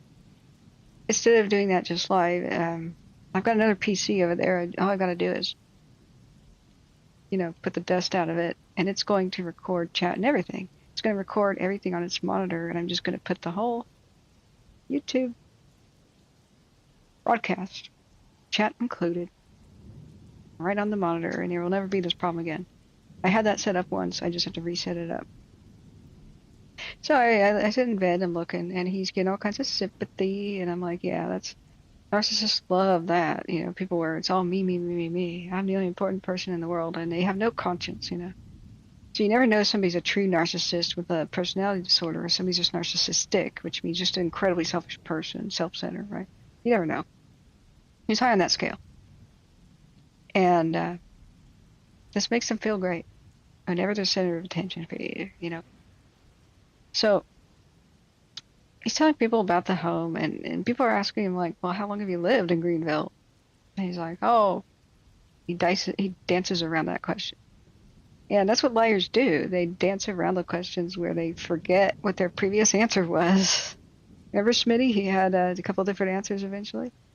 What did he say, Smitty? I think to me he said he had been living in Greenville for 12 years, but he had, you know, like relatives in the area for longer than that, and blah, blah, blah. He inherited his cabin from them 12 years ago, but he's always been around or something like that, right? And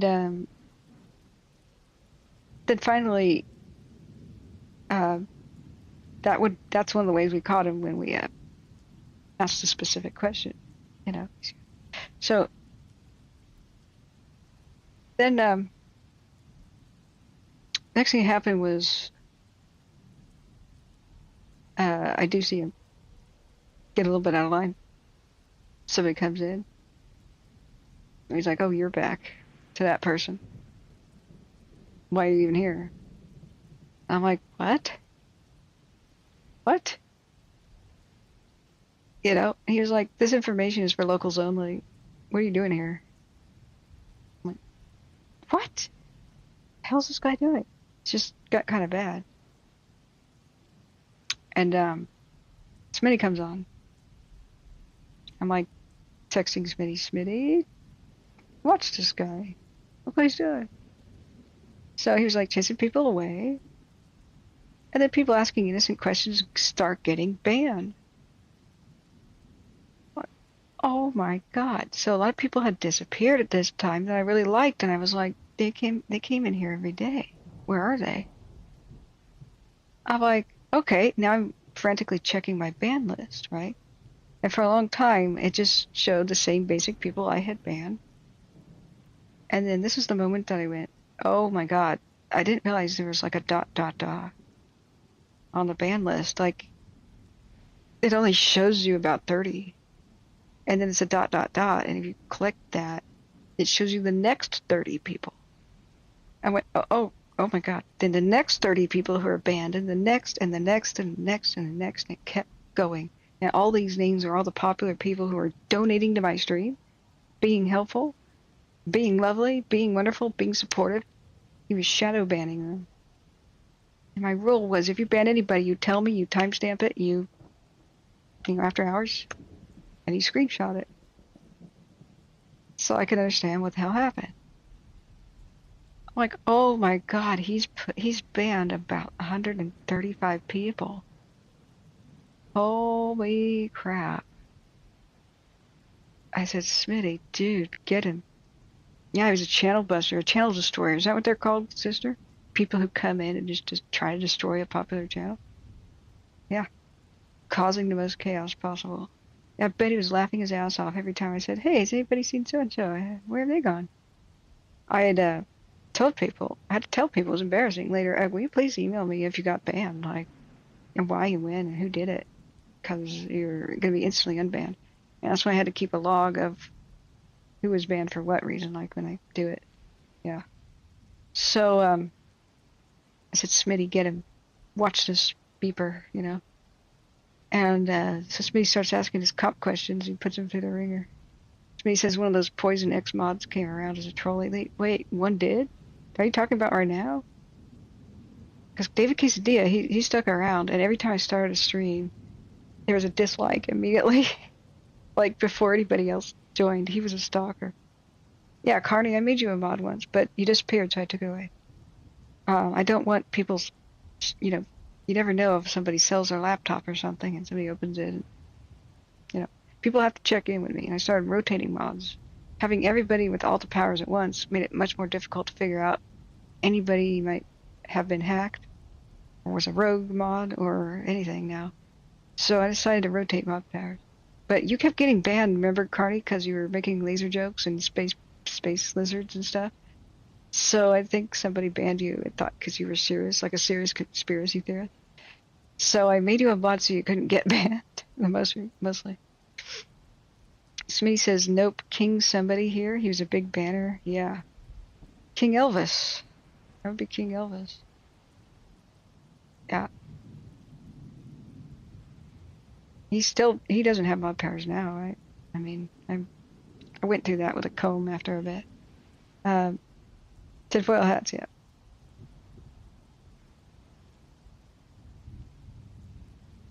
Oh, okay. There's lightning in Portland. I just looked out the window and bam, I saw it. Okay. I will, dang it, curtain. Alright. Alright. Stuff's still happening. This is a pretty good night vision camera because it's nighttime and it looks like it's day, doesn't it? I'm like, wait a second, it looks like it's dawn. It's not dawn until like, when is dawn? Oh! Wow. Yeah, that's some good light. Okay, so I said, Smitty, get him. So you remember, Smitty, how you put him through the interrogation. I was kind of watching silently. Smitty goes, "So, how long have you lived in Greenbelt?" You should tell that part of the story. When is dawn? Let me look. I love this little known app called WeaWow. It's a really amazing, for what it is, free weather app. WeaWow. It's called WeaWow. I love it. It's donation supported. It's currently 64 degrees in Portland. Thunderstorm occurring with rain. Now, let's see, it should be raining-ish till about 10 a.m. in Portland. A high of 92 will be today. 39% chance of precip. Sunrise is at 6:23 a.m. Dawn is at 5:53, which is right now. No wonder it looks a little bit bright there. You're hearing rain, Stargazer? Yeah. It's not raining, it's just cloud-to-cloud lightning out there. Let's look at our weather. So we do have twilight. Wait, twilight is right after sunset. What's the light right before sunset? Is it still called twilight? What's the word for it? True dawn is at 6. Well, dawn is right now 5:53. Sunrise is at 6:23. I guess it's just called dawn.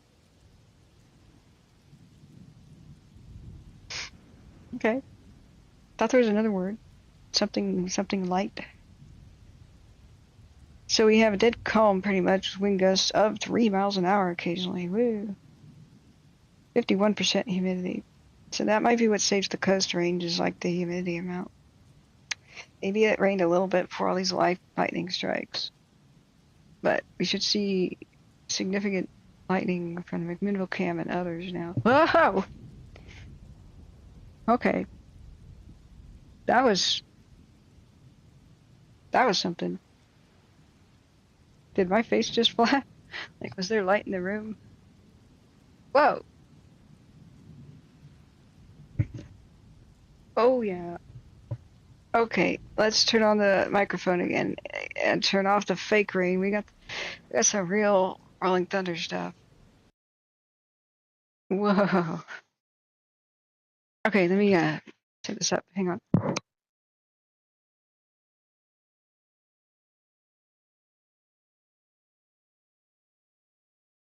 Whoa, we got a torrential downpour. The heavens just opened up.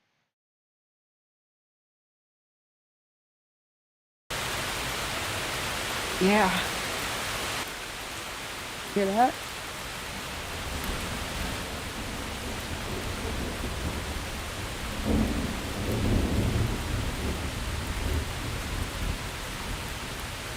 Ooh.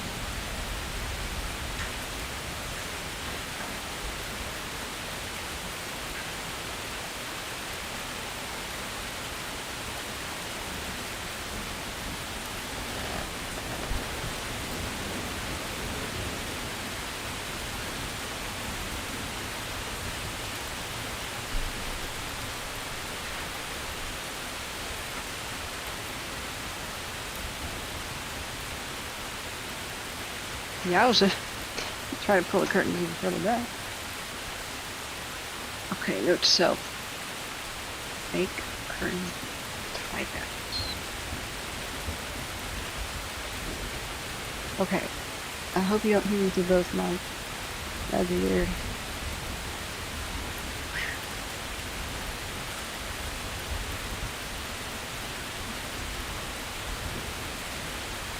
I wish I had a good view out the window, right?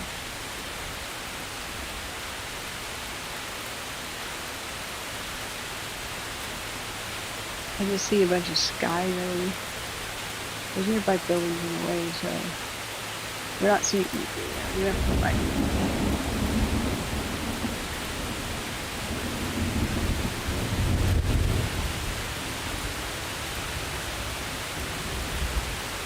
If I shifted the webcam, if I pointed the webcam over there, it'd be hard to put it back where it was. You just see like a really boring sky occasionally with light. It's just not that exciting. You wouldn't be able to see the forks and stuff.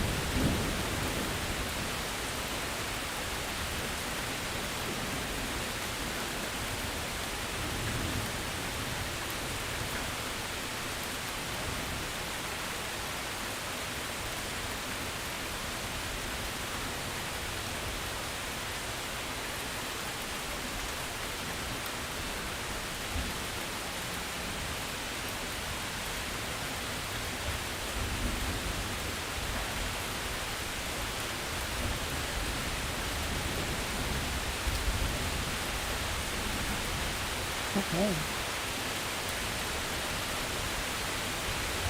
It's raining torrentially in Portland.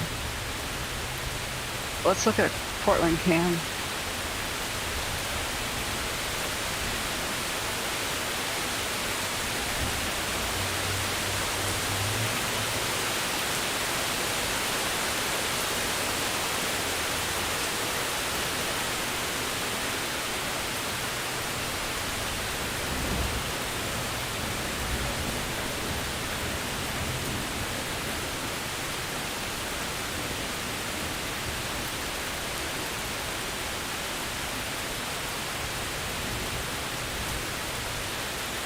That looks like, it's looking northeast, so that looks like, I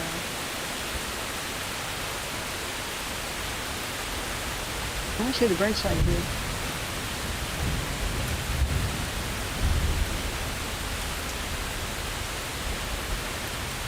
Pixel full.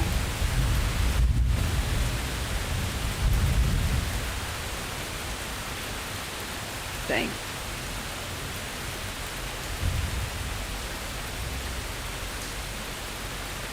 Looks like they got a little bit of feed delay of 15 seconds. So when I react to lightning, their feed is gonna show it right afterwards. Yeah, the Burnside Bridge is fairly ugly. I think that's the... Wow!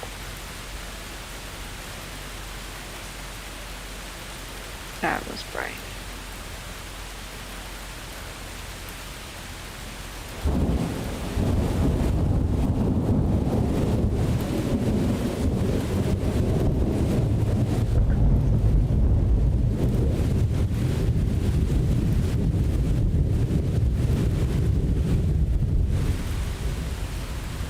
It's like somebody banging a drum again. Okay, this is being recorded out of my window. This is not that fake sound I had before.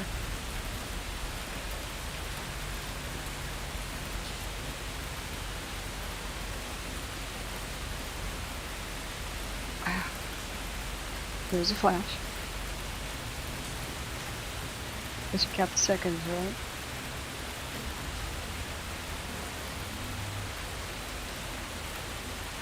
Well, any fire at Portland, we don't know if there's been any accumulation anywhere else.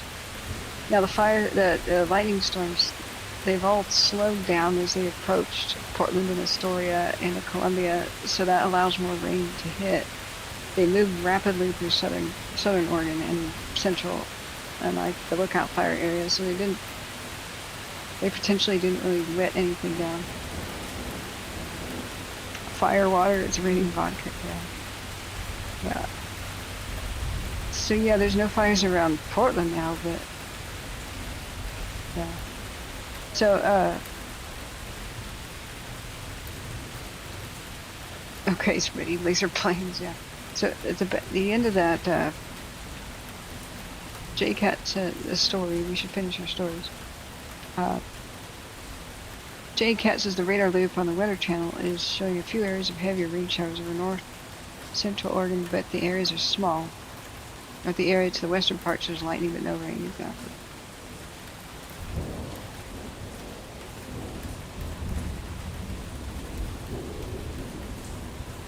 I mean, it's called the Pacific because it's kind of a peaceful place on the west coast.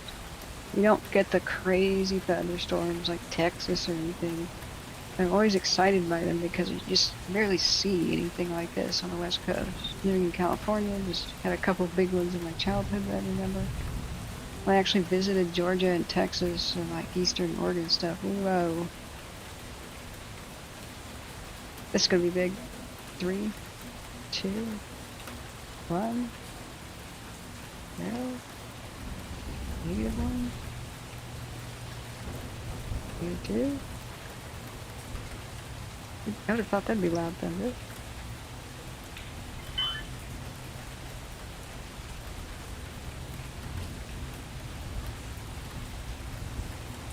Alright, I've got to sync the microphone and everything.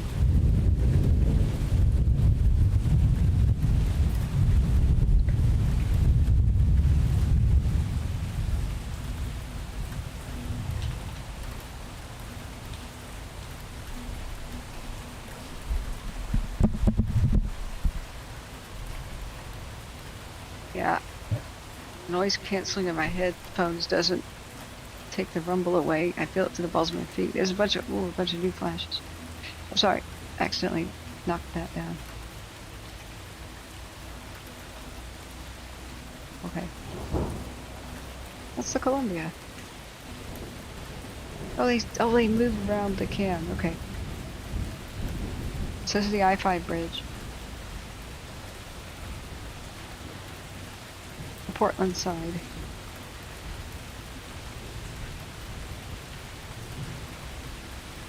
It's to the right.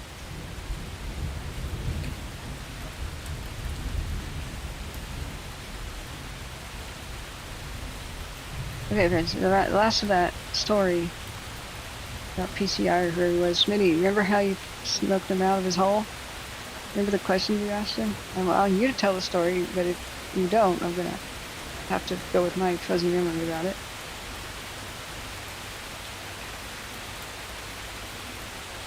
We got lots of small lightning strike fires that hit mostly central Willamette Valley. You know, like near the I-5 corridor, sort of, but into the Cascades a little bit on the west slopes. We'll have to wait for morning updates to see if they became anything. Still plenty of lightning. Alright, I have to do a sync. 3, 2, 1.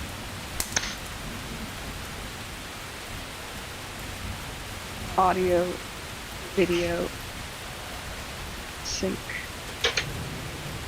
Guess I remix this.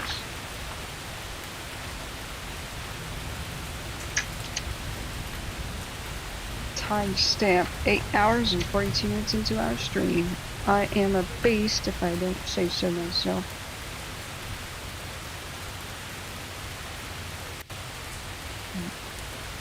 Video and sync.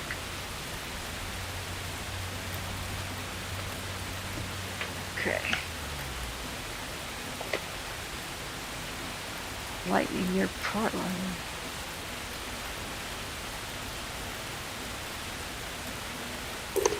And in. Okay, so we are watching a live video of the lightning storm moving past Portland area. Abuse is back. Whoa.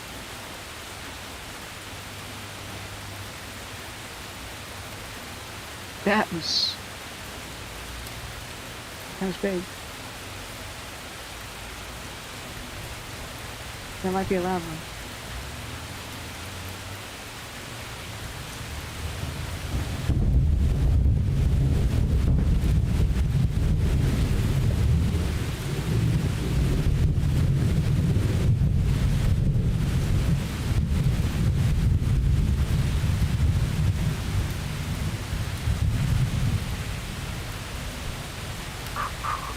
Okay, I'm gonna do a base boost. You can get that rumble.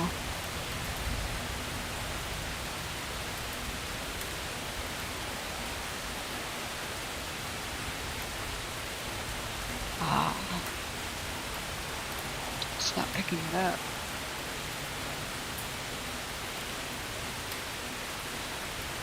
I can't put the feed of that microphone into the FX Sound app.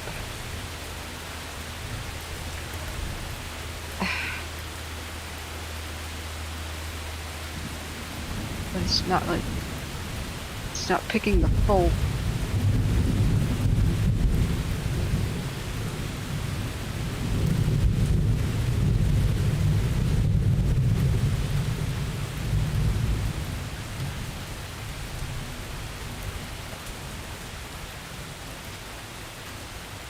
Whoa.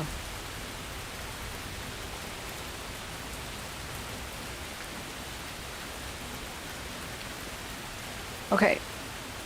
Smee says, you go ahead with that story. I had him made before, and you'd asked me, you just didn't know stuff like who Desi was, of Desi's Pastime Club. Yeah, stuff that people in Greenville will know about.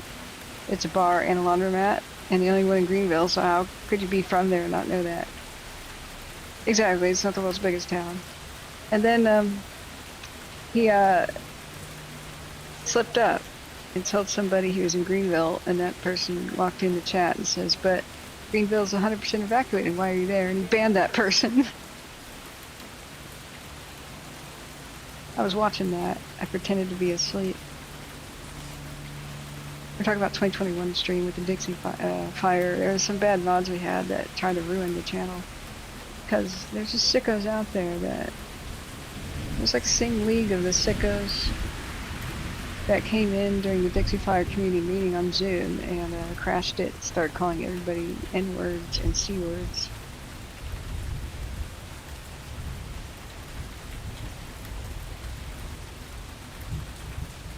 I don't care if they're youth, they should be branded on the forehead. Just so everybody knows who they are in the future. A barcode or QR code or something, and if you like scan it with your phone, it goes jerk.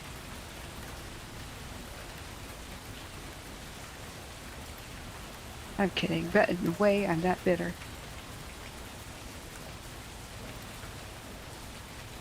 It'd solve a lot of problems in life, and nobody ever gave them the time of day or helped them out, like...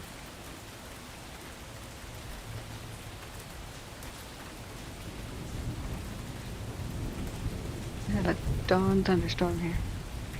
Okay, Brookfish says there's a new vegetation fire in Alzea, in Benton County. Alzea. Isn't that in the Coast Range? Oh boy.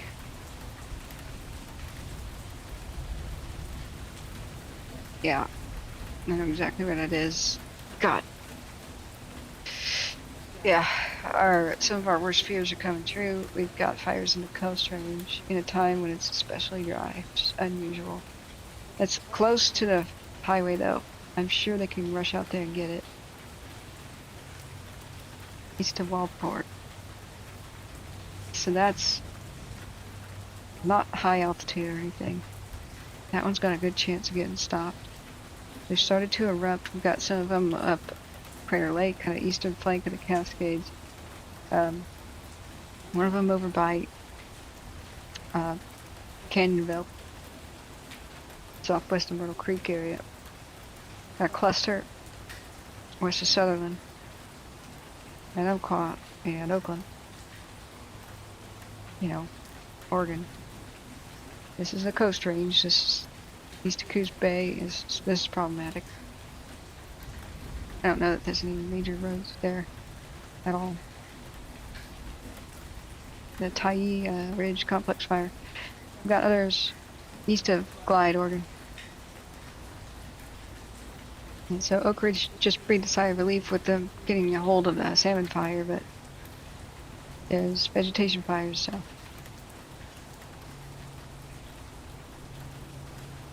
Two separate fires in the area, 400 yards apart. Nobody called in the one that I saw? Yes? The one south of Oak Ridge down here? Oh, the one I saw in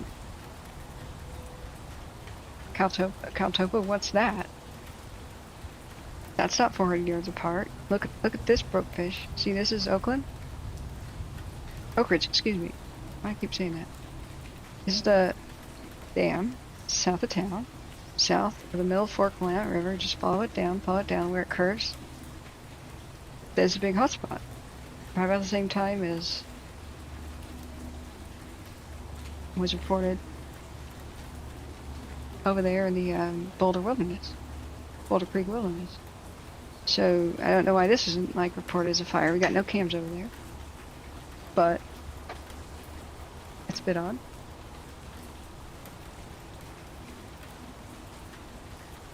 Ooh, still we got more lightning. All right. Maybe he's a stick insect. Yeah. Which area is that? You can get out from under a big rock. Bolt Horse Fire in Lane County. Okay. Let's look at that. Now they're going to be spotted at dawn and such because they're going to start producing smoke that you can see in the daylight. Let's look at the general Oregon forecast and see if we have something to fear from today. It's the hot weather's here, the hot streak is here. East winds are bad. You can see that there's a gentle east wind. But they carry the hot, dry desert winds of eastern Oregon into the west. East winds have caused some of the worst. Now, if you have headsets on, that rumble is amazing. East winds have caused some of the worst of Oregon's fires, like the Tillamook burn. Okay, now Northwest California dodged a huge bullet last night. We didn't see those 40-mile-an-hour winds as expected.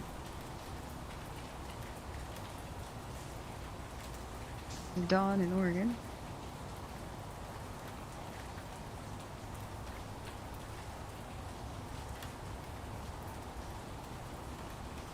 Couple minutes behind on that cam, but the clock is wrong.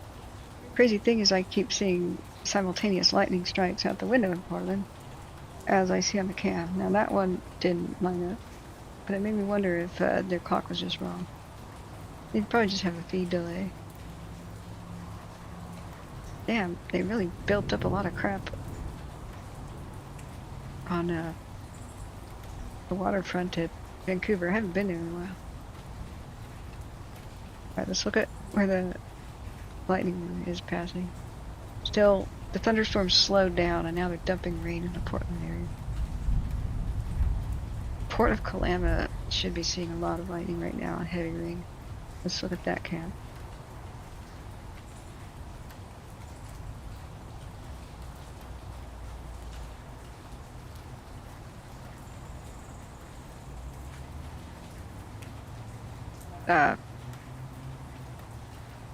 That's live. I guess it's quite overcast. Hey, there's a big ship. So Port of Kalama is on the Washington side of the Columbia, looking. This camera is looking, I would say, west-southwest at the Oregon side. It's a somewhat deep water port. It's trying to cut. It's basically Washington's attempt at undercutting Portland. They're trying to make that port so good. It's got a lot of things going for it. It's got, you know, I-5 right next to it. They're trying to make the cargo ship stop here instead of Portland. Or near it. Some of it's working.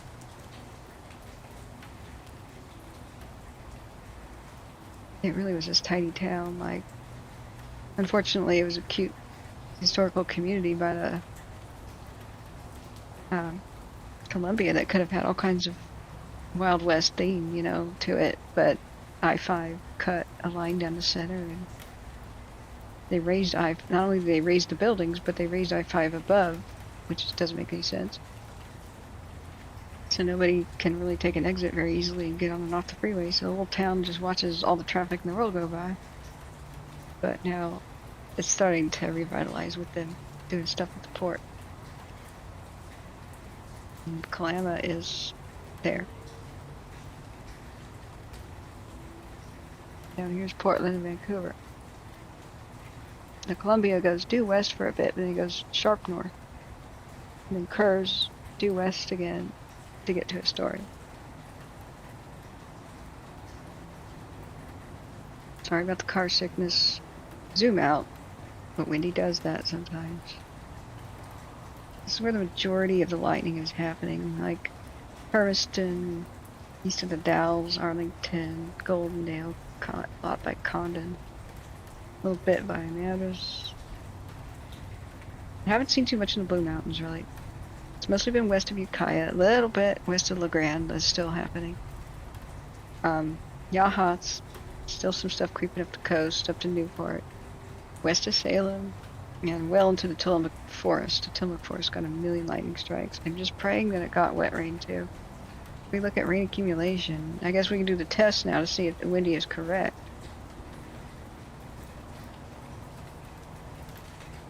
It's not correct. It's saying 0 in Portland. Are you serious? We just had torrential downpour. Maybe there is hope. Maybe this was wetter than we thought. Why does it say the next 3 days? Why is it saying next? I want to know rain accumulation right now. I just noticed that. Next 12 hours? Next 24 hours? Next 3 days? What? I hate windy. Just tell me about now and shut the hell up. I guess it never meant anything.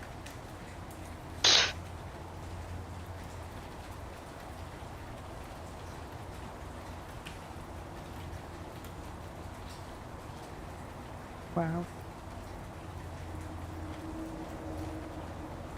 That's why I hate windy. It goes to the future. It's like, what are you doing? If I want to be in the future, I'll tell you. Stargazer 2020 says east of Portland, rain, very light rain stopped. Yeah. Okay, so going back to the story. Carney says, wait. Carney says, how does Tiller look, my friend? Is in the fire station there. They go to each lightning strike, sometimes hike for hours to see the strike. That's why we need to get drones. Put a lot more fire lookout towers on the landscape. You sight them the old-fashioned way and send the drones out to confirm. And drone battery changing stations should be at the lookout tower. They could have thermal imaging and everything. You could put the drone up and down and scan the tree that's in question. Tiller, Oregon, is that what you're saying? Never heard of Tiller, Oregon. Guess we'll find out where it is. Okay. East of Canyonville. Let's see. Let's see what we got. Got quite a lot of fires have started. Canyonville. Good morning, everybody. We're working the night shift. This is hour 8. Actually, hour 9 is about to start in the stream. Good to have you here. Thank you, everybody who's donated. Super chat, super thanks works, but PayPal, which is pinned comment, is better because YouTube takes 30%. Greedy little bastards. Shake fist.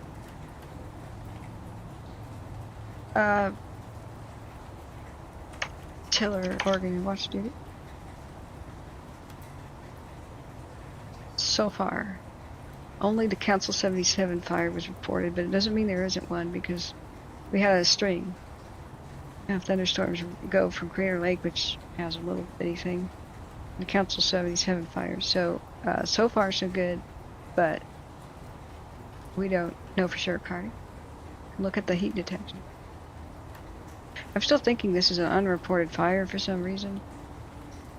It's just due south of Oak Ridge. Don't know why that's not on watch duty. There'll be planes running around. Let's see. That will try to figure this out. We had some nighttime infrared mapping. Mostly west of Shasta, up to the fires up by Gasquet, like the stuff is. Everything in the Six Rivers complex. Now I actually didn't eat anything yet, so I'm gonna show you some cams. I'm gonna mute myself to eat. There's Dawn at Seaside. That's McMinnville. It's Washington. That's Kalama, which should be having a big lightning storm right now. I haven't seen one in Portland here for a bit. You can just hear the light rain. That's my microphone out the window. And you're hearing some thunder. So I'll leave you with this image. I gotta eat real quick.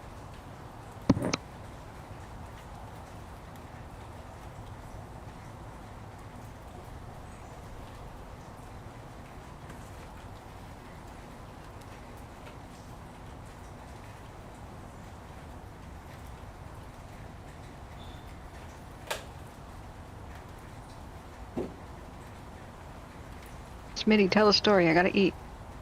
Do something in chat. Tell him how you sniffed out this PC guy. You exposed him as a fake resident of Greenville.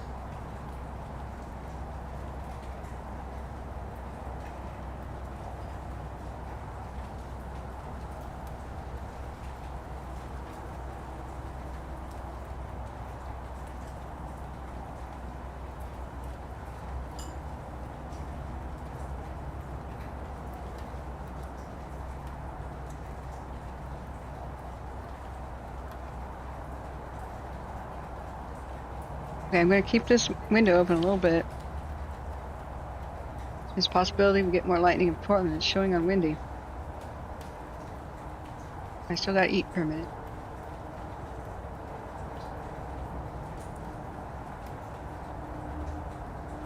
When it strikes to the west, like in Beaverton, you can still hear it.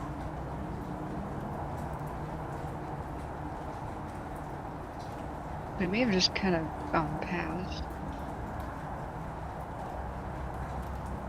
I don't think you want to hear traffic noise. I think it's over. I'm gonna shut down that mic. We'll just start to hear traffic. People start starting up their cars, going to work. And I'm getting cold, so let me shut the window.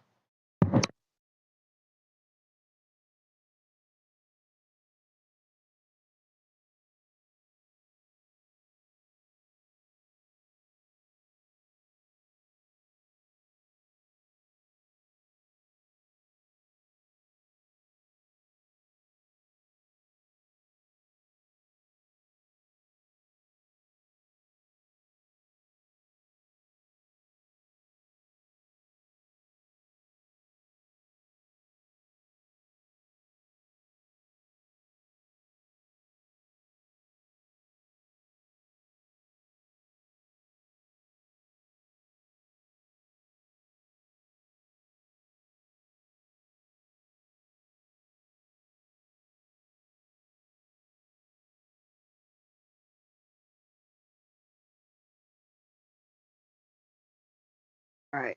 Sunlight's hurting my werewolf eyes here, so I must get rid of that, not the landscape. All right. So we just had some torrential rain in Portland. I think I was reading Windy wrong about rain accumulation. I thought it was about the present. It was about the future. If you hit rain accumulation right here, you got rain and thunder, right? Rain accumulation. I was like, oh no, it's not accumulating. It's just blah, blah. It says next 12 hours. Look, next 12 hours. I don't give a crap. There's next 24, next 3 days, next 5 days. Tell me about right now. Excuse me. God, I gotta eat something. So we got lots of new little lightning strike fires. Coast Range has some. Central Oregon has some, and not Central Oregon. I mean, a couple over by Paisley.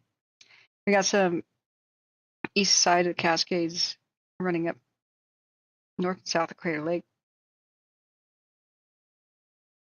Got one southwest of Myrtle Creek here, west of I-5. But east of I-5 got slammed with a bunch of lightning. East of Glide and Roseburg. Boulder Creek Wilderness got some. Even north of that, this is like super remote.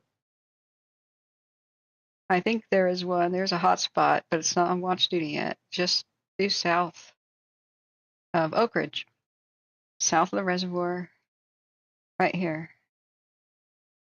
where the Fork of the Willamette turns east.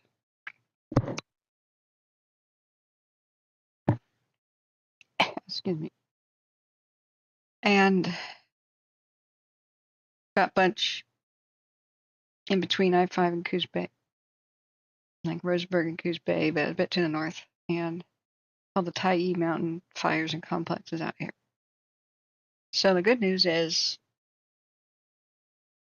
well, these aren't big yet. They didn't rampage through the night in high winds. Once the thunderstorms went past, the winds were pretty dead. Bad news is the lookout fire got nothing, no moisture really on it, so the wind just fueled it.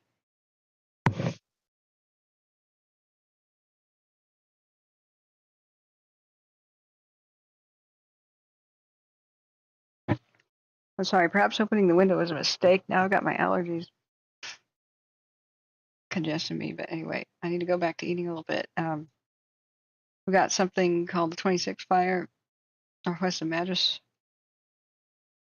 Looks like it's a new lightning strike fire. We had 1 million lightning strikes over by Condon. I'm sure it's no surprise because everybody was woken up by thunder, I'm sure. Northwest of Eugene, we got on the east side of the Coast Range, got a bunch of fires that got started from Eugene to Corvallis. Now, the lightning storms began to slow down and rain hard, I hope, north of Albany. Oh God, no, we got a Pittsburgh road fire. So it looks like we may have some in Tillamook in Columbia County or by Vernonia. Okay. Maybe not, maybe we're not as lucky as we thought over there. Portland got tons of rain. Just rained torrentially here. Recorded it a bit on my stream out the window. All right, Brokefish says, J Cat says, when I was at WGT in Leipzig, I went to a Victorian picnic in full Gothic Victorian gear. Awesome. I've never been able to afford anything like that, but I got a Gothic heart. Like Poe was my favorite author in high school. I never dressed like goth with a G, like wearing black and makeup and stuff, nothing like that. But I wanted to like dress Victorian, you know. So anyway, Broken Fish says, just got a report lightning's still going in Longview, Washington. Yeah, we know that. Like, you're not watching the Windy? Like, it's all over the place. Lightning is still all over Port of Kalama, Longview, Washington. It's West Portland's in battleground right now. Like, you just press this button and it shows you the millions of lightning strikes. So I guess Vernonia is having some of them take off. But it just left the Portland area. That's why we were switching to the Port of Kalama. Pittsburgh is at least 5 hours old. Pittsburgh Road. Oh, that's right. That was yesterday's lightning strike. Wait a second.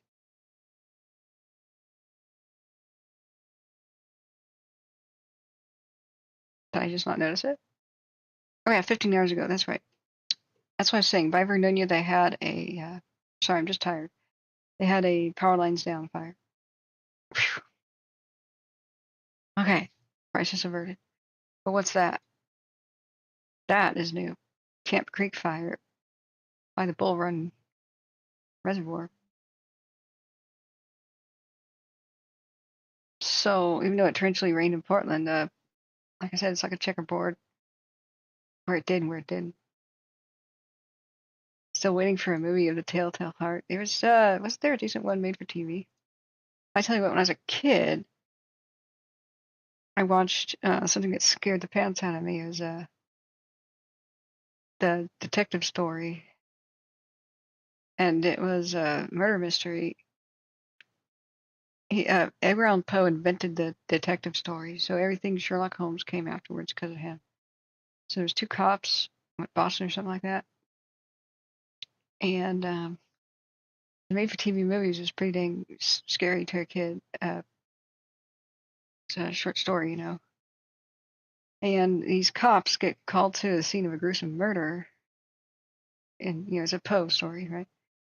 But they can't figure out how it was done because the door, they had to force entry into these two ladies who are sisters or something, two old ladies who are business owners, murdered in a gruesome manner. They had to force open the front door. They reported, like not answering the door and stuff. People heard screams. So the front door had to be forced open. I mean, the door to the apartment, and it was like a carnage inside, right? One of the ladies was decapitated with a straight razor. Like, what kind of strength does it take to do that? And the other one was her body was missing until they looked at the chimney and realized her entire body was stuffed up the chimney from the inside of the apartment. All of the windows were locked, and the front door was locked and had to be forced open, like with a kind of a key, like skeleton key. So it's not like you can just lock it from the inside and walk out. You have to be outside and lock it from the outside. And we're talking, it's 1800s. So it was just a terrifying thing about how the investigators are describing what kind of madman would do this.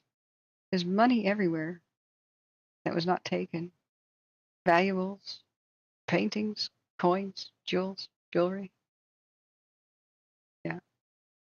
I don't know. It was from the 80s. It was from the 80s. The Telltale Heart I'm thinking of, because they also did whichever story. I'm forgetting the title of, but I'm describing it right. Now, don't give it away, guys. Don't give it away. I won't give it away.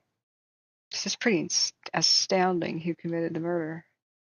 They do some amazing detective work and stuff. They look outside and think, aha, maybe somebody could have gotten into the window after all, because they found out that when you open the window from the inside, but you let it fall down, it had something wrong with the springs and stuff. So just letting it fall, boom, made the lock go down. So somebody could have escaped out the window. So they go outside, and it's like a 3-story apartment or something. And like, oh, nobody can reach this without like a tall ladder, but there wasn't a tall ladder, right? It's just a drain pipe, though. And they were like, maybe a circus acrobat could have climbed the drain pipe that skillfully. It was like a vertical drain pipe. So they go around looking. Yeah, I know the heart beating under the floorboards. That's a telltale heart, but I'm describing the world's first murder mystery story that Poe invented. I can't remember what it's called. It's a detective story. Poe, the first detective story. The Murders in the Rue Morgue. It's got something that freaked me out. It was a 1980s made-for-TV thing. So, looks a little hokey today, but when I'm just a kid watching it later, it was on rerun stuff, The Murders in the Murders in the Rue Morgue was Edgar Allan Poe's first detective story, published in 1841 in Graham's Ladies and Gentlemen's Magazine. The story is generally considered to be the first modern detective story. So don't look it up. Just, it's got a crazy plot twist. So just read it.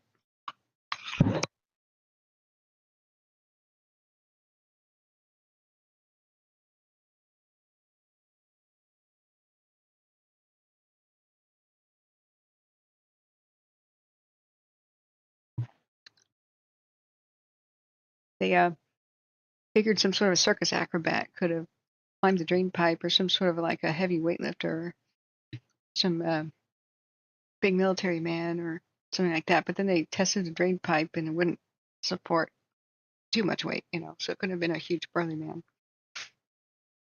But somebody must have got in climbing a drain pipe to a third-story window and had enough strength to shove a woman's body up of a chimney.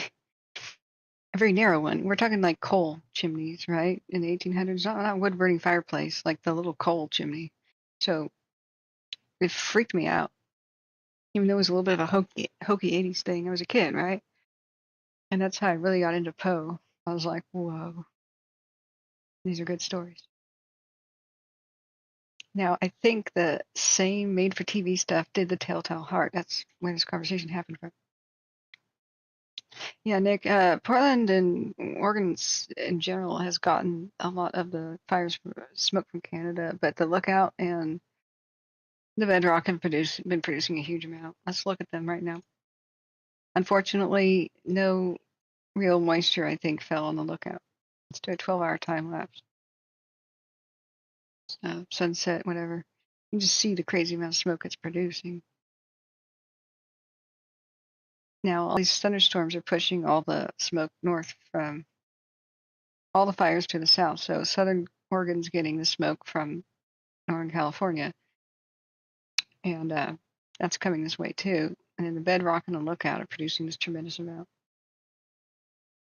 Abby says I'm freaked out now. Yeah, it's a good story. Like, it's freaky. And they made it pretty suspenseful. The plot twist is crazy. People began to believe in supernatural stuff. Like, could this be a werewolf?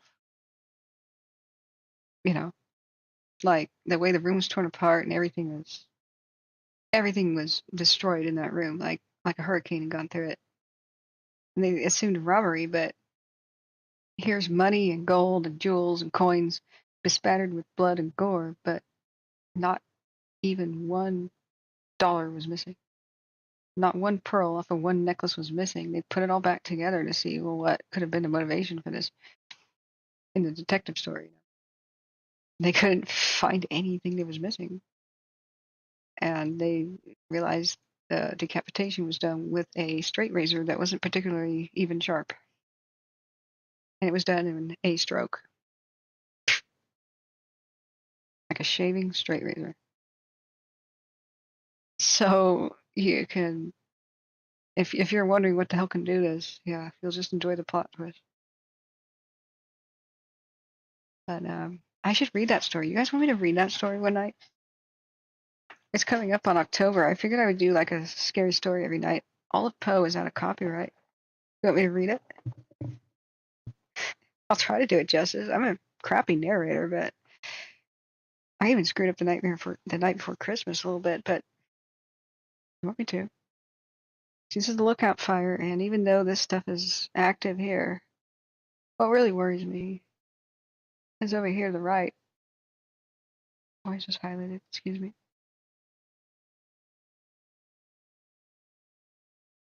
This stuff here to the right. Can you see my cursor anymore? Dang it. Why can't you see my cursor? What did I do wrong? With this thing now. Capture cursor. Oh, now I really screwed up. There we go. There. Yeah, it is freaky, isn't it? Abby says I'm working in a Victorian house at the moment in Glasgow. It's huge and kind of freaky scary. Yeah. And that's, I think I don't know where it takes place, Boston or something like that. All right, let's look at the lookout fire. Now, what concerns me, like I was saying, is what we can't see up here to the right. There was a lot of heat detections. What's very concerning about what the lookout did last night is it got so much heat that even though there's a fast moving and cool air thunderstorm going right above it, in the other camera, it found so much fuel to consume and was so active that somewhere in the central north section of the lookout fire, especially, it pushed a huge smoke cloud and punched a hole through the clouds above. Even though it was high winds, you would think that the smoke would just be carried by the winds. No, it punched a hole to the top of hot smoke, and then it got carried north by the winds. That tells you something. Now, you can kind of see off here, I wish the camera would pivot, that there's flashes of heat and stuff going on up there. We just don't want this fire to go north, and I think it's going to go north. This was a south wind all night, pushing it north. Now, the wind swirled around a bunch, but in general, the thunderstorms came from the south, and at the ridge tops was the fiercest wind speeds. Even though it was calm gust, it still just fueled that fire. So it's just not looking great. We any kind of vegetation. Let's do a 6-hour time lapse. Oh, look at the pretty sunrise. The 6 hour is a little different, but here it is from the Death Ball Mountain. You see that? This, even though the clouds are down here, you could see the white puffs above it of the hot smoke. Remember, this isn't light. This is infrared. So this is heat. This is hot smoke that you're seeing. The bright white is fire. And the hot smoke right next to the fire. But see how the smoke isn't carried away. It punches through the top of that cloud layer. And now we're not going to see a damn thing because of the smoke.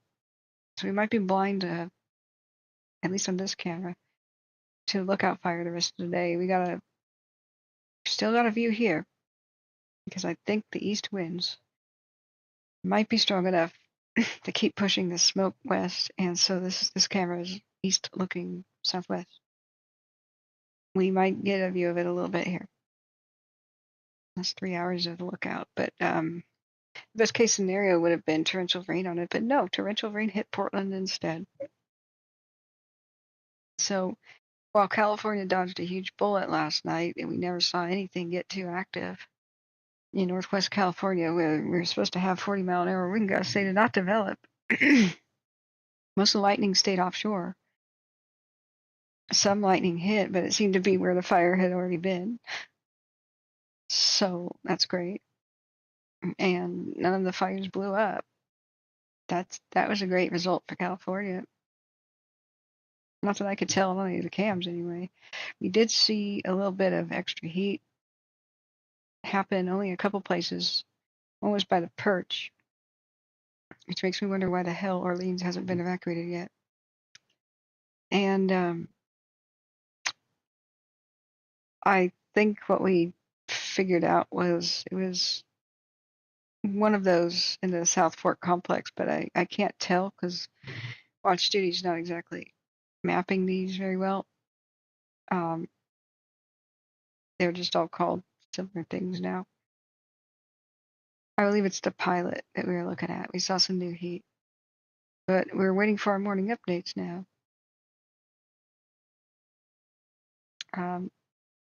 But wow, we super dodged a bullet out here in the Smith River complex, especially. It's all right. The Marlow fire did have some new heat. It's just kind of out there by itself.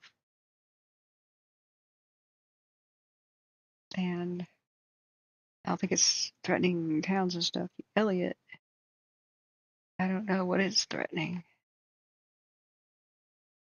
off the top of my head. We're waiting for all the morning updates now. It's almost 7 in the morning.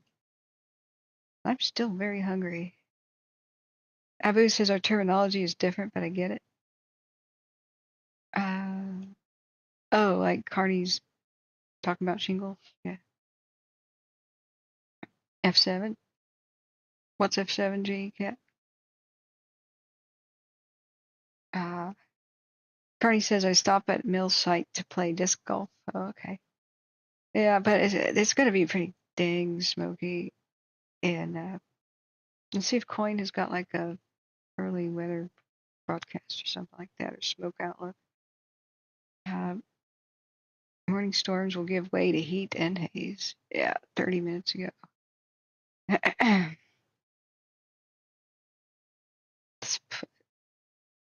Let's put our ad blocker back on. I can't see anything. There we go. I don't mean to do that to Coin, but we need to see this. Jeez, that was loud. Hey, I muted it for you guys. Oh, that just rocked my world. I just hate it when autoplay videos happen. It's super loud. Okay, an active start to the day Friday morning with a few brief thunderstorms across parts of Portland and the surrounding areas. Now hotter and hazier conditions return to the region by Friday afternoon. Temps will rebound into the low to mid-80s, continue into the weekend. The impact the greatest Friday and Saturday. The impacted the greatest. Okay, they need to switch. Error.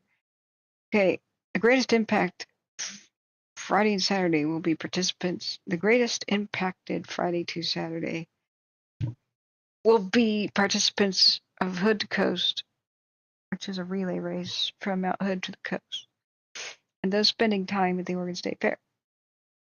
Thought about going there and going live from the fair. That'd be fun, wouldn't it? Some improvements in the Canadian wildfire smoke will be seen thanks to these brief rain showers. I don't understand why people think that rain is pure, like pure water. Every raindrop, just like every snowflake, forms around a dust particle. So the reason that smoke disappears and stuff is that the dirtiness from the smoke fell down with the rain. That's why rain is radioactive. When nuclear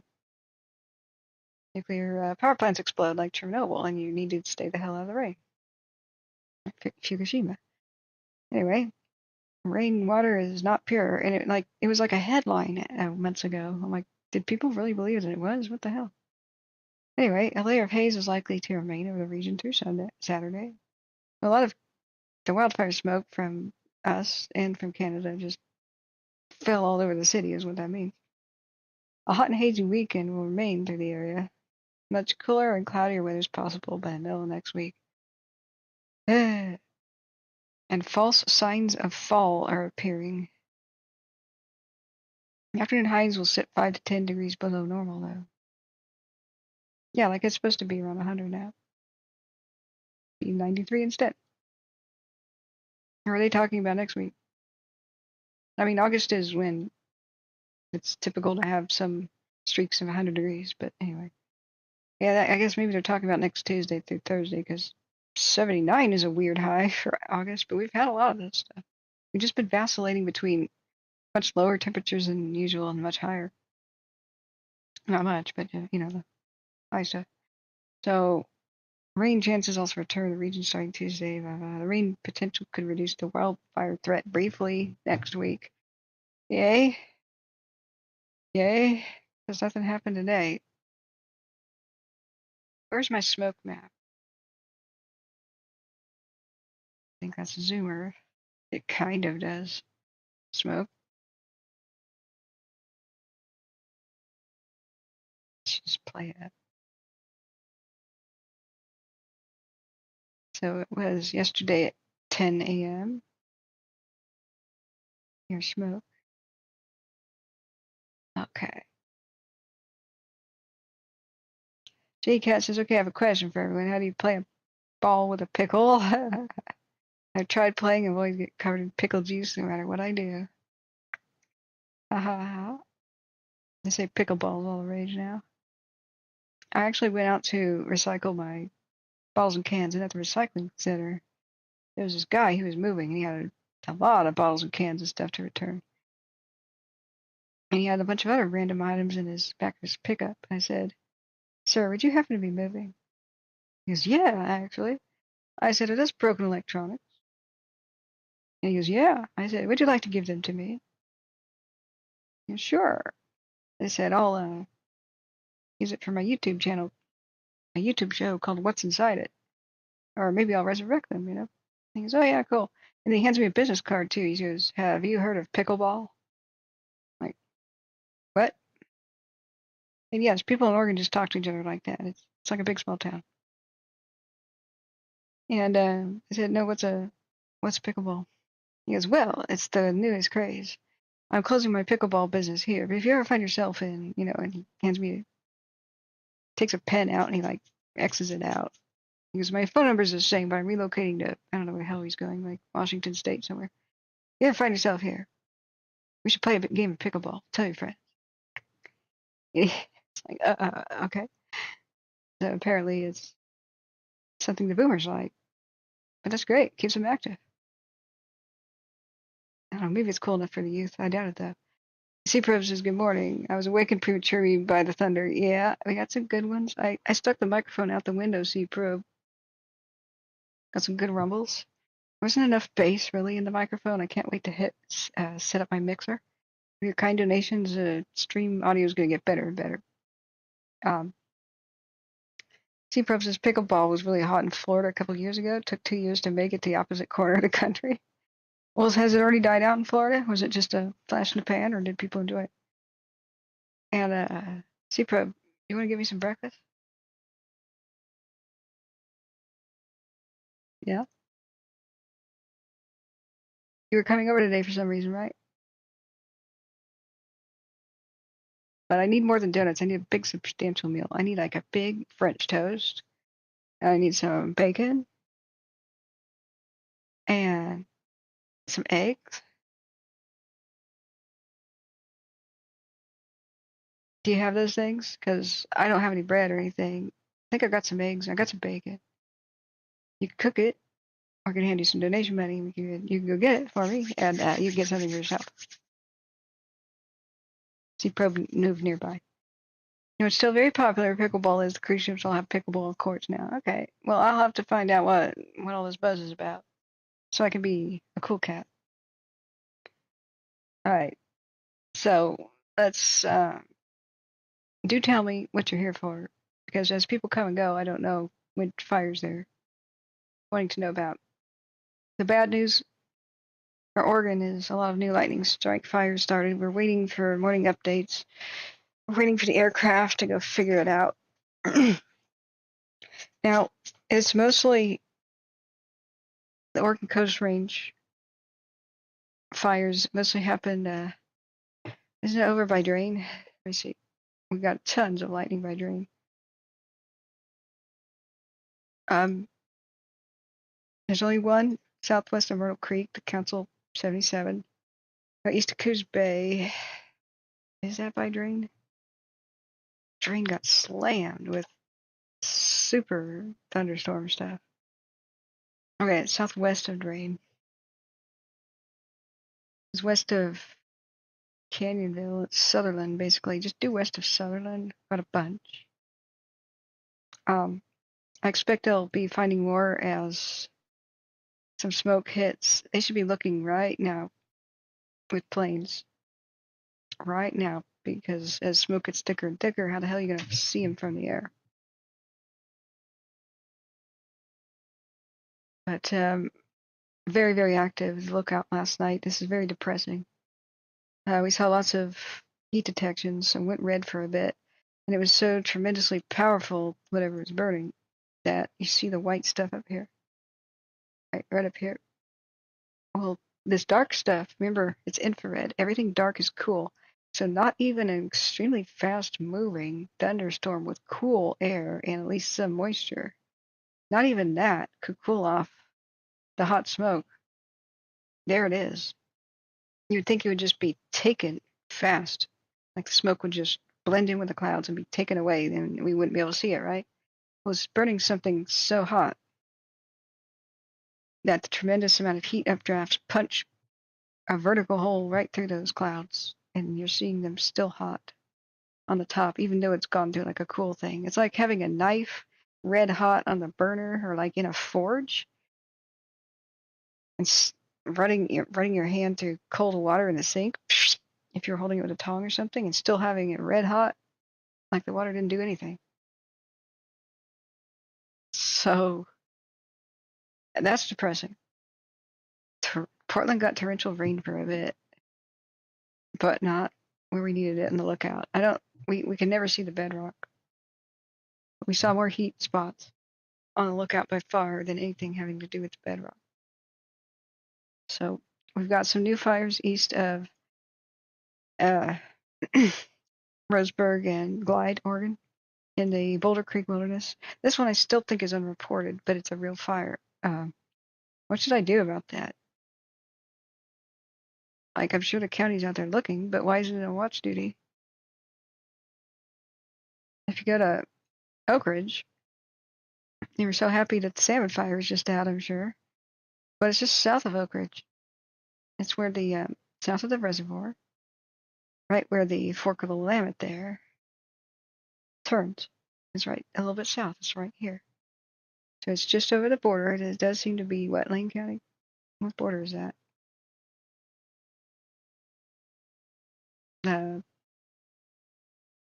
See, it's lookout still.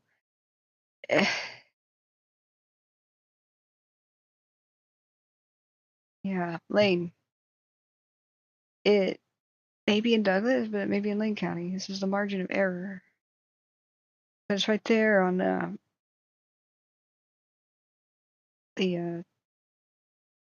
what was this road called again?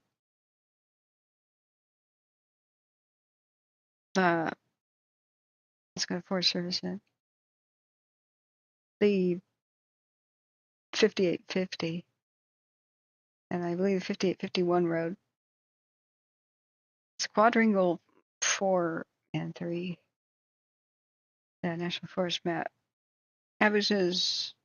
I will not be asking about pickled balls in my town. Thank you very much.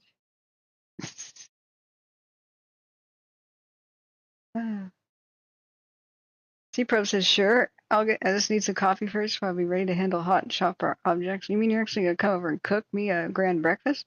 Okay, it's going to be... You better have Texas toast. It better be really thick, right? Once you slather that in eggs, once you add a little bit of sugar as it's cooking, right? Okay, that'll be good. That's a secret. And as you're making that French toast, I want it hot, served with... you can use the ice cream scoop for the butter, right? It's whipped butter. I got the good stuff. Put the round butter balls, let it melt all over. Yeah, the French toast.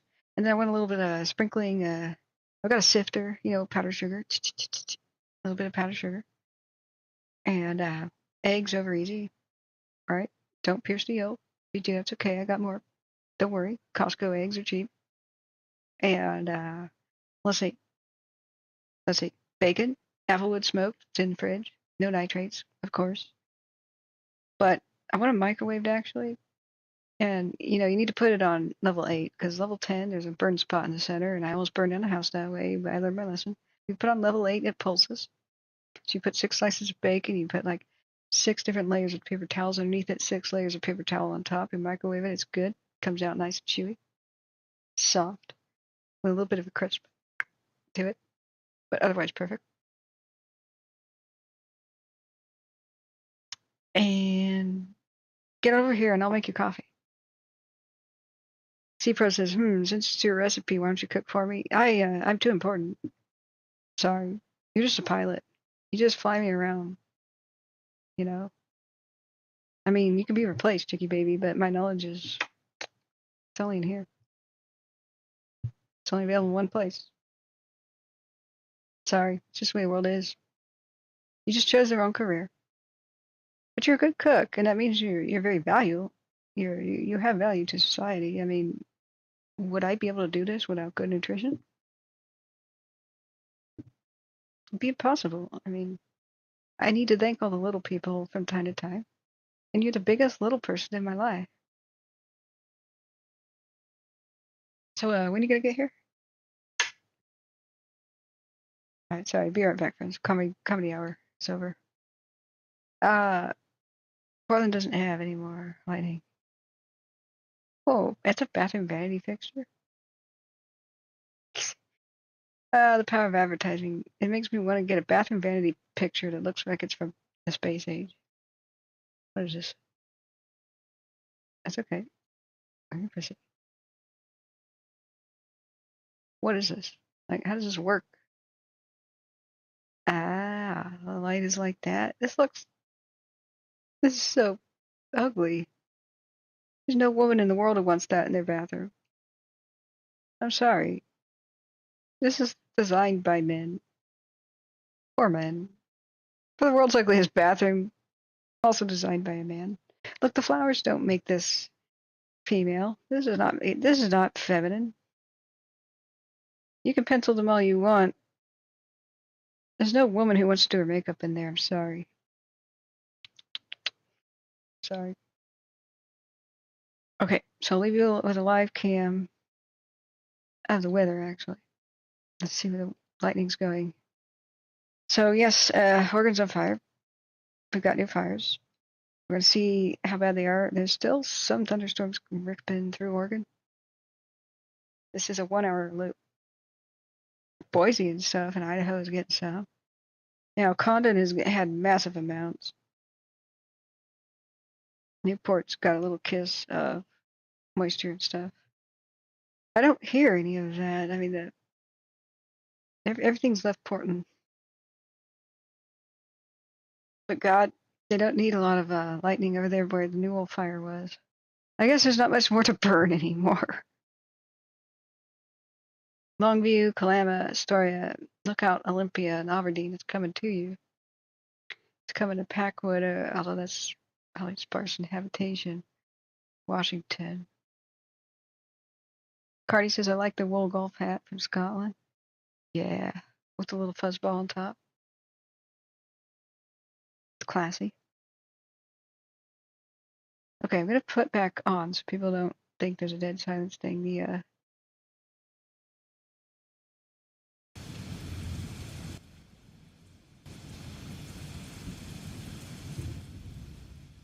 thunderstorm sound. It's a really cool one. If you want to go to sleep to this, it's amazing. This is where we're getting our audio from. Now, it was funny. I stuck my microphone out the window, and I recorded some of the audio live of the storm, as people could maybe see the lightning flash on the webcam as I looked out the window. Okay, broke fishing. Maybe you give me a message. No, he didn't. Who else is on Discord doing that? Okay.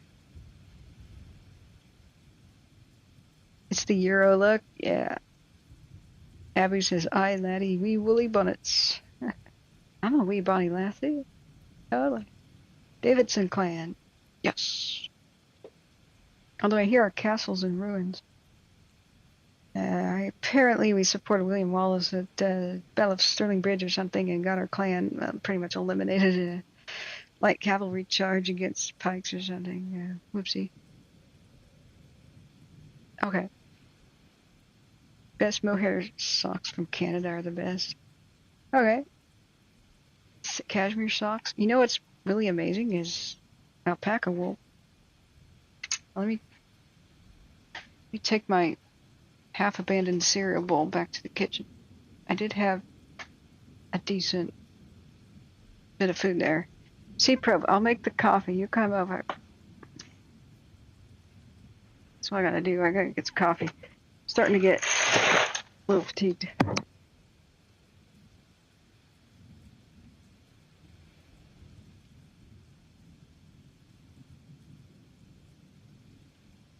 You know, that's one of the secrets to being awake for a long time. Like the 48-hour film project that I used to do on movie sets is it's a little bit of, it's not like a slam down espressos. It's the gradual sipping of, like, say, a cold coffee over time. Gradual but constant injections of caffeine, right? And constantly eat. Caffeine burns off your blood sugar real fast. And you get caffeine jitters because your body freaks out and goes, oh God, we're about to pass out. Adrenaline. Hit the adrenaline button. That's why almost all caffeinated beverages have sugar. Now, some people could take coffee black and tea without sugar. And they're just unique, weird people. The rest of us, but sugar serves a very good purpose. Not only does it counter some of the bitterness, but it's got a real purpose. Now, the acidity is countered by the milk. And milk and sugar is with coffee and tea. I always thought it'd be disgusting to put milk in tea, and for most teas it is, like that are popular in America, like green tea. I don't do it. But the black tea, the English, the Tetleys, what's the other brand? When I finally go to England, my friend insists that I try milk in the tea. I resisted for a while, but I saw he was very jaded and sad. Dejected and sad. Like I had made him sad. Why not trying it? And okay. It was great. Put a little half and half in black tea. It's great. Right now I'm making super coffee. C-Prob, am I making coffee for one or two? Let me verify. I don't want to screw this up. Oh, hell. You know what? I'll make you fresh stuff if you come over. I'm sure you're working on your own. And he moved nearby. He's not fully moved in yet. But I convinced him that California sucks. Well, really the wildfires did, but so we came to Oregon. Ah, guys. The smell of this coffee.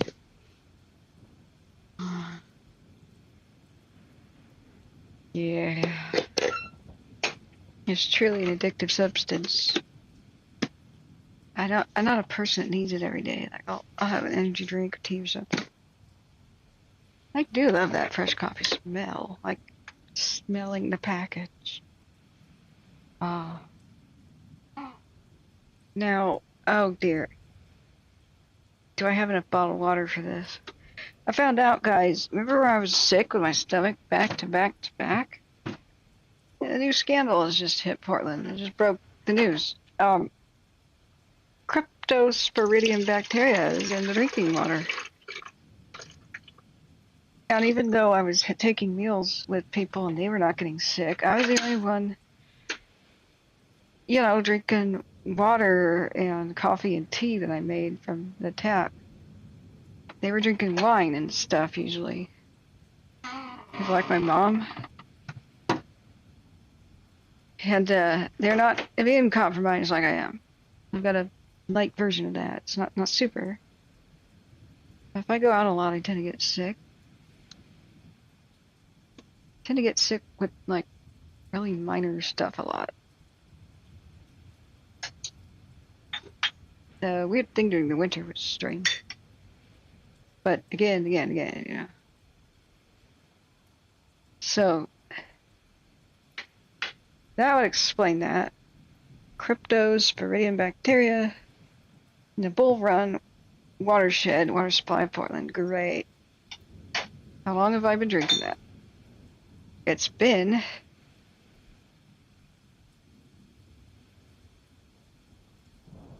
detected since at least May. I have a feeling it's longer than that. And it says, oh, only really immune compromised people got to worry that much. Well, great. Kind of wondering now, like, how many elderly people got killed by this? Was water out of the tap used in hospitals? People covering surgery and stuff. Who knows?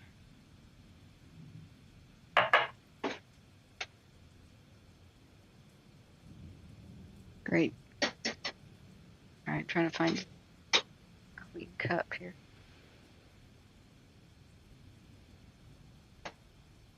Alright, we gotta use a milk frother. I'll be right back, guys. I gotta make coffee. Aren't we in the 10th hour of the stream yet? What are we at? You gotta constantly talk, or most people tune out. Most people just listen. Yeah, I still got a clean coffee cup. There we go.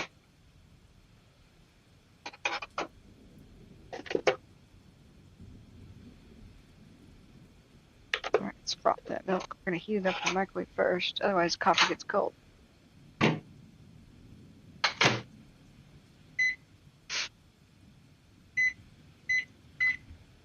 There we go.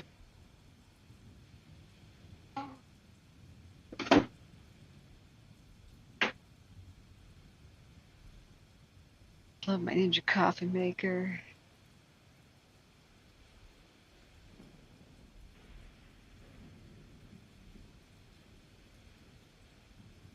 I'm gonna try classic mode.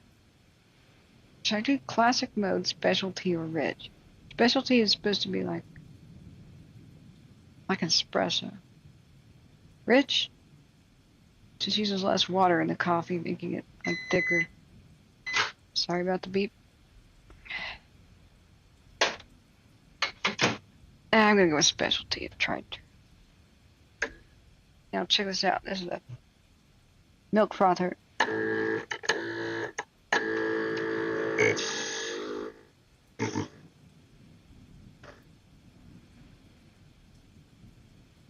I don't know what that sounds like, but I hope it sounded like a milk frother. You never know with these noise canceling headphones. Microphones, excuse me.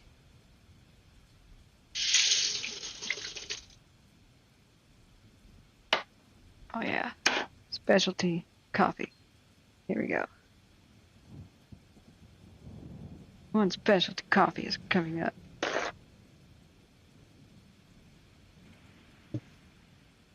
Okay.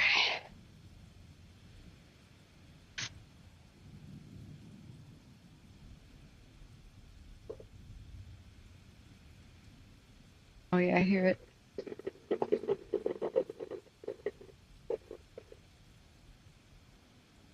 Percolating. Yeah.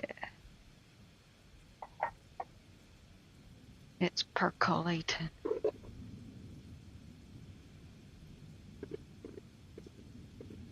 If I had a good microphone, we could do ASMR mornings with Catherine. I'd say, good morning. I got the coffee on. But then it makes a screeching sound like that. Good morning. Your coffee's almost ready. Oh, I just got a watch duty update. Alright. Let's go see what it is.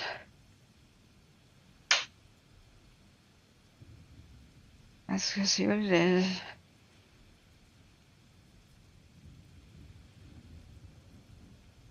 Okay. Very good audio. Good, David. I'm glad. Boy, those storms are still rolling through.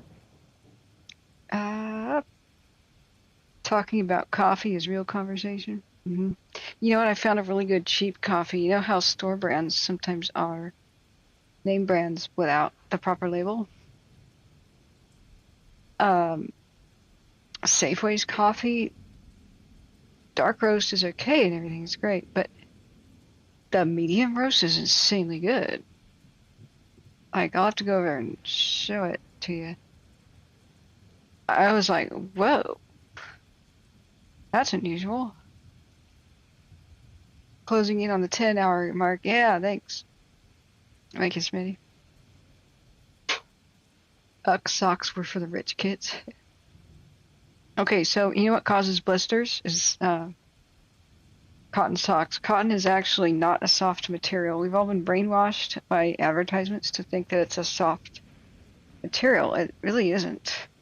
Once it's spun and woven, it's one of the most rough materials. I realized that most of my acne, you know, like I had it growing up, really was embarrassed as a kid, you know.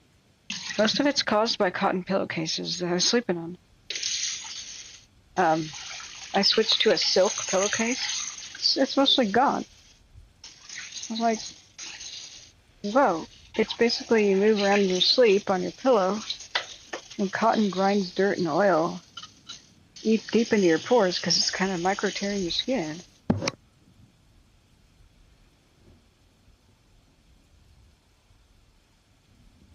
So blisters while hiking and stuff, it's the friction of cotton on your heels. And the secret to not getting them is you wear a silk sock first and then a cotton sock. And cotton's okay, it's good for the moisture wicking, keeping your feet dry and stuff, but silk is way better.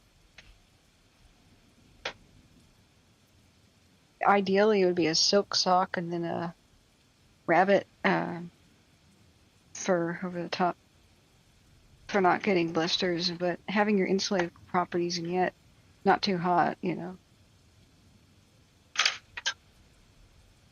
What's that rabbit fur called in the textile trade, the woven stuff? Angora. Those are the rabbits that are shaved and not skinned.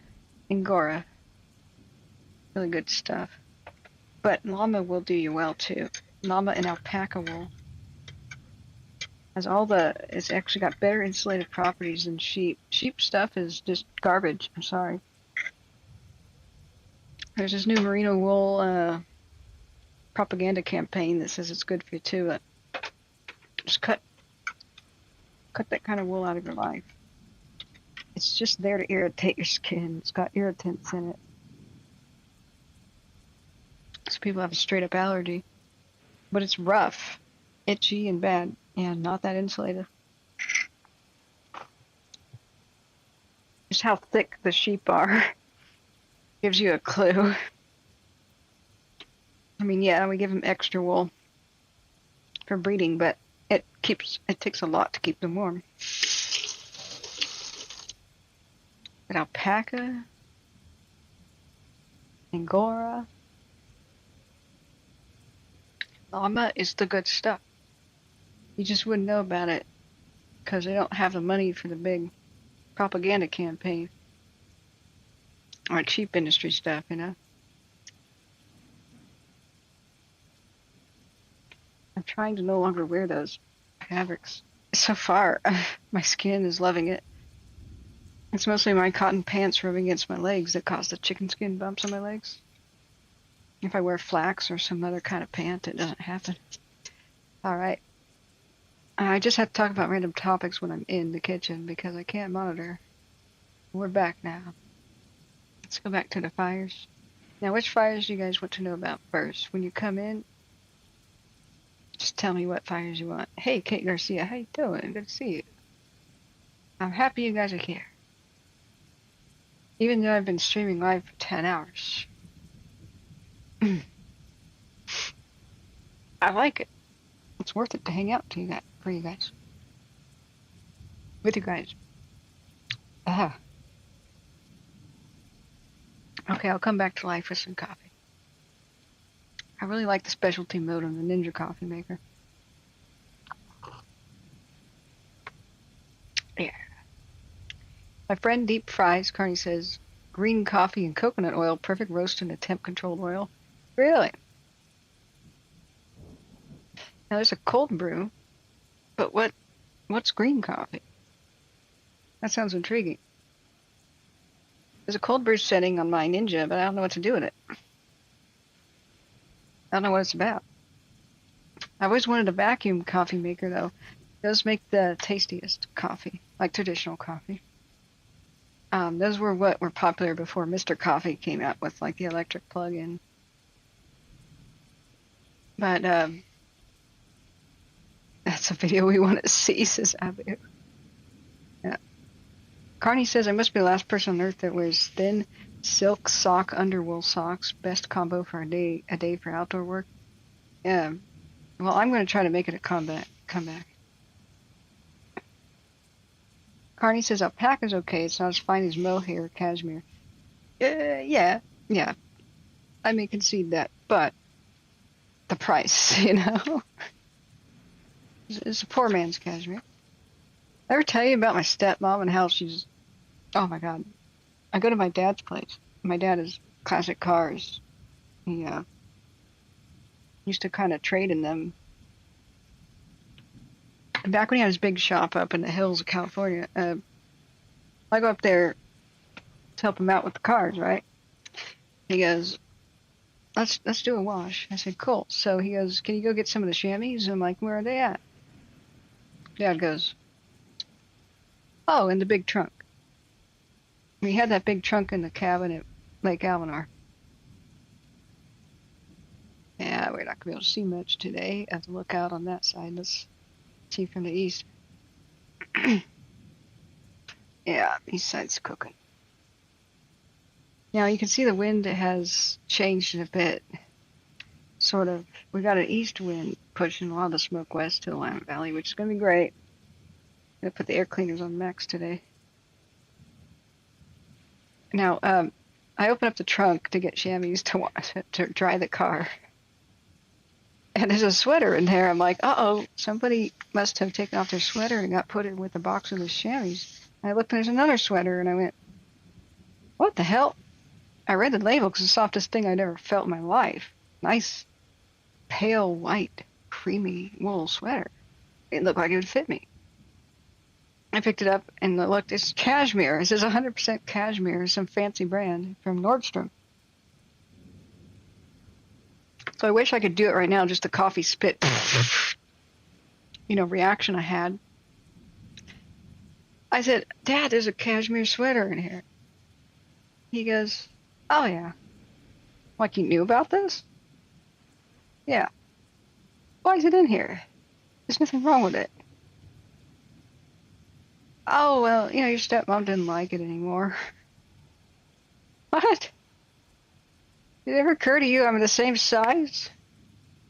I might like a cashmere sweater. Like anybody might like a cashmere sweater. No, I just asked her if I could have it so I could clean the car.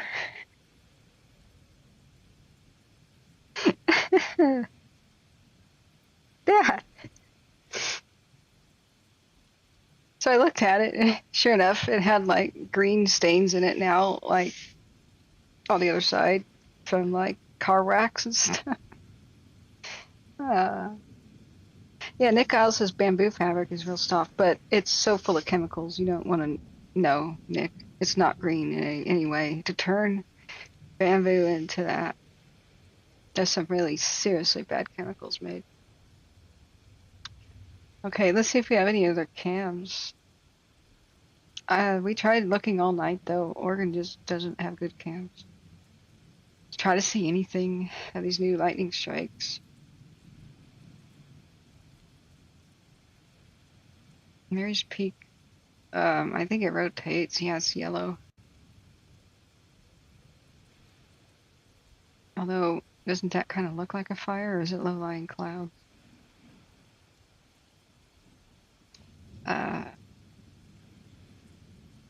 You'd think it would just stare, stop rotating and stare. It's just,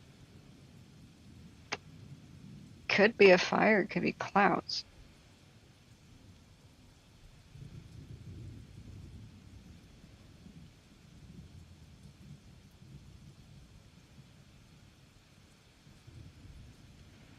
You know how many other little spots of these are around? I mean, I would have thought it would just stop rotating and it would just stare at it. Like the Mary's Peak cam.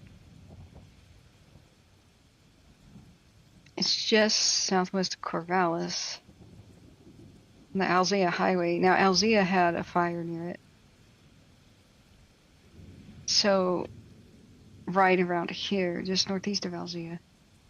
Maybe, but you see, I don't know that it could see over this peak. It'll be when it clicks a little bit to the right. So let's just, if the picture is lining up with its current view. It sometimes doesn't. Wish there was a compass on it, because I have no idea what this plus 90 minus 3 stuff is.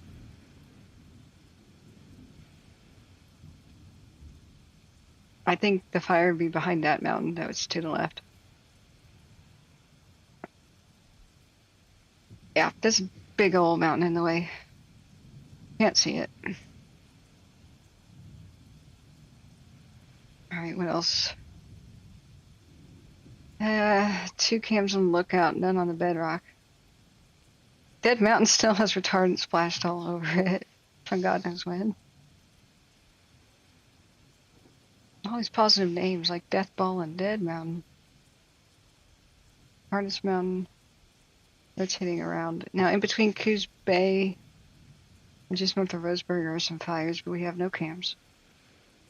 And Medford doesn't matter. Bosley Butte. Don't think that matters. There's one by Crater Lake, but we don't have eyes on it. We just have eyes on nothing. Death Ball, Dead Mountain, excuse me, if it rotates south. Oh, that's kind of pretty. Nice camera lens flare. With red retardant splashed all over it. But, is it art?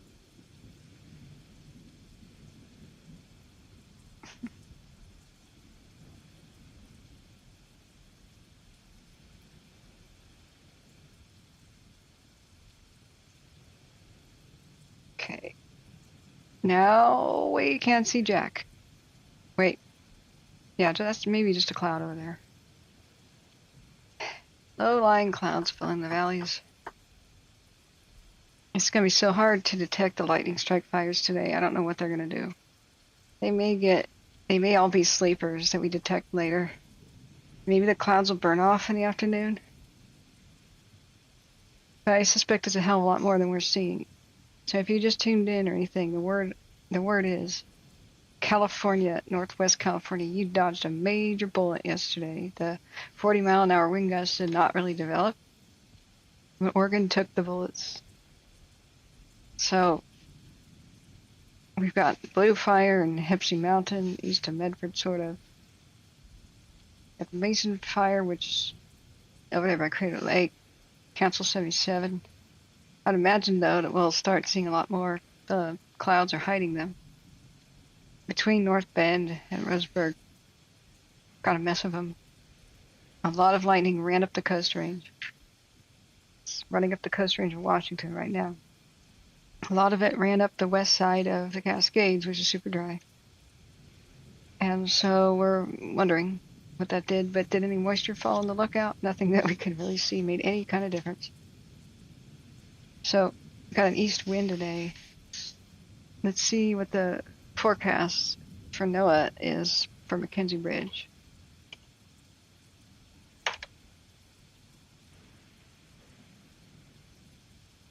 McKenzie Bridge. What's this gray forecast area? Excuse me.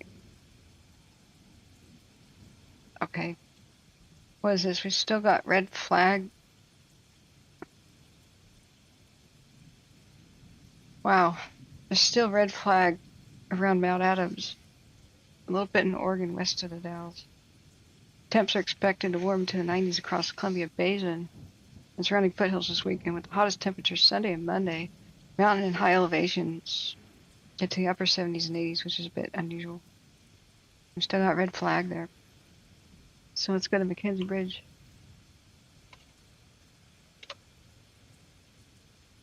For the NOAA weather forecast. Alright, let me put my broadcaster voice on.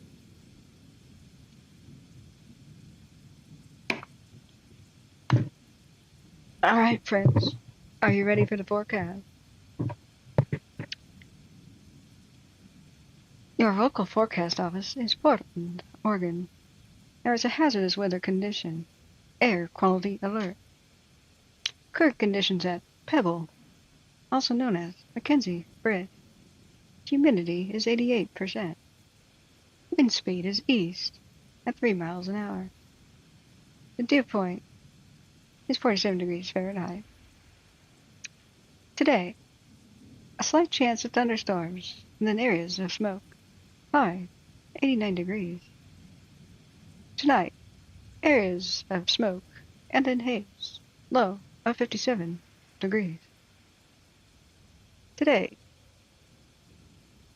a slight chance of thunderstorms and showers before 8, and then a slight chance of showers between 8 and 11. Areas of smoke, sunny, with a high near 89.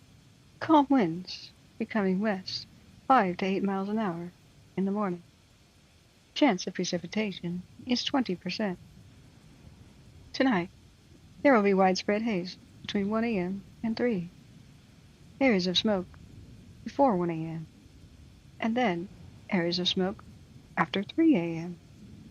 Mostly clear, with a low around 57. West-northwest wind around 6 miles per hour, becoming light and variable in the evening. Okay, let's look at the rest. We're going to find some cool relief, but we got a hot streak. I think until Tuesday. Okay, Monday night might be our salvation for the lookout fire. There's really not going to be any measurable rain. Sunday night, maybe. 20% of showers before 11 Sunday night. So the hot streak kind of ends around Tuesday. You're going to have a high near 74 on Tuesday. Hold on to your butts this week. Like I said about the lookout, and I'm really hoping they're going to give us a really good morning update.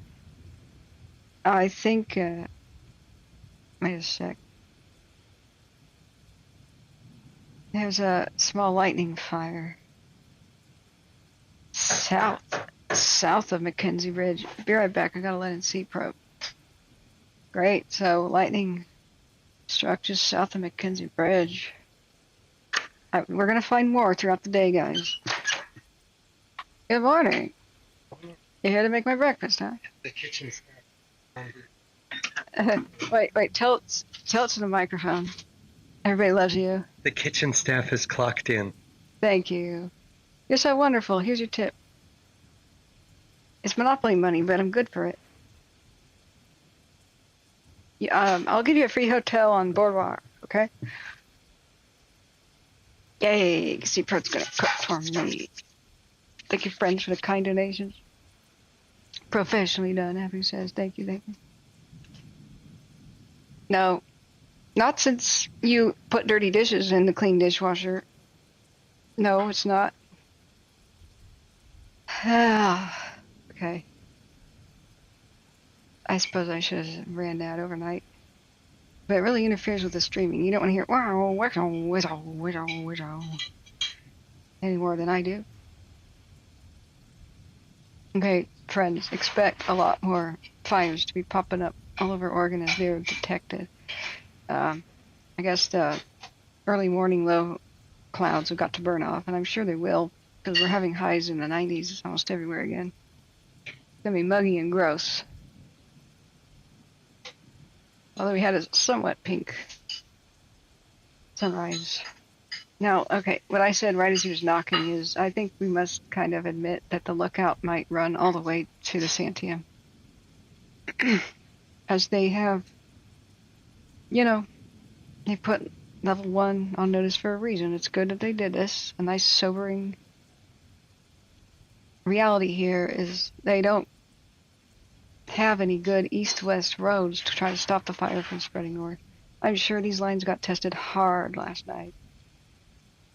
Now the next good east-west road there really is Highway 20 in the Santiam. So the lookout fire could possibly stop it right here in the north, but they probably can't stop it from running north on the east side of the Cascades, because there's mostly just north and south roads, and it's too steep to make an east-west road to stop it. A fire break is basically a road. So, because there's so often a south wind, if it gets up in there, I don't think it'll get stopped. They can slow it. They can, whenever aircraft can hit it, revenge the kitchen staff.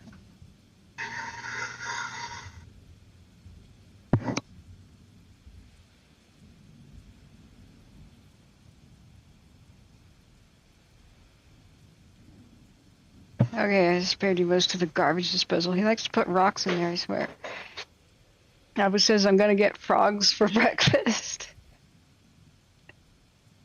Yeah. We give each other a lot of crap, that's why. That's why I say that. Okay. Jay Katz's man years ago before audio automation. The NOAA office in Buffalo, New York, had an African American with a heavy Ebonic accent and a lisp. The forecast was something you had to hear. Please find me a soundbite of that. I need to hear that. That's legendary. Carney says in Mexico, Abu means grandma. Well, Abu has a real name. That's an alias. Can you believe it? Can you believe that the guy in Scotland is not named Abu? What? Do you have the big bread? You have to bring that. My bread is stale. It expired July 17th. I don't care if it's been in the fridge. It's the 25th of August. Yeah, that's for It'll last much longer in the fridge. July 17th. You took my French bread. I was going to have a tuna and French bread sandwich last night. You took it. Where is it? I ate it. all those steaks. I didn't eat all of that. I did not eat like a 2-foot-long French bread. What? Or do you Okay, do you have bread to go get?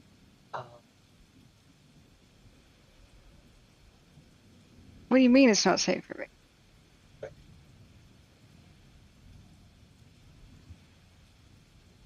Bread with seeds. What kind of rye? Rye is not for French toast.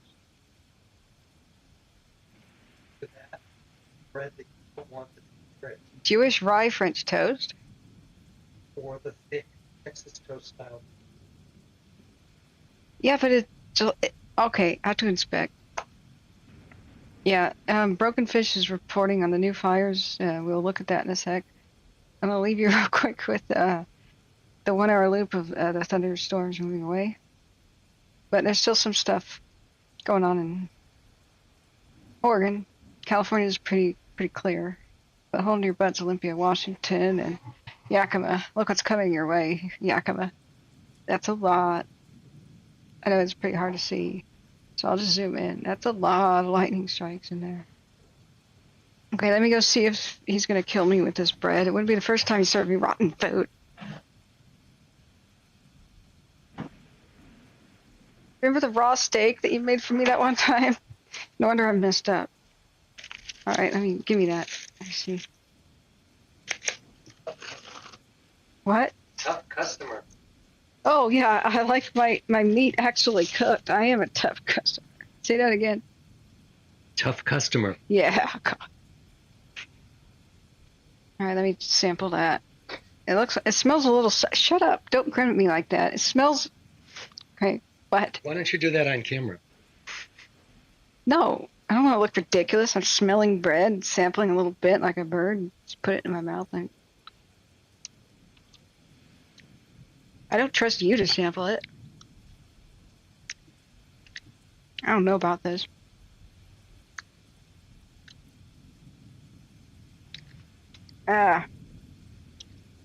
Just taking. Fine. Okay, make the French toast. But I do want 2 eggs over easy, please. Now, Or toast cooked in eggs. Eggs. yes, Easy both. yes. Is that unusual? Yes. No, it's not. It's called the captain's platter. Or whatever at a fancy restaurant. Aren't you having some? Okay, yeah, make some for yourself. Help yourself Kitchen to my... staff needs food too. How many slices of French toast? Oh, I just want one of those. Some fresh bacon. Microwave, please. Let's see, where's my powdered sugar? Do you want hash browns? I've got Idaho Spuds.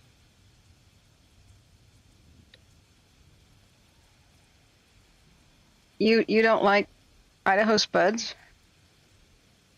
He doesn't like freeze-dried Idaho spuds. Well, fine. And I'm picky. Kitchen staffing. Kitchen staff aims to please. Okay. Except when Makes a you're bigger feeding me difference. raw meat. Oh my God, that steak. I was eating it in the dark. I was like, wait a sec. This still tastes a little weird. I flip on the lights. Oh my God. He cut it up into little pieces too, so I didn't have to cut it in my bad arm. Oh God. It looked like there had been a massacre on the plate. There was so much blood. I don't know where my powdered sugar is. Can you grind it? No. No. Oh, whatever. It's simple. You just What's in that? what? Purple. The purple one? Coffee. That's coffee mate. Don't put that on the French toast. God. Oh Is coffee made on top of the coffee? no, the coffee mate is Swiss Miss. See, it's labeled Swiss Miss. See? Ah, okay. Actually, was silly enough to read the label that says coffee. Shut up. These containers are great once you use it. Now, I gave Mom the big Costco coffee mate. And I only saved a little bit for me. That's why it's in a separate tub. Now, I had like 6 of these big coffee mate things with the lid. You store things in them like Swiss Miss. Don't judge. The other one has tea bags in it. Hey, the greenest thing isn't recycling, it's reuse. Do you want hash browns? No. No, thank you. I was asking you if you wanted hash browns. But you're too good for my hash browns. I'm looking for the powdered sugar. I already explained this. I'm smiling the whole time, guys. We're messing with each other. Crap. Ionized salt. Breadcrumbs. Okay, guys. How do you make powdered sugar? Do you just grind it? I'm gonna need this. Okay, I'm gonna try to grind some Yeah, sugar. just put maple syrup. It already has sugar. Maple syrup? French toast. It already has some sugar. You could always have more sugar. Yes, I want maple syrup, and I do want powdered sugar. It's just a sprinkling of powdered sugar. It's more comforting than anything. Okay, how do you grind powdered sugar? Do you need a mortar and pestle? I don't think I have one. Oh, maybe I could put it in one of those salt grinders, but there could be salt left in there. Yeah, there's a lot of salt in it. Shoot. Maybe I could just get a rock. Could I clean a rock? What's this one? No. That's not a... What are you breaking down in my kitchen? Look, that's just a regular fancy salt shaker. It doesn't grind. It's from the 80s, man. Don't break it. 80s stuff is chic. It's no longer junk. Even though it looks like junk still, it's now chic. All right, I'll sit down. He goes, I'll sit down while you figure out what you want. You just asked a woman what I wanted. You understand this is the worst question you could ever ask us? What I want to eat, or where I want to go, or what movie I want to see, or what should we do? You don't ask the female. Okay, if there are 2 parties in this question and one is male, just do it. Just say, I'm making something special for you.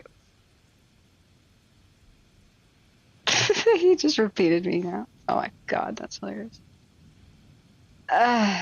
Okay.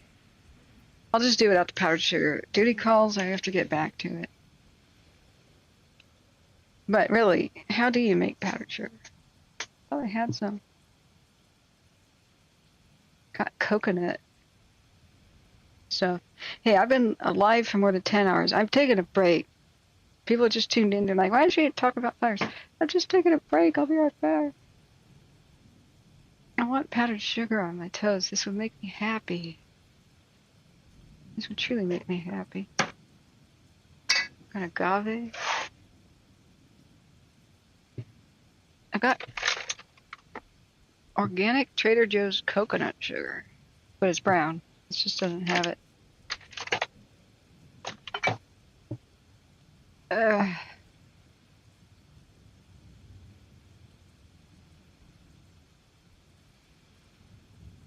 My kingdom for powdered sugar. I'm glad I stopped him though. He thought the coffee mate was that. That would have been disgusting. I walk in the kitchen. He's reaching for coffee mate. Nope. Oh, that's maple sugar. That's wait, brown sugar. That doesn't work either. Well, damn.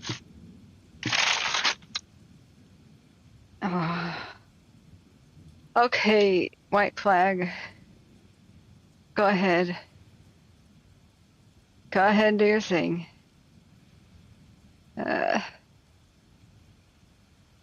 Okay. I'll leave the kitchen. Go ahead and do your thing. Hey, use half and half. Maybe it'll be good in the French toast. Do you think that would be good? He says, hell no. Okay, just do your thing. You're the one who knows how to cook. Be right back, friends. Bathroom break.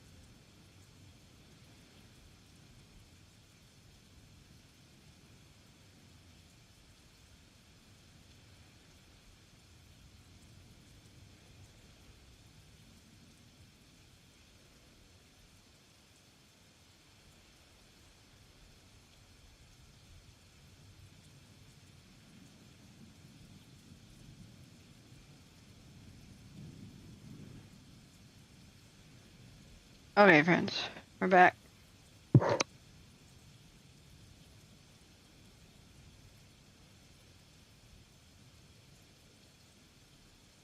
Time for me to have more of my coffee. Breakfast is getting started. Oh, it's way too bright now. I'm gonna shut off the sun here. No more thunderstorms.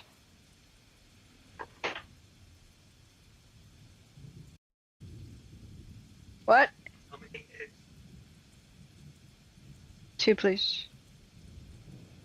You asked me how many eggs I need.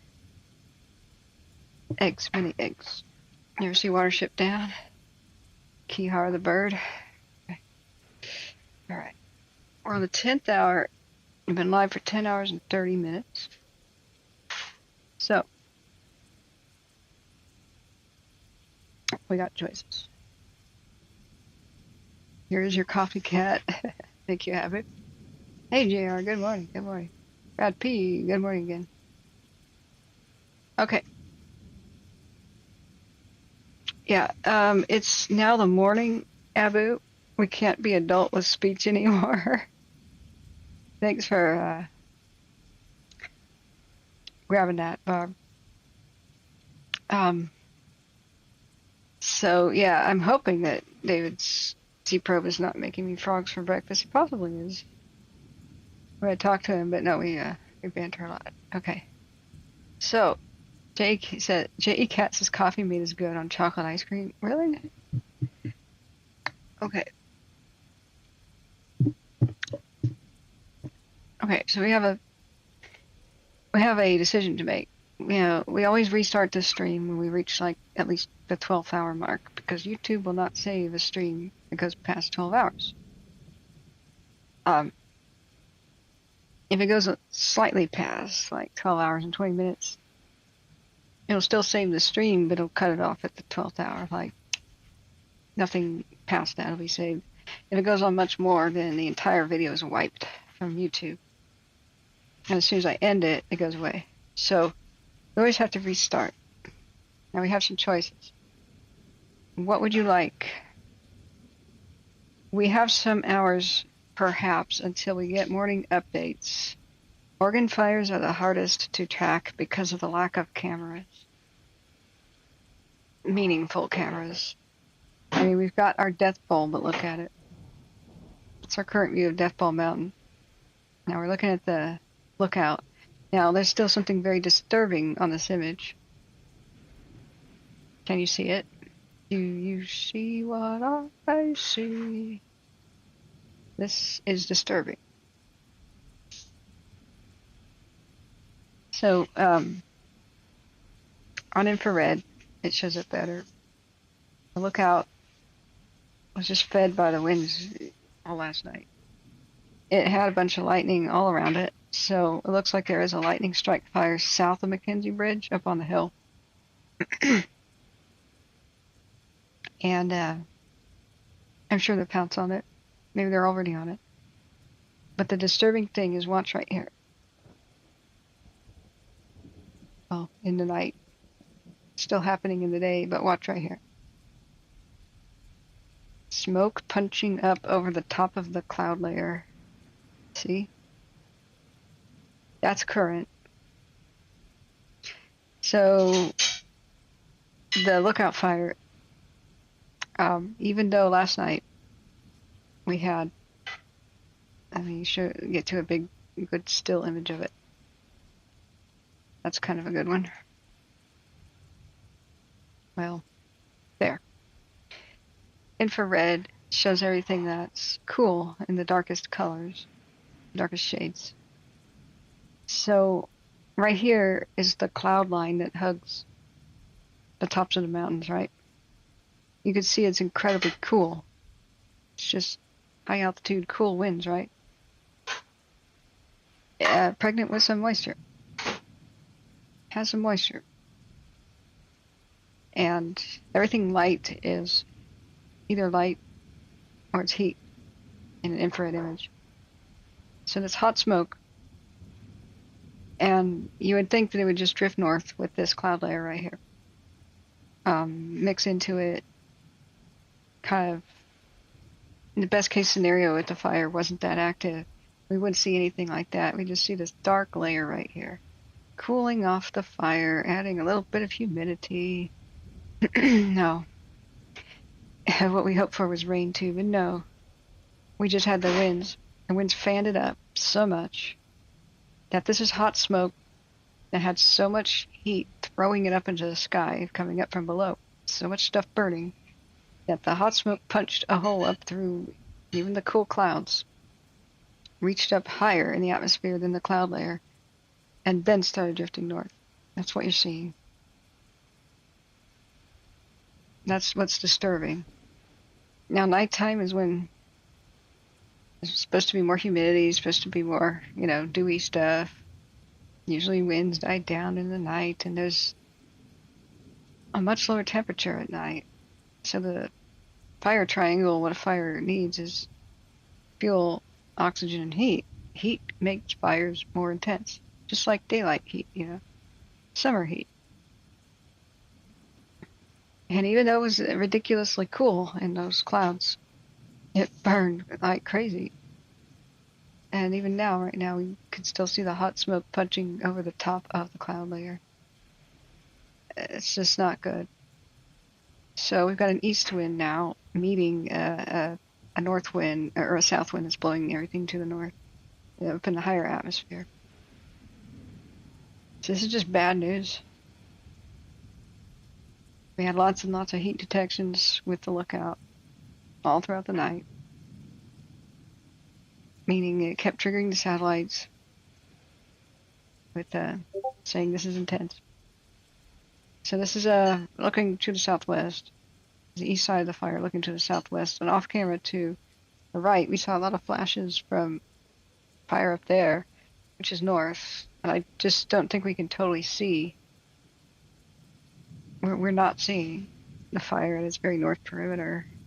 So I can't tell you if it breached lines and went running north today. It could have. Or if it stayed within its lanes. We're going to have to find out with the morning briefing. Hey, Barbara, how you doing? It is the Horse Creek fire. The new lightning strike that was just south of McKenzie Bridge. Yeah, I think so. How are you doing, Barbara? Long time no see. That was just a must go for now. Catch y'all soon. Yeah.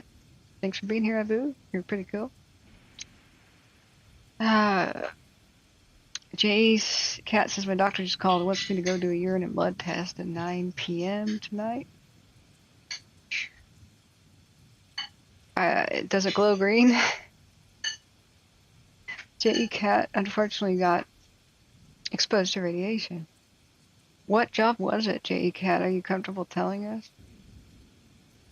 Like, what happened? Was it like a hospital demolition job? Every scrapyard has a radiation detector to detect hot scrap. Hot scrap doesn't mean stolen. It means it's radioactive. Because a lot of times, especially at hospitals and stuff, the old radiation, the old X-ray areas,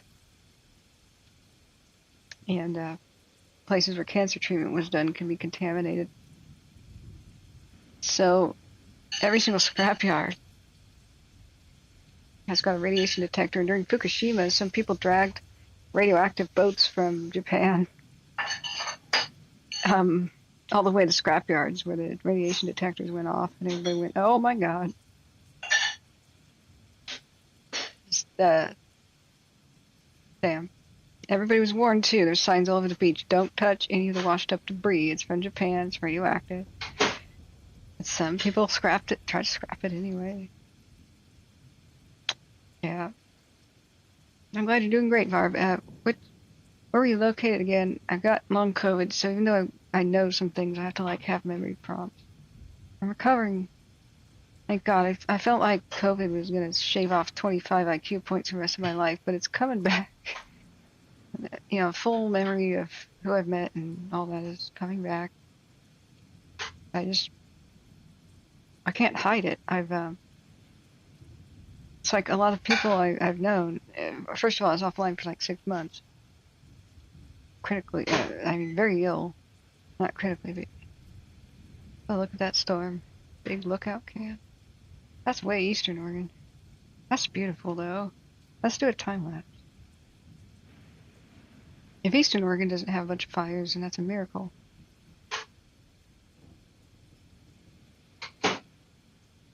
There's so much lightning west of Condon. Oh, it's getting rain. It's looking over the Snake River Canyon into Idaho, though, isn't it? Yeah. Snake River is a deep canyon river. one of the ways to get to Oregon on the Oregon Trail, like, well, not the good trail.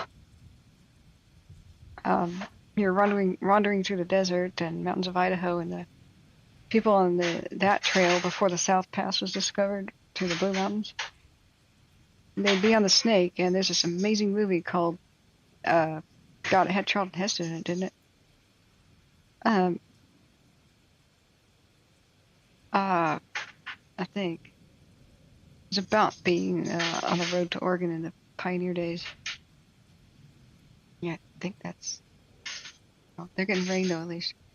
And they get to the Snake, I believe, and all their animals are like dying of thirst and stuff, and they look down, and the river is thousands of feet below them in the canyon. There's no way down. So it's very true what they said about Eastern Oregon.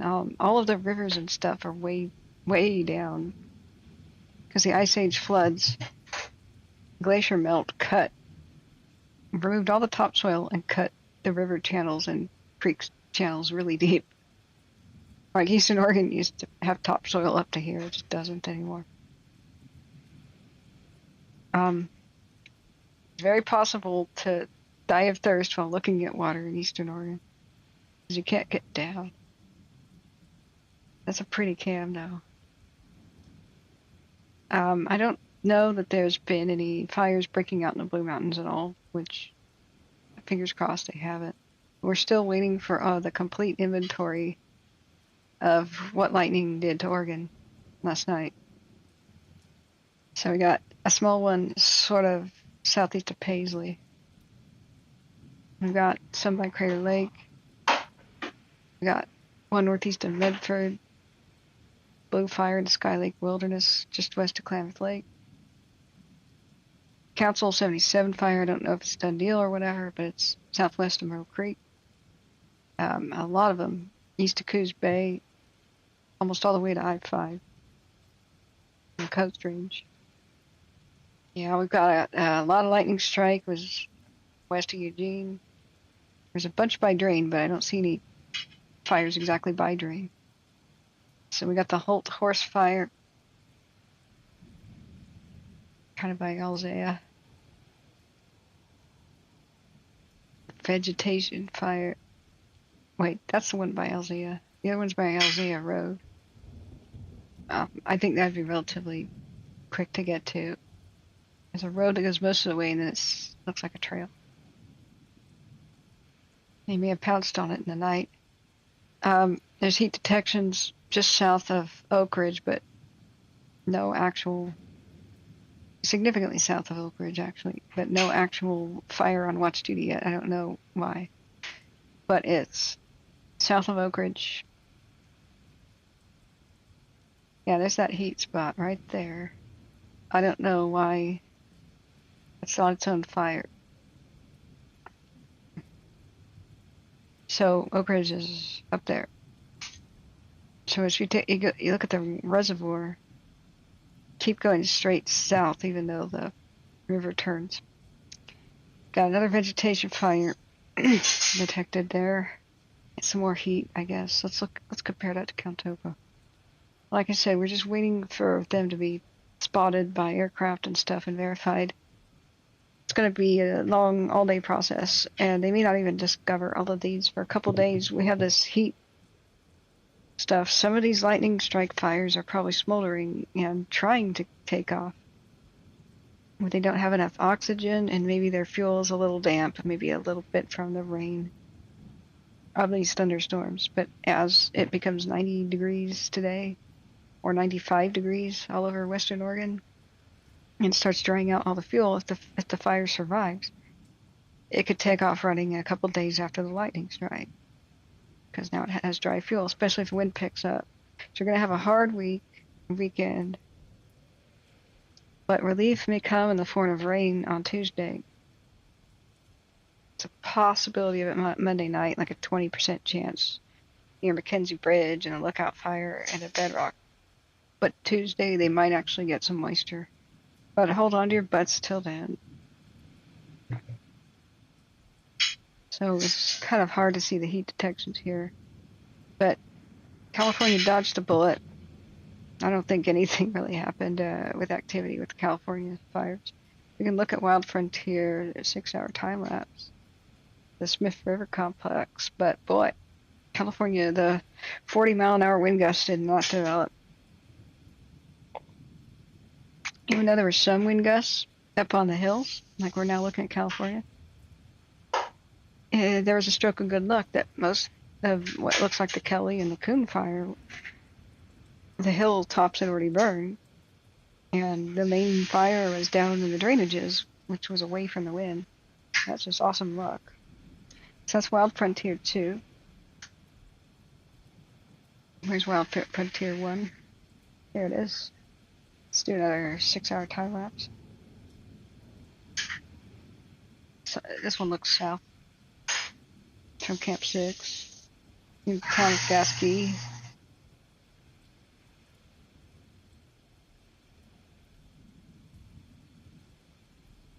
See, there just wasn't that much activity. That neither was there on the high divide camp. Far cry from the other day when fire rampaged right over this area and burned over the camera. Here we are. So, California, breathe a huge sigh of relief. God loved you last night. God loved you last night. Okay. Bald Jesse. I was unable to determine exactly what fire we see with the Bald Jesse cams because they renamed and regrouped these. I'm assuming we're looking at the pilot fire. I have no idea. California has much more beautiful sunrises and sunsets in Oregon because it's so polluted. It's not really just because it has more cars and stuff, but it's just a bigger state. It has a big bowl of a valley where fresh air from the Pacific doesn't really reach it very often. And when it does, it usually can't push it over the Sierras to get rid of any stale air. So we're going into smoke blindness for much of the day until we get some afternoon sun burning off some of the low clouds, and we still may have smoke blindness, honestly. But we got some significant rain in Plumas, in Lassen County, and over Tahoe and near Reno. Well, we didn't seem to get much rain at all over in Del Norte County and such. The 40-mile-an-hour wind gust did not materialize, and that's a good, really good trade. I'll take that. So Pequon 1 sometimes looks at a fire. Yeah. It even flips into daytime mode in the last 3 hours. Even before sunrise. It was 6.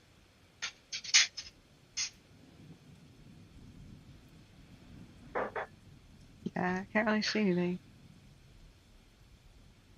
Just sort of every once in a while. I guess that's the lightning striking it, because it still was striking around 5 in the morning.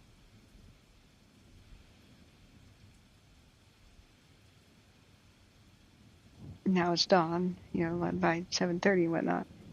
So let's just go back and analyze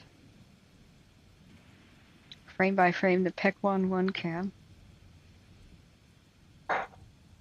Go. Seizure flashing lights warning. Okay, you can see, here's some heat in something. Some hot smoke going by. There we go. Finally see the fire going by in a line. This may be quite distant, though. I'm not sure. But the darkness and the coolness of the clouds obscures the heat detection of the fire. So then it just totally disappears. That's probably a lightning strike right there. The tail end of one, where I could, boom, hit something on the ground and lit it up for a second. Is it food time? Oh boy.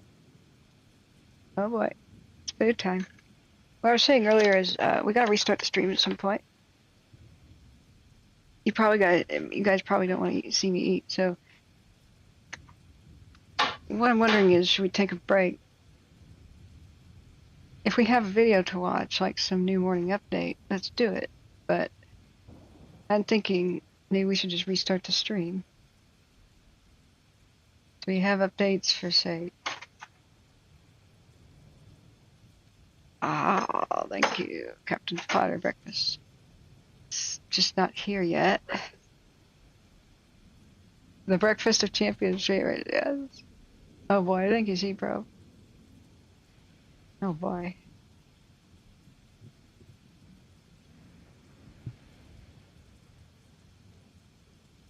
Oh well, I guess I'll have a well done burnt piece of toast.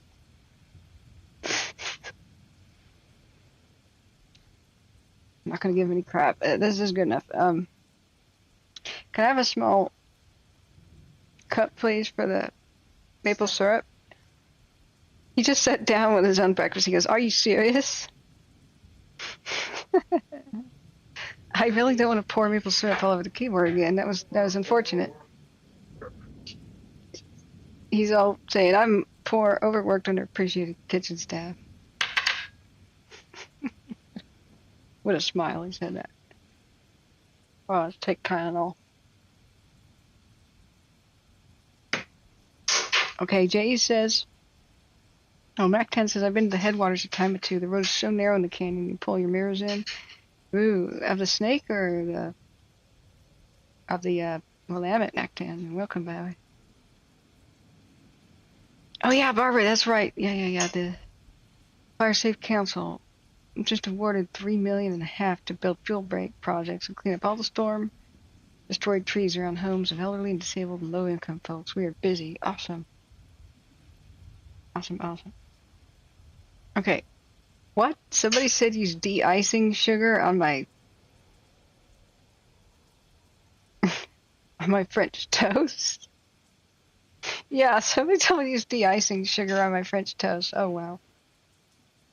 J. Cat says, I was exposed to radiation. It was a traffic accident with 2 semi-trucks carrying liquid air and the other carrying, quote, industrial supplies. Beryllium-9 was part of the shipment.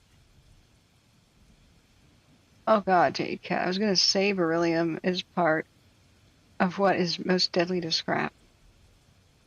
Okay, you have to get your lungs checked for berylliosis. That's like asbestos, except it's way worse. Asbestos can oftentimes give you 30 extra years to live, and beryllium, you could be dead at a rate of 5 if it's bad, or have your lungs crippled. I would get them checked out immediately.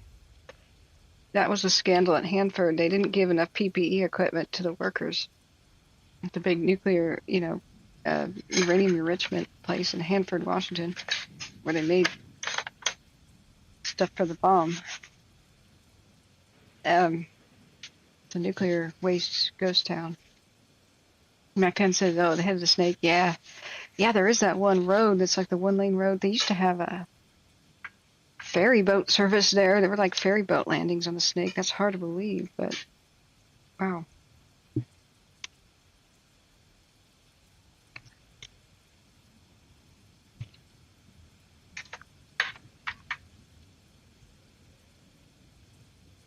Okay.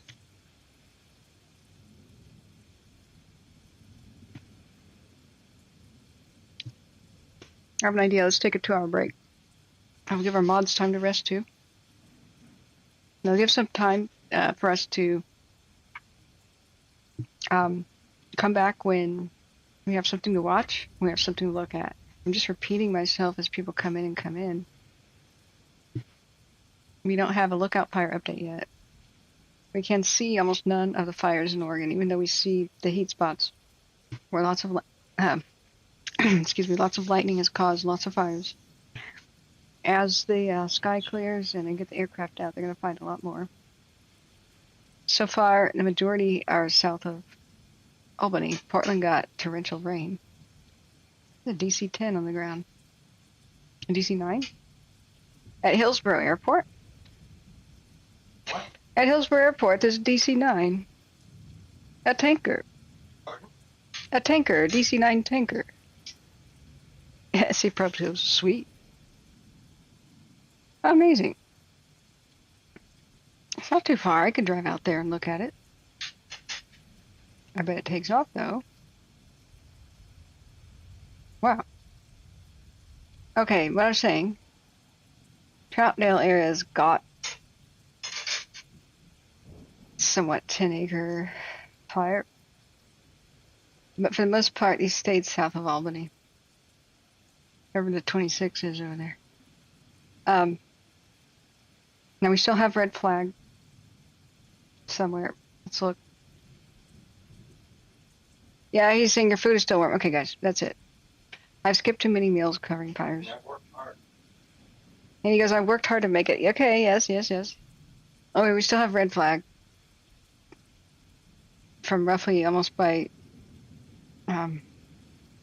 Detroit to Olympia, Washington. Past it, past Seattle and the Cascades. Okay, that's it. I'm taking a 2-hour break. I'll come back. If anybody just wants to know what's going on right now. California, you've dodged a bullet. I don't see any new flare-ups or anything that happened. We'll have to get morning updates to know for sure, but on the cams, everything looked great. The lightning seems to have struck where the fires already were. And unfortunately, Oregon took the bullet. It's like the St. Valentine's Day massacre kind of taking the bullet, right? With a Tommy gun. So lightning sprayed all over mostly west of the Cascades, but a little bit to the east. There's actually quite a lot of lightning east of the Cascades in Condon, but it looks like it was wet. It was dry, unfortunately, in the Cascades and the Coast Range, south of Eugene. So hold on to your butts. They're going to find more of these. Mostly we can't see any of them. Let Catherine chew her toast. Yeah. Yeah, thank you guys. Hey, Unofficial, you just woke up? Okay, great. So I hope you just heard what I said. That's the basic thing right now. Unfortunately, the lookout just didn't get any water on it. It didn't. The winds just helped it. And we don't have any new rain in sight until Tuesday. The heat wave is here. 2-hour break to rest my voice. We'll come back. I think that's when we'll have some morning updates. We'll just watch those videos together. See the new updates. Now, if there's something crazy, I'll come right back, okay? I've been awake for a long time now. This is our 11th hour of the stream. Please consider donating in some way. Thank you, everybody who has. I eat because of you. Now, yeah, C Probe says, and the cook does too. So, super chat, super thanks are great, but YouTube takes 30%. So the pinned comment here is the PayPal link, and they take a lot less than that, like 1% or something like that. So I really appreciate everybody who has done that. Don't sweat it if you can't. You could share the stream. Everybody hit the like button on your way out. Stuff like that helps. But we had 1,164 viewers. At least views, some maybe not unique viewers, but only like 8 people donated. We want to keep this commercial free. So those 8 people, I love you. I love the rest of you too. But if I even get a couple of dollars from more people, that's going to really help us. I really don't want to tell you that today's evacuation info is, wait a second, Hello Fresh and NordVPN and crap. Like, I don't want to do that. I don't want to put any ads on this crap either. Like, they don't belong here. But I'm sure we could stay donation funded, and I can find some new creative ways to fund the stream. Maybe a Patreon or something. It's all appreciated. Yeah, J. Cat says, I didn't know that I needed to have my protective clothing on as there's no placard located in there until it's too late. God, yeah. Yeah, I'm sorry, J. Cat. But borreliosis is bad. Give me an email. Possibly talk right now if you want. You had a respirator, okay? Okay, your lungs are probably good then. Hey, Cognito. Unbelievable, I'm still on. We'll go to PayPal for sure. All thanks, Cogito. Hey, there's where one of my original gangsters took me under his wing and told me a lot about fire. Cogito's a ex-firefighter there.